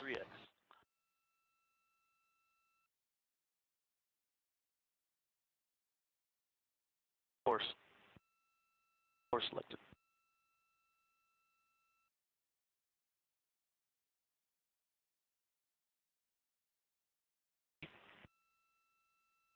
All right, that should be done now.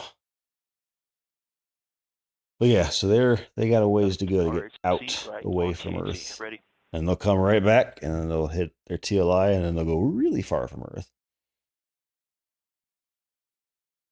All right, and I'll get the yaw out to 2 degrees. But their speed is degrading too. Like it's much lower than what you usually see when you're like the ISS is moving between 15 and 17,000 miles per hour to keep it in its circular orbit. This is just losing speed because gravity's still pulling it to slow it down. It's less and less at a time.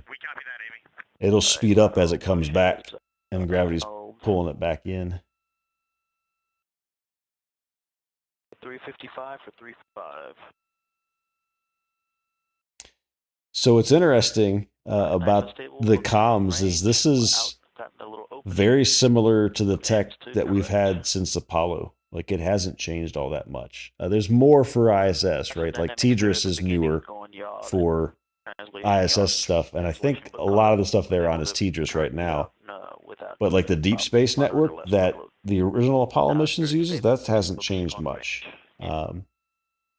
So there's a little bit of a delay once they get closer to the moon. There might be a second or two, maybe, but it won't be terrible.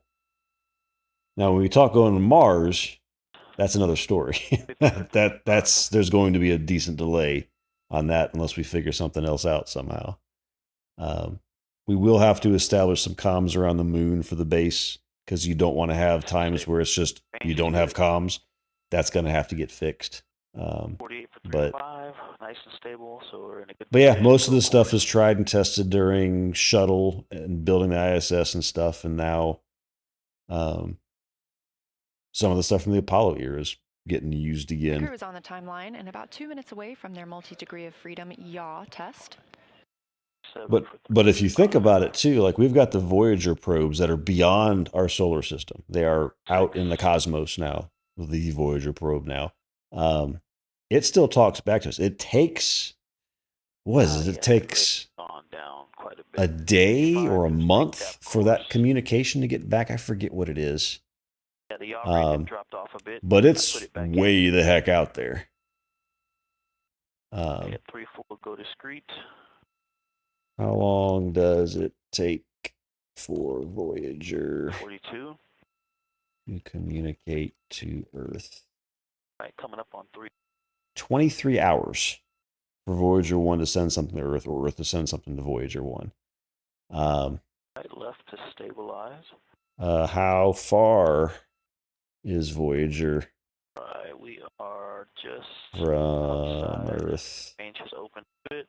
Actually, we're looking nice right at 2. That's an old number, but as of October last year, Voyager was 15.7 billion miles from Earth, and it takes 23 hours to communicate with it. Nice and stable. The moon is this mission's only going to about 250,000 miles, so tiny fraction of that. Yeah, I mean, for communicating over 15.7 billion miles, taking 23 hours, that's not terrible. We'd want it to be better, right? You want to be able to talk with a reasonable delay on there.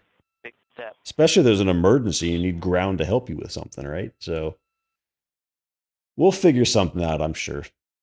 There's technology advances so fast, something will be figured out and it will improve. But all right, got a good baby yaw steps. Rate. I'll watch the yaw rate closer this time. Let's get really good at the moon.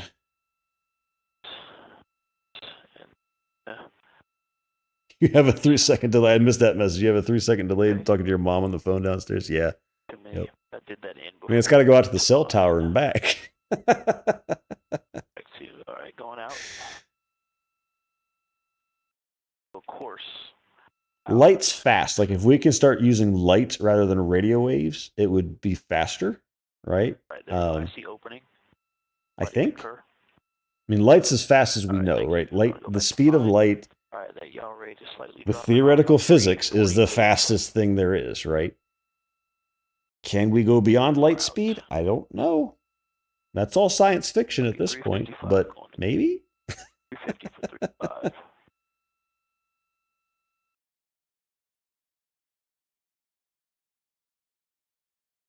Because you think about like all the internet on Earth, for example, like just how little delay there is. I know you said it's 3 seconds on the phone. That's different phone-wise, but if you're just talking like internet speeds, like the latency between North America and Europe is 100, and the round trip time is like 150-ish milliseconds on average, probably.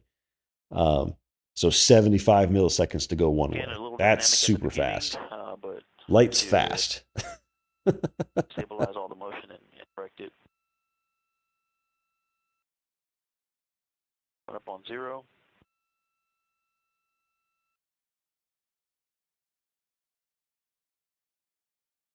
Oh yeah, you can see some of the coating on the fabric on the behind the docking target moving as we. It's all right. We're stabilized. About 1.75. Houston, yaw multi-axis test complete. Copy.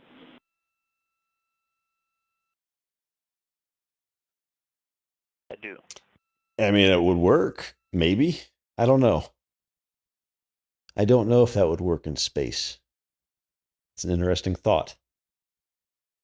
Could you vibrate a string on the moon and that same vibration make it to Earth? I think we've stopped the opening. Let's say you take out the whole atmosphere issue with it probably burning up in the atmosphere. Well, I mean, it's not moving fast, so it wouldn't technically burn up. But let's just say that that's not a problem. I think the vacuum of Seuss would probably kill that vibration somehow. Like it would like wobble differently in the vacuum of space. I think air has something to do with it. Yeah, I mean, there's nothing going on between the Earth and the moon for that string to have a problem with. But if you take all of that away, it would work fine, right?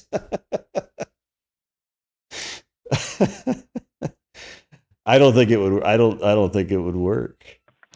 Coming up on 1 hour since separation from the interim cryogenic propulsion stage, again almost an hour ago, and now 4 hours and 20 minutes since liftoff. We're getting closer to the tail end of the ProxOps demonstration.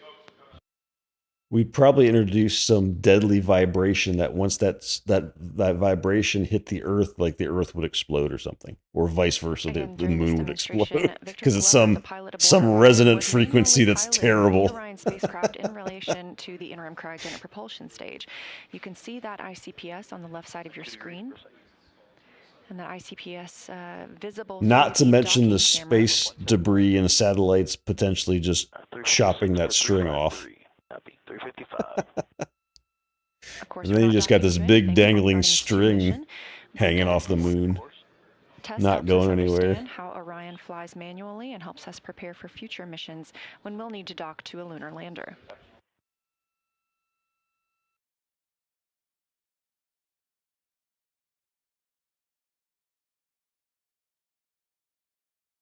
The commands Glover has been sending to... Have to throw another yaw in there to keep it at 0.2, yeah. Overall, guys, this flies very nicely. Copy, 347 for pulse.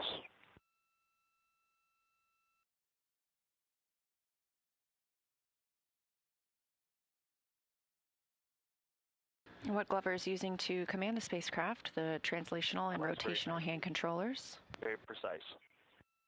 3x set. Set 358. Pitch down, going in. Orion is using the 24 reaction control system thrusters. Cool. Thanks for stopping by.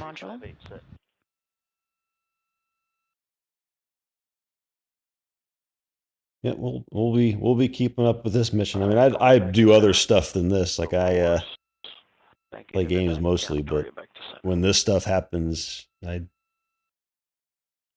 like to show it. Even if I'm playing games tomorrow, I'll be showing this live stream in a corner, so we can keep up with it. Like driving on a gravelly road, the response is quite immediate. Not all the axes are even. Roll is very, very slow, but pitch and yaw are very. Oh, and I know. I'm the same way, Suka. I'm like, and when you have the zoom, I am ready for you can see very small 3 and 4 translations are all quite tight. to happen because I want us to land on the moon. I do. I stream on YouTube. Like this is on YouTube right now as well. Same name. So.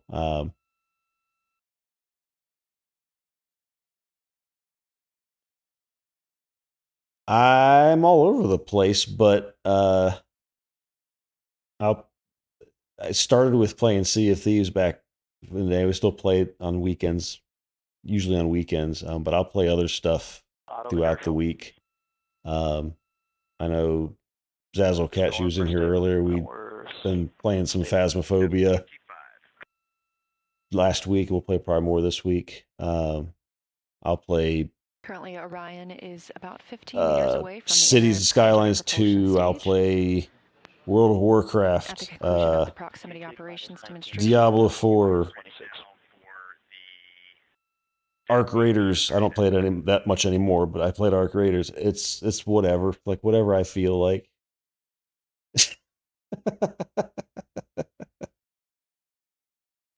And Reed, please repeat. Holding on instruction 185, just want to make sure you are ready for NAP 18. Nice, yeah. Now it's a fun game. It has its issues. I don't know if Rare can get themselves out of their spiral of death, but they're hopefully trying. Capcom Amy Dill so to the crew. They are go for departure. We try to have fun with it, propulsion stage. even if it involves making fun of it. Houston, integrity, departure. No, we did. I did that the first weekend they came out.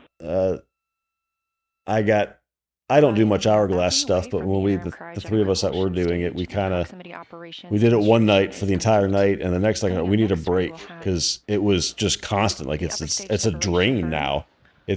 They're good mechanics to get things going, but it's just you go, go, go, go. There's no downtime anymore. So it kind of drained us.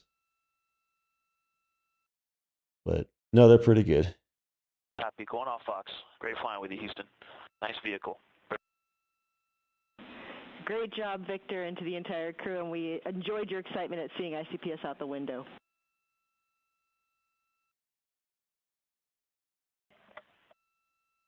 Houston, I am bringing the exposure control down to 1 so that we get some video. Let us know if you want that higher for your bearing test. Setting of 1 is good for us. All right, so they're prox ups.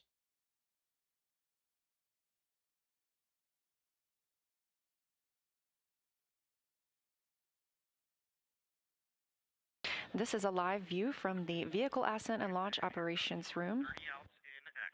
This is Valor. Thank you for the follow, Mythical Cat. Team support room. They are responsible for observing any program issues that may require their experience to correctly detect and assess. They've been monitoring the health of the ICPS prior to launch. That's such a No action on the cautions. no offense to ULA, because they're doing stuff. They've been monitoring But that's a lame-looking room compared to mission control in Houston. Proximity operations until the ICPS end of mission. Yeah,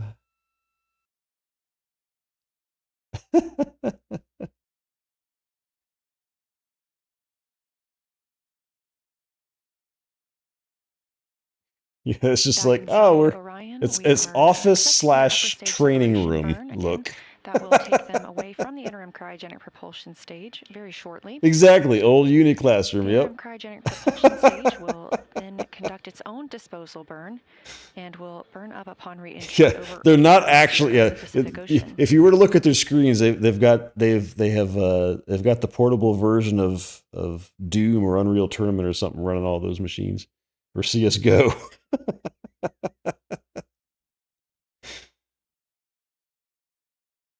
This view of the interim cryogenic propulsion stage. Copy.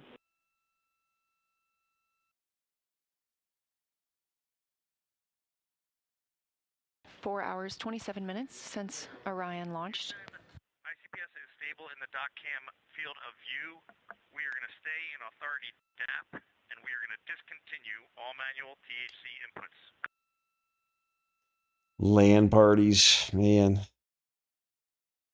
It's been a while since I've been to one of those. Reed, please take DocCam Probably. exposure to 0, wait 20 seconds, and then take back to 1.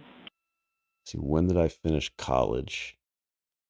Probably 2004 would have been the last one I went to. Maybe 2005. As you heard Capcom Amy Dill ask the crew, they are Been a able long to control time. the exposure that we see from the docking camera. Down on the bottom right side of your screen as the interim cryogenic propulsion stage gets farther and farther away. That's actually Orion backing away from the ICPS, having recently I'm completed old. the proximity operations How old am I? demonstration, during which pilot Victor Glover manually flew Orion. What is this year? 2026. So I will be 44 this year. So I'm 43 right now. Glover in the left. There's a reason why one of the tags on this channel is old gamer. And on the right is NASA astronaut and commander of Artemis 2, Reed Wiseman. I don't really know. I say I'm 43, but I'm probably like 65 or something like that. I just claim to be younger. No, I've been doing computers and gaming for many years.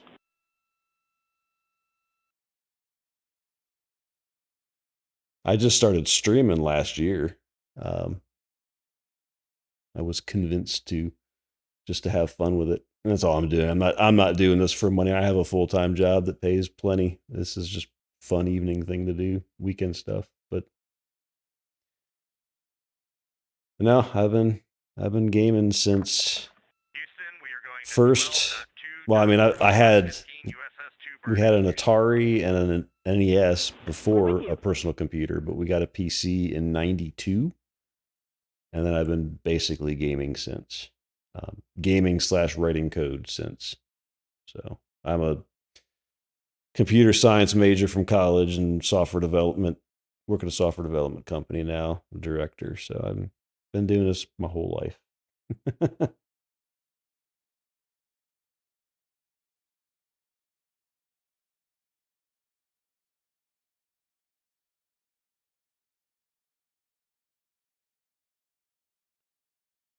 And I dynamically change my stream as it goes. Like earlier this evening, they talked about the toilet on the thing and they called it the waste management system. So now if I'm going to go to the bathroom, I have a new BRB message I'll put up on the stream that ChatGPT made me, a nice little neon light looking thing. So when I go to the bathroom, I can, oh, that's not the right one. Where'd it go? Not nut butt, this one. There you go. There, waste management system in use. There you go. See, I do weird stuff like that. I'm a computer programmer, so if I can do something stupid and silly with code, I will. Atop the Space Launch System rocket at Kennedy Space Center in Florida. No, you didn't read nut butt wrong. This was a joke that we had the other few weeks ago. Somebody said nut butt in chat, and we took it a lot further than we should have, and now we have a product called nut butt for everything. So it's like peanut butter, but you can use it for rocket fuel or hand lotion or to save the world. Upper stage separation so arrives, yeah, but we need to so we had fun with Orion and the interim cryogenic propulsion stage even further. The ICPS will have its own disposal. So that's me. I'm 44-year-old single guy over relationships at this point with a dog, and we just have fun here. If I make somebody laugh every day, I have done my job.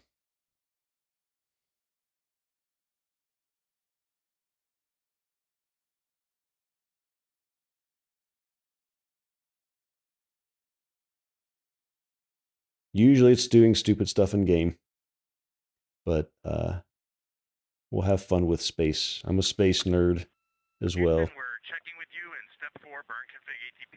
I spent a week down in South Padre Island, Texas a couple years ago just to visit Starbase to see Super Heavy getting built, and saw one of the boosters on the pad and getting lifted, and I'm just a nerd. That's all I am. So, but it's fun. Houston, ATP burn config is go.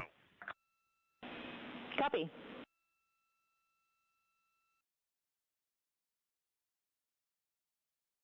Well, you know, I mean, so if it's 6, so you're 7 hours ahead of me.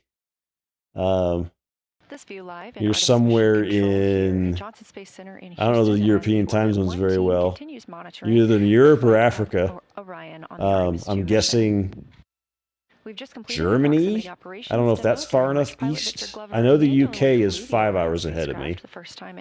I don't know where the other time zones are in Europe. I'm not familiar. Burn to separate Orion from the interim cryogenic propulsion stage. I'm not aware of. Oh, you're in the Middle East. Okay. I'm not aware of a place called Shithole, but there's probably some place called Shithole in the world. I'm not going to tell you the name of my town, but it's an interesting one. There are also some 24 reaction control system thrusters on the European service module.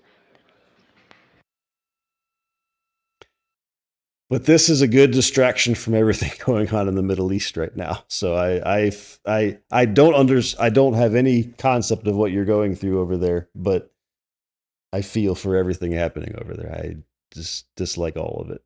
All the bad stuff happening, I should say. Not the Middle East, just what has transpired. It should not have transpired that way. Yeah, this is mission control. This is way better. The interim cryogenic propulsion stage. Now, they haven't changed that mission control center sign at the top since Apollo, but I guess a classic look is okay for a while. It's probably a video screen now instead of just a physical sign, but it definitely looks more mission control-y than that training room.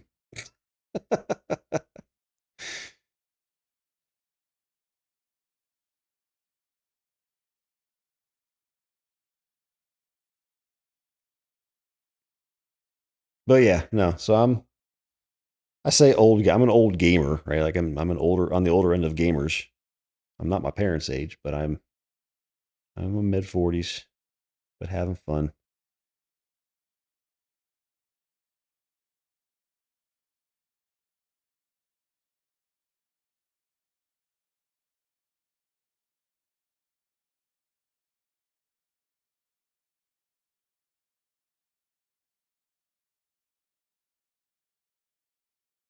Yeah, no, I hate everything that's going on that is purely politically or greed related over there, because that's driving everything that's happening is greed and politics, and that's both of those are BS. So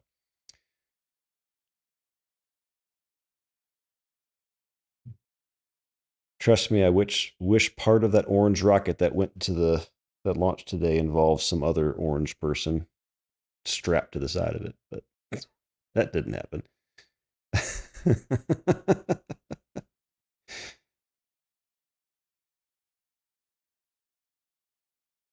But anyway, we try to avoid politics too, because it's not a fun topic. Nobody likes to talk about it.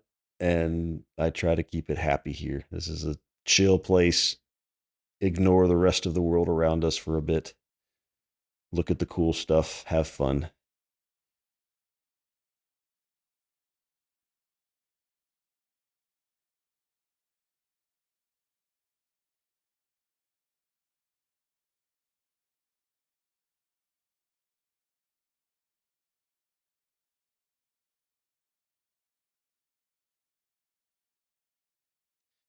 Back to the blue screen of death from the live views from Orion. That's what the bottom stream. Mission Control Houston, Artemis Mission Control, to be exact.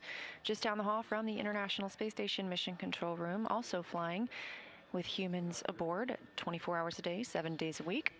We have completed the proximity operations demonstration aboard Orion, and we are now looking ahead to the upper stage separation burn. This provides distance from between Orion and the ICPS. The ICPS will have its own disposal burn at about 5 hours MET. We are now 4 hours and 37 minutes MET, or time since launch. So yeah, so the NASA's the top right is just a website they had. It's like it's not a Flash thing because Flash isn't a thing anymore, but it's just a rendering of approximated position and telemetry data about the mission. But they have two live streams going. One that is their official stream, which includes commentary like this. And all of the comms and everything. And they have a second one that is just 24/7 from Orion. Clearly they turned the cameras off because it's just blue. Checking. Yeah, no, the only good thing about Cloud Code rate limits is that I hit one this afternoon and I said, cool, I'm done with work. I'm gonna watch the rocket launch. So that's why that's got me out of doing work today. And Integrity, can you I'm an administrator of our Cloud Code account, so I could have given myself more, but I decided, no, I'm going to deny myself that so I can stop working. We did not do the glove swap activity.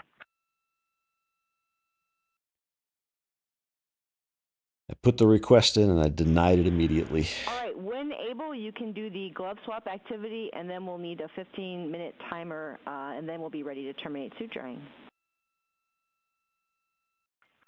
Integrity.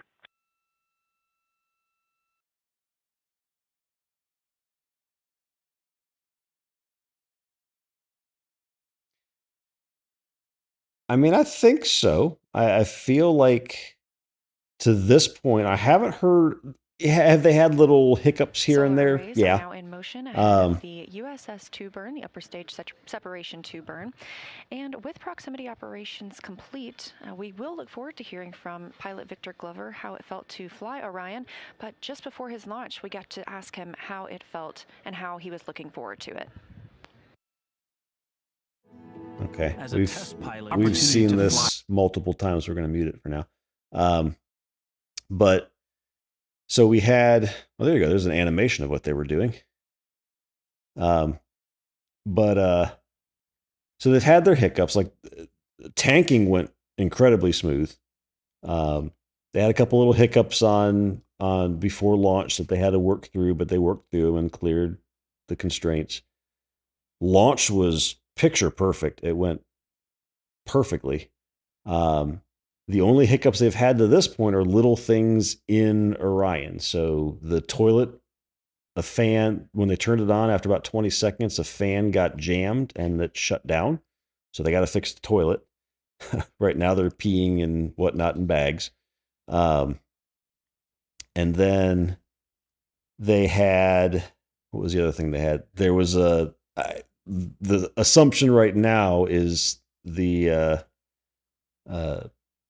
launch likely rattled a valve that was just keeping the 4 water tanks they have on Orion for drinking water and use and just good water, potable water. It keeps them in balance, and one of the valves in those shut, and it shouldn't be shut, but it sounded like it's something that they can go and like open a panel and open it back up. So it's not a big deal. Oh, wait for ads to finish. Oh, they finished that, so I'll unmute that again.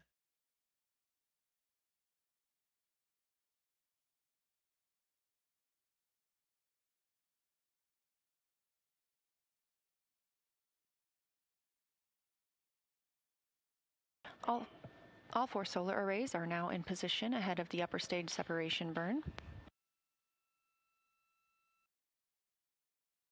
Integrity Houston, we are checking on those cautions.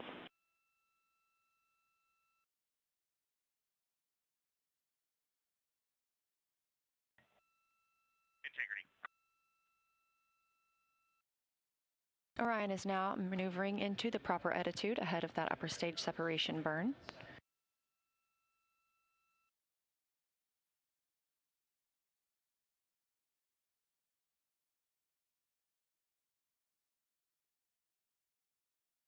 All right, ads according to Twitch are over. Hopefully you're back. So yeah, toilet problems. Sounded like they identified the cause of a jammed fan, so it sounds like they just got to get procedures up to them for unjamming the fan. They had the valve on the water tanks that they just got to open back up. That sounded like it may have just rattled closed during the launch, because the launch is pretty violent. I mean, it's not like it's gonna kill the astronauts, obviously, but it rattles everything. It's got some power behind it. So that's what they think happened there. They've had a couple little comm things that they've been to resolve. One of them was literally they handed over between TDRS East and TDRS West, and they could communicate up to Orion, and they were getting telemetry from the ICPS, but they couldn't get the communications back from Orion. And apparently sometimes it's finicky to transition between those two. And what did they do to fix them? They turned it off and turned it back on the ground side, and it worked. So they got comms back, that tech support thing, turn it off and back on. So little things like that. They've had a couple little caution lights that come up. I just heard something about a caution light that they just got, so I'm curious what that is. But so far, they've all been benign. They've all been like, oh, we either expected that or we have a troubleshooting path to resolve that or whatever. Nothing is show-stopping yet. So this upcoming, they're about to do an Orion upper stage separation burn. Proper attitude ahead of the upper stage separation burn. After this burn, the crew has a little more work to do before they can go to sleep. It's been a long day for them, having woken up about 8 hours before launch. So like you can see at the top right there, they've got the engines for the thrusters for the upper stage. This will be the next test. They haven't used those yet, so this will be the next test of those. the separation burn, does that thing work? Does all that stuff work? So if that stuff works, pretty good chance they get onto the moon and back. Orion will continue stowing around the their moon and back. suits and configuring the cabin as they need it for the duration of the flight. Because that's really the last thing that's Integrity left. Houston, those caution warning messages for prop were seen on manifolds being used for maneuver to burn attitude. Still go for USS-2.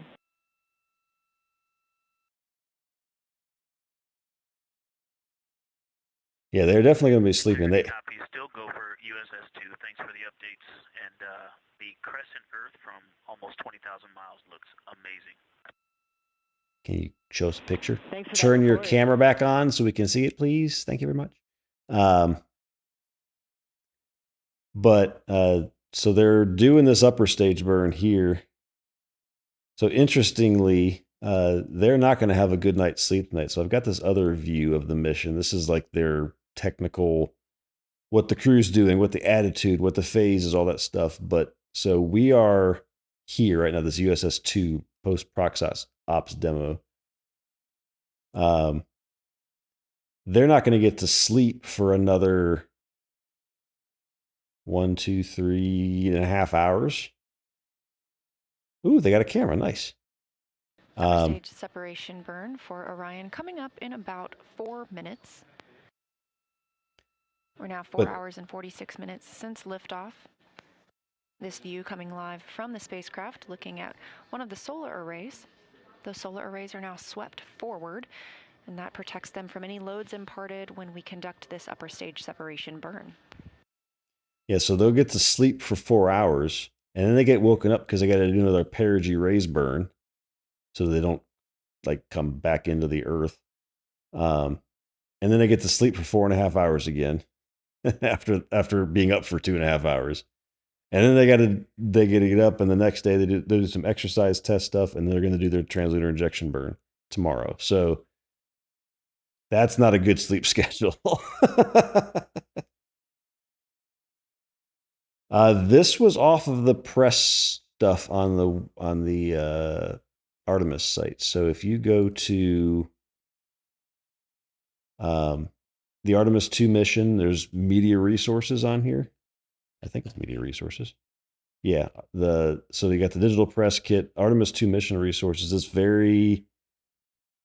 This one, the second one here, the Artemis 2 overview timeline for our April 1st launch. That is this thing. So, 2 minutes until the upper stage separation burn. but yeah, this is the relative time. Like, there's no exact times for when to see it, so you have to do the math. So, continue stowing their suits. They'll configure the cabin. but this shows you everything that they're going to be doing, all the different burns, These are everything. So every single day to allow the crew to report how they're feeling down to team members here on Earth. So thankfully, now there's a PAO there. That's a late one, but a lot of the stuff they're going to be doing is going to be during Eastern waking hours, which is good, and they'll be sleeping when I'm sleeping, so that's good. That burn will set us up for. But yeah, so this is a good reference if you're looking for it. Translunar injection burn is what will commit us right now, they are right here. This USS-2. Deorbit burn. So upper stage separation burn 2, post the prox op demo they just did. This is just going to push them further away from the ICPS, so the ICPS can do its burn to come back and hit the atmosphere, get damaged a lot, and then crash into the Pacific Ocean somewhere. So less than a minute now until the upper stage separation burn. PAO, I don't know what it means on this because it stands for the Public Affairs Office, or officer, or whatever the O stands for, Public Affairs. But I don't know what it means. Like, there's one before the prox ops demo. Maybe this was them talking about what they were going to do. I don't know what this one's going to be. PMC will be private medical conference, so you wouldn't hear that. They would turn off all comms for that. FD would be flight director conference. cabin config. So you got to know the meanings of a lot of the stuff, right? But they get you an idea. You can kind of see what's going on. So hopefully they'll have, like, tomorrow, we'll see the exercise test on camera, because this will be Houston, no action on probably the caution. 4 in the afternoon, 4:30 in the afternoon, Eastern time.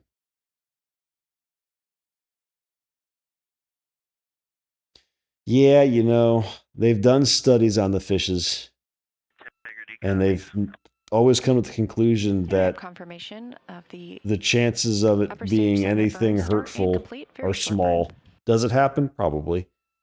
Does it affect the population to any measurable degree? No.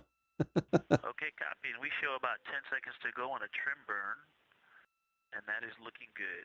Attitude is stable. Ooh, they added some stuff on this thing on the top left. Let's see what they add. Interact. So what's this camera do?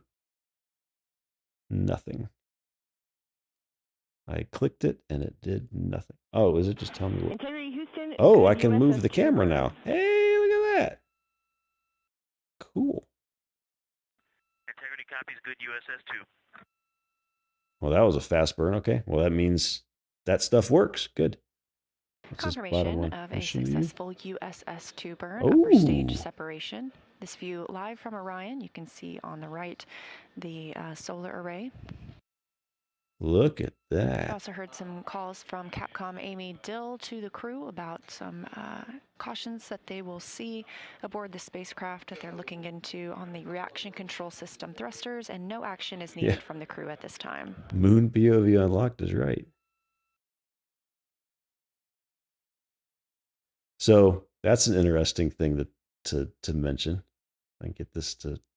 So you see how their flight path is over here to the left.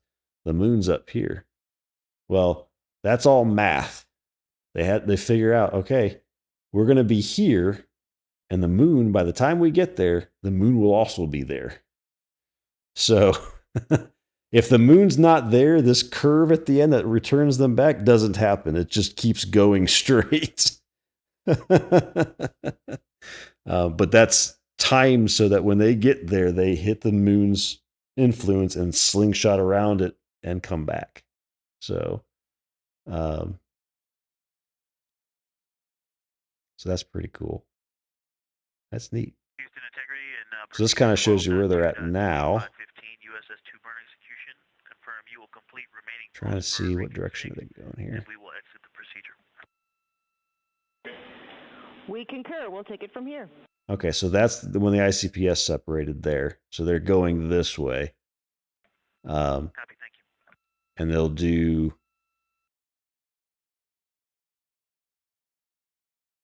crew module. Oh, this is splashdown. Entry interface, splashdown. Okay. This is their TLI burn there. With proximity operations complete and the So upper stage they've got separation this burn curve to complete as do. well. So this is their perigee raise burn they will do overnight ICPS or or early tomorrow morning Eastern time. Burn. We will not see this or get data And on then they'll it. slingshot around Earth, do their TLI. Over Earth's atmosphere, over the Pacific Ocean. And then if I can grab this little thing, come on, click it. Click it. There we go. And they'll head out to the moon. They've got a couple course correction burns that they can do. They're optional. They don't have to do them.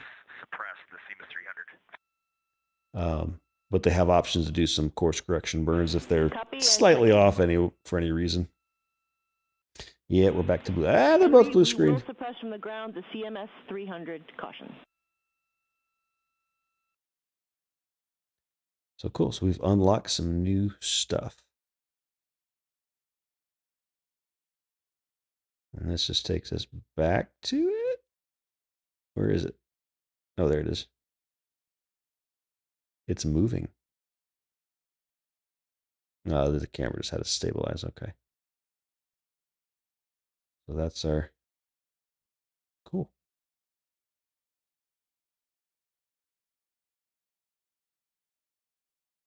We're back. I mean, I'm okay if this is. I mean, these solar panels will fold back out. They just go to this position so they don't have weird loads while they do a burn. But I'd be cool if they just showed this when there's nothing else going on the whole time. So.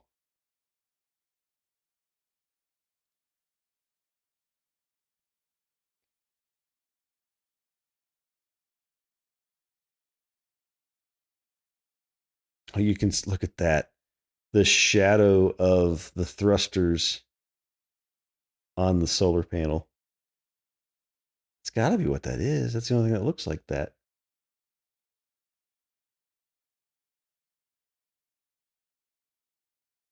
I don't know what else it would be. Although I don't. Yeah, maybe. They might be the ones on the sides that we're seeing, because they do have thrusters on the sides too. No! Houston, integrity, very low priority. Let me know when you have 2 minutes for boom mic troubleshooting. We have the time. Okay, Amy, as we're learning how to use this mic, I'm talking in a conversational level with the mic about a half a centimeter from my mouth. How do you hear me right now? A half a centimeter? Dang.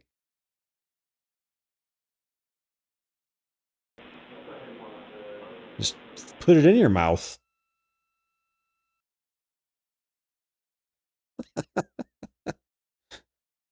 Sean, let's tell him it's definitely better. 3 or 4 by 5. It's a bit better. It's about 3 or 4 by 5. Okay, Amy, and now I am talking to you with the tip of the boom mic pressed against my upper lip, so I have lip contact on the mic. How's this now? He is kissing that mic. 5 by 5. Okay, I will let the crew know. Thank you. We copy. He's literally got the mic touching his upper lip. This is the kind of stuff that I was thinking the same thing in when they had the mission control during launch, doing all the I'm just getting late. I'm getting tired. The go no go polls. And Charlie Blackwell Thompson, her mic sucked. She was breaking up like crazy. And I'm just thinking to myself, there is so much better technology for higher quality communications for mission control. Like, I'm not necessarily talking to the spacecraft, because obviously that's got to transmit across space, right? But just internal mission control stuff. How can we just not use Discord or something that is very clear speaking? Same thing with this mic. Like, this mic, when I saw the mic in the cabin, it looks like the exact same mic they have on the ISS. It's a terrible mic. In Integrity, There's got to be a better one. Whenever you're ready, we do have some toilet troubleshooting actions for The you. troubleshooting? Everybody's getting tongue-tied tonight. They are on a budget. That is true. NASA is not trying to spend more money than they have to. All right, we'll stay around for this toilet troubleshooting. Let's see how this goes. Because I don't think they have anything else to do. Okay, Houston, we copy on toilet. We have one stowage delta for you. Let me know when you're ready to copy.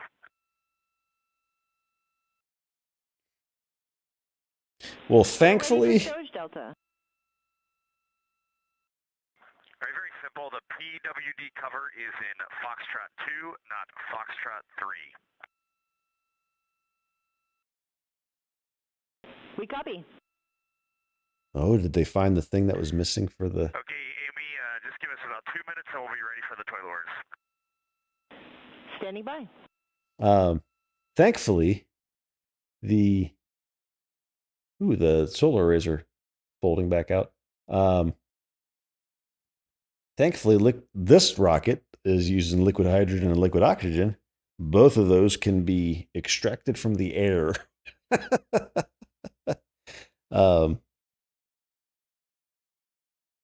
even so the SpaceX's super heavy rocket and Blue Origin's New Glenn, they both use methane and liquid oxygen, and you can't get methane from the air easily, but you can extract liquid oxygen. And SpaceX is actually building an air separator in Texas at Starbase to make their own liquid oxygen. So it just takes an air separation unit That the interim that cryogenic propulsion stage burn I don't know how it started. works. Again, I'm this is a not disposal an burn. engineer The in that ICPS respect, will or a re-enter scientist, Earth's or a atmosphere and harmlessly burn up over the Pacific Ocean. molecular scientist or anything like that. But Additionally, it we are just expecting the sucks in air, to be spits out liquid oxygen, and then it also spits out bits of argon and stuff like that. into So a high Earth orbit, where they will conduct an orbital maneuver to reach their own desired orbit. These are 5 CubeSats from space agencies including Germany, South Korea, Saudi Arabia, and Argentina. They have their own distinct objectives, completely separate from NASA's mission. And these CubeSats are shoebox-sized payloads that have the potential to expand our knowledge of the space environment. The German Space Agency, or DLR's Hercules CubeSat, will measure effects of the space environment on electrical no, they're not to inform cooked. technologies for lunar It's vehicles. The Korea Aerospace Administration, or KASA's KRAD Cube, will use a dosimeter made of human-like tissue to measure space radiation and biological effects across the Van Allen the radiation cabin belts. mics they use The have Saudi always Space Agency's sucked. Saudi Geomagnetosphere Satellite, or Um, SHMS CubeSat, will measure space weather at a range of distances from Earth. And Argentina's Comisión Nacional de Actividades Espaciales, or CONE, has a CubeSat called Etna, which will assess radiation shielding methods, measuring Earth's radiation spectrum, collecting GPS data, and validating a long-range communications link. By working with other countries to fly these, and Houston's here. they've always had these crappy mics. I don't know why. Without knowing what's going on later this day, how important is the 4K encoder setup? Very important. We want 4K video. You set it up right now. You hear me? Anyway, the toilet thing, it's annoying, but it is the first toilet going to the moon. So it's the first time they had to build a toilet that would survive that powerful of a rocket shooting the thing to the moon. So it's a thing, right? And it sounds like it's potentially a fan that got rattled during launch that is jammed. So they'll fix it. They'll figure out how to fix it. We do want to do the 4K encoder setup as well as the toilet troubleshooting. I don't think it'll take very long. Ideally, we'd get that done here in the next hour or so, along with the conferences, and then get you guys to bed a little bit early. That's what we're thinking down here. So on Apollo, they pooped and peed, and they pooped in bags, and they peed in tubes and vented it out the side of the spaceship when they could. But like on Apollo 13, they had to stop venting the pee because it would push their craft off course. So they just bagged it. All right, we're ready to copy. So they have that backup on this. They have backup ways to dispose of waste. So it's fine if the toilet doesn't work, but ideally the toilet works. And we show that we have had glove swap for about 15 minutes, so we could probably move on there. How copy? We copy. But yeah, so far everything is minor. Cabin config supervisor.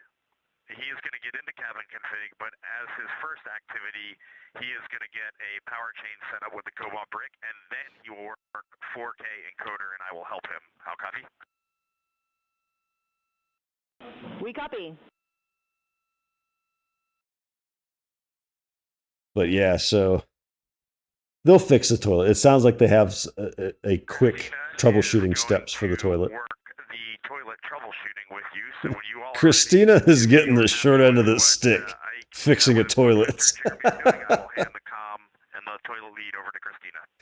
Oh, man. Copy, stand by for data rate change.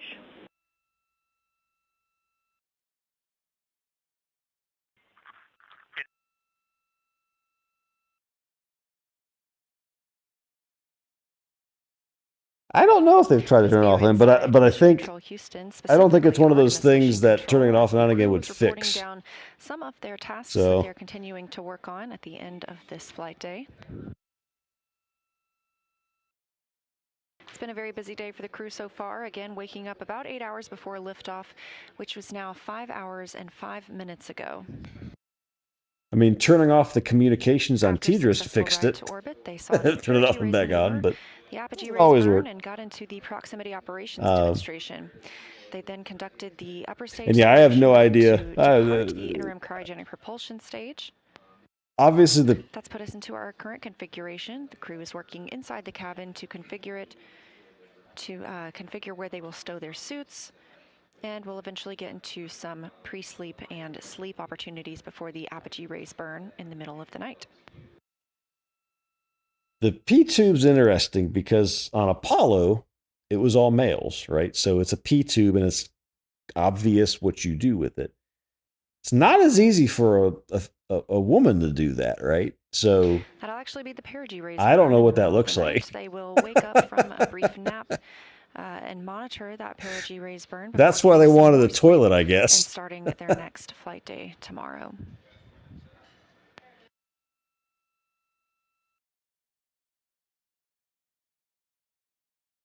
Oh, I don't think they have catheters, no.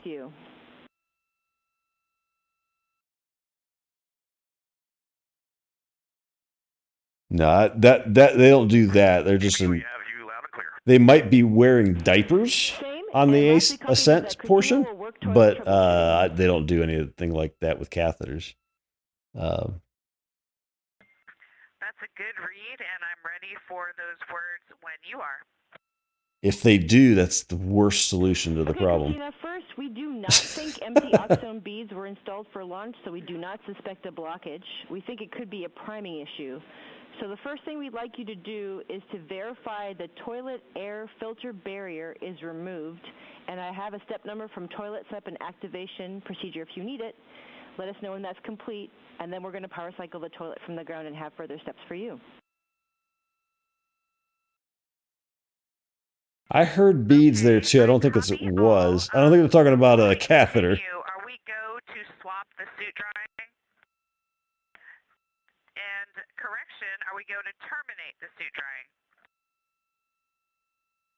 Go for suit drying termination.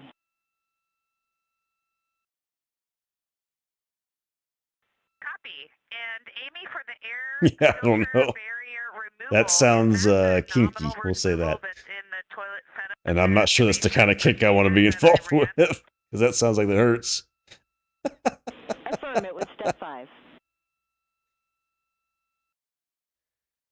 Yes, I did complete that step. Think about a reverse kidney stone. Copy, standby. Let's push that stone back up there, boys.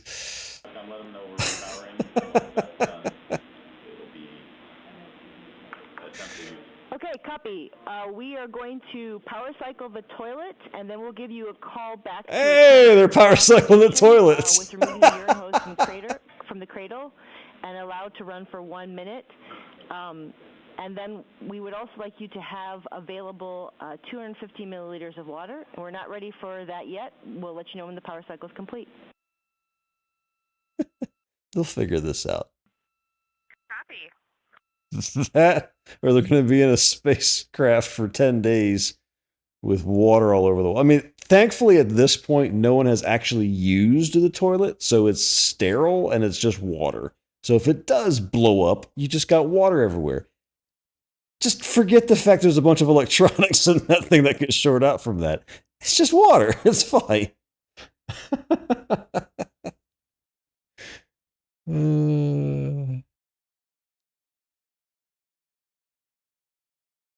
Crew aboard Orion, specifically Christina Cook, NASA astronaut and mission specialist, continuing to troubleshoot the issues they saw earlier with the toilet. The teams here on the ground are relaying up instructions on how to resolve that situation. Ads in 3 seconds. Sorry, guys.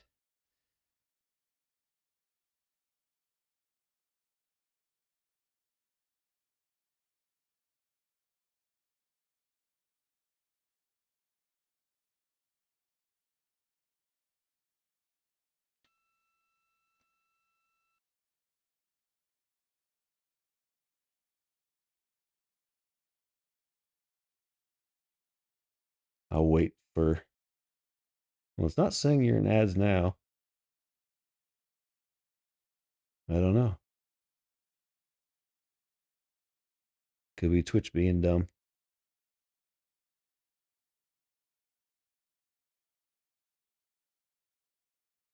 Interesting.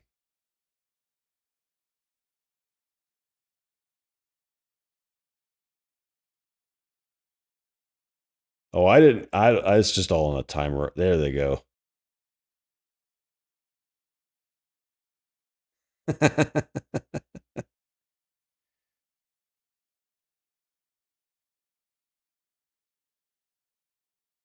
Was it just a banner ad this time, maybe? That's nice.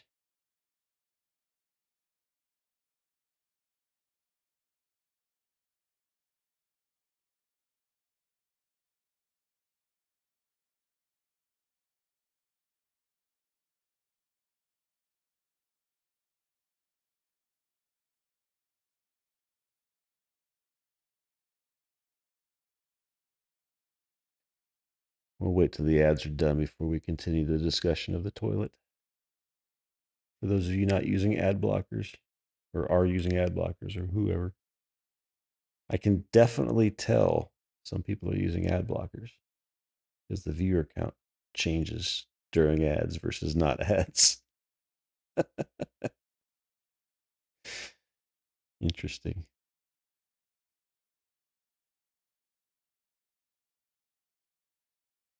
I don't care as long as the money gets paid. It doesn't matter to me. Not that I need the money, but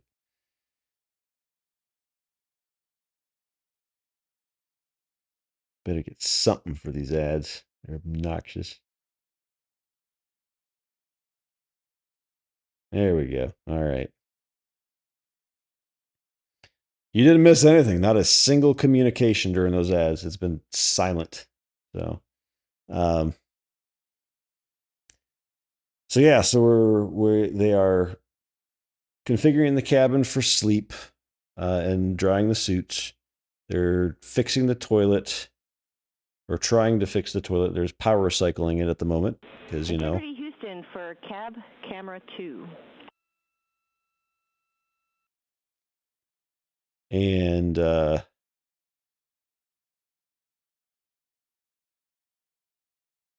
yeah, I mean they got to do. The water's not going.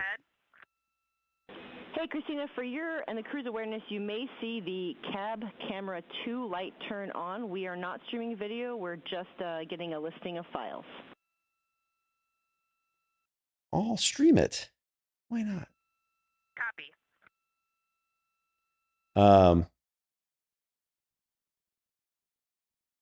Interesting though, if it did, let's say theoretically it blew up and water went everywhere. Christina and toilet troubleshooting. It would be different than it blowing up and water going everywhere on Earth, right? Because everywhere here just hits the ground and stops. We're ready for you to attempt reactivation of toilet by removing the urine hose from the cradle. Please allow it to run for 1 minute, and then if that's joy, you can deactivate toilet and give us a call. Well, it would soak into certain things, right? That were porous. And understand I'm not putting the water in the funnel at this time. Correct. Not yet. Not for this time. But everything else that's hard, or if it doesn't actually make it to anything, it's just going to float around the cabin because water droplets would be everywhere. I'm Amy Dill, relaying some words to NASA astronaut Christina Cook on how to troubleshoot the toilet That'd be issue just weird. earlier. We should hear shortly the resolution of that issue. This view from Mission Control Houston, Artemis Mission Control, now 5 hours and 14 minutes since liftoff of Orion, Atomic Space Launch System. Reboot Windows.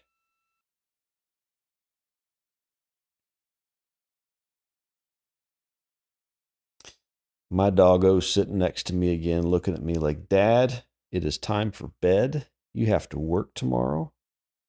But we have an important toilet to fix, Alf. Once this toilet situation is resolved, then we'll go to bed, okay?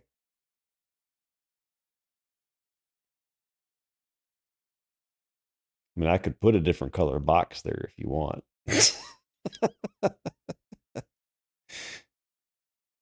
You said purple, and that middle screen changed to purple. Now it's back.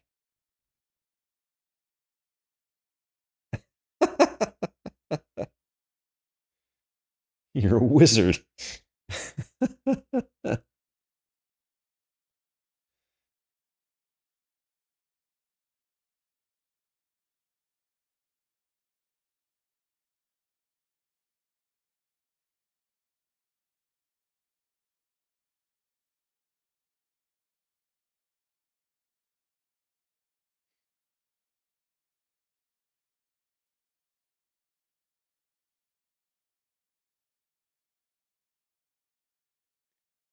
Zoom in on the cat. There's a cat somewhere? What am I missing?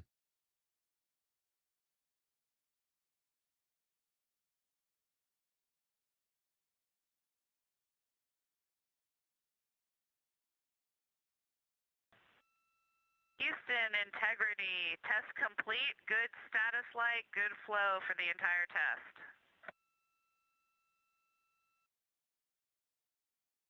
Hey, they fixed the Good toilet. news, Christina, and we are discussing next step. Stand by.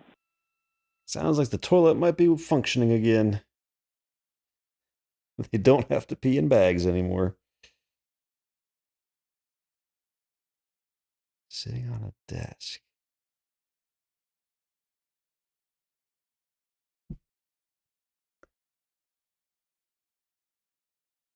Oh, there's like a stuffed cat. I see it. I see it. Can I zoom that? Let me see. How could I do that for you guys? If I take quad box 3.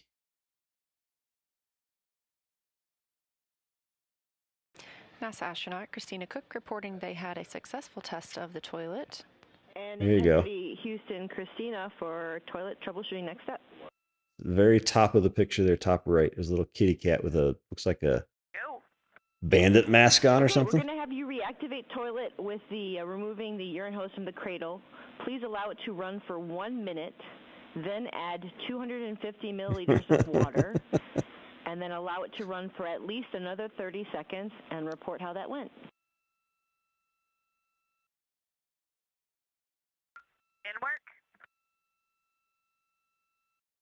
Reactivating toilet. To execute those tests to make sure the No, Hal. properly.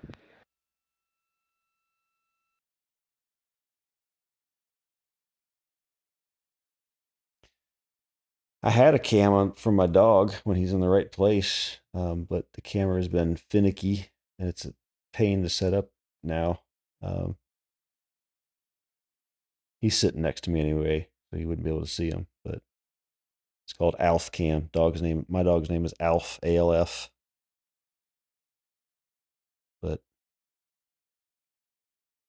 I have also on the timeline for the crew tonight is an AGA reading or an anomaly gas analyzer checkout. They will test the air inside the cabin. They do this a couple of times a day to make sure that the I have this little guy normally that bounces and opens his mouth when I talk. Again, this is the first little time we've golden ever flown doodle like my humans dog aboard Orion. with It his is a test flight. astronaut So we're helmet on testing him. every single specification possible in preparation for I turned it off so it wouldn't block stuff in that corner, but that's usually on the stream.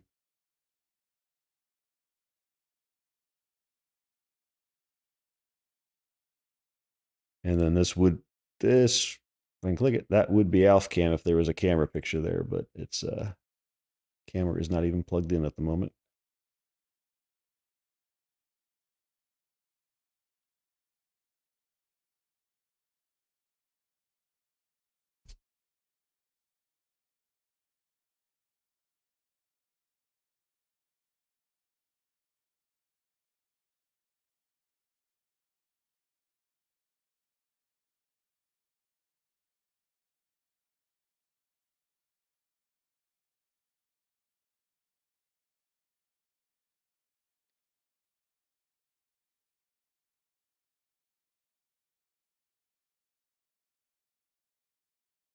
Let's see, what do we got coming up here? So they've done this.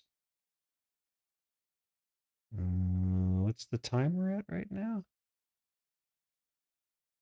5:20, so the ICPS and CubeSat deploy is likely done at this point. So they're just cleaning stuff up and then going to sleep. So let's listen to what the next call is going to be, if there's anything interesting, and then we'll evaluate how long we continue tonight. Because I do have to work tomorrow, so it is a school night for me. I gotta work tomorrow.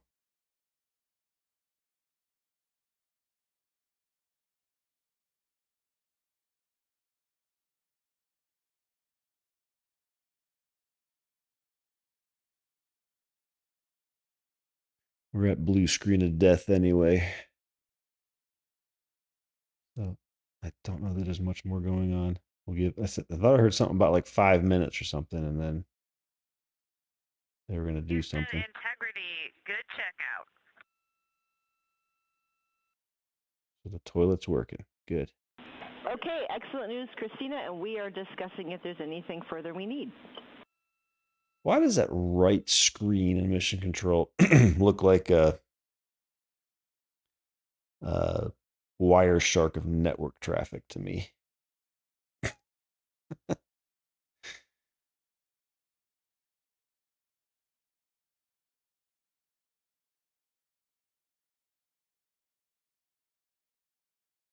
Oh, is it the broken version of the toilet?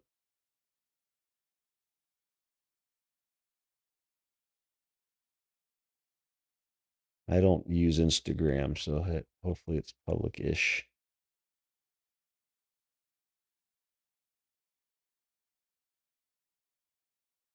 I think he's done. He's done talking for now.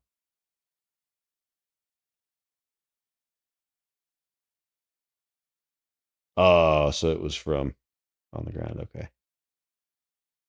I was going to say, if it was in flight, I would go sign into Instagram and pull it up. But if it's not as of right now,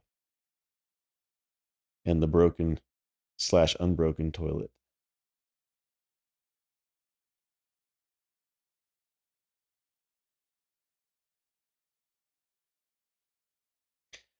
No, the dude that was eating the mic, I think that was Reed talking.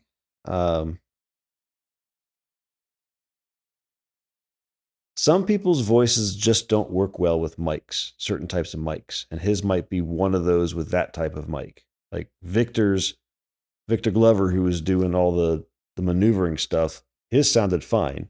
But whenever Reed talked, it was like not picking it up well. And I've got a nice studio mic that I use here for me, so it picks up my voice fine.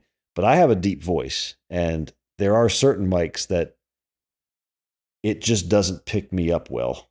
So I'm wondering if that's something that's going on too. As you heard, NASA astronaut Christina Cook called down to the ground. She had a second good checkout of the toilet, and teams here are discussing whether they want to pursue any further steps.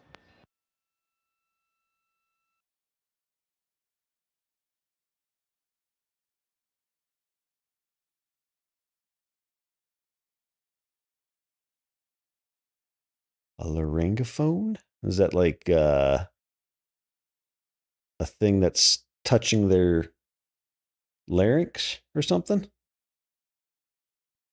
It's physically touching them to pick up their voice? Okay, yeah. Yeah, I don't know.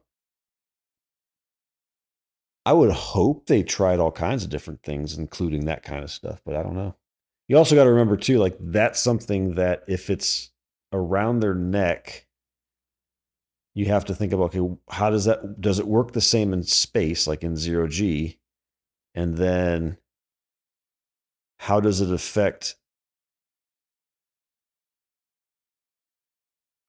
their movement? Like, is it something that they can move around and easily without it just knocking it around and making it not work well, right? Yeah. So I don't know. I've never used one, so I have no idea the physics of it. But maybe it's something they tried and was like, no, that's just not going to work. I don't know. I hope they tried all kinds of different things, and maybe this crappy Walmart mic is all they could get. It's the only one that would work in space. I don't know.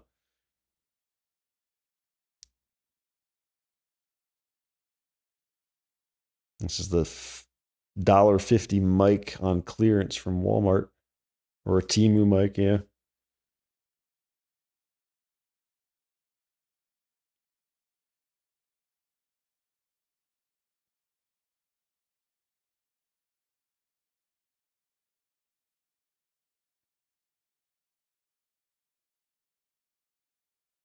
Oh yeah, no. I mean, this you got to remember, like, this spacecraft. What is it? 9 meters wide, 9 meters in diameter.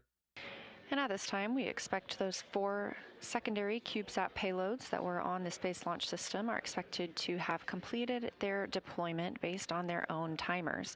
Now, we don't have direct confirmation of this, but the payload teams will be able to communicate with and track their CubeSats.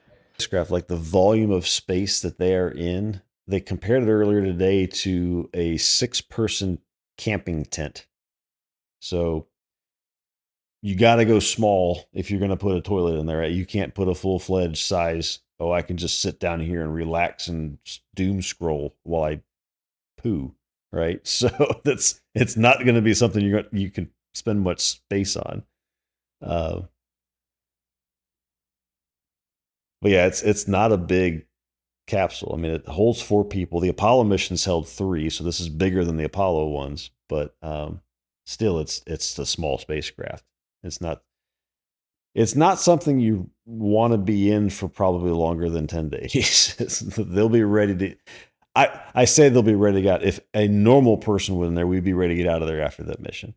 These are astronauts, these are people that want to be in space. They probably just want to stay there forever.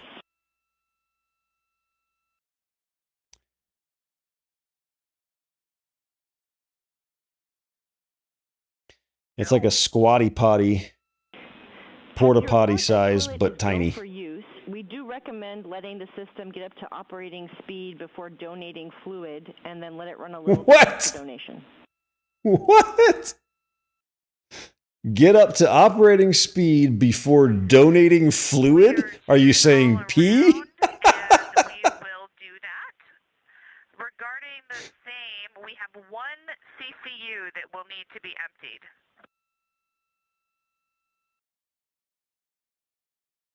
So they did fill a bag with pee.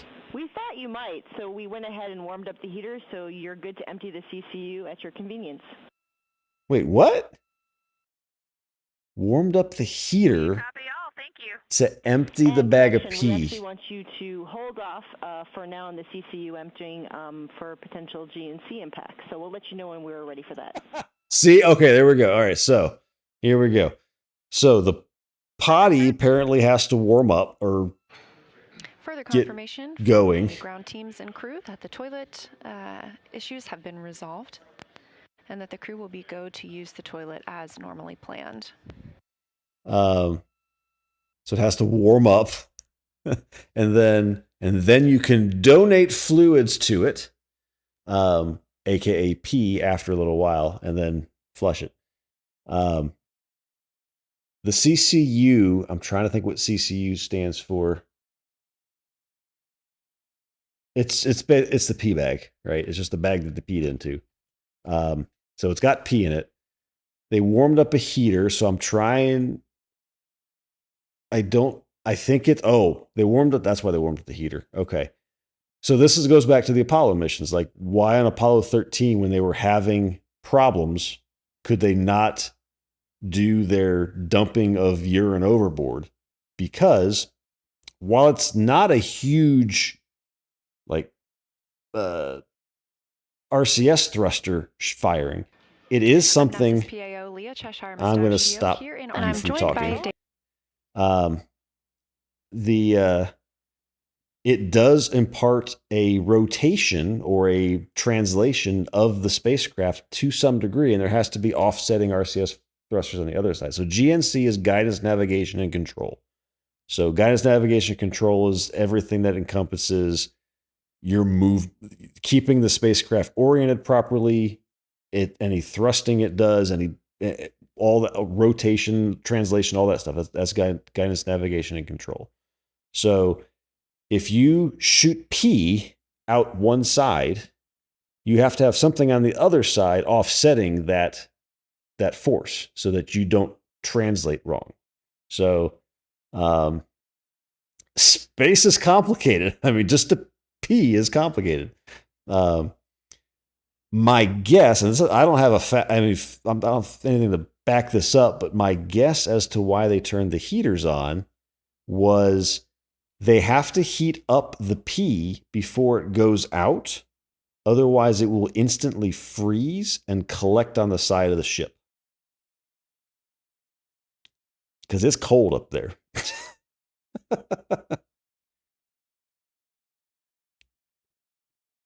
That's my guess why they had to turn a heater on to dump urine overboard. So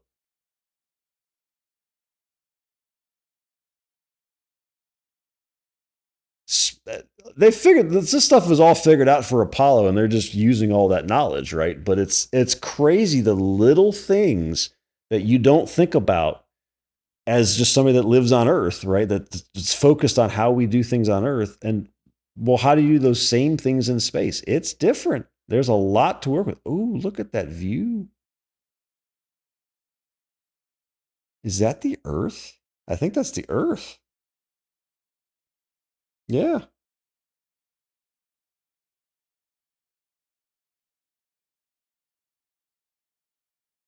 I don't think that's the moon. That's too big to be the moon. The moon will be much smaller than that at this point.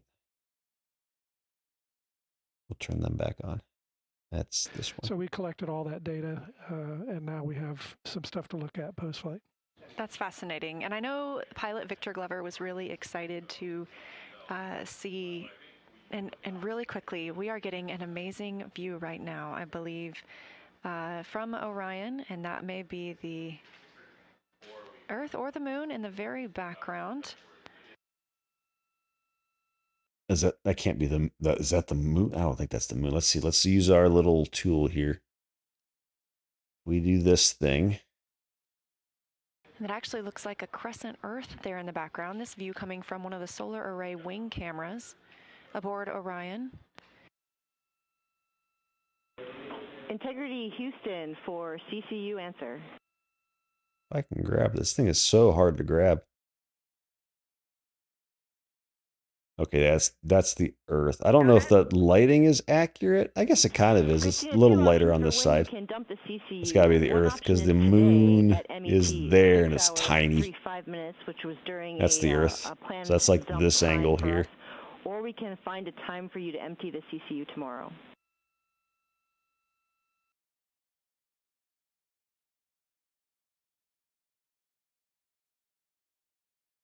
And help me out with that math. How long from now is that dump time for today?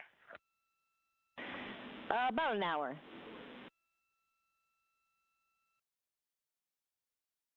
I missed what they said about dump time. I think we prefer to do the dump today during that time. Oh, downtime, not dump time.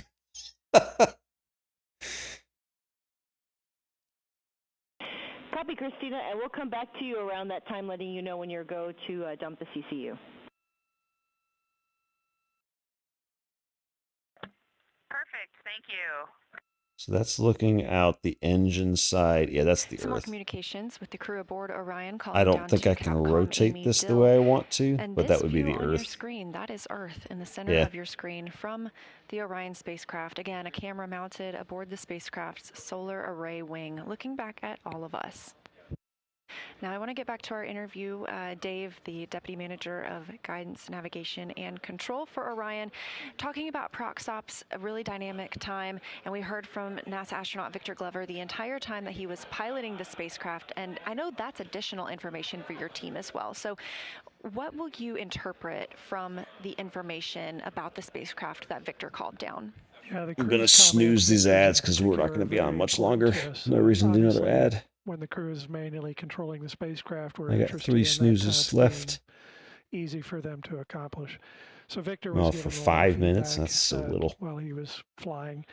It shows his test pilot background, because that's what test pilots do. They mention the good, the bad, and the ugly. So do I think hot pea will freeze instantly and become gaseous when ejected? I don't think it become gaseous. It's a time-tested tradition in the aircraft world. I don't. We adopted for Assuming my theory is right, so they will give us. I don't know how much they heat it up. It's called a handling quality score. It's probably at most boiling, right? I don't think they would heat it to the point of it becoming a gas when it's ejected. What's next for your team? Yeah, we'll dive into all of this. We look at the video and look at. I mean, the key would be it has to get away from at least responded and look at the video to make sure the vehicle an inch away from the ship before it freezes, right? I think that would be the key, because as long as it's not touching the ship when it freezes, it's fine, right? It's just going to float off. Because it's going to keep going laterally away from the ship, and it's not going to hit anything. Because if you look at the ship, for example, let's say they look at it from this angle. It's going this direction, right? So if they shoot it out one of the sides of the ship, not the service module down here, that's where the thrusters are, but the side of the ship is far enough away that even if it goes a few inches away between these solar panels, it's not going to hit anything as it passes it. So, yeah, maybe not boiling, but hot enough. And they might even heat up the port that it's going out the side of the ship, just so that even if it does touch it, it still doesn't freeze to it, right? I don't know. Operation to point the vehicle at a target, long range, while the target's still at long range. But as long as it gets a little bit off of the ship, at that point, it's going to keep going out laterally from the ship, and it's not going to hit one of these solar arrays because it's going to be in between them. So that's my guess. That's the best guess I got. I mean, I guess from a physics standpoint, it makes sense, but I don't have any proof. Yeah, and all this is. I just know, and this is just from watching the movie Apollo 13, which probably fairly accurate, but when they showed them dumping urine overboard, it was just this spray of urine out the side of the ship. So I'm sure there's more complicated than that, but this is really risk buy down for Artemis 3. That's why we're doing this, is to get some of the system tests behind. Getting a little color on the Earth in that picture now. Yeah, absolutely. It's a test flight. And with that, I would love to know how you feel after a crew has now piloted Orion for the very first time. Oh, it's always a great feeling to see something that your team developed go fly for real. I've been around for a while. I've seen this many times, but the luster never fades. It's always fun to actually fly and see your stuff in operation. I can only imagine. I'm so excited for your team. Congratulations. Yep. And we can't wait to see everything that is to come in the upcoming days. So thank you again so much for joining us. That Dave mileage will go up to 43,730. So another 20,000 miles further before they start coming back toward Earth. They will do a burn near their furthest point on their apogee to raise the perigee so that they don't crash into Earth, but they'll be 43,000 miles away, almost 44,000 miles away before they start coming back.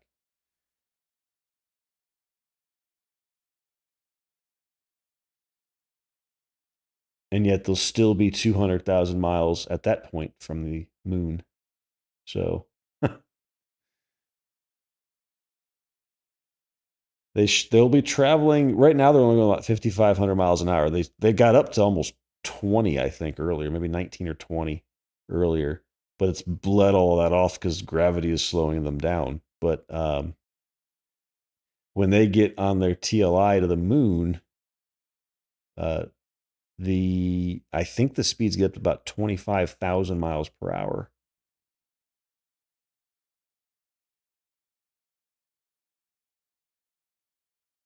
I think. I could be wrong. Maybe that's like a max speed at some point. It's not going to be that way the whole time.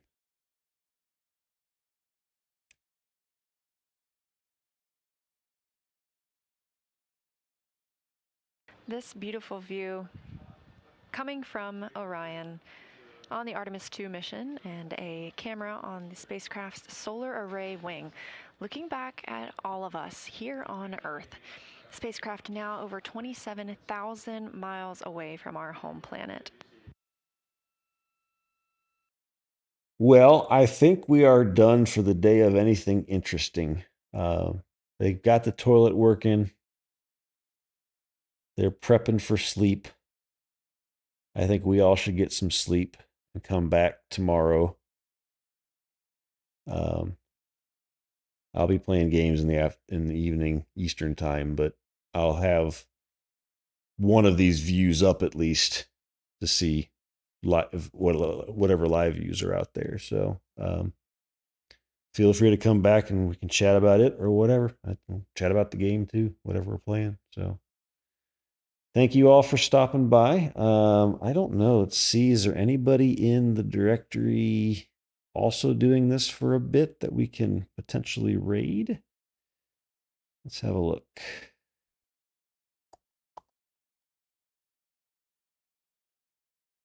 Science and technology.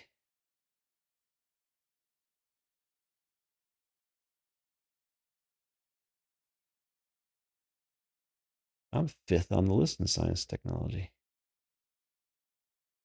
Now the question is, who do we go to?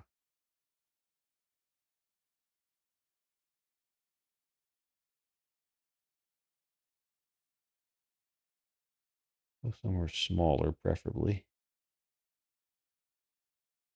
All these just look like they're sitting there.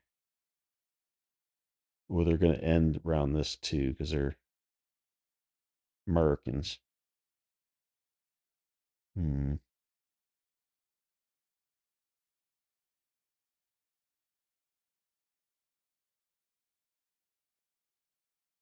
about this one?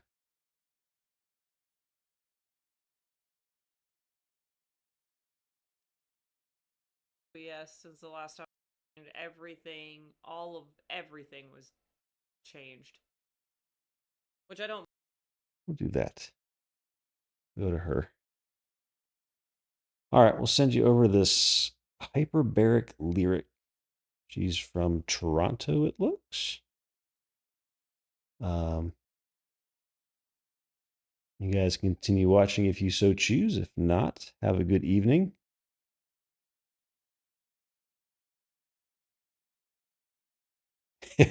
Let's try to eject it out and see if we can hit the moon. Yeah, it will be a few thousand miles above the moon, so it might not make it. So, all right, I'm going to raid this person streaming. Because there's too many meadows. And we will see you all next time. So, have a good evening. Say hello. And we'll talk to you on the next one. 3, 2, 1. Boom.